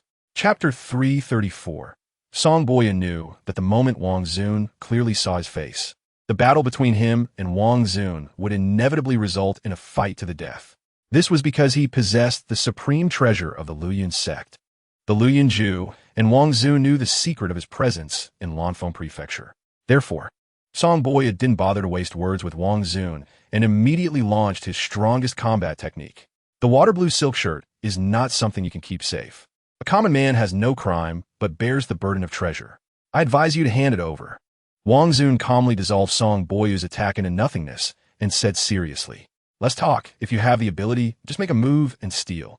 Song Boyu originally thought Wang Xun should be comparable to that real killer Taoist, so he was confident he could kill Wang Xun. However, the more he fought, the more shocked he became. Wang Xun not only had abundant true energy, but also possessed exquisite combat skills, effortlessly handling the situation while still able to speak. Arrogant.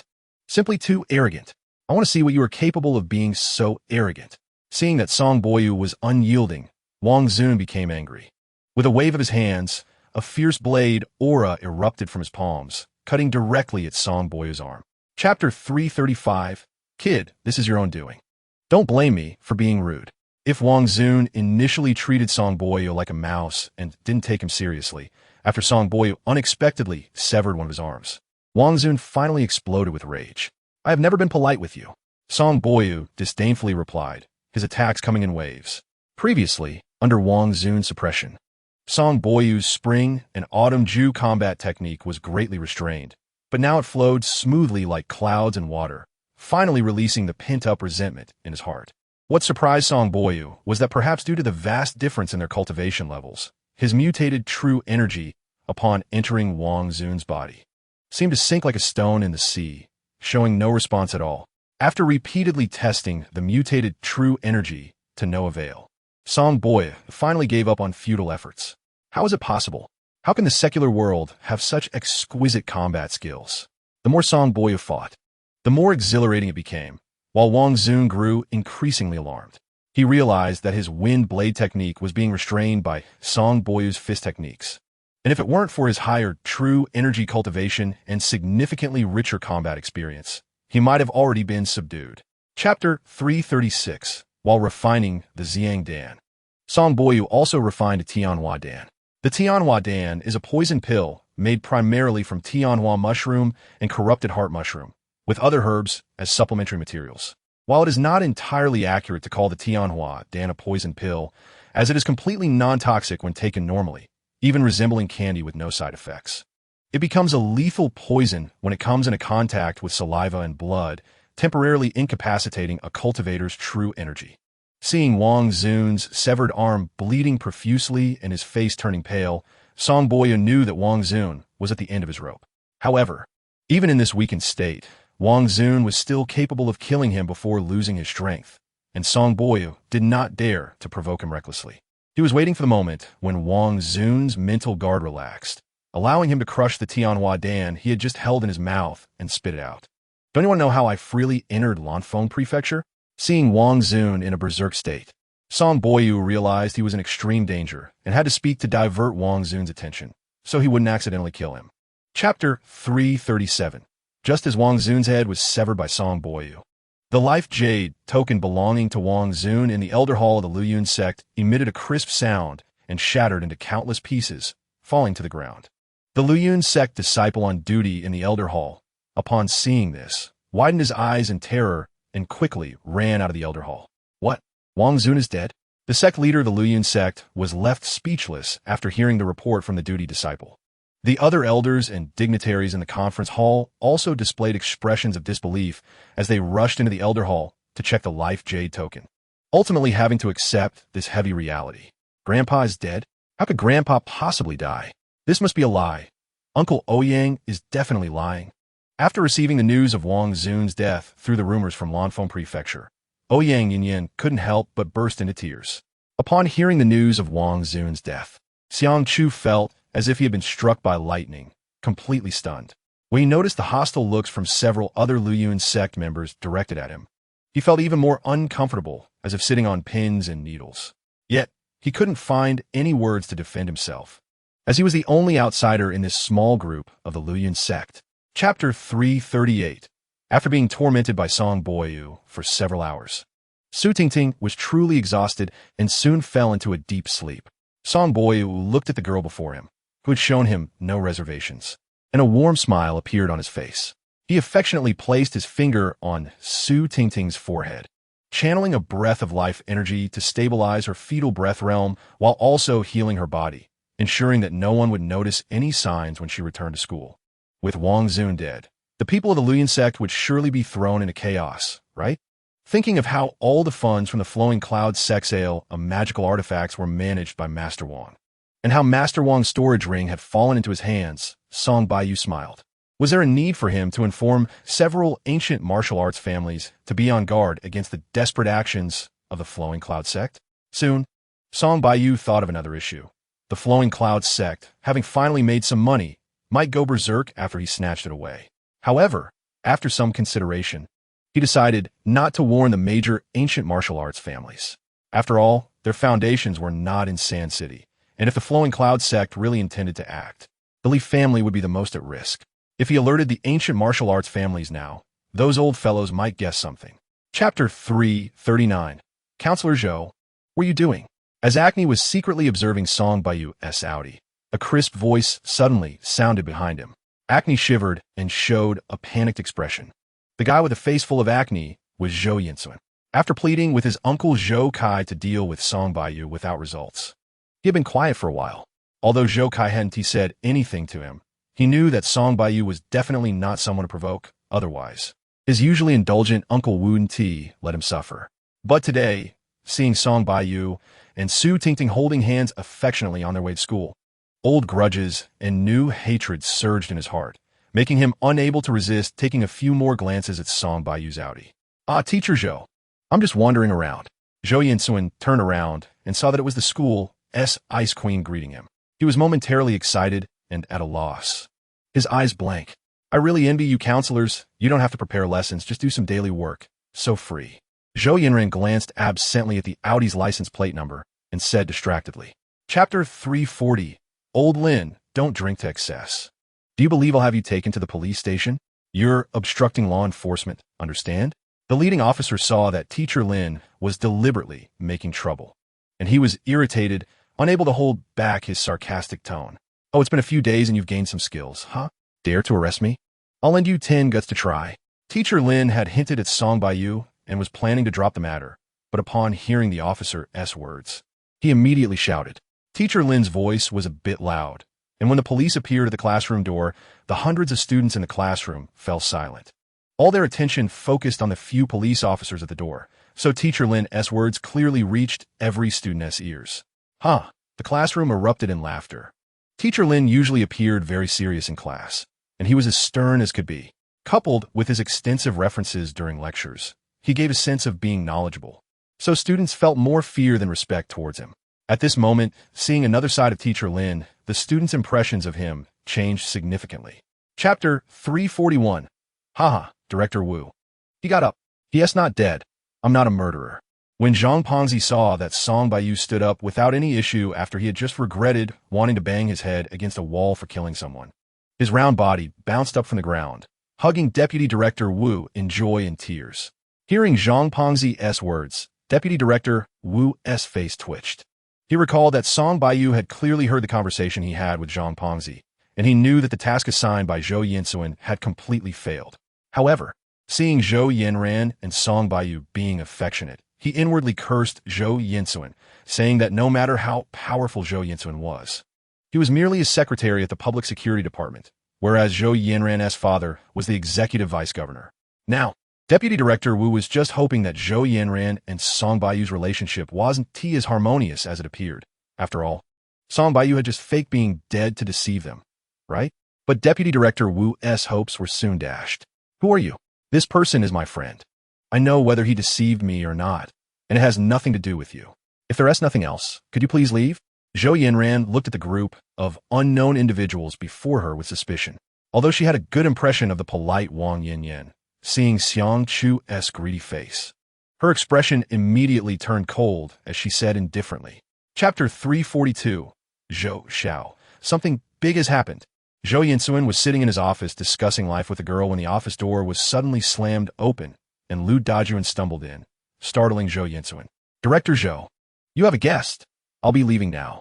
The girl looked flustered as she glanced at Lu Dajuan, not waiting for Zhou Yinsuan to respond, and quickly fled the counselor's office.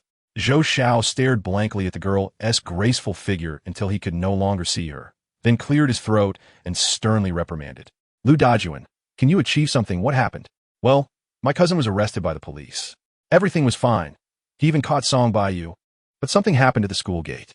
Lu Dajuan was familiar with Zhou Yinsuan. He picked up a paper cup and drank a glass of purified water before breathlessly recounting what had happened at the school gate. After hearing Lu Dajuan's words, Zhou Yinsuan's face turned pale. He knew a major incident had occurred. If Lu Dajuan's cousin Wu hadn't revealed him, he might have had room to maneuver. But now he had to confront Song Baiyu directly, and thinking of this made his scalp tingle. Chapter 343. Ting, you guys go to class first. I'm going back to the police station with Director Liang. Smelling the unpleasant odor coming from behind him, Song Baiyu raised an eyebrow, then casually greeted Su Tingting.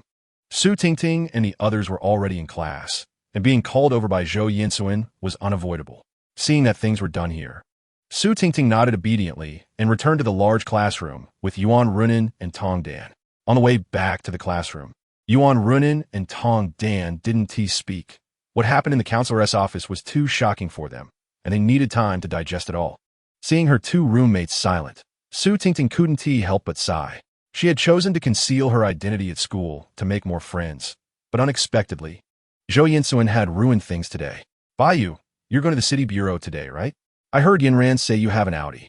Can I hitch a ride? Liang, you saw his subordinates covering their noses as they helped Zhou Yinsuan into the police car and walked over to Song Baiyu with a smile. Liang Yu had been Zhou Futsai's secretary for several years and was naturally very familiar with Zhou Yinran.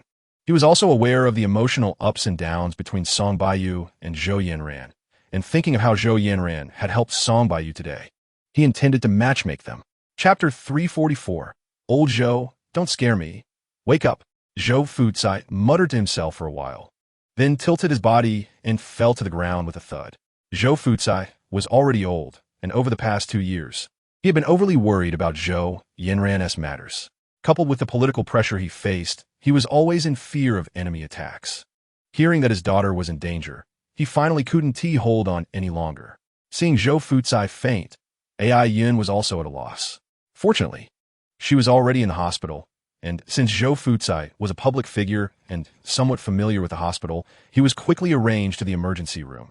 Baiyu, it's An Ai. I'm at the 5th Military District Hospital. Can you come over? After sitting on a chair outside the emergency room for a while, Ai Yun took out her phone and dialed Song Baiyu's number after searching for a long time. Due to Zhou Fucai's sensitive identity, Ai Yun didn't dare to ask anyone from the political circle for help, as that could easily leak the news of Zhou Fucai's illness, potentially bringing changes to his political career. Ai, is there something urgent? Seeing the phone number, Song Baiyu frowned. He really didn't want to get involved with Zhou Yanran's family, but Ai Yun's crying voice on the other end made him feel a sense of compassion. Chapter 345. Zhou Yanran was in a special care ward with only one bed. The nurse had long been sent away by Wang Jian, and the door to the ward was also closed by Wang Jian. At that moment, only Song Baiyu and Zhou Yanran were left in the empty ward. Baiyu, is that really you? Am I dreaming? Song Baiyu infused a stream of true energy into Zhou Yanran's body to help regulate her deteriorating bodily functions, and Zhou Yanran was finally able to open her eyes. Upon seeing Song Baiyu sitting in front of her, Zhou Yanran's eyes sparkled. But just as she excitedly tried to sit up, she couldn't help but cough, her voice soft and lacking strength. You have a serious illness. Don't move around. Song Baiyu continued to infuse true energy into Zhou Yanran, helping to nourish her meridians while softly saying.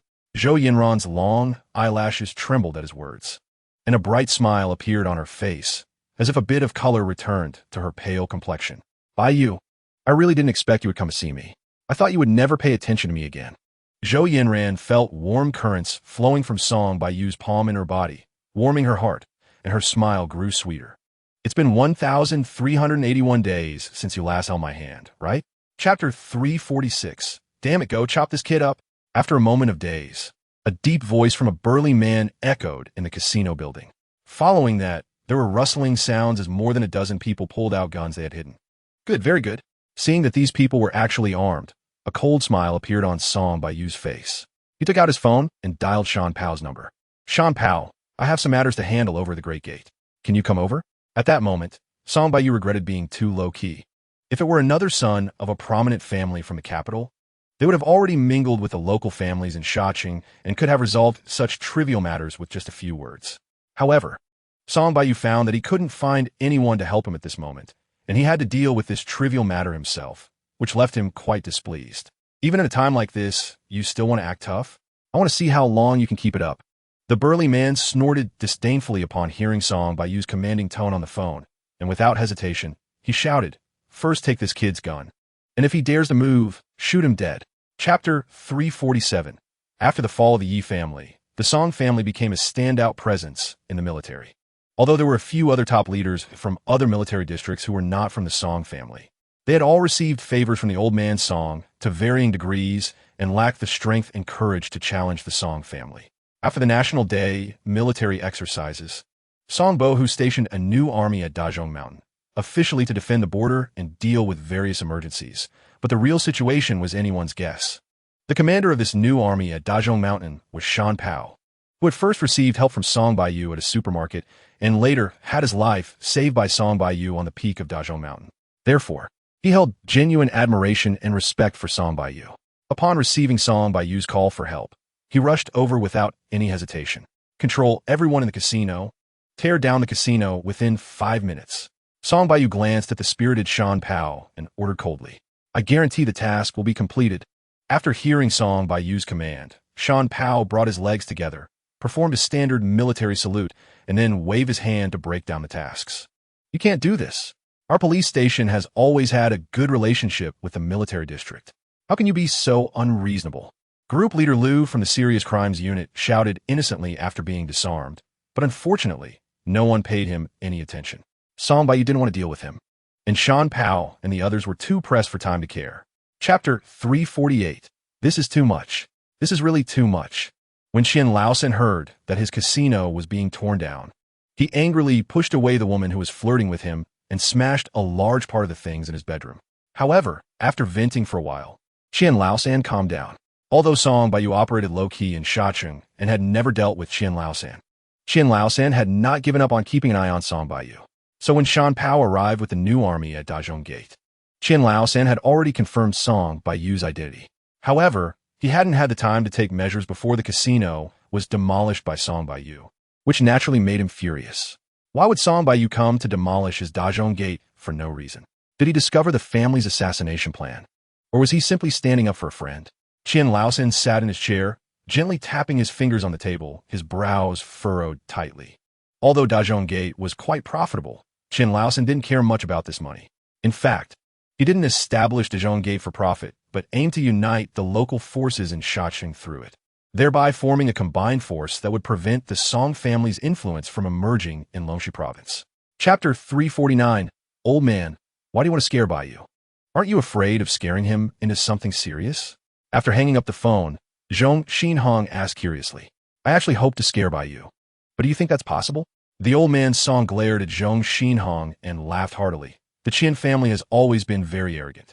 I didn't expect Baiyu to quietly take down Qian Laosan's nest in Shacheng this time. It feels great, simply wonderful. As he spoke about his delight, the old man Song couldn't help but burst into laughter. Even Zhong Xinhong, who was beside him, couldn't help but chuckle. Perhaps the saying, the older you get, the younger you become, referred to someone like the old man Song. After glancing at the rosy-cheeked old man Song, Zhong Xinhong couldn't help but sigh. I hope the difficult tone I just pretended to have can let Baiyu understand my good intentions. With such a large family business, I really can't bear to put all the pressure on Qingqing alone. After laughing heartily, the old man Song couldn't help but sigh. Chief, Baiyu is still young. I believe he will gradually take on the family's heavy responsibilities. Zhong Xinhong replied respectfully. Sigh, that kid's character is not smooth enough, and he doesn't like to deal with people, which is really a headache. If it were Qingqing or Bohu last night, they would never have gotten into such trouble. Chapter 350. Seeing Qian Laosan, who had been smiling just a moment ago, immediately turned hostile and poured boiling water on Shu's face, the private room suddenly fell silent. The private room was filled with some wealthy young masters from Sha City, such as the son of the deputy provincial governor Lin and the son of the director of the Provincial Power Bureau. They were all present at the Marriott Hotel because Qian Laosan had invited them to witness the gambling between Song Baiyu and himself. Third brother was really angry. Seeing Qian Laosan's abrupt actions, everyone in the private room felt a bit uneasy. They all knew that Qian Laosan had a good temper, always cheerful, and rarely seen angry. But if he truly got angry, it would be a matter of life and death. Just as everyone's sympathetic gazes fell on Xiang Chu, thinking he would be in trouble, they suddenly widened their eyes in disbelief because they saw the scalding hot water splashed on Xiang Chu, yet he showed no reaction, as if Qian Laosan had poured not boiling water, but lukewarm water instead. Qian Jian, I have tolerated you for too long. Xiang Chu glared at Qian Laosan with a dark expression, calling out his real name and speaking slowly. Since you don't know your place, don't blame me for being rude. Chapter 351. Watching Xiang Chu's body crash to the ground, everyone in the room fell into a stupor, especially Qian Laosan, who couldn't help but pinch his thigh. He was very aware of the strength of his two shadow bodyguards, who, with the Qian family's full support, had already reached the innate realm. After coming to Sha City, he had spent most of his wealth to bid for the Essence Pills and Foundation Establishment Pills from the Tianxia Auction Company, allowing his two bodyguards to enter the Foundation Establishment stage. Yet, despite all this, his two bodyguards were killed by Xiang Chu in a single confrontation.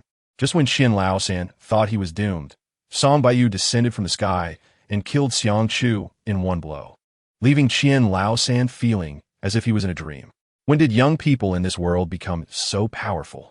Has my whole life been lived like a dog? Actually, I should have waited for you to resolve the issue with Xiang Chu before appearing, right? Song Baiyu glanced at the hilt of the sword embedded in Xiang Chu's chest and asked with a smile. Upon hearing Song Baiyu's words, Qian Jian finally snapped out of his shock.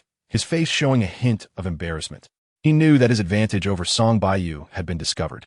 Just earlier, Xiang Chu had said he would kill everyone in the private room, and Song Baiyu killing Xiang Chu could be seen as saving everyone in the room.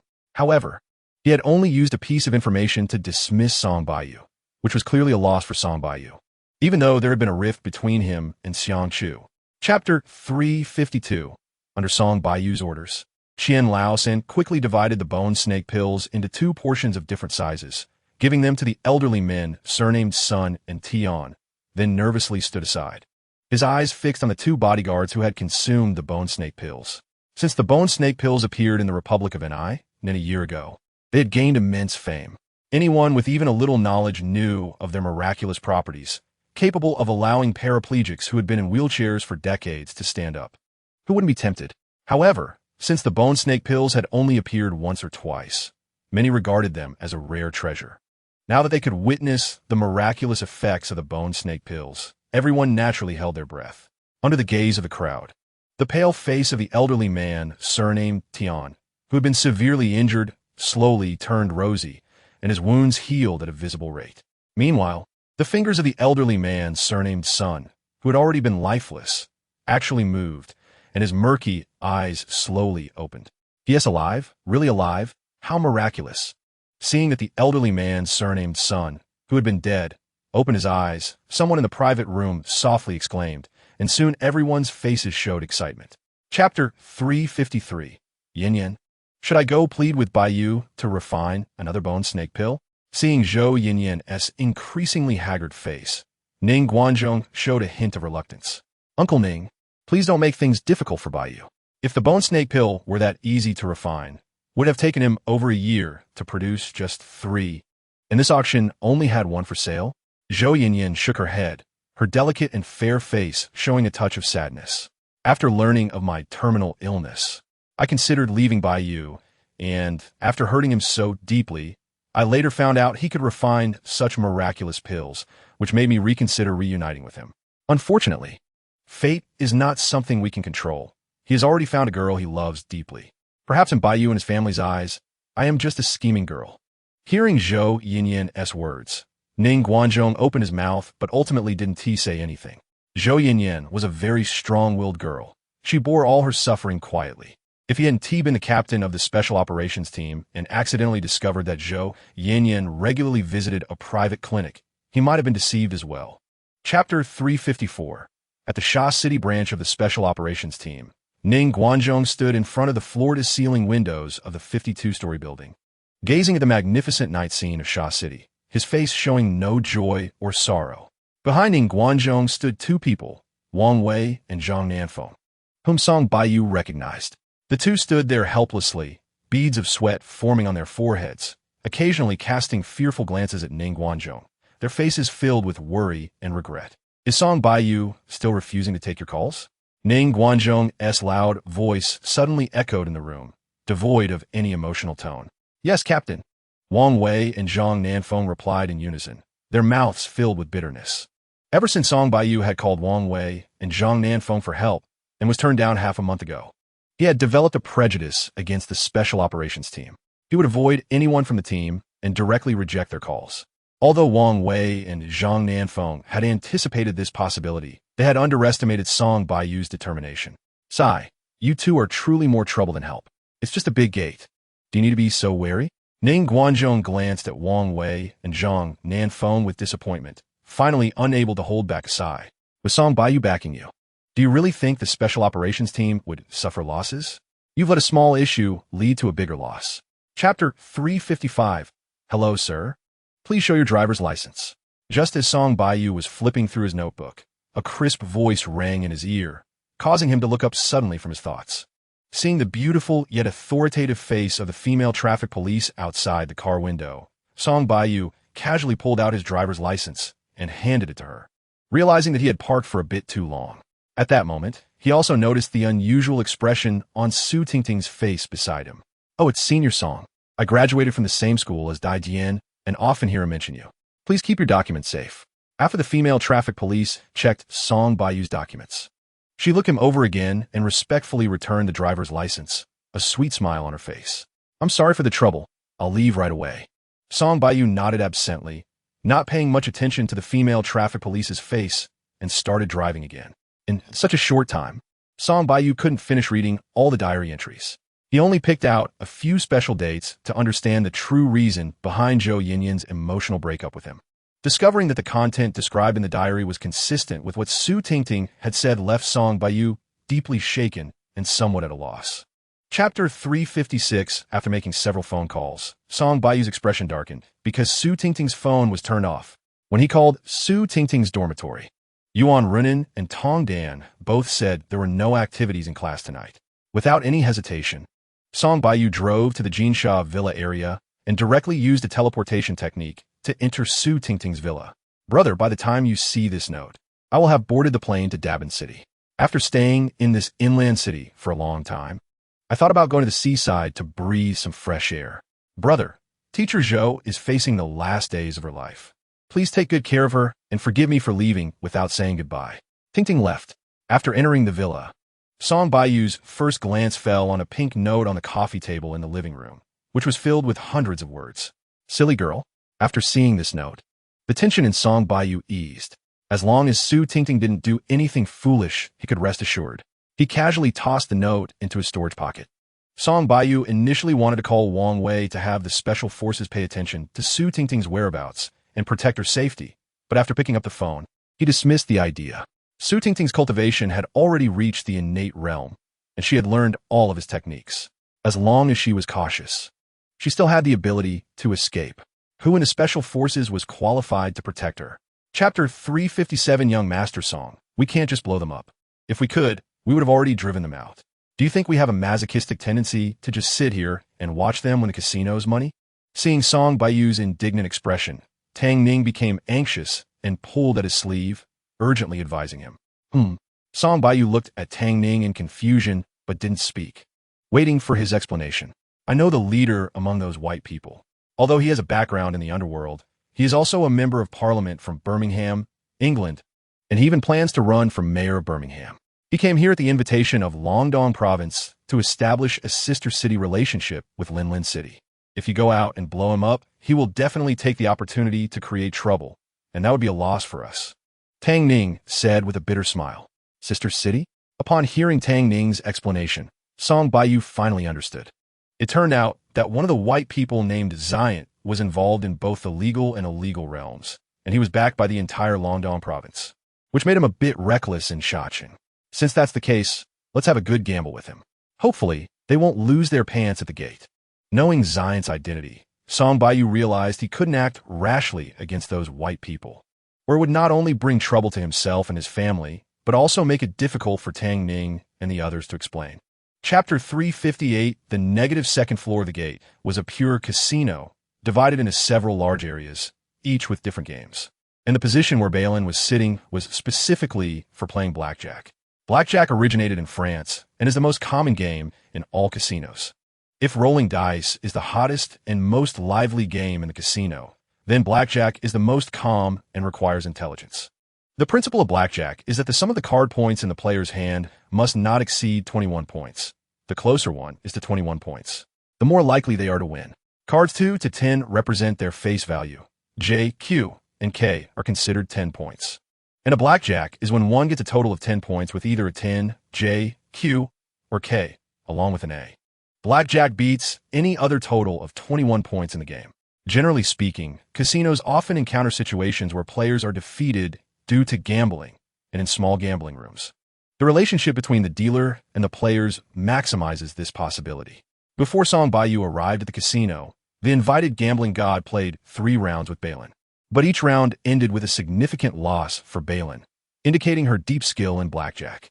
Chapter 359. Brother Tang, wow. I didn't expect you to be such a good actor, managing to trick those white people so thoroughly. It seems you really have a chance to get that woman's clothes. Lin Xuanyu patted Tang Ning on the shoulder, sincerely admiring him. To be honest, I almost got tricked by you just now. Upon hearing this, Tang Ning's face flushed with embarrassment, but he couldn't help but admire Song Baiyu. Could it be that young Master Song knew he couldn't control his emotional fluctuations? So he deliberately created a diversion to have him cooperate in acting for those white people, in order to confuse the opponent? Tang Ning was a vain person, and at this moment, he naturally wouldn't admit to his previous embarrassment. So, amid the curious and admiring gazes of everyone, he slightly curled his lips, showing a smile of having successfully executed a conspiracy. Song Baiyu was too lazy to expose Tang Ning's little thoughts and instead smiled at Balin. Continued dealing the cards. I don't believe your luck can last forever. Song Baiyu's smile undoubtedly appeared as mockery in Balin's eyes. She bit her bright, sexy red lips and said fiercely. Under Balin's signal, the dealer began to deal the cards for the third time. Chapter 360. Although Oksuni's dice rolling seemed casual, Song Baiyu clearly noticed that her wrist and fingers were very agile. She skillfully controlled the dice in the cup to an extent that seemed effortless. In fact, Oksuni wanted to shake the dice a bit longer, but she felt that Song Baiyu wasn't paying attention to the dice. Instead, like the other man, his gaze kept sweeping over her face and chest. As a result, she thought Song Baiyu was a complete novice and didn't want to bother to confuse him anymore. As Oksuni set down the dice cup, all eyes turned to Song Baiyu because what he said next would directly determine the direction of the 500,000 chips. And everyone wanted to know whether Song Baiyu was a casino expert or just a novice. Miss, could you please remove your hand? Song Baiyu gently reminded, not bothering with the other party's rudeness. Oksuni's face flushed upon hearing this. She then realized that she had unknowingly been provoked by Song Baiyu and quickly withdrew her delicate hand. It seems the beauty has a fondness for the leopards. Another leopard has come out this time. Song Baiyu smiled at Oksuni, completely ignoring her provocative gaze, and lightly uttered the number 9. Chapter 361. Upon hearing that Song Baiyu wanted to let Xiant and his group leave the casino, Tang Ning and the others immediately became anxious.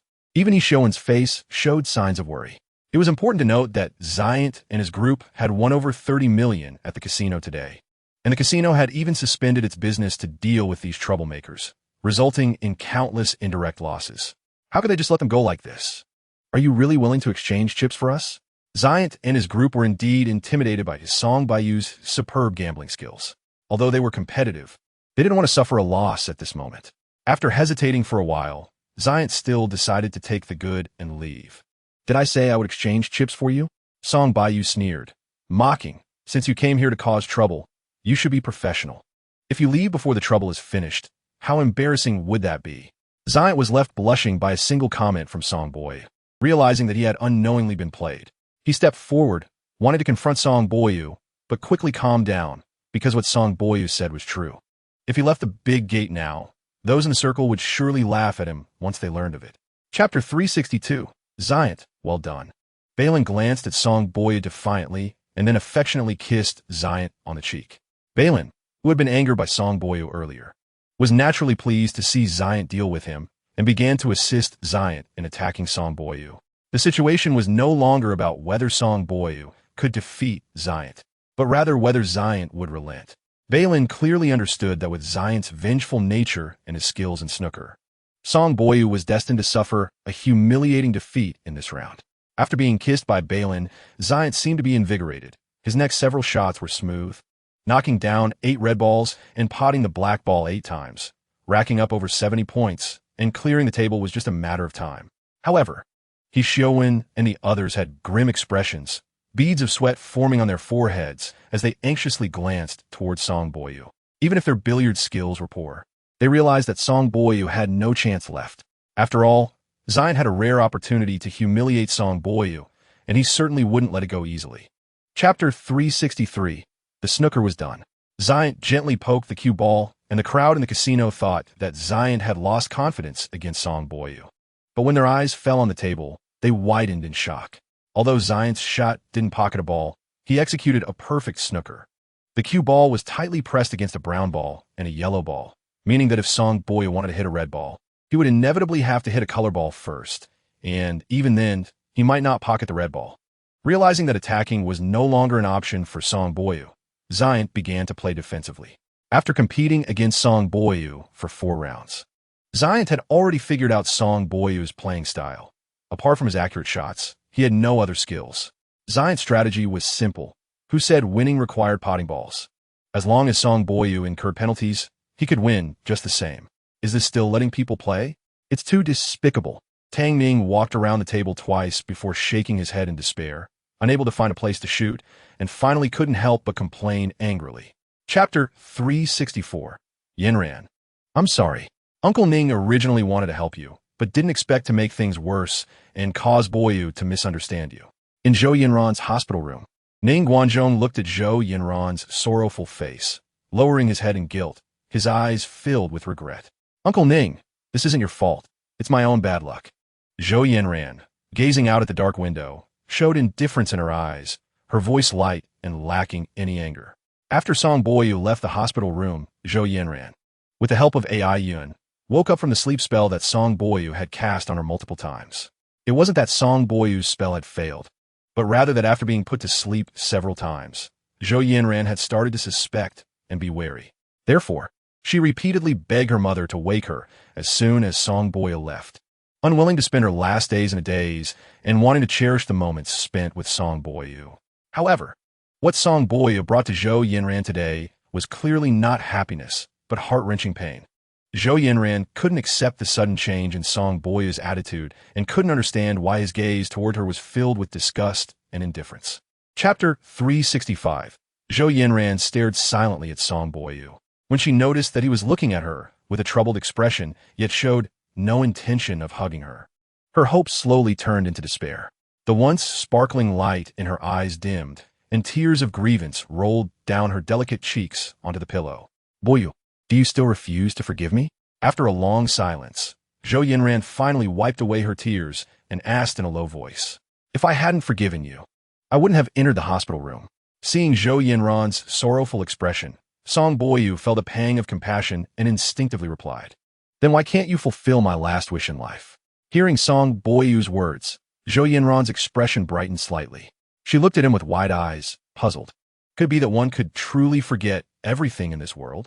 Are you sure this is our last hug? Song Baiyu was taken aback by Zhou Yinran's question and reflexively asked back, only to realize he might have misspoken. Zhou Yinran's face showed a look of confusion, and memories of what happened after Song Baiyu entered the hospital room slowly surfaced in her mind. Soon, her face lit up with surprise as she tried to sit up from the hospital bed, then got off the bed. Chapter 366. A few months after Wang Xun's death, Wang Yinyin and other experts from the Luoyuan sect searched everywhere for the cause of his death.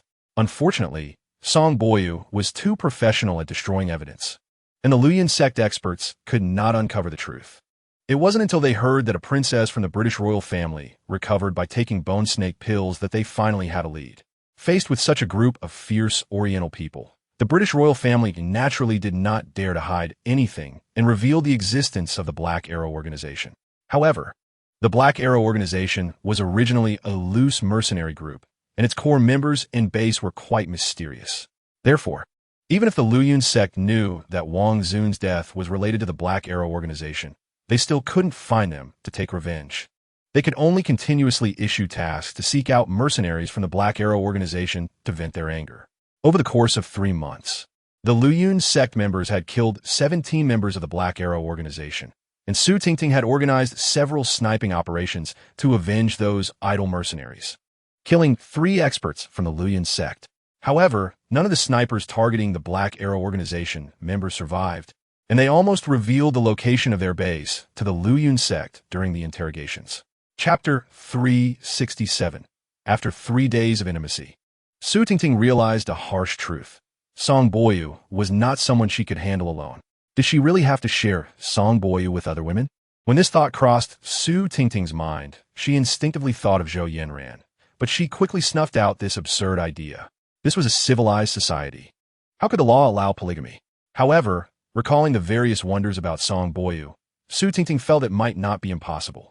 Tingting, what are you thinking? You look like you're smiling while walking. In a large classroom, Tong Dan, who was holding a seat for Su Tingting, looked at her as she walked into the classroom with a charming smile, almost drawing all eyes in the room toward her. Unable to suppress her jealousy, she called out, What else could it be? I'm just lovesick. Yuan Runin glanced at Su Tingting, who was becoming increasingly feminine, with a glimmer of envy in her eyes. Runin, you're really annoying. Su Tingting, realizing her own lapse, couldn't help but tap the textbook she was holding on Yuan Runin's head, then worriedly asked, Has the teacher taken attendance these past few days? Chapter 368. Because of Yu Jiaoyang's appearance, Yin Lu was not very high-spirited during the subsequent patrol, remaining silent and sullen. Although Song Baiyu heard the conversation between Yin Lu and Yu Jiaoyang from a distance, he was not the type to meddle and did not take the initiative to bring up a topic with Yin Lu. Along the way, Song Baiyu was digesting the information he had gathered from Wu Xiaodai, Su Tingting, and Yin Lu. It was clear that a lot had happened during the 3 months he had been in seclusion, and these events were related to him or his family. He felt it necessary to sort these matters out to avoid any unexpected situations. Thus, Yin Lu and Song Baiyu patrolled with their own thoughts until the day's tasks were completed. "Baiyu, is this your car?" When Yin Lu forcibly dragged Song Baiyu to her house for dinner but was led to a sleek black Audi, her eyes lit up with surprise as she asked, "This car must be worth over $1 million, right?" Song Baiyu nodded, opened the passenger door, and pushed the dazed Yin Lu into the car before getting into the driver's seat, starting the vehicle and heading straight to Yin Li's home. "Baiyu, is your car free on Sunday? If possible, could you lend it to me to make a scene?" After a moment of contemplation, Yin Lu asked anxiously. Chapter 369, after making 2 phone calls to his family and feeling the concern and care from his older brother and sister, a soft emotion welled up in Song Baiyu's heart, deepening his appreciation for familial bonds in the secular world. He even began to cherish the feeling of being cared for by his relatives. He realized that he had been in touch with his family too little and should try to call them more often to check on them. Remembering how infrequently he called home made him feel somewhat guilty. After hanging up, a faint smile appeared on Song Baiyu's face, though his heart flew back to his home in the capital. It was clear that the family in the secular world was much more interesting than the sect in the cultivation world. Song Baiyu felt somewhat lucky. While others faced disastrous consequences from failed tribulations, he not only had the chance to cultivate again, but had also been reborn into such a warm family. In the following 2 days, Song Baiyu went to work at the city bureau as usual and picked up Su Tingting from Sha City University after work, enjoying their sweet time together. To his surprise, after Zhou Yinran returned from vacation, she never sought him out again, as if she had given up on that relationship. However, this suited Song Baiyu just fine. He naturally would not take the initiative to ask Zhou Yinran about it, as that would only bring trouble. Chapter 370. Song Baiyu was unaware of the undercurrents swirling at the wedding banquet. He attended Yin Di's wedding partly to join the festivities and partly out of gratitude for Yin Li's help in rescuing Hua Yurong and her brother from Crisis at the bus station. The banquet had not formally started. Light, cheerful music floated through the restaurant hall, and a group of lively young people embraced each other and danced in the center, occasionally bursting into laughter. Due to the stunning presence of Su Tingting and Zhang Lu, people often invited them to dance, but both politely declined all invitations, instead enjoying the celebratory atmosphere while linking arms with their loved ones. "Tingting, don't tell me you've never attended a wedding before." Seeing Su Tingting fixated on the projection in the hall, which played a video of the bride's growth, Song Baiyu couldn't help but ask. Su Tingting thought seriously for a moment before shaking her head. "I've only been in Sha City for a little over a year, and I spent the beginning taking etiquette classes, so I never dared to go out and embarrass myself. After the etiquette course, I was busy preparing for the college entrance exam, so I had no time to attend weddings." Chapter 371. Zhong Jingzhao stared wide-eyed at Song Baiyu, as if he had flowers growing on his face, and was speechless for a while, but his mind was racing with speculation about Song Baiyu's background. Because Zhong Jingzhao was not very satisfied with his niece's marriage, he did not send invitations to city and provincial leaders for today's banquet, thinking that since it wasn't his own daughter getting married, it wouldn't be considered rude. He was certain that among the attendees, aside from Chen Yufa, whose status was comparable to his own, the rest were insignificant. "You're a police officer from the city bureau, right?" After cautiously glancing at Song Baiyu, Zhong Jingzhao asked quietly. Song Baiyu did not expect the middle-aged man to recognize his identity. However, recalling that he was sitting with people from the city bureau, it was normal for the middle-aged man to notice him, so he merely glanced at him without responding. Observing Song Baiyu's reaction clearly, Zhong Jingzhao felt even more puzzled.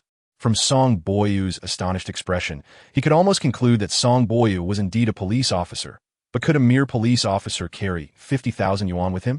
"I am Zhong Jingzhao from the Municipal Investment Promotion Bureau, and I'm a college classmate and friend of your director Chen." As the head of the Investment Promotion Bureau, Zhong Jingzhao was naturally a person of great social finesse. He assumed that Song Baiyu was being arrogant because he was unaware of his identity, so he subtly revealed his status, hoping to intimidate Song Baiyu. Chapter 372. Young Master Tang. "Young Master Lin, what brings you here?" Zhong Jingzhao secretly observed Yen Lu and saw that she did not recognize Tang Ning and Lin Xianyu, which delighted him. He quickly approached Tang Ning and Lin Xianyu with a humble demeanor.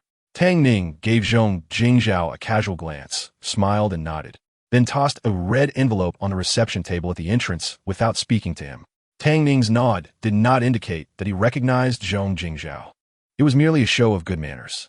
As for Lin Xianyu, he didn't even glance at Zhong Jingzhao, his eyes scanning the hall as if searching for someone. Yen Lu was surprised to see the previously arrogant Zhong Jingzhao and his wife suddenly bowing and scraping before the two young men. Wondering what kind of background these two young men had that made Zhong Jingzhao and his wife appear so fearful of them, while they seemed to look down on Zhong Jingzhao. However, Yen Li's attention was quickly diverted when someone tugged at his coat hem, and he noticed a colleague responsible for collecting gift money giving him a signal. Yen Lu instinctively glanced at the table and found that the two young men who had just arrived each gifted 2,000 yuan, which made his heart skip a beat. Chapter 373 Baiyu. What did you mean when you said on the phone a few days ago that there was unexpected danger at Jinj? When Song Baiyu and Su Tingting returned home hand in hand, they unexpectedly found someone standing at the entrance of the villa. Brother. Su Tingting glanced at the visitor and timidly called out, then blushed and released Song Baiyu's arm. The person was Song Bohu. After learning about the special circumstances at Jinj during the phone call, Song Bohu hurriedly wrapped up his affairs in the capital and rushed over without delay. Tingting, right? Song Bohu had been focused on talking to Song Baiyu, and only when Tingting greeted him did he scratch the back of his head in a friendly manner, puzzled about what to say next. It was the first time for Su Tingting and Song Bohu to meet. Su Tingting recognized Song Bohu at a glance because there were photos of him in Song Baiyu's villa, while Song Bohu guessed Tingting's name. Song Bohu obviously lacked experience in dealing with girls. When he saw that Song Baiyu was accompanied by a girl, he was filled with questions but didn't dare to ask casually, not knowing how to face the girl next to Song Baiyu. Chapter 374. Just as Song Baiyu anticipated, Ning Guanzhong had been waiting for an appropriate opportunity to reconcile with him. Before offending Song Baiyu, the Special Operations Group could receive a certain amount of essence pills and foundation establishment pills each month, which greatly enhanced the strength of the ancient martial arts members in the group. However, after offending Song Baiyu, he stopped providing any pills to the Special Operations Group, leaving Ning Guanzhong feeling frantic. If it had been someone else who dared to do this, Ning Guanzhong would have stormed over. But facing someone as powerful and prestigious as Song Baiyu, he found himself completely helpless. More importantly, Ning Guanzhong was in the wrong, which left him feeling like a mute eating bitter herbs, unable to find anyone to plead for him. In just over 10 minutes, Ning Guanzhong arrived at the Fengzhu villa. When Su Tingting saw an unexpected guest at home, she felt awkward because she had prepared a meal only for Song Bohu. Bohu, you go eat? I had dinner before coming. I'll discuss something with Baiyu first. Ning Guanzhong noticed Su Tingting's embarrassment and smiled apologetically at her before speaking to Song Bohu. Chapter 375. Tingting. I suddenly remembered there are still some things unresolved. You can take a taxi back to school. We'll see each other tomorrow. As they walked onto the street, Song Baiyu suddenly frowned and casually said to Su Tingting. Although Su Tingting could be spoiled, she was a sensible person and wasn't willful. Upon hearing that Song Baiyu had matters to attend to, she nodded immediately and waved goodbye to him. Seeing Su Tingting get into the taxi, Song Baiyu smiled and waved at her, but his mind grew increasingly tense. After leaving the villa, he felt as if someone was following him. But when he released his spiritual sense to investigate, he found no suspicious traces, leading him to believe it was just his imagination. After several similar occurrences, Song Baiyu began to feel uneasy. As a cultivator, he had complete confidence in his instincts. The inability to detect a follower with his spiritual sense did not mean there was no one following him. Rather, it suggested that the follower's cultivation was far superior to his own and beyond what his spiritual sense could detect. Chapter 376. Rui. Watching a black lightning bolt as thick as an arm strike towards him, Song Baiyu found himself completely unable to move. He shouted desperately in his mind. Unfortunately, Rui did not respond this time, and the only answer to Song Baiyu was an endless silence. Just when he thought he was doomed, the black lightning struck him heavily, followed by a loud bang in his ears, resembling a thunderclap in the clear sky, and then Song Baiyu's body was uncontrollably thrown into the air. With a cough, Song Baiyu spat out a mouthful of fresh blood while his complexion turned pale gold, his eyes losing their luster. The violent impact had displaced all his internal organs. Wait, something's wrong. Why didn't that lightning pierce through my body, but only knock me away? Song Baiyu struggled to look down and found that his outer suit had turned to charcoal, revealing the water-blue silk garment underneath. A look of realization finally appeared in his eyes, having narrowly escaped with his life thanks to the water-blue silk garment. Song Baiyu immediately threw a few pills into his mouth without hesitation. As long as it wasn't the final moment, he absolutely would not give up fighting. Chapter 377. After hearing about the dangers GG had faced over the past year, Song Baiyu realized that GG had almost never had the chance to meet him again, and his fondness for GG grew even stronger. It turned out that GG was facing its second evolution before entering the sandalwood box, but a fierce battle hundreds of years ago had left it severely injured. If it had forced the evolution at that time, it would not only have failed but would have directly faced disintegration. This was why its previous master had sealed it in the sandalwood box, allowing Song Baiyu to have the fortune of obtaining GG. After recognizing Song Baiyu as its master, GG devoured countless spiritual pills, especially 6 Ice Soul Divine pills, which restored most of its spiritual power. Once GG saw that Song Baiyu was no longer in danger, it could not resist the temptation of evolution, which led it to leave Song Baiyu decisively. However, fearing it would never see Song Baiyu again, it bestowed 1/3 of its demonic essence upon him, allowing his strength to soar. In fact, GG had indeed faced life and death situations over the past year, almost losing its life multiple times due to attacks from underground demon beasts. Moreover, enduring the high temperatures daily made GG feel like it was living in hell. Its fur had changed countless times until it awakened part of the soul beast's inherited memories, barely surviving in the underground lava and successfully evolving. Chapter 378. Even if Limana did not say anything, Song Baiyu knew she had fallen into a devilish obsession. Since Song Baiyu taught Limana the charming celestial demon technique, she had sold the Royal Entertainment Club and the Sand City Hotel, dedicating herself entirely to cultivating the technique. Her diligence impressed even Song Baiyu. In just a year, Limana had risen from an ordinary person with no internal energy to a mid-foundation establishment expert, and she had even cultivated the charming celestial demon technique to the 7th level. The charming celestial demon technique was originally tailored for those with a mysterious body, so Limana's progress was naturally rapid.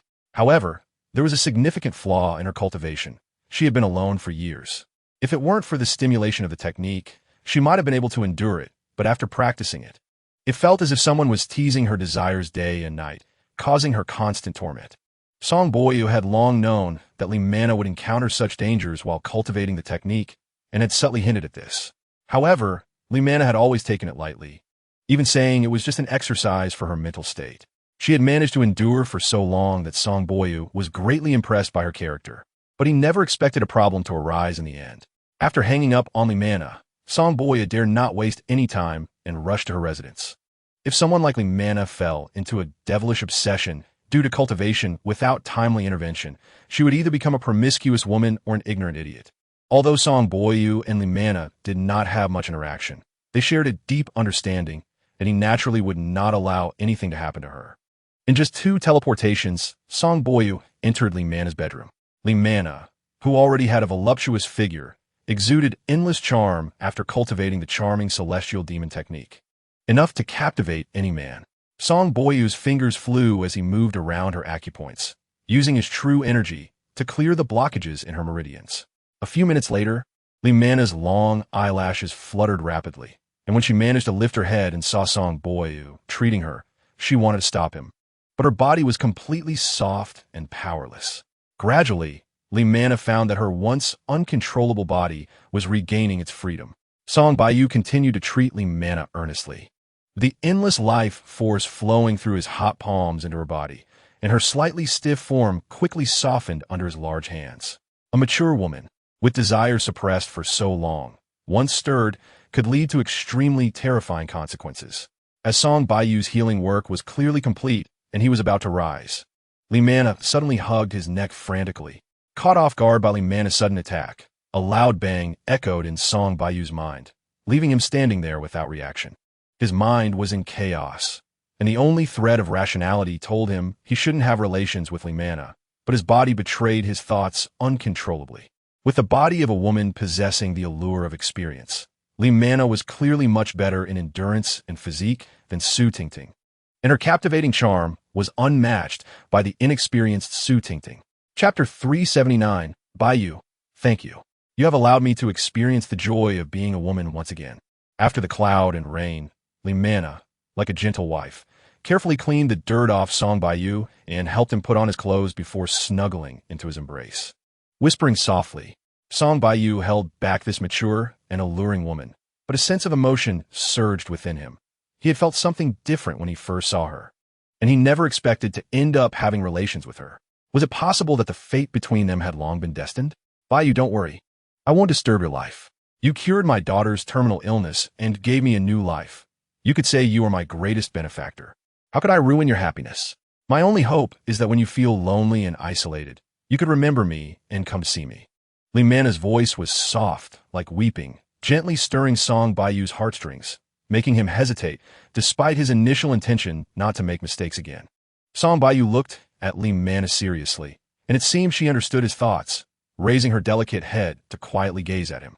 Chapter 380. After Song Baiyu got into the car, Didian immediately offered his seat for Song Baiyu to sit down, while he stood respectfully to the side. It was as if he didn't hear his colleague's sarcastic comments. His eyes were only on Song Baiyu. While others didn't know Song Baiyu's capabilities, Didian was all too clear. When he was trapped at the gate, Song Baiyu had directly called in the Xianjing army to help, and the officer leading them respectfully referred to Song Baiyu as instructor, executing his orders unconditionally. Although Song Baiyu did not say what he was doing at Dazhong Mountain, Didian vaguely guessed some truth, his face showing excitement. He wanted to clarify things with Song Baiyu several times, but was deterred by his authority. After a few people in the car criticized the public security department, seeing that Song Baiyu and Didian completely did not engage, they felt awkward to continue. After all, they were colleagues in the same unit, and there was no deep hatred, just a moment of venting. However, as they were about to participate in the Xianjing Army Selection Competition semifinals, everyone felt inexplicably excited and was eager to find a topic to ease the tension. And among them, there happened to be someone with intricate connections to the Xianjing army, making it easy for them to find common ground. Chapter 381. The Xianjing army was not large, consisting of only a standard company, a refined force preserved after the National Day military parade, with a brand new formation. 90% of the Xianjing army knew Song Baiyu. The scene of him beating the instructors of the Yi family army deeply impressed these soldiers. The Qigong techniques and superior combat skills he taught them allowed their strength to soar, and although nominally Luo Dongsheng was their instructor, all soldiers in the Xianjing army, including Luo Dongsheng, regarded Song Baiyu as their true instructor. In just a year's time, these soldiers had touched the threshold of innate abilities, and Song Baiyu nodded in satisfaction, returning their military salute before signaling them to continue training. When Luo Dongsheng, also known as Shan Pao, saw Song Baiyu, his eyes sparkled with enthusiasm. He hurriedly ran to Song Baiyu's side, and as he left, someone else from the Xianjing army stepped in to take over his duties. Instructor, are all these officers trained by you? Luo Dongsheng asked cautiously, his envious gaze sweeping over the officers behind Song Baiyu. Chapter 382. Yuan Lingfeng was not new to partnering with Song Baiyu, but this time he felt uncomfortable all over. Previously, he did not know Song Baiyu's identity, treating him like a younger brother whom he cared for and doted on. He would patiently teach him when he didn't understand something and casually point out when he did something wrong. Now, even if he had 10 times more courage, he wouldn't dare to do so. Brother Baiyu, why do I feel like you become distant in just half a day? Noticing Yuan Lingfeng's hesitance, Song Baiyu sighed inwardly. Baiyu, how can you say that? This morning, what you revealed completely stunned me. Didn't you see how pale those high-handed people from the city bureau turned later? If Didian gets selected into the Xianjing army and everyone else fails, they will probably suspect you of deliberate revenge. Yuan Lingfeng gazed at Song Baiyu for a long time, and when he noticed the sincerity in his eyes remained unchanged, he subconsciously breathed a sigh of relief, a relaxed smile appearing on his face. Upon hearing this, Song Baiyu's expression changed. He truly hadn't thought about this matter. But since the officers from the city bureau had made sarcastic remarks on the way to Dajong Mountain and suddenly all got eliminated, it was inevitable they would think wildly. Chapter 383.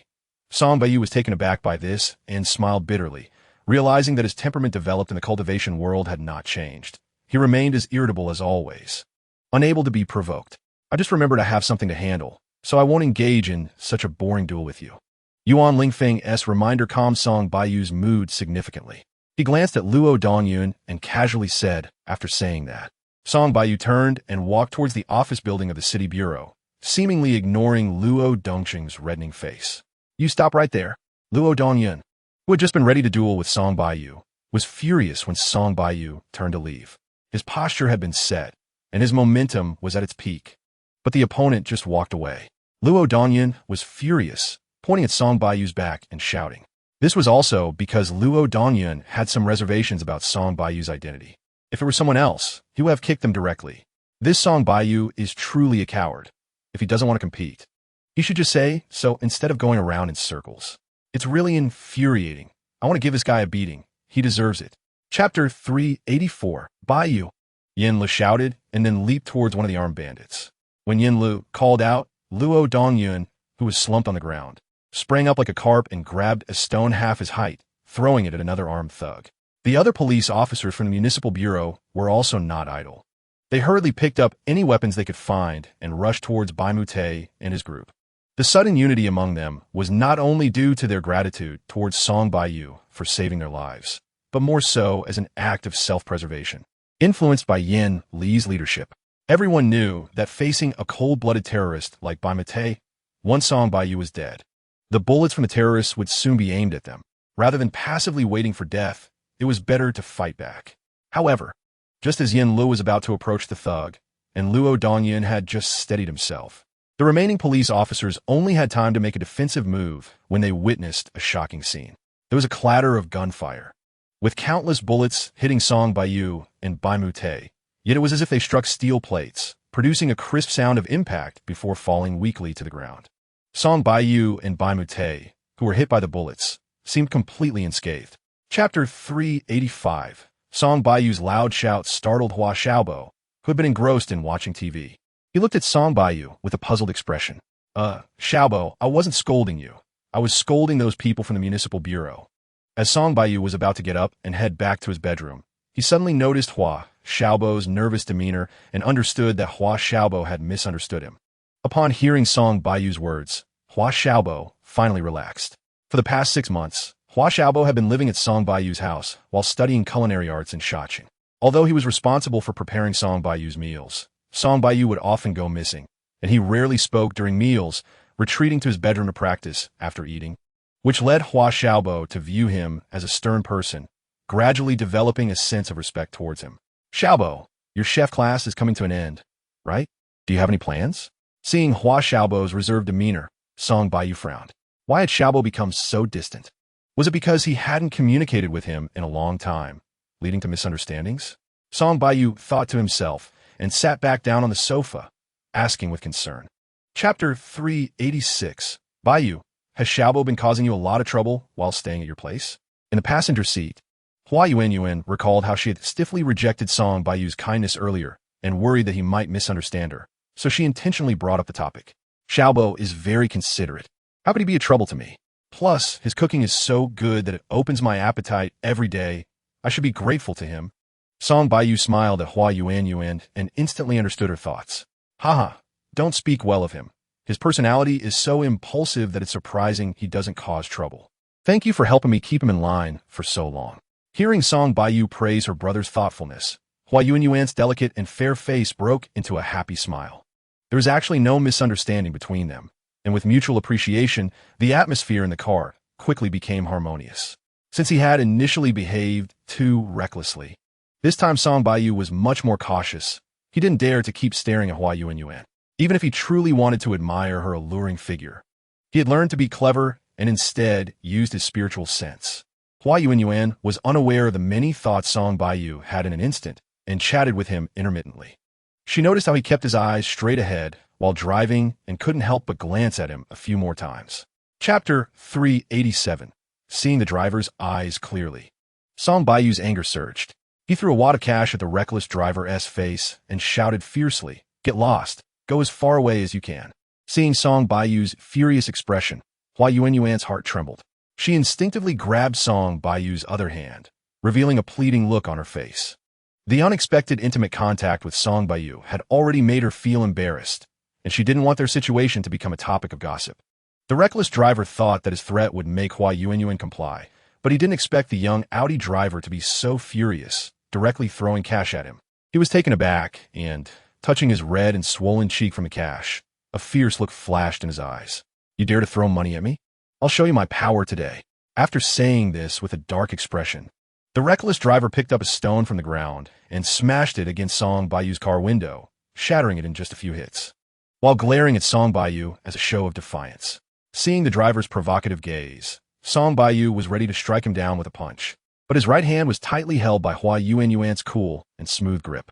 Although he glared at the reckless driver with eyes that seemed ready to spit fire, he had to forcibly suppress his urge to act. Chapter 388. After a few minutes of adjusting, the reckless driver slowly got up from the ground, but his forehead was swollen and red, and he had a cut on his mouth with 2 front teeth missing. "Lao Fong, are you all right?" Chun Jinglong quickly ran to his bodyguard, anxiously asking, while also glancing back at Song Baiyu from time to time, fearing that he would run away. "I'm fine," the reckless driver said in fear, glancing at Song Baiyu, only to meet his piercing gaze. He felt dizzy, and before he could finish his sentence, he spat out a mouthful of blood, crouching down in pain as if struck by lightning. "Lao Fong, wait for me. I'll call an ambulance." Seeing his bodyguard injured so severely, Chun Jinglong's right eyelid twitched violently. He quickly dialed the hospital for help, secretly shocked by Song Baiyu's strength. The ambulance arrived at the scene quickly, accompanied by a police car and 3 vehicles from the Municipal Investment Bureau. Seeing the Investment Bureau's personnel arrive late, Chun Jinglong immediately started cursing at them, not sparing the police either. Chapter 389. Who are you? Tang Ning respectfully greeted Song Baiyu, before turning back and coldly questioning a small section chief from the Investment Bureau. His change of expression happening so quickly that it left people dumbfounded. Due to his experiences, even though it was just a few simple words, they came from Tang Ning's mouth with great force, and combined with his solemn expression, it gave off an air of authority. Ever since Song Baiyu displayed his extraordinary gambling skills at the Dejamin, Tang Ning and Lin Xuanyu were in awe of him, willingly considering themselves as his subordinates. If it weren't for Song Baiyu repeatedly warning them not to disturb his life, Tang Ning and Lin Xuanyu would probably be following him around every day. Now, seeing their boss being bullied, they naturally rushed to stand in front of him. "I am a subordinate of Director Zhang from the business section of the Municipal Investment Bureau." Under Tang Ning's fierce gaze, the section chief's legs weakened, nearly causing him to kneel. He inwardly cursed his bad luck for running into this pair of demons. Oh, what great power the Investment Bureau has. Lin Xuanyu saw Tang Ning make a move, and he didn't want Tang Ning to have the spotlight all to himself. So he deliberately elongated his tone and said, with a faint mockery on his face, which embarrassed Director Zhang so much that his old face turned red, almost to the point of tears. Chapter 390. Lu Jichuan took Song Baiyu and Hua Yuanyuan to see a storefront that was only a 10-minute walk from the pedestrian street in Yangon District, near Shaching City No. 8 Middle School. The area was shaded by green trees and very quiet. When Hua Yuanyuan saw the store, a satisfied expression immediately appeared on her face. "Brotherly, thank you, I really like this store." At Song Baiyu's gesture, Lu Jichuan did not address him as boss but appeared as a friend. So Hua Yuanyuan showed great respect to Lu Jichuan. "You're too polite. Baiyu's matters are my matters. As long as you like it, that's good. I know the previous owner of this shop. I'll help you take care of everything." Lu Jichuan cautiously glanced at Song Baiyu and noticed a satisfied smile on his face, which made him subconsciously breathe a sigh of relief. How can that be? Just finding a storefront for me is already a lot of trouble. I'll handle the follow-up myself." Hua Yuanyuan didn't expect Lu Jichuan to be so enthusiastic, and after helping her find a suitable shop, he also wanted to help her with the paperwork, so she quickly declined. "Sister Hua, just let him handle this. This guy is in this line of work.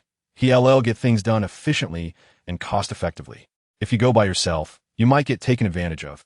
If you really feel bad about it, just treat him to a meal later." Seeing Lu Jichuan voluntarily offering to help Hua Yuanyuan with the storefront lease, Song Boyu was first stunned, but then he understood Liu Zichuan's good intentions. It was indeed more convenient for Liu Zichuan to handle these matters. Chapter 391. After hearing Hua Xiaobo's account, Song Boyu felt a bit amused and helpless. Hua Xiaobo was just 18 this year, at the age of budding emotions. And suddenly putting him among a group of beautiful women, it was strange if he could resist temptation. What puzzled Song Boyu was that the woman Hua Xiaobo liked clearly had a husband, and it seemed that the woman came from a good family. Why would she want to stray? While Hua Xiaobo was speaking, two police officers arrived at the entrance of the training school. They glanced at Song Boyu and coldly asked, "Which police station are you from, brother? You seem to have crossed the line." Seeing two colleagues arrive, Song Boyu flashed his badge and smiled. "I'm from the city bureau. This is my little brother. He's a bit impulsive. I'm here to pick someone up." "Oh, so you're from the city bureau. Your brother has some guts. Daring to mess with someone else's woman. He should have checked who was backing him. It's good nothing substantial happened, otherwise he wouldn't have been able to keep his life." Upon hearing that Song Boyu was from the city bureau, the police officer who spoke earlier looked much better, but his gaze towards Hua Xiaobo had a hint of strangeness. Chapter 392. On the way back, Hua Xiaobo's emotions gradually stabilized, but his expression remained gloomy. No matter how Song Boyu and Hua Yuering questioned him, he remained silent. Like a stone statue, Hua Yuering felt like giving Hua Xiaobo a slap, but when she saw his swollen face, her heart ached. Noticing the worried look in Hua Yuering's eyes, Song Boyu squeezed her hand and gave her a comforting smile. Seeing Song Boyu's bright smile, revealing his white teeth, Hua Yuering's sparkling eyes flickered, and she nodded slightly, but her gaze toward Song Boyu held more gratitude and expectation. After returning to the villa, Hua Yuering carefully helped Hua Xiaobo wash his face and change his jacket. At Song Boyu's suggestion, Hua Yuering refrained from asking Hua Xiaobo anything else and left him alone in the bedroom, giving him a quiet environment. "Boyu, what do you think made Xiaobo do such a thing? What if someone comes looking for trouble?" Once in the living room, Hua Yuering couldn't help but voice her worries. Hua Yuering was a calm person and didn't like to argue, but Hua Xiaobo had caused such a huge mess, making her feel as if the sky was about to fall. If it weren't for Song Boyu being by her side, she would feel restless every day. Chapter 393. Chun Youfa listened to the busy tone on the other end of the phone and smiled bitterly, shaking his head. Ever since his backing left Longxi province, he felt particularly powerless as the city bureau chief. Many people were eyeing the position, and if he hadn't been careful and diligent in his duties, he probably would have been pushed out of the chief's position a long time ago. That's odd. Why is that old fox, Zhou, so angry today? Did he catch something on me? Chun Youfa quickly sensed that Zhou Mingtong's tone was off. He immediately jumped up from the sofa and could no longer sit still. After pacing back and forth in the room for a while, Chun Youfa confirmed that he hadn't made any mistakes during this time, and he immediately thought of the purpose of Zhou Mingtong's call. Could it be that Song Boyu got into some trouble? Chun Youfa felt this possibility was quite high. The more he thought about it, the more excited he became, and he couldn't help but take out his phone and dial Song Boyu's number. In recent years, the political landscape in Shaqing City had changed significantly, making Chun Youfa hesitant to take sides. While this avoided the possibility of making mistakes, it also meant he wouldn't be taken seriously. After unintentionally discovering Song Boyu's tremendous influence, he began to think of ways to get close to him.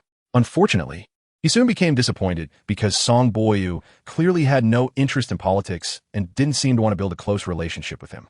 Now that he finally had the opportunity to get close to someone close to Song Boyu, Chun Youfa naturally wouldn't let slip by. Chapter 394. Song Boyu saw that Hua Xiaobo had noticed his gaffe and felt embarrassed, unable to help but scratch the back of his head, showing a rare, silly expression. Hua Yuering saw that Song Boyu hadn't intended to tease her, and she couldn't help but let out a gentle sigh, playfully glaring at him, then repeating her earlier question. Hearing this, Song Boyu smiled wryly. Tang Ning and Lin Xuanyu were the sons of the provincial party secretary and the vice-governor, respectively. Yet Hua Yuering had said they were unreliable. He wondered how the two of them would react if they found out Hua Yuering's opinion of them. To reassure Hua Yuering, Song Boyu couldn't help but reveal Tang Ning and Lin Xuanyu's identities to her. Since Hua Yuering had decided to open a restaurant in Shaqing, having these two notorious young masters helping her would certainly make things much easier. Boyu, you're not joking with me, right? Those two look so sleazy, and yet their backgrounds are so impressive. Upon hearing Song Boyu's words, Hua Yuering immediately raised her doubts. If those two had such powerful backgrounds, why would they be so respectful towards him? Did he have an even bigger background than them? Song Baiyu was taken aback by Hua Yuering's series of questions. Although he had known her for a long time, he had never mentioned his background to her, and she had never inquired about it either. Therefore, apart from knowing Song Baiyu as a person, Hua Yuering had no idea about his identity. And she unexpectedly brought up this topic today. Chapter 395. You dare to attack a police officer? After staring at Tang Ning for a long time, Zhou Mingxing finally spat out these two words with immense resentment, while pulling out his handgun from his waist. Before entering the police station, Zhou Mingxing was just a worker at a steel factory, often slacking off at work while frequently associating with underworld figures, relying on the status of his elder brother. He had committed numerous misdeeds. Zhou Mingtang was concerned that his younger brother would get into trouble, so he got him into the police force, which also made it easier for him to handle many inconvenient matters. Unfortunately, even after Zhou Mingxing joined the police, he still couldn't change many of his ways, and he was even more arrogant than before. Suddenly, with a gun pointed at his neck, Tang Ning was taken aback, beads of sweat slowly forming on his forehead. He didn't expect that even while driving a car from the provincial party compound, someone would dare to point a gun at him. Lin Xuanyu, standing beside him, was also completely stunned. He had never encountered such a bold yet clueless person. If Tang Ning were to be shot by this foolish head of the Yangon District Police Station, it would undoubtedly be a more unjust death than that of Do Yi. I'll let you hit me, and I'll kill you, you bastard. Seeing Tang Ning frightened by his gun, Zhou Mingxing smirked and heavily struck Tang Ning on the head with the gun, but then kicked him in the stomach, knocking him to the ground. Chapter 396. When Song Baiyu arrived at Zhang Ni's residence, the two suited young men monitoring her had already left, allowing Song Baiyu and his group to easily take Zhang and I away. Seeing the puzzled expression on Zhang Ni's face, Song Baiyu exchanged a glance with Tang Ning and the others, and they left the Jingtian Huaihua community early, leaving only Zhang and I and Hua Xiaobo together. After the commotion that night, Song Baiyu was sure that Zhou Mingtang wouldn't dare to have any more inappropriate thoughts. Before leaving, Song Baiyu secretly slipped a stack of cash to Hua Xiaobo, a subtle action that Hua Yurong noticed, making her feel a surge of gratitude. Baiyu, thank you so much. If it weren't for you, seeing Tang Ning and Lin Xuanyu exchanging glances and leaving me and you behind would have left me feeling quite embarrassed, Hua Yurong said, her delicate face flushing with alluring shyness. What she witnessed that night had shocked her greatly. The police chief, the vice mayor, the son of the provincial secretary, the young master of the vice governor. These people were usually figures she could only look up to, but this big boy with a faint smile seemed to not take them seriously at all, shrouding Song Baiyu in a mysterious and alluring veil that made Hua Yurong want to uncover it, yet feared doing so at the same time. Chapter 397. Baimu Te had escaped, even under the tight security of the city bureau, which was akin to a resounding slap in the face for the bureau, causing its reputation to plummet in the public's eyes. The only consolation for the officers in the bureau was that the people who rescued Baimu Te did not engage in a massacre, allowing many officers to escape with their lives. This was a mystery for the bureau. Since the rescuers had the capability to extract Baimu Te from the heavily guarded detention center, why didn't they take the opportunity to go on a killing spree? These idiots who achieved nothing but caused trouble. Song Baiyu heard Yen Lu sighing heavily and couldn't help but curse again. The bureau should never have leaked the news of Baimu Te's capture. Yen Lu could not understand where Song Baiyu's anger was coming from, but after thinking for a while, he realized that Baimu Te's jailbreak was indeed disadvantageous for Song Baiyu. Song Baiyu was the one who had captured Baimu Te, and now, before a commendation meeting could even be held, Baimu Te had escaped, likely rendering Song Baiyu's recognition void. But given Song Baiyu's identity and status, would he really care about that little honor? Chapter 398. Seeing that he had little to do in Shachen, Song Baiyu greeted his elder brother Song Bohu and took Gigi to land Fengzhou. Once they arrived, Song Baiyu and Gigi split up. Gigi wandered around, seemingly reminiscing about the past, while Song Baiyu bought spiritual herbs everywhere and busily crafted spiritual explosive bombs. Of course, he also visited the market to buy some small magical items that interested him. When Song Baiyu and Gigi returned loaded with goods, it was already 20 days later. Both Song Baiyu and Gigi had made minor breakthroughs in their cultivation during their time in Land Fengzhou, as the abundant spiritual energy there was unmatched by the secular world. As soon as Song Baiyu arrived in Shachen, he received a phone call. Upon answering, he heard a strange voice. "Hello, is this Mr. Song? Your friend is in our hands. Are you planning to get him back?" The voice on the other end was somewhat arrogant, but mostly threatening. "Who are you? Which of my friends do you have?" Song Baiyu frowned, unable to recall anyone who would dare speak to him like that. "A woman named Hua. If you want your friend to return safely, prepare 1,000,000 yuan and wait for further notice." Chapter 399. Hua Xiaobo had been tortured for an entire day and was already on the brink of death. Just as he finally woke up, Zhou Mingtang kicked him again, knocking him unconscious and causing him to spit out a mouthful of foul blood. "Xiaobo!" Hua Yurong screamed hysterically, her voice piercing the air like a hawk's cry, echoing painfully in the somewhat empty factory area. Seeing Hua Yurong's heart-wrenching appearance, the Zhou brothers displayed cruel smiles on their faces. Just as they were about to threaten Hua Yurong again, the lights in the room suddenly dimmed, and a familiar figure appeared before them. "What are you doing here?" Zhou Mingtang's smile froze as he stuttered. "Didn't you call me to bring money?" Song Baiyu stuffed a bone snake pill into Hua Xiaobo's mouth and used a cleansing technique on Hua Yurong before turning back to coldly ask Zhou Mingtang. "But we haven't told you the address, Mingxing. Did you call this kid afterward?" Zhou Mingtang's words were interrupted as he turned to Zhou Mingxing. "Did you not say to leave this kid for a few hours to make him anxious?" "I followed your instructions exactly," Zhou Mingxing said, equally puzzled that Song Baiyu could find this place, since they had kept it a secret from everyone, even knocking out Hua Yurong and her brother, meaning no one else should know their location. Chapter 400.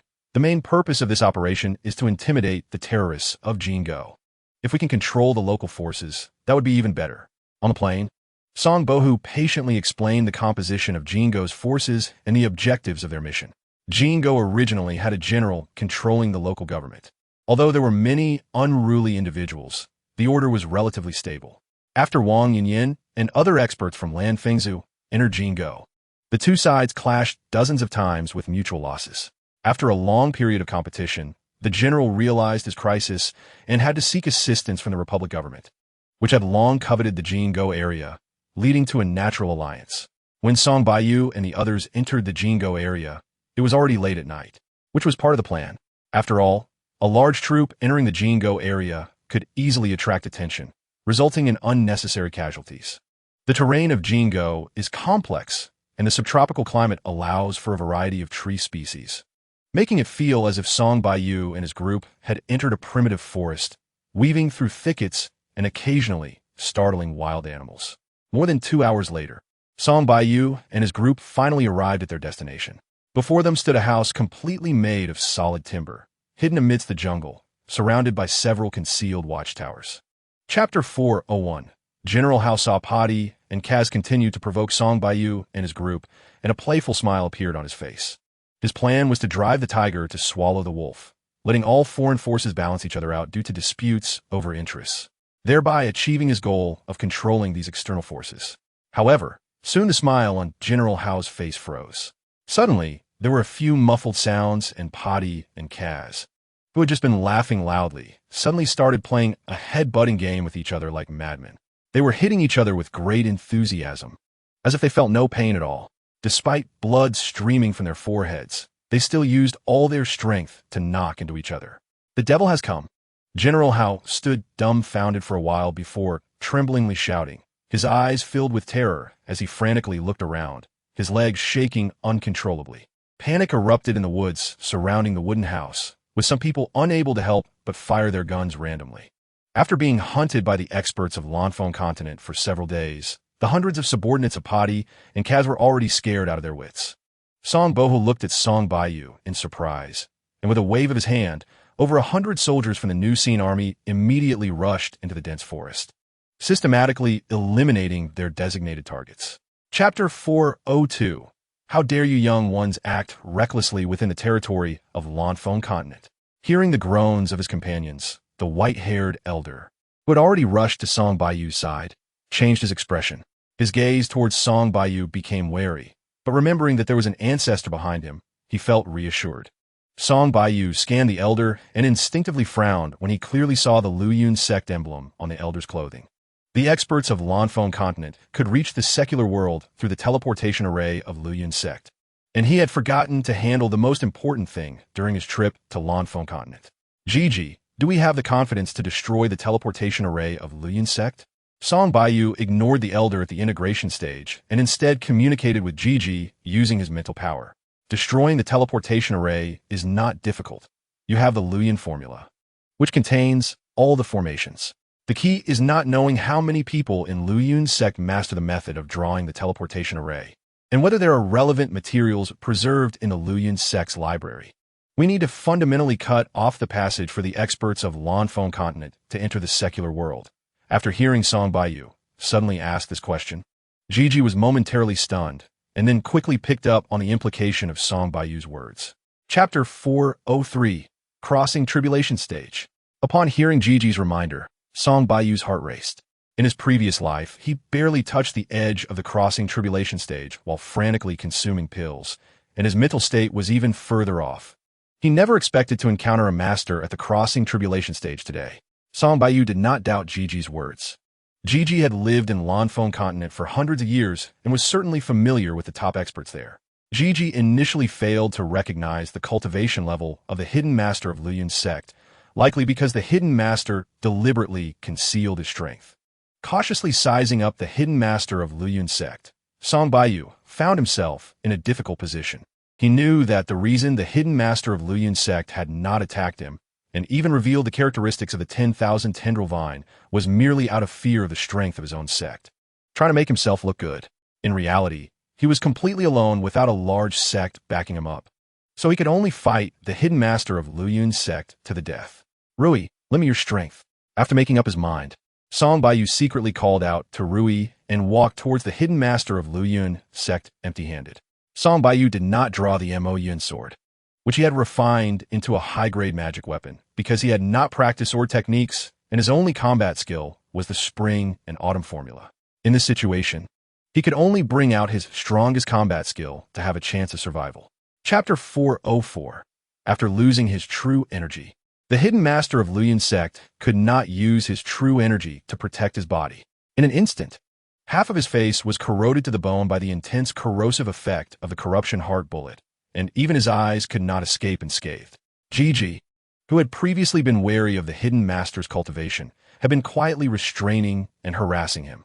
Now, hearing Song Baiyu's command, it immediately seized the opportunity to launch a frontal attack, sending wave after wave of soul assaults toward the hidden master of Luoyuan sect, quickly devouring the hidden master's soul power completely. In the Bailing space, Song Baiyu clearly observed Gigi feasting, and he couldn't help but feel pity for the hidden master of Luoyuan sect. No matter how strong your cultivation is, what does it matter in front of Soul Beast? Song Baiyu knew that without Gigi present, he would definitely not be a match for the hidden master of Luoyuan sect and might even be killed in one blow, with no chance to escape. The scene of his life-and-death duel with the Wang Zun master from Luoyuan sect unconsciously flashed through his mind. At that time, even the Wang Zun master, who had just reached the out-of-body stage, had forced him into a frenzy, almost costing him his life. Today's hidden master was at least 10 times stronger than the Wang Zun master back then. Chapter 405. A year ago, Luoyuan sect had only lost 2 elders and a dozen elite disciples, and everyone didn't pay much attention to it. After all, those 2 elders had limited cultivation, and the elite disciples had just broken through to the innate realm. Luoyuan sect sent them to the secular world merely to gather spirit stones. However, the death of Wang Zun master drew Luoyuan sect's attention. Wang Zun master's refining skills were unmatched in Luoyuan sect and even the entire Lanfeng continent. His death was a significant loss for Luoyuan sect. Because of this, Luoyuan sect requested the hidden master, who was in closed-door cultivation, to come out and avenge Wang Zun master. Now, however, the most powerful hidden master of Luoyuan sect had only been in the secular world for a few days and had already died, leaving the people of Luoyuan sect somewhat bewildered. Sect master, although spirit stones are precious, our Lanfeng continent is rich in spiritual energy, and we can increase our cultivation even without spirit stones. Therefore, there is no need to sacrifice our sect's elites for the sake of spirit stones. It's best to terminate the wealth-gathering plan in the secular world. Under the watchful eyes of the young sect master, a rosy-faced man stepped forward and said solemnly, "We have opened the teleportation array 3 times in a year, and this year has been the period of greatest loss for Luoyuan sect, both in terms of elite disciples and the magic weapons they carried." Chapter 406. When the Mingyu caused trouble for the Li family, Gigi was not by Song Baiyu's side, so did not know Li Mingyu's identity. Song Baiyu patiently explained Li Mingyu's identity to Gigi, and only then did Gigi understand. What Song Baiyu did not notice was that after explaining the matter of Li Mingyu, Gigi's gaze towards him became complicated. Although the identity of the soul beast made Gigi highly favored by cultivators, it had never been treated as an equal being, merely regarded as a pet. However, Song Baiyu had never treated it as a pet, but rather interacted with it as if it were a true friend, which naturally touched Gigi deeply. As Song Baiyu and Gigi slowly made their way toward Shacheng, the Li family in Shacheng was in utter chaos. Li Chenmu saw that the masters from Wudong, Shaolin, and the 6 major ancient martial arts families all came to help, and he thought that the Li family could survive this calamity. What he didn't expect was that the highest-ranked master Hui Ling and Daoist Qingling were almost seriously injured in a single encounter with a master from Lan Fengzhu. If it weren't for the quick actions of the elite disciples from Shaolin and Wudong, Master Hui Ling and Daoist Qingling might have lost their lives. Chapter 407. A strong smell of blood quickly filled the entire villa hall, and everyone instinctively held their breath. Those with slightly weaker cultivation fainted directly, and amidst the blood mist, visibility was zero, causing many to panic, their faces turning extremely pale. Over the past year, Li Mingyu had almost completely refined the blood-killing formations set up by the ancestor of the Qin family in the secular world, and his cultivation had long surpassed that of the Qin family ancestor at his peak. Moreover, in addition to his cultivation, he didn't forget to develop his own influence. In just 1 year, dozens of various evil cultivators had gathered around him, and in terms of strength, he could completely surpass any ancient martial arts family. Seeing the overwhelming momentum created by Li Mingyu, Li Chenmu's eyes went bloodshot, and with a shout, he lunged at Li Mingyu. Li Cunny beside him also rushed towards Li Mingyu recklessly, but their cultivation was even weaker than Su Tingting's. Thus, their actions were akin to moths flying into the flame. With just a single wave of his hand, Li Mingyu made both Li Chenmu and Li Cunny grunt in pain, spitting out blood mid-air before crashing heavily against the wall and finally sliding down to the ground. Chapter 408. Due to the successive appearances of Lan Fengzhu and Li Mingyu, the masters in the Li family villa were already in a state of panic. Almost as soon as Song Baiyu entered the hall, everyone began to circulate their true energy around their bodies, ready to strike at any moment. It wasn't until they saw Song Baiyu's face that they collectively breathed a sigh of relief, though everyone's expression was still not very pleasant. When the 6 major ancient martial arts families received Song Baiyu's call for help for the Li family, they only thought of repaying a favor and never imagined that the visit to the Li family would be so dangerous. This trip to Shacheng had resulted in significant losses for the major ancient martial arts families, far exceeding their expectations. Thinking of how their families accumulated power over decades, or even centuries had been buried with the Li family, everyone felt quite uneasy. While Song Baiyu was comforting Su Tingting, the heads of the major ancient martial arts families were secretly observing him, including Master Hui Ling and Daoist Qingling. Old bull, can you see through Elder Song's cultivation? I can't sense any true energy from him at all. After trying to probe Song Baiyu with his divine sense twice, Master Hui Ling's face showed a strange expression. You foolish monk, Elder Song's cultivation far exceeded ours a year ago, and now he has reached the transformation stage, returning to simplicity. How could his cultivation level be something you can detect? Daoist Qingling had the same question in mind, but before he could ask Hui Ling spoke up first. Having fought against Hui Ling for decades, he couldn't help but retort.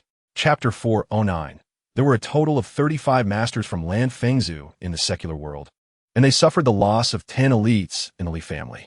The rest were captured by Gigi and Song Baiyu in one fell swoop. Each of these people had some treasures, with the fewest having only 1 and the most having 3 to 5. Altogether, there were more than 40 treasures.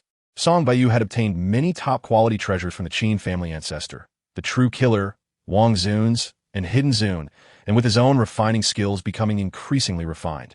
He no longer looked at the treasures on these ordinary Lan Fengzhu masters with interest. Thinking that keeping them would be useless, Song Baiyu threw them all out at once. Elder Song, are you really planning to let us share these treasures? Earlier, seeing Song Baiyu give pills to the heads of the major ancient martial arts families, neither Hui Ling nor Qing Ling was moved at all. But now, seeing the table full of treasures, their eyes widened, and they began to stutter. observing everyone's reaction in the hall. Song Baiyu realized that his act of producing treasures seemed a bit shocking. It should be noted that while there were refining masters in Land Fengzhu, there were none in the secular world. Although these treasures held no appeal for him, they were irresistibly attractive to everyone else in the hall. Chapter 410. The Underworld? Song Baiyu raised an eyebrow upon hearing this. He knew that there was a concept of the underworld in the secular world, but he had always treated it as a legend and didn't consider it a real existence. Hearing Gigi mention it, he immediately became interested. Boss, you don't actually think like those ordinary people, do you? Believing that the underworld in myths and legends is an illusory existence? In fact, those myths are not completely fabricated. They have some basis in reality. Gigi sensed the doubt in Song Baiyu's words and patiently explained. In mythology, the space where people live is divided into heaven, the human world, and hell. Gigi, I know these mythological stories better than you. Seeing Gigi go on endlessly, Song Baiyu interrupted him. As a traditional Republic person, he was very interested in his country's myths and legends and knew them in great detail. However, entering the underworld shouldn't be that simple, right? If all masters above the nascent soul stage could freely enter and exit the underworld, wouldn't it be in chaos? The cultivation world where Song Baiyu previously resided did not have the concept of the underworld. So hearing Gigi mention that the myths of the Republic actually had real basis piqued his interest. However, what he wanted to know was clearly not something that could be found in books. Chapter 411. On the street, pedestrians hurried by, and regardless of whether their lives were exciting or not, everyone was busy with their own affairs. After losing his true energy, Song Baiyu was actually able to better integrate into the secular world. If it had been before, he would never have been able to sit still in a restaurant watching the crowds on the street. But now he leisurely strolled around the restaurant every day. Feeling the prosperity and excitement of the city, Song Baiyu realized that he had missed out on too much because he was obsessed with cultivation. Upon reflection, many people probably had similar experiences. They were always blinded by fame and fortune in the secular world, overlooking many things they should cherish. While Song Baiyu was immersed in his thoughts, a sudden commotion erupted in the restaurant hall. He snapped out of his moment of enlightenment, furrowing his brows as he looked towards the source of the noise. It was evening, the peak time for getting off work and school, so the restaurant was particularly busy, bustling with people and almost no vacant seats. Despite having hired 2 waiters, the restaurant was still overwhelmed, and Hua Yueran, one of the restaurant owners, occasionally had to play the role of a waiter. Chapter 412. That owner of the Hua snack shop is too arrogant. Brother Nyo, give me a few guys, and I'll go chop down the Hua snack shop. After leaving the Hua snack shop, the man in a suit turned around and entered a nightclub on the next street, his expression dark and sinister. At that moment, the nightclub had not yet officially opened, and there were only a few sparse patrons in the hall. They were gathered around a red solid wood table, each holding a cigarette, their faces partially obscured by the swirling smoke. Ah-Chong, you can't be like this. You want to make money, but can't take any pressure. Do you think money is that easy to earn? A middle-aged man pressed his cigarette, but on the ashtray, his eyes shining with a sharp light, and spoke to the suited man with a blank expression. The middle-aged man's face was large, and there was a prominent red scar on his right cheek, which, combined with his massive build and bell-like big eyes, gave off an imposing presence without anger. After the middle-aged man gently addressed him, the suited man immediately lowered his head, his face flushed but unable to say a word. Tell me everything that happened at the restaurant. The middle-aged man asked in a deep voice after noticing that the suited man's emotions had gradually stabilized. Chapter 413. More than half a month had passed, and the funeral for Li Qinmu had been completely arranged. Both the Li family and the ancient martial arts families in the secular world gradually broke free from the tense and sorrowful atmosphere. Seeing Li Yi handling the family's various affairs with steadiness and skill, the people from Shaolin, Wudong, and the 6 major ancient martial arts families felt quite complicated. The Li family did not fall into chaos due to Li Qinmu's death, but they also knew that as long as the Li family did not turn against Song Baiyu and held onto him tightly, they would never decline. Just as the matters of the Li family seemed to settle, the New Scene army, led by Song Bohu, returned triumphantly from the Golden Hook region. The New Scene army had clearly gained a lot from this trip, successfully controlling the influence in the Golden Hook region and bringing back a large batch of military supplies, for which Song Bohu was awarded a second-class merit, making the old man Song very pleased. It should be noted that this was a time of peace, and it was not easy to achieve military merit. The only regret was that the world-class drug, Lord Baiyu, who had originally fled to the Golden Hook region, seemed to have heard the news in advance and left the area early, preventing the new Scene army from capturing his gang, which left Song Bohu feeling quite frustrated. Chapter 414. It seemed that the older brother and Xiao Yinhua had mutual feelings for each other, but they had not broken through the thin barrier between them. After carefully observing Song Bohu and Xiao Yinhua's demeanor in the hospital room, Song Boyu reached a conclusion. The fact that Song Boyu could discern the emotional state between Song Bohu and Xiao Yinhua did not mean that his emotional intelligence was higher than Song Bohu's. Rather, as an observer, he was simply a bit clearer-headed than Song Bohu, who was directly involved. As he slowly walked out of the hospital room, Song Boyu happened to see Dai Dian, who was about to visit Xiao Yinhua. Seeing Dai Dian about to barge straight into Xiao Yinhua's hospital room, Song Boyu hurriedly revealed himself, intending to stop Dai Dian's actions. "Ah, Brother Song, what are you doing here? Are you here to visit Sister Yinhua too?" Dai Dian exclaimed excitedly upon seeing Song Boyu. Hearing this, Song Boyu felt a bit disheartened. He shot Dai Dian a weak glare, but said nothing. He had revealed himself to prevent Dai Dian from disturbing the world between Song Bohu and Xiao Yinhua, but with Dai Dian's loud voice. The two people in the hospital room were probably already startled. Chapter 415. Is her background so pitiful? Outside the hospital room, after hearing Song Boyu's account of Xiao Yinhua's background, Song Bohu instinctively murmured, a pained expression surfacing on his face. "Brother, if you really like Sister Yinhua, you need to seize the moment. I can see that her emotions have not been very stable lately. This is the perfect opportunity for you to make a move. Once her emotions stabilize again, she will probably turn back into the ice princess she used to be." Song Boyu keenly observed the pity expressed by his older brother and quickly said, "You brat, there's nothing between me and her, so don't talk nonsense." Song Bohu was taken aback when Song Boyu hit the nail on the head regarding his inner thoughts and instinctively tried to deny it. "Well, it's up to you. I was going to give you a beauty pill, but it seems unnecessary now." Song Boyu had long anticipated that his older brother would react this way, so he merely smiled calmly, not feeling surprised. "You." Upon hearing Song Boyu's words, Song Bohu's eyes widened in anger.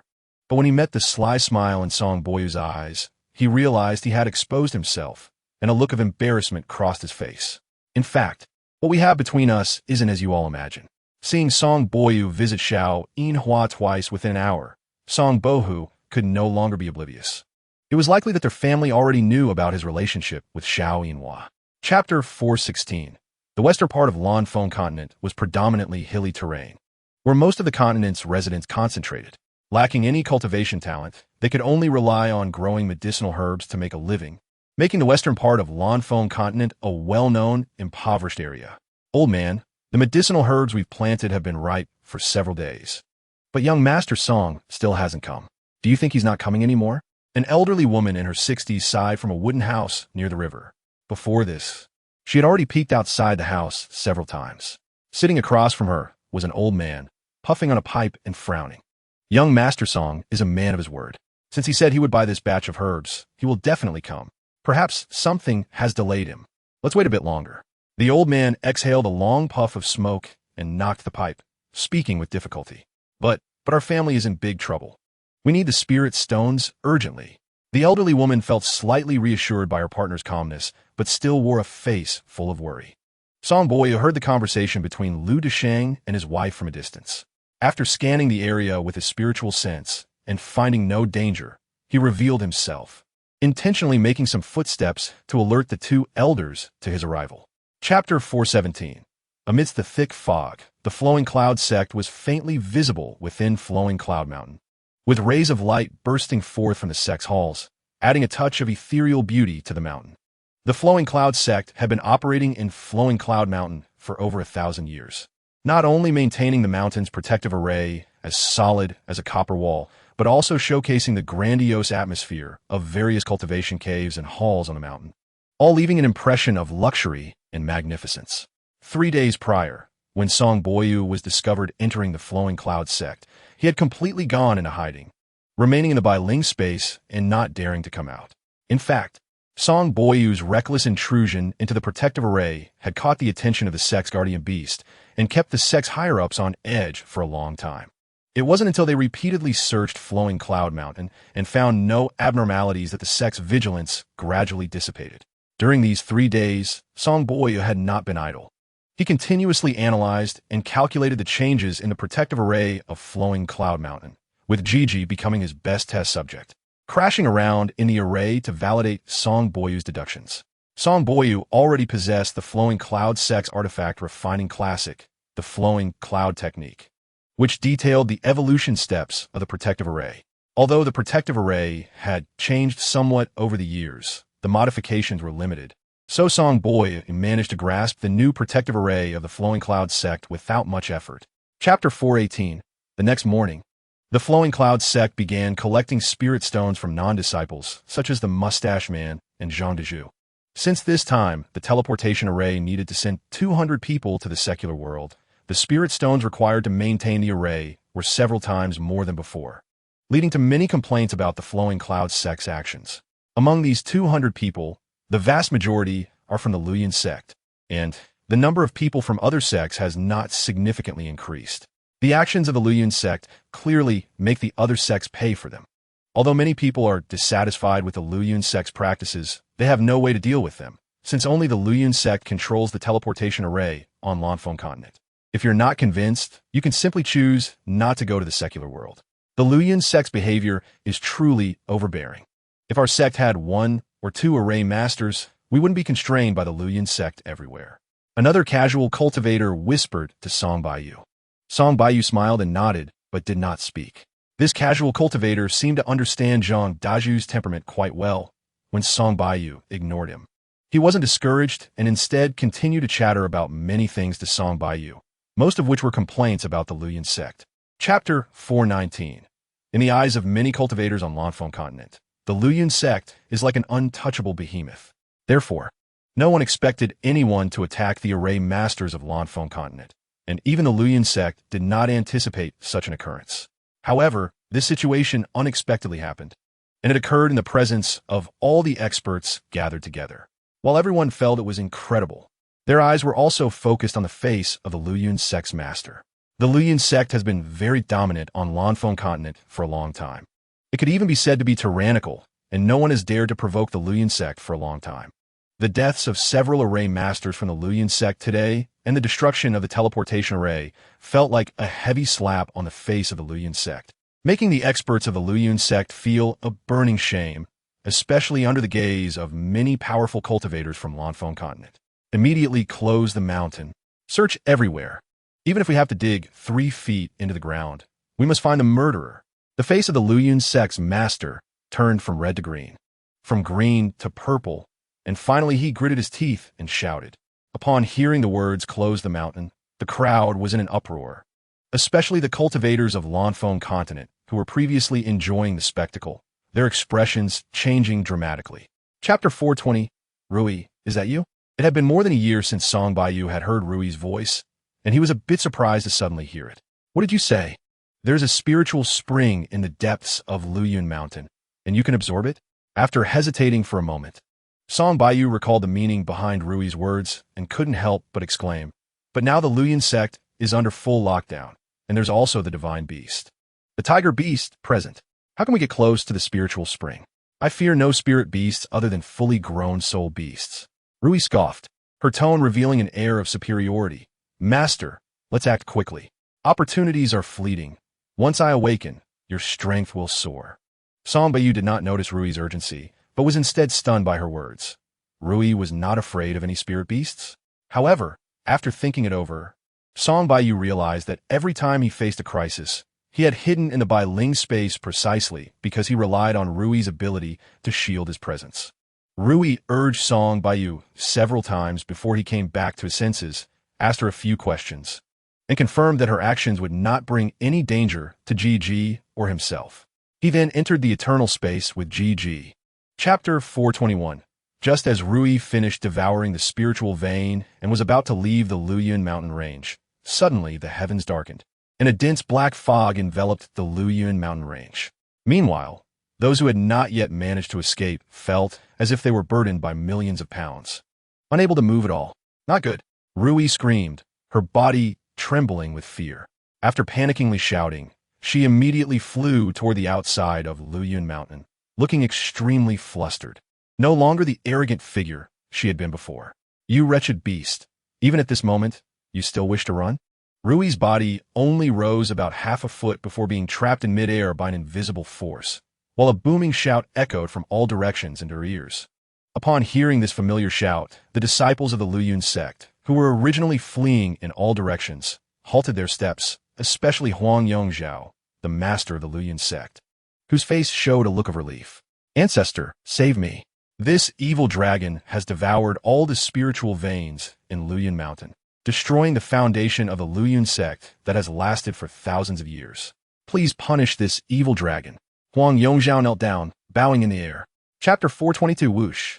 The moment the mysterious person vanished, Rui suddenly retracted all her spiritual power and fell into a dormant state.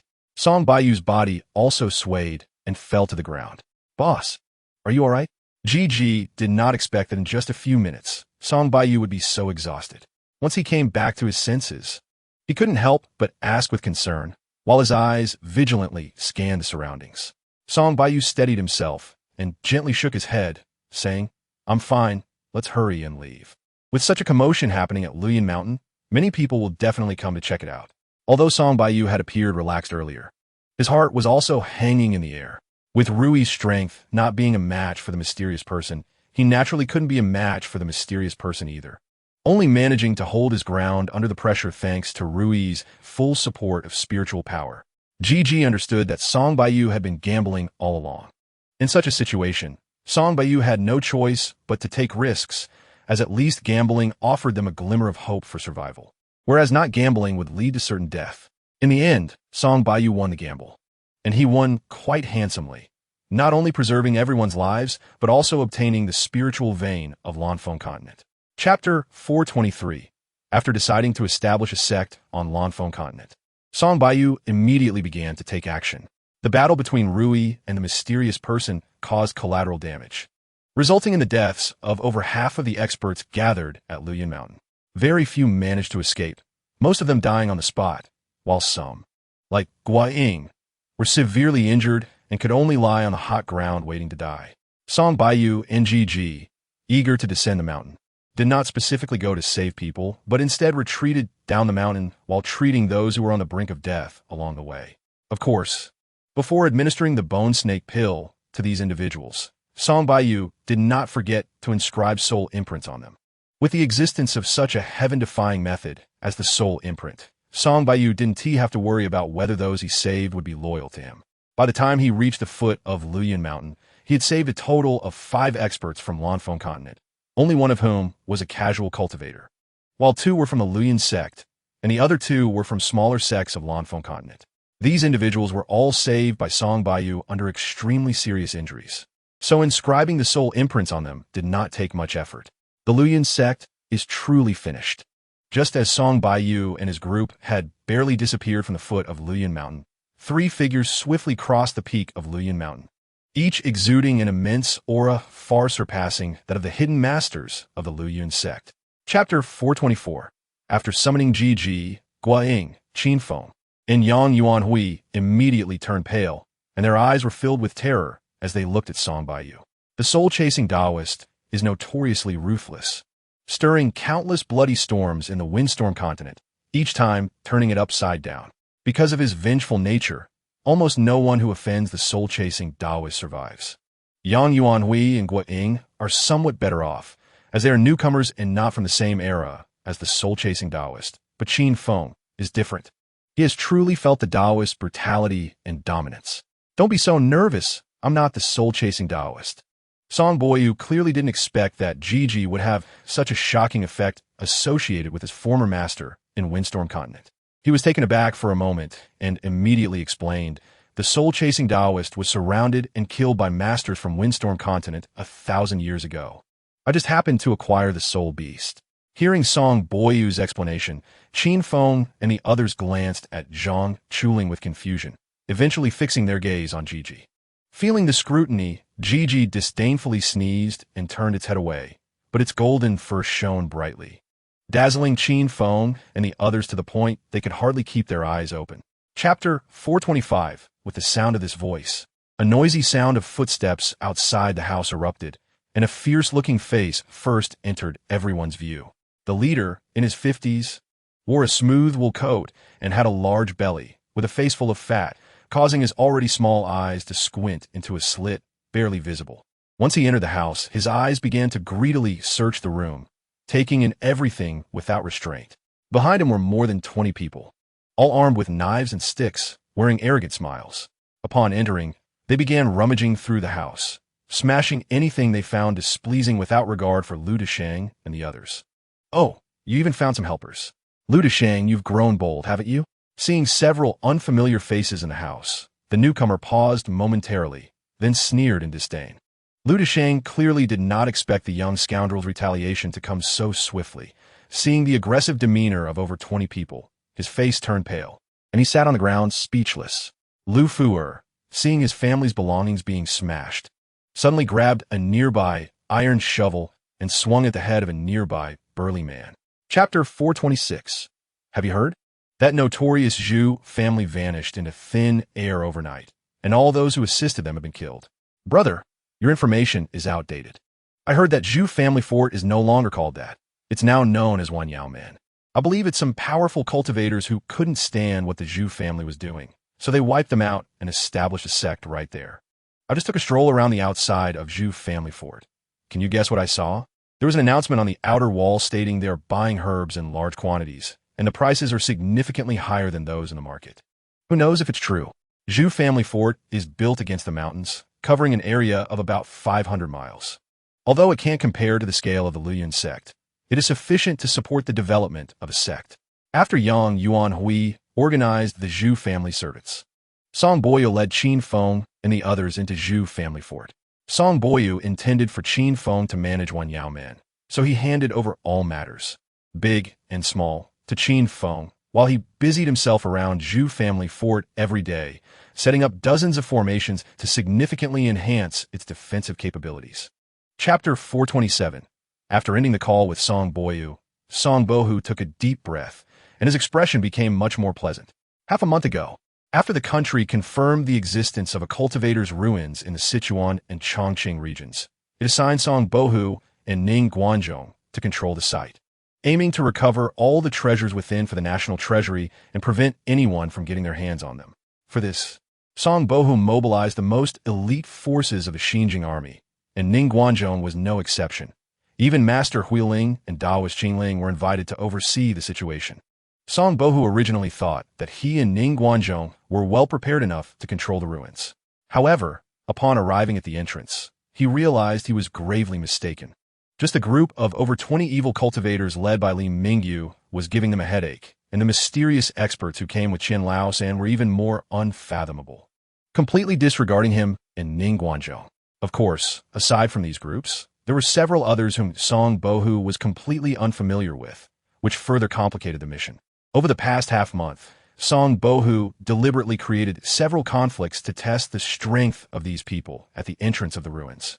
He found that the combined strength of himself and Ning Guanzhong was utterly insufficient against 3 other forces, including the evil cultivators led by Li Mingyu, the mysterious individuals with Qian Laosan, and a group of unusually dressed people.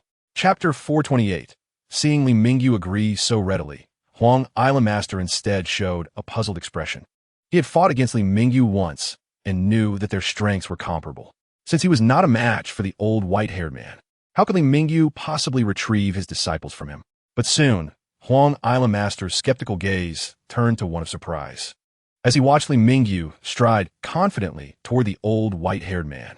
He couldn't tell what they discussed, but the previously arrogant old man directly handed over Li Mingyu's disciple. Daoist Li, I don't know what you promised that old man, but how could he let you go so easily? Seeing that Li Mingyu successfully rescued his disciple, Huang Island Master revealed a grateful expression, no longer wearing the cold face from before. Huang Island Master is indeed a wise man. I won't beat around the bush. I just told that old man that we 3 groups would split the treasures in the ruins. Although the old man wasn't too happy about it. He knows nothing about formations, and luckily, I know a little bit about them, so he had no choice but to agree. After throwing the person back to Huang Island Master, Li Mingyu said cheerfully. Chapter 429.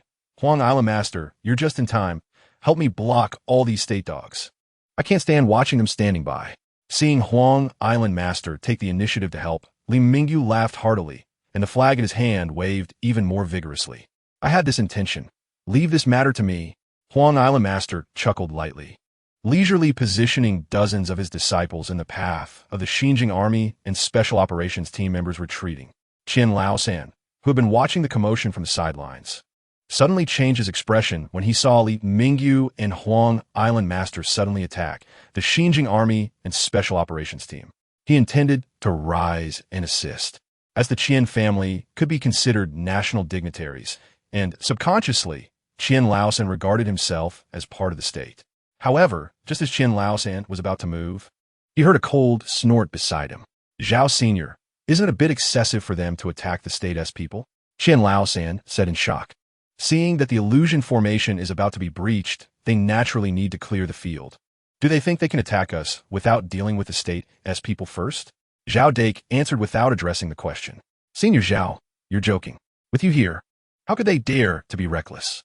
Hearing Zhao Dake's words, Qian Laosan finally realized that he had no cultivation at all, and that his relationship with Zhao Dake was not one of master and servant.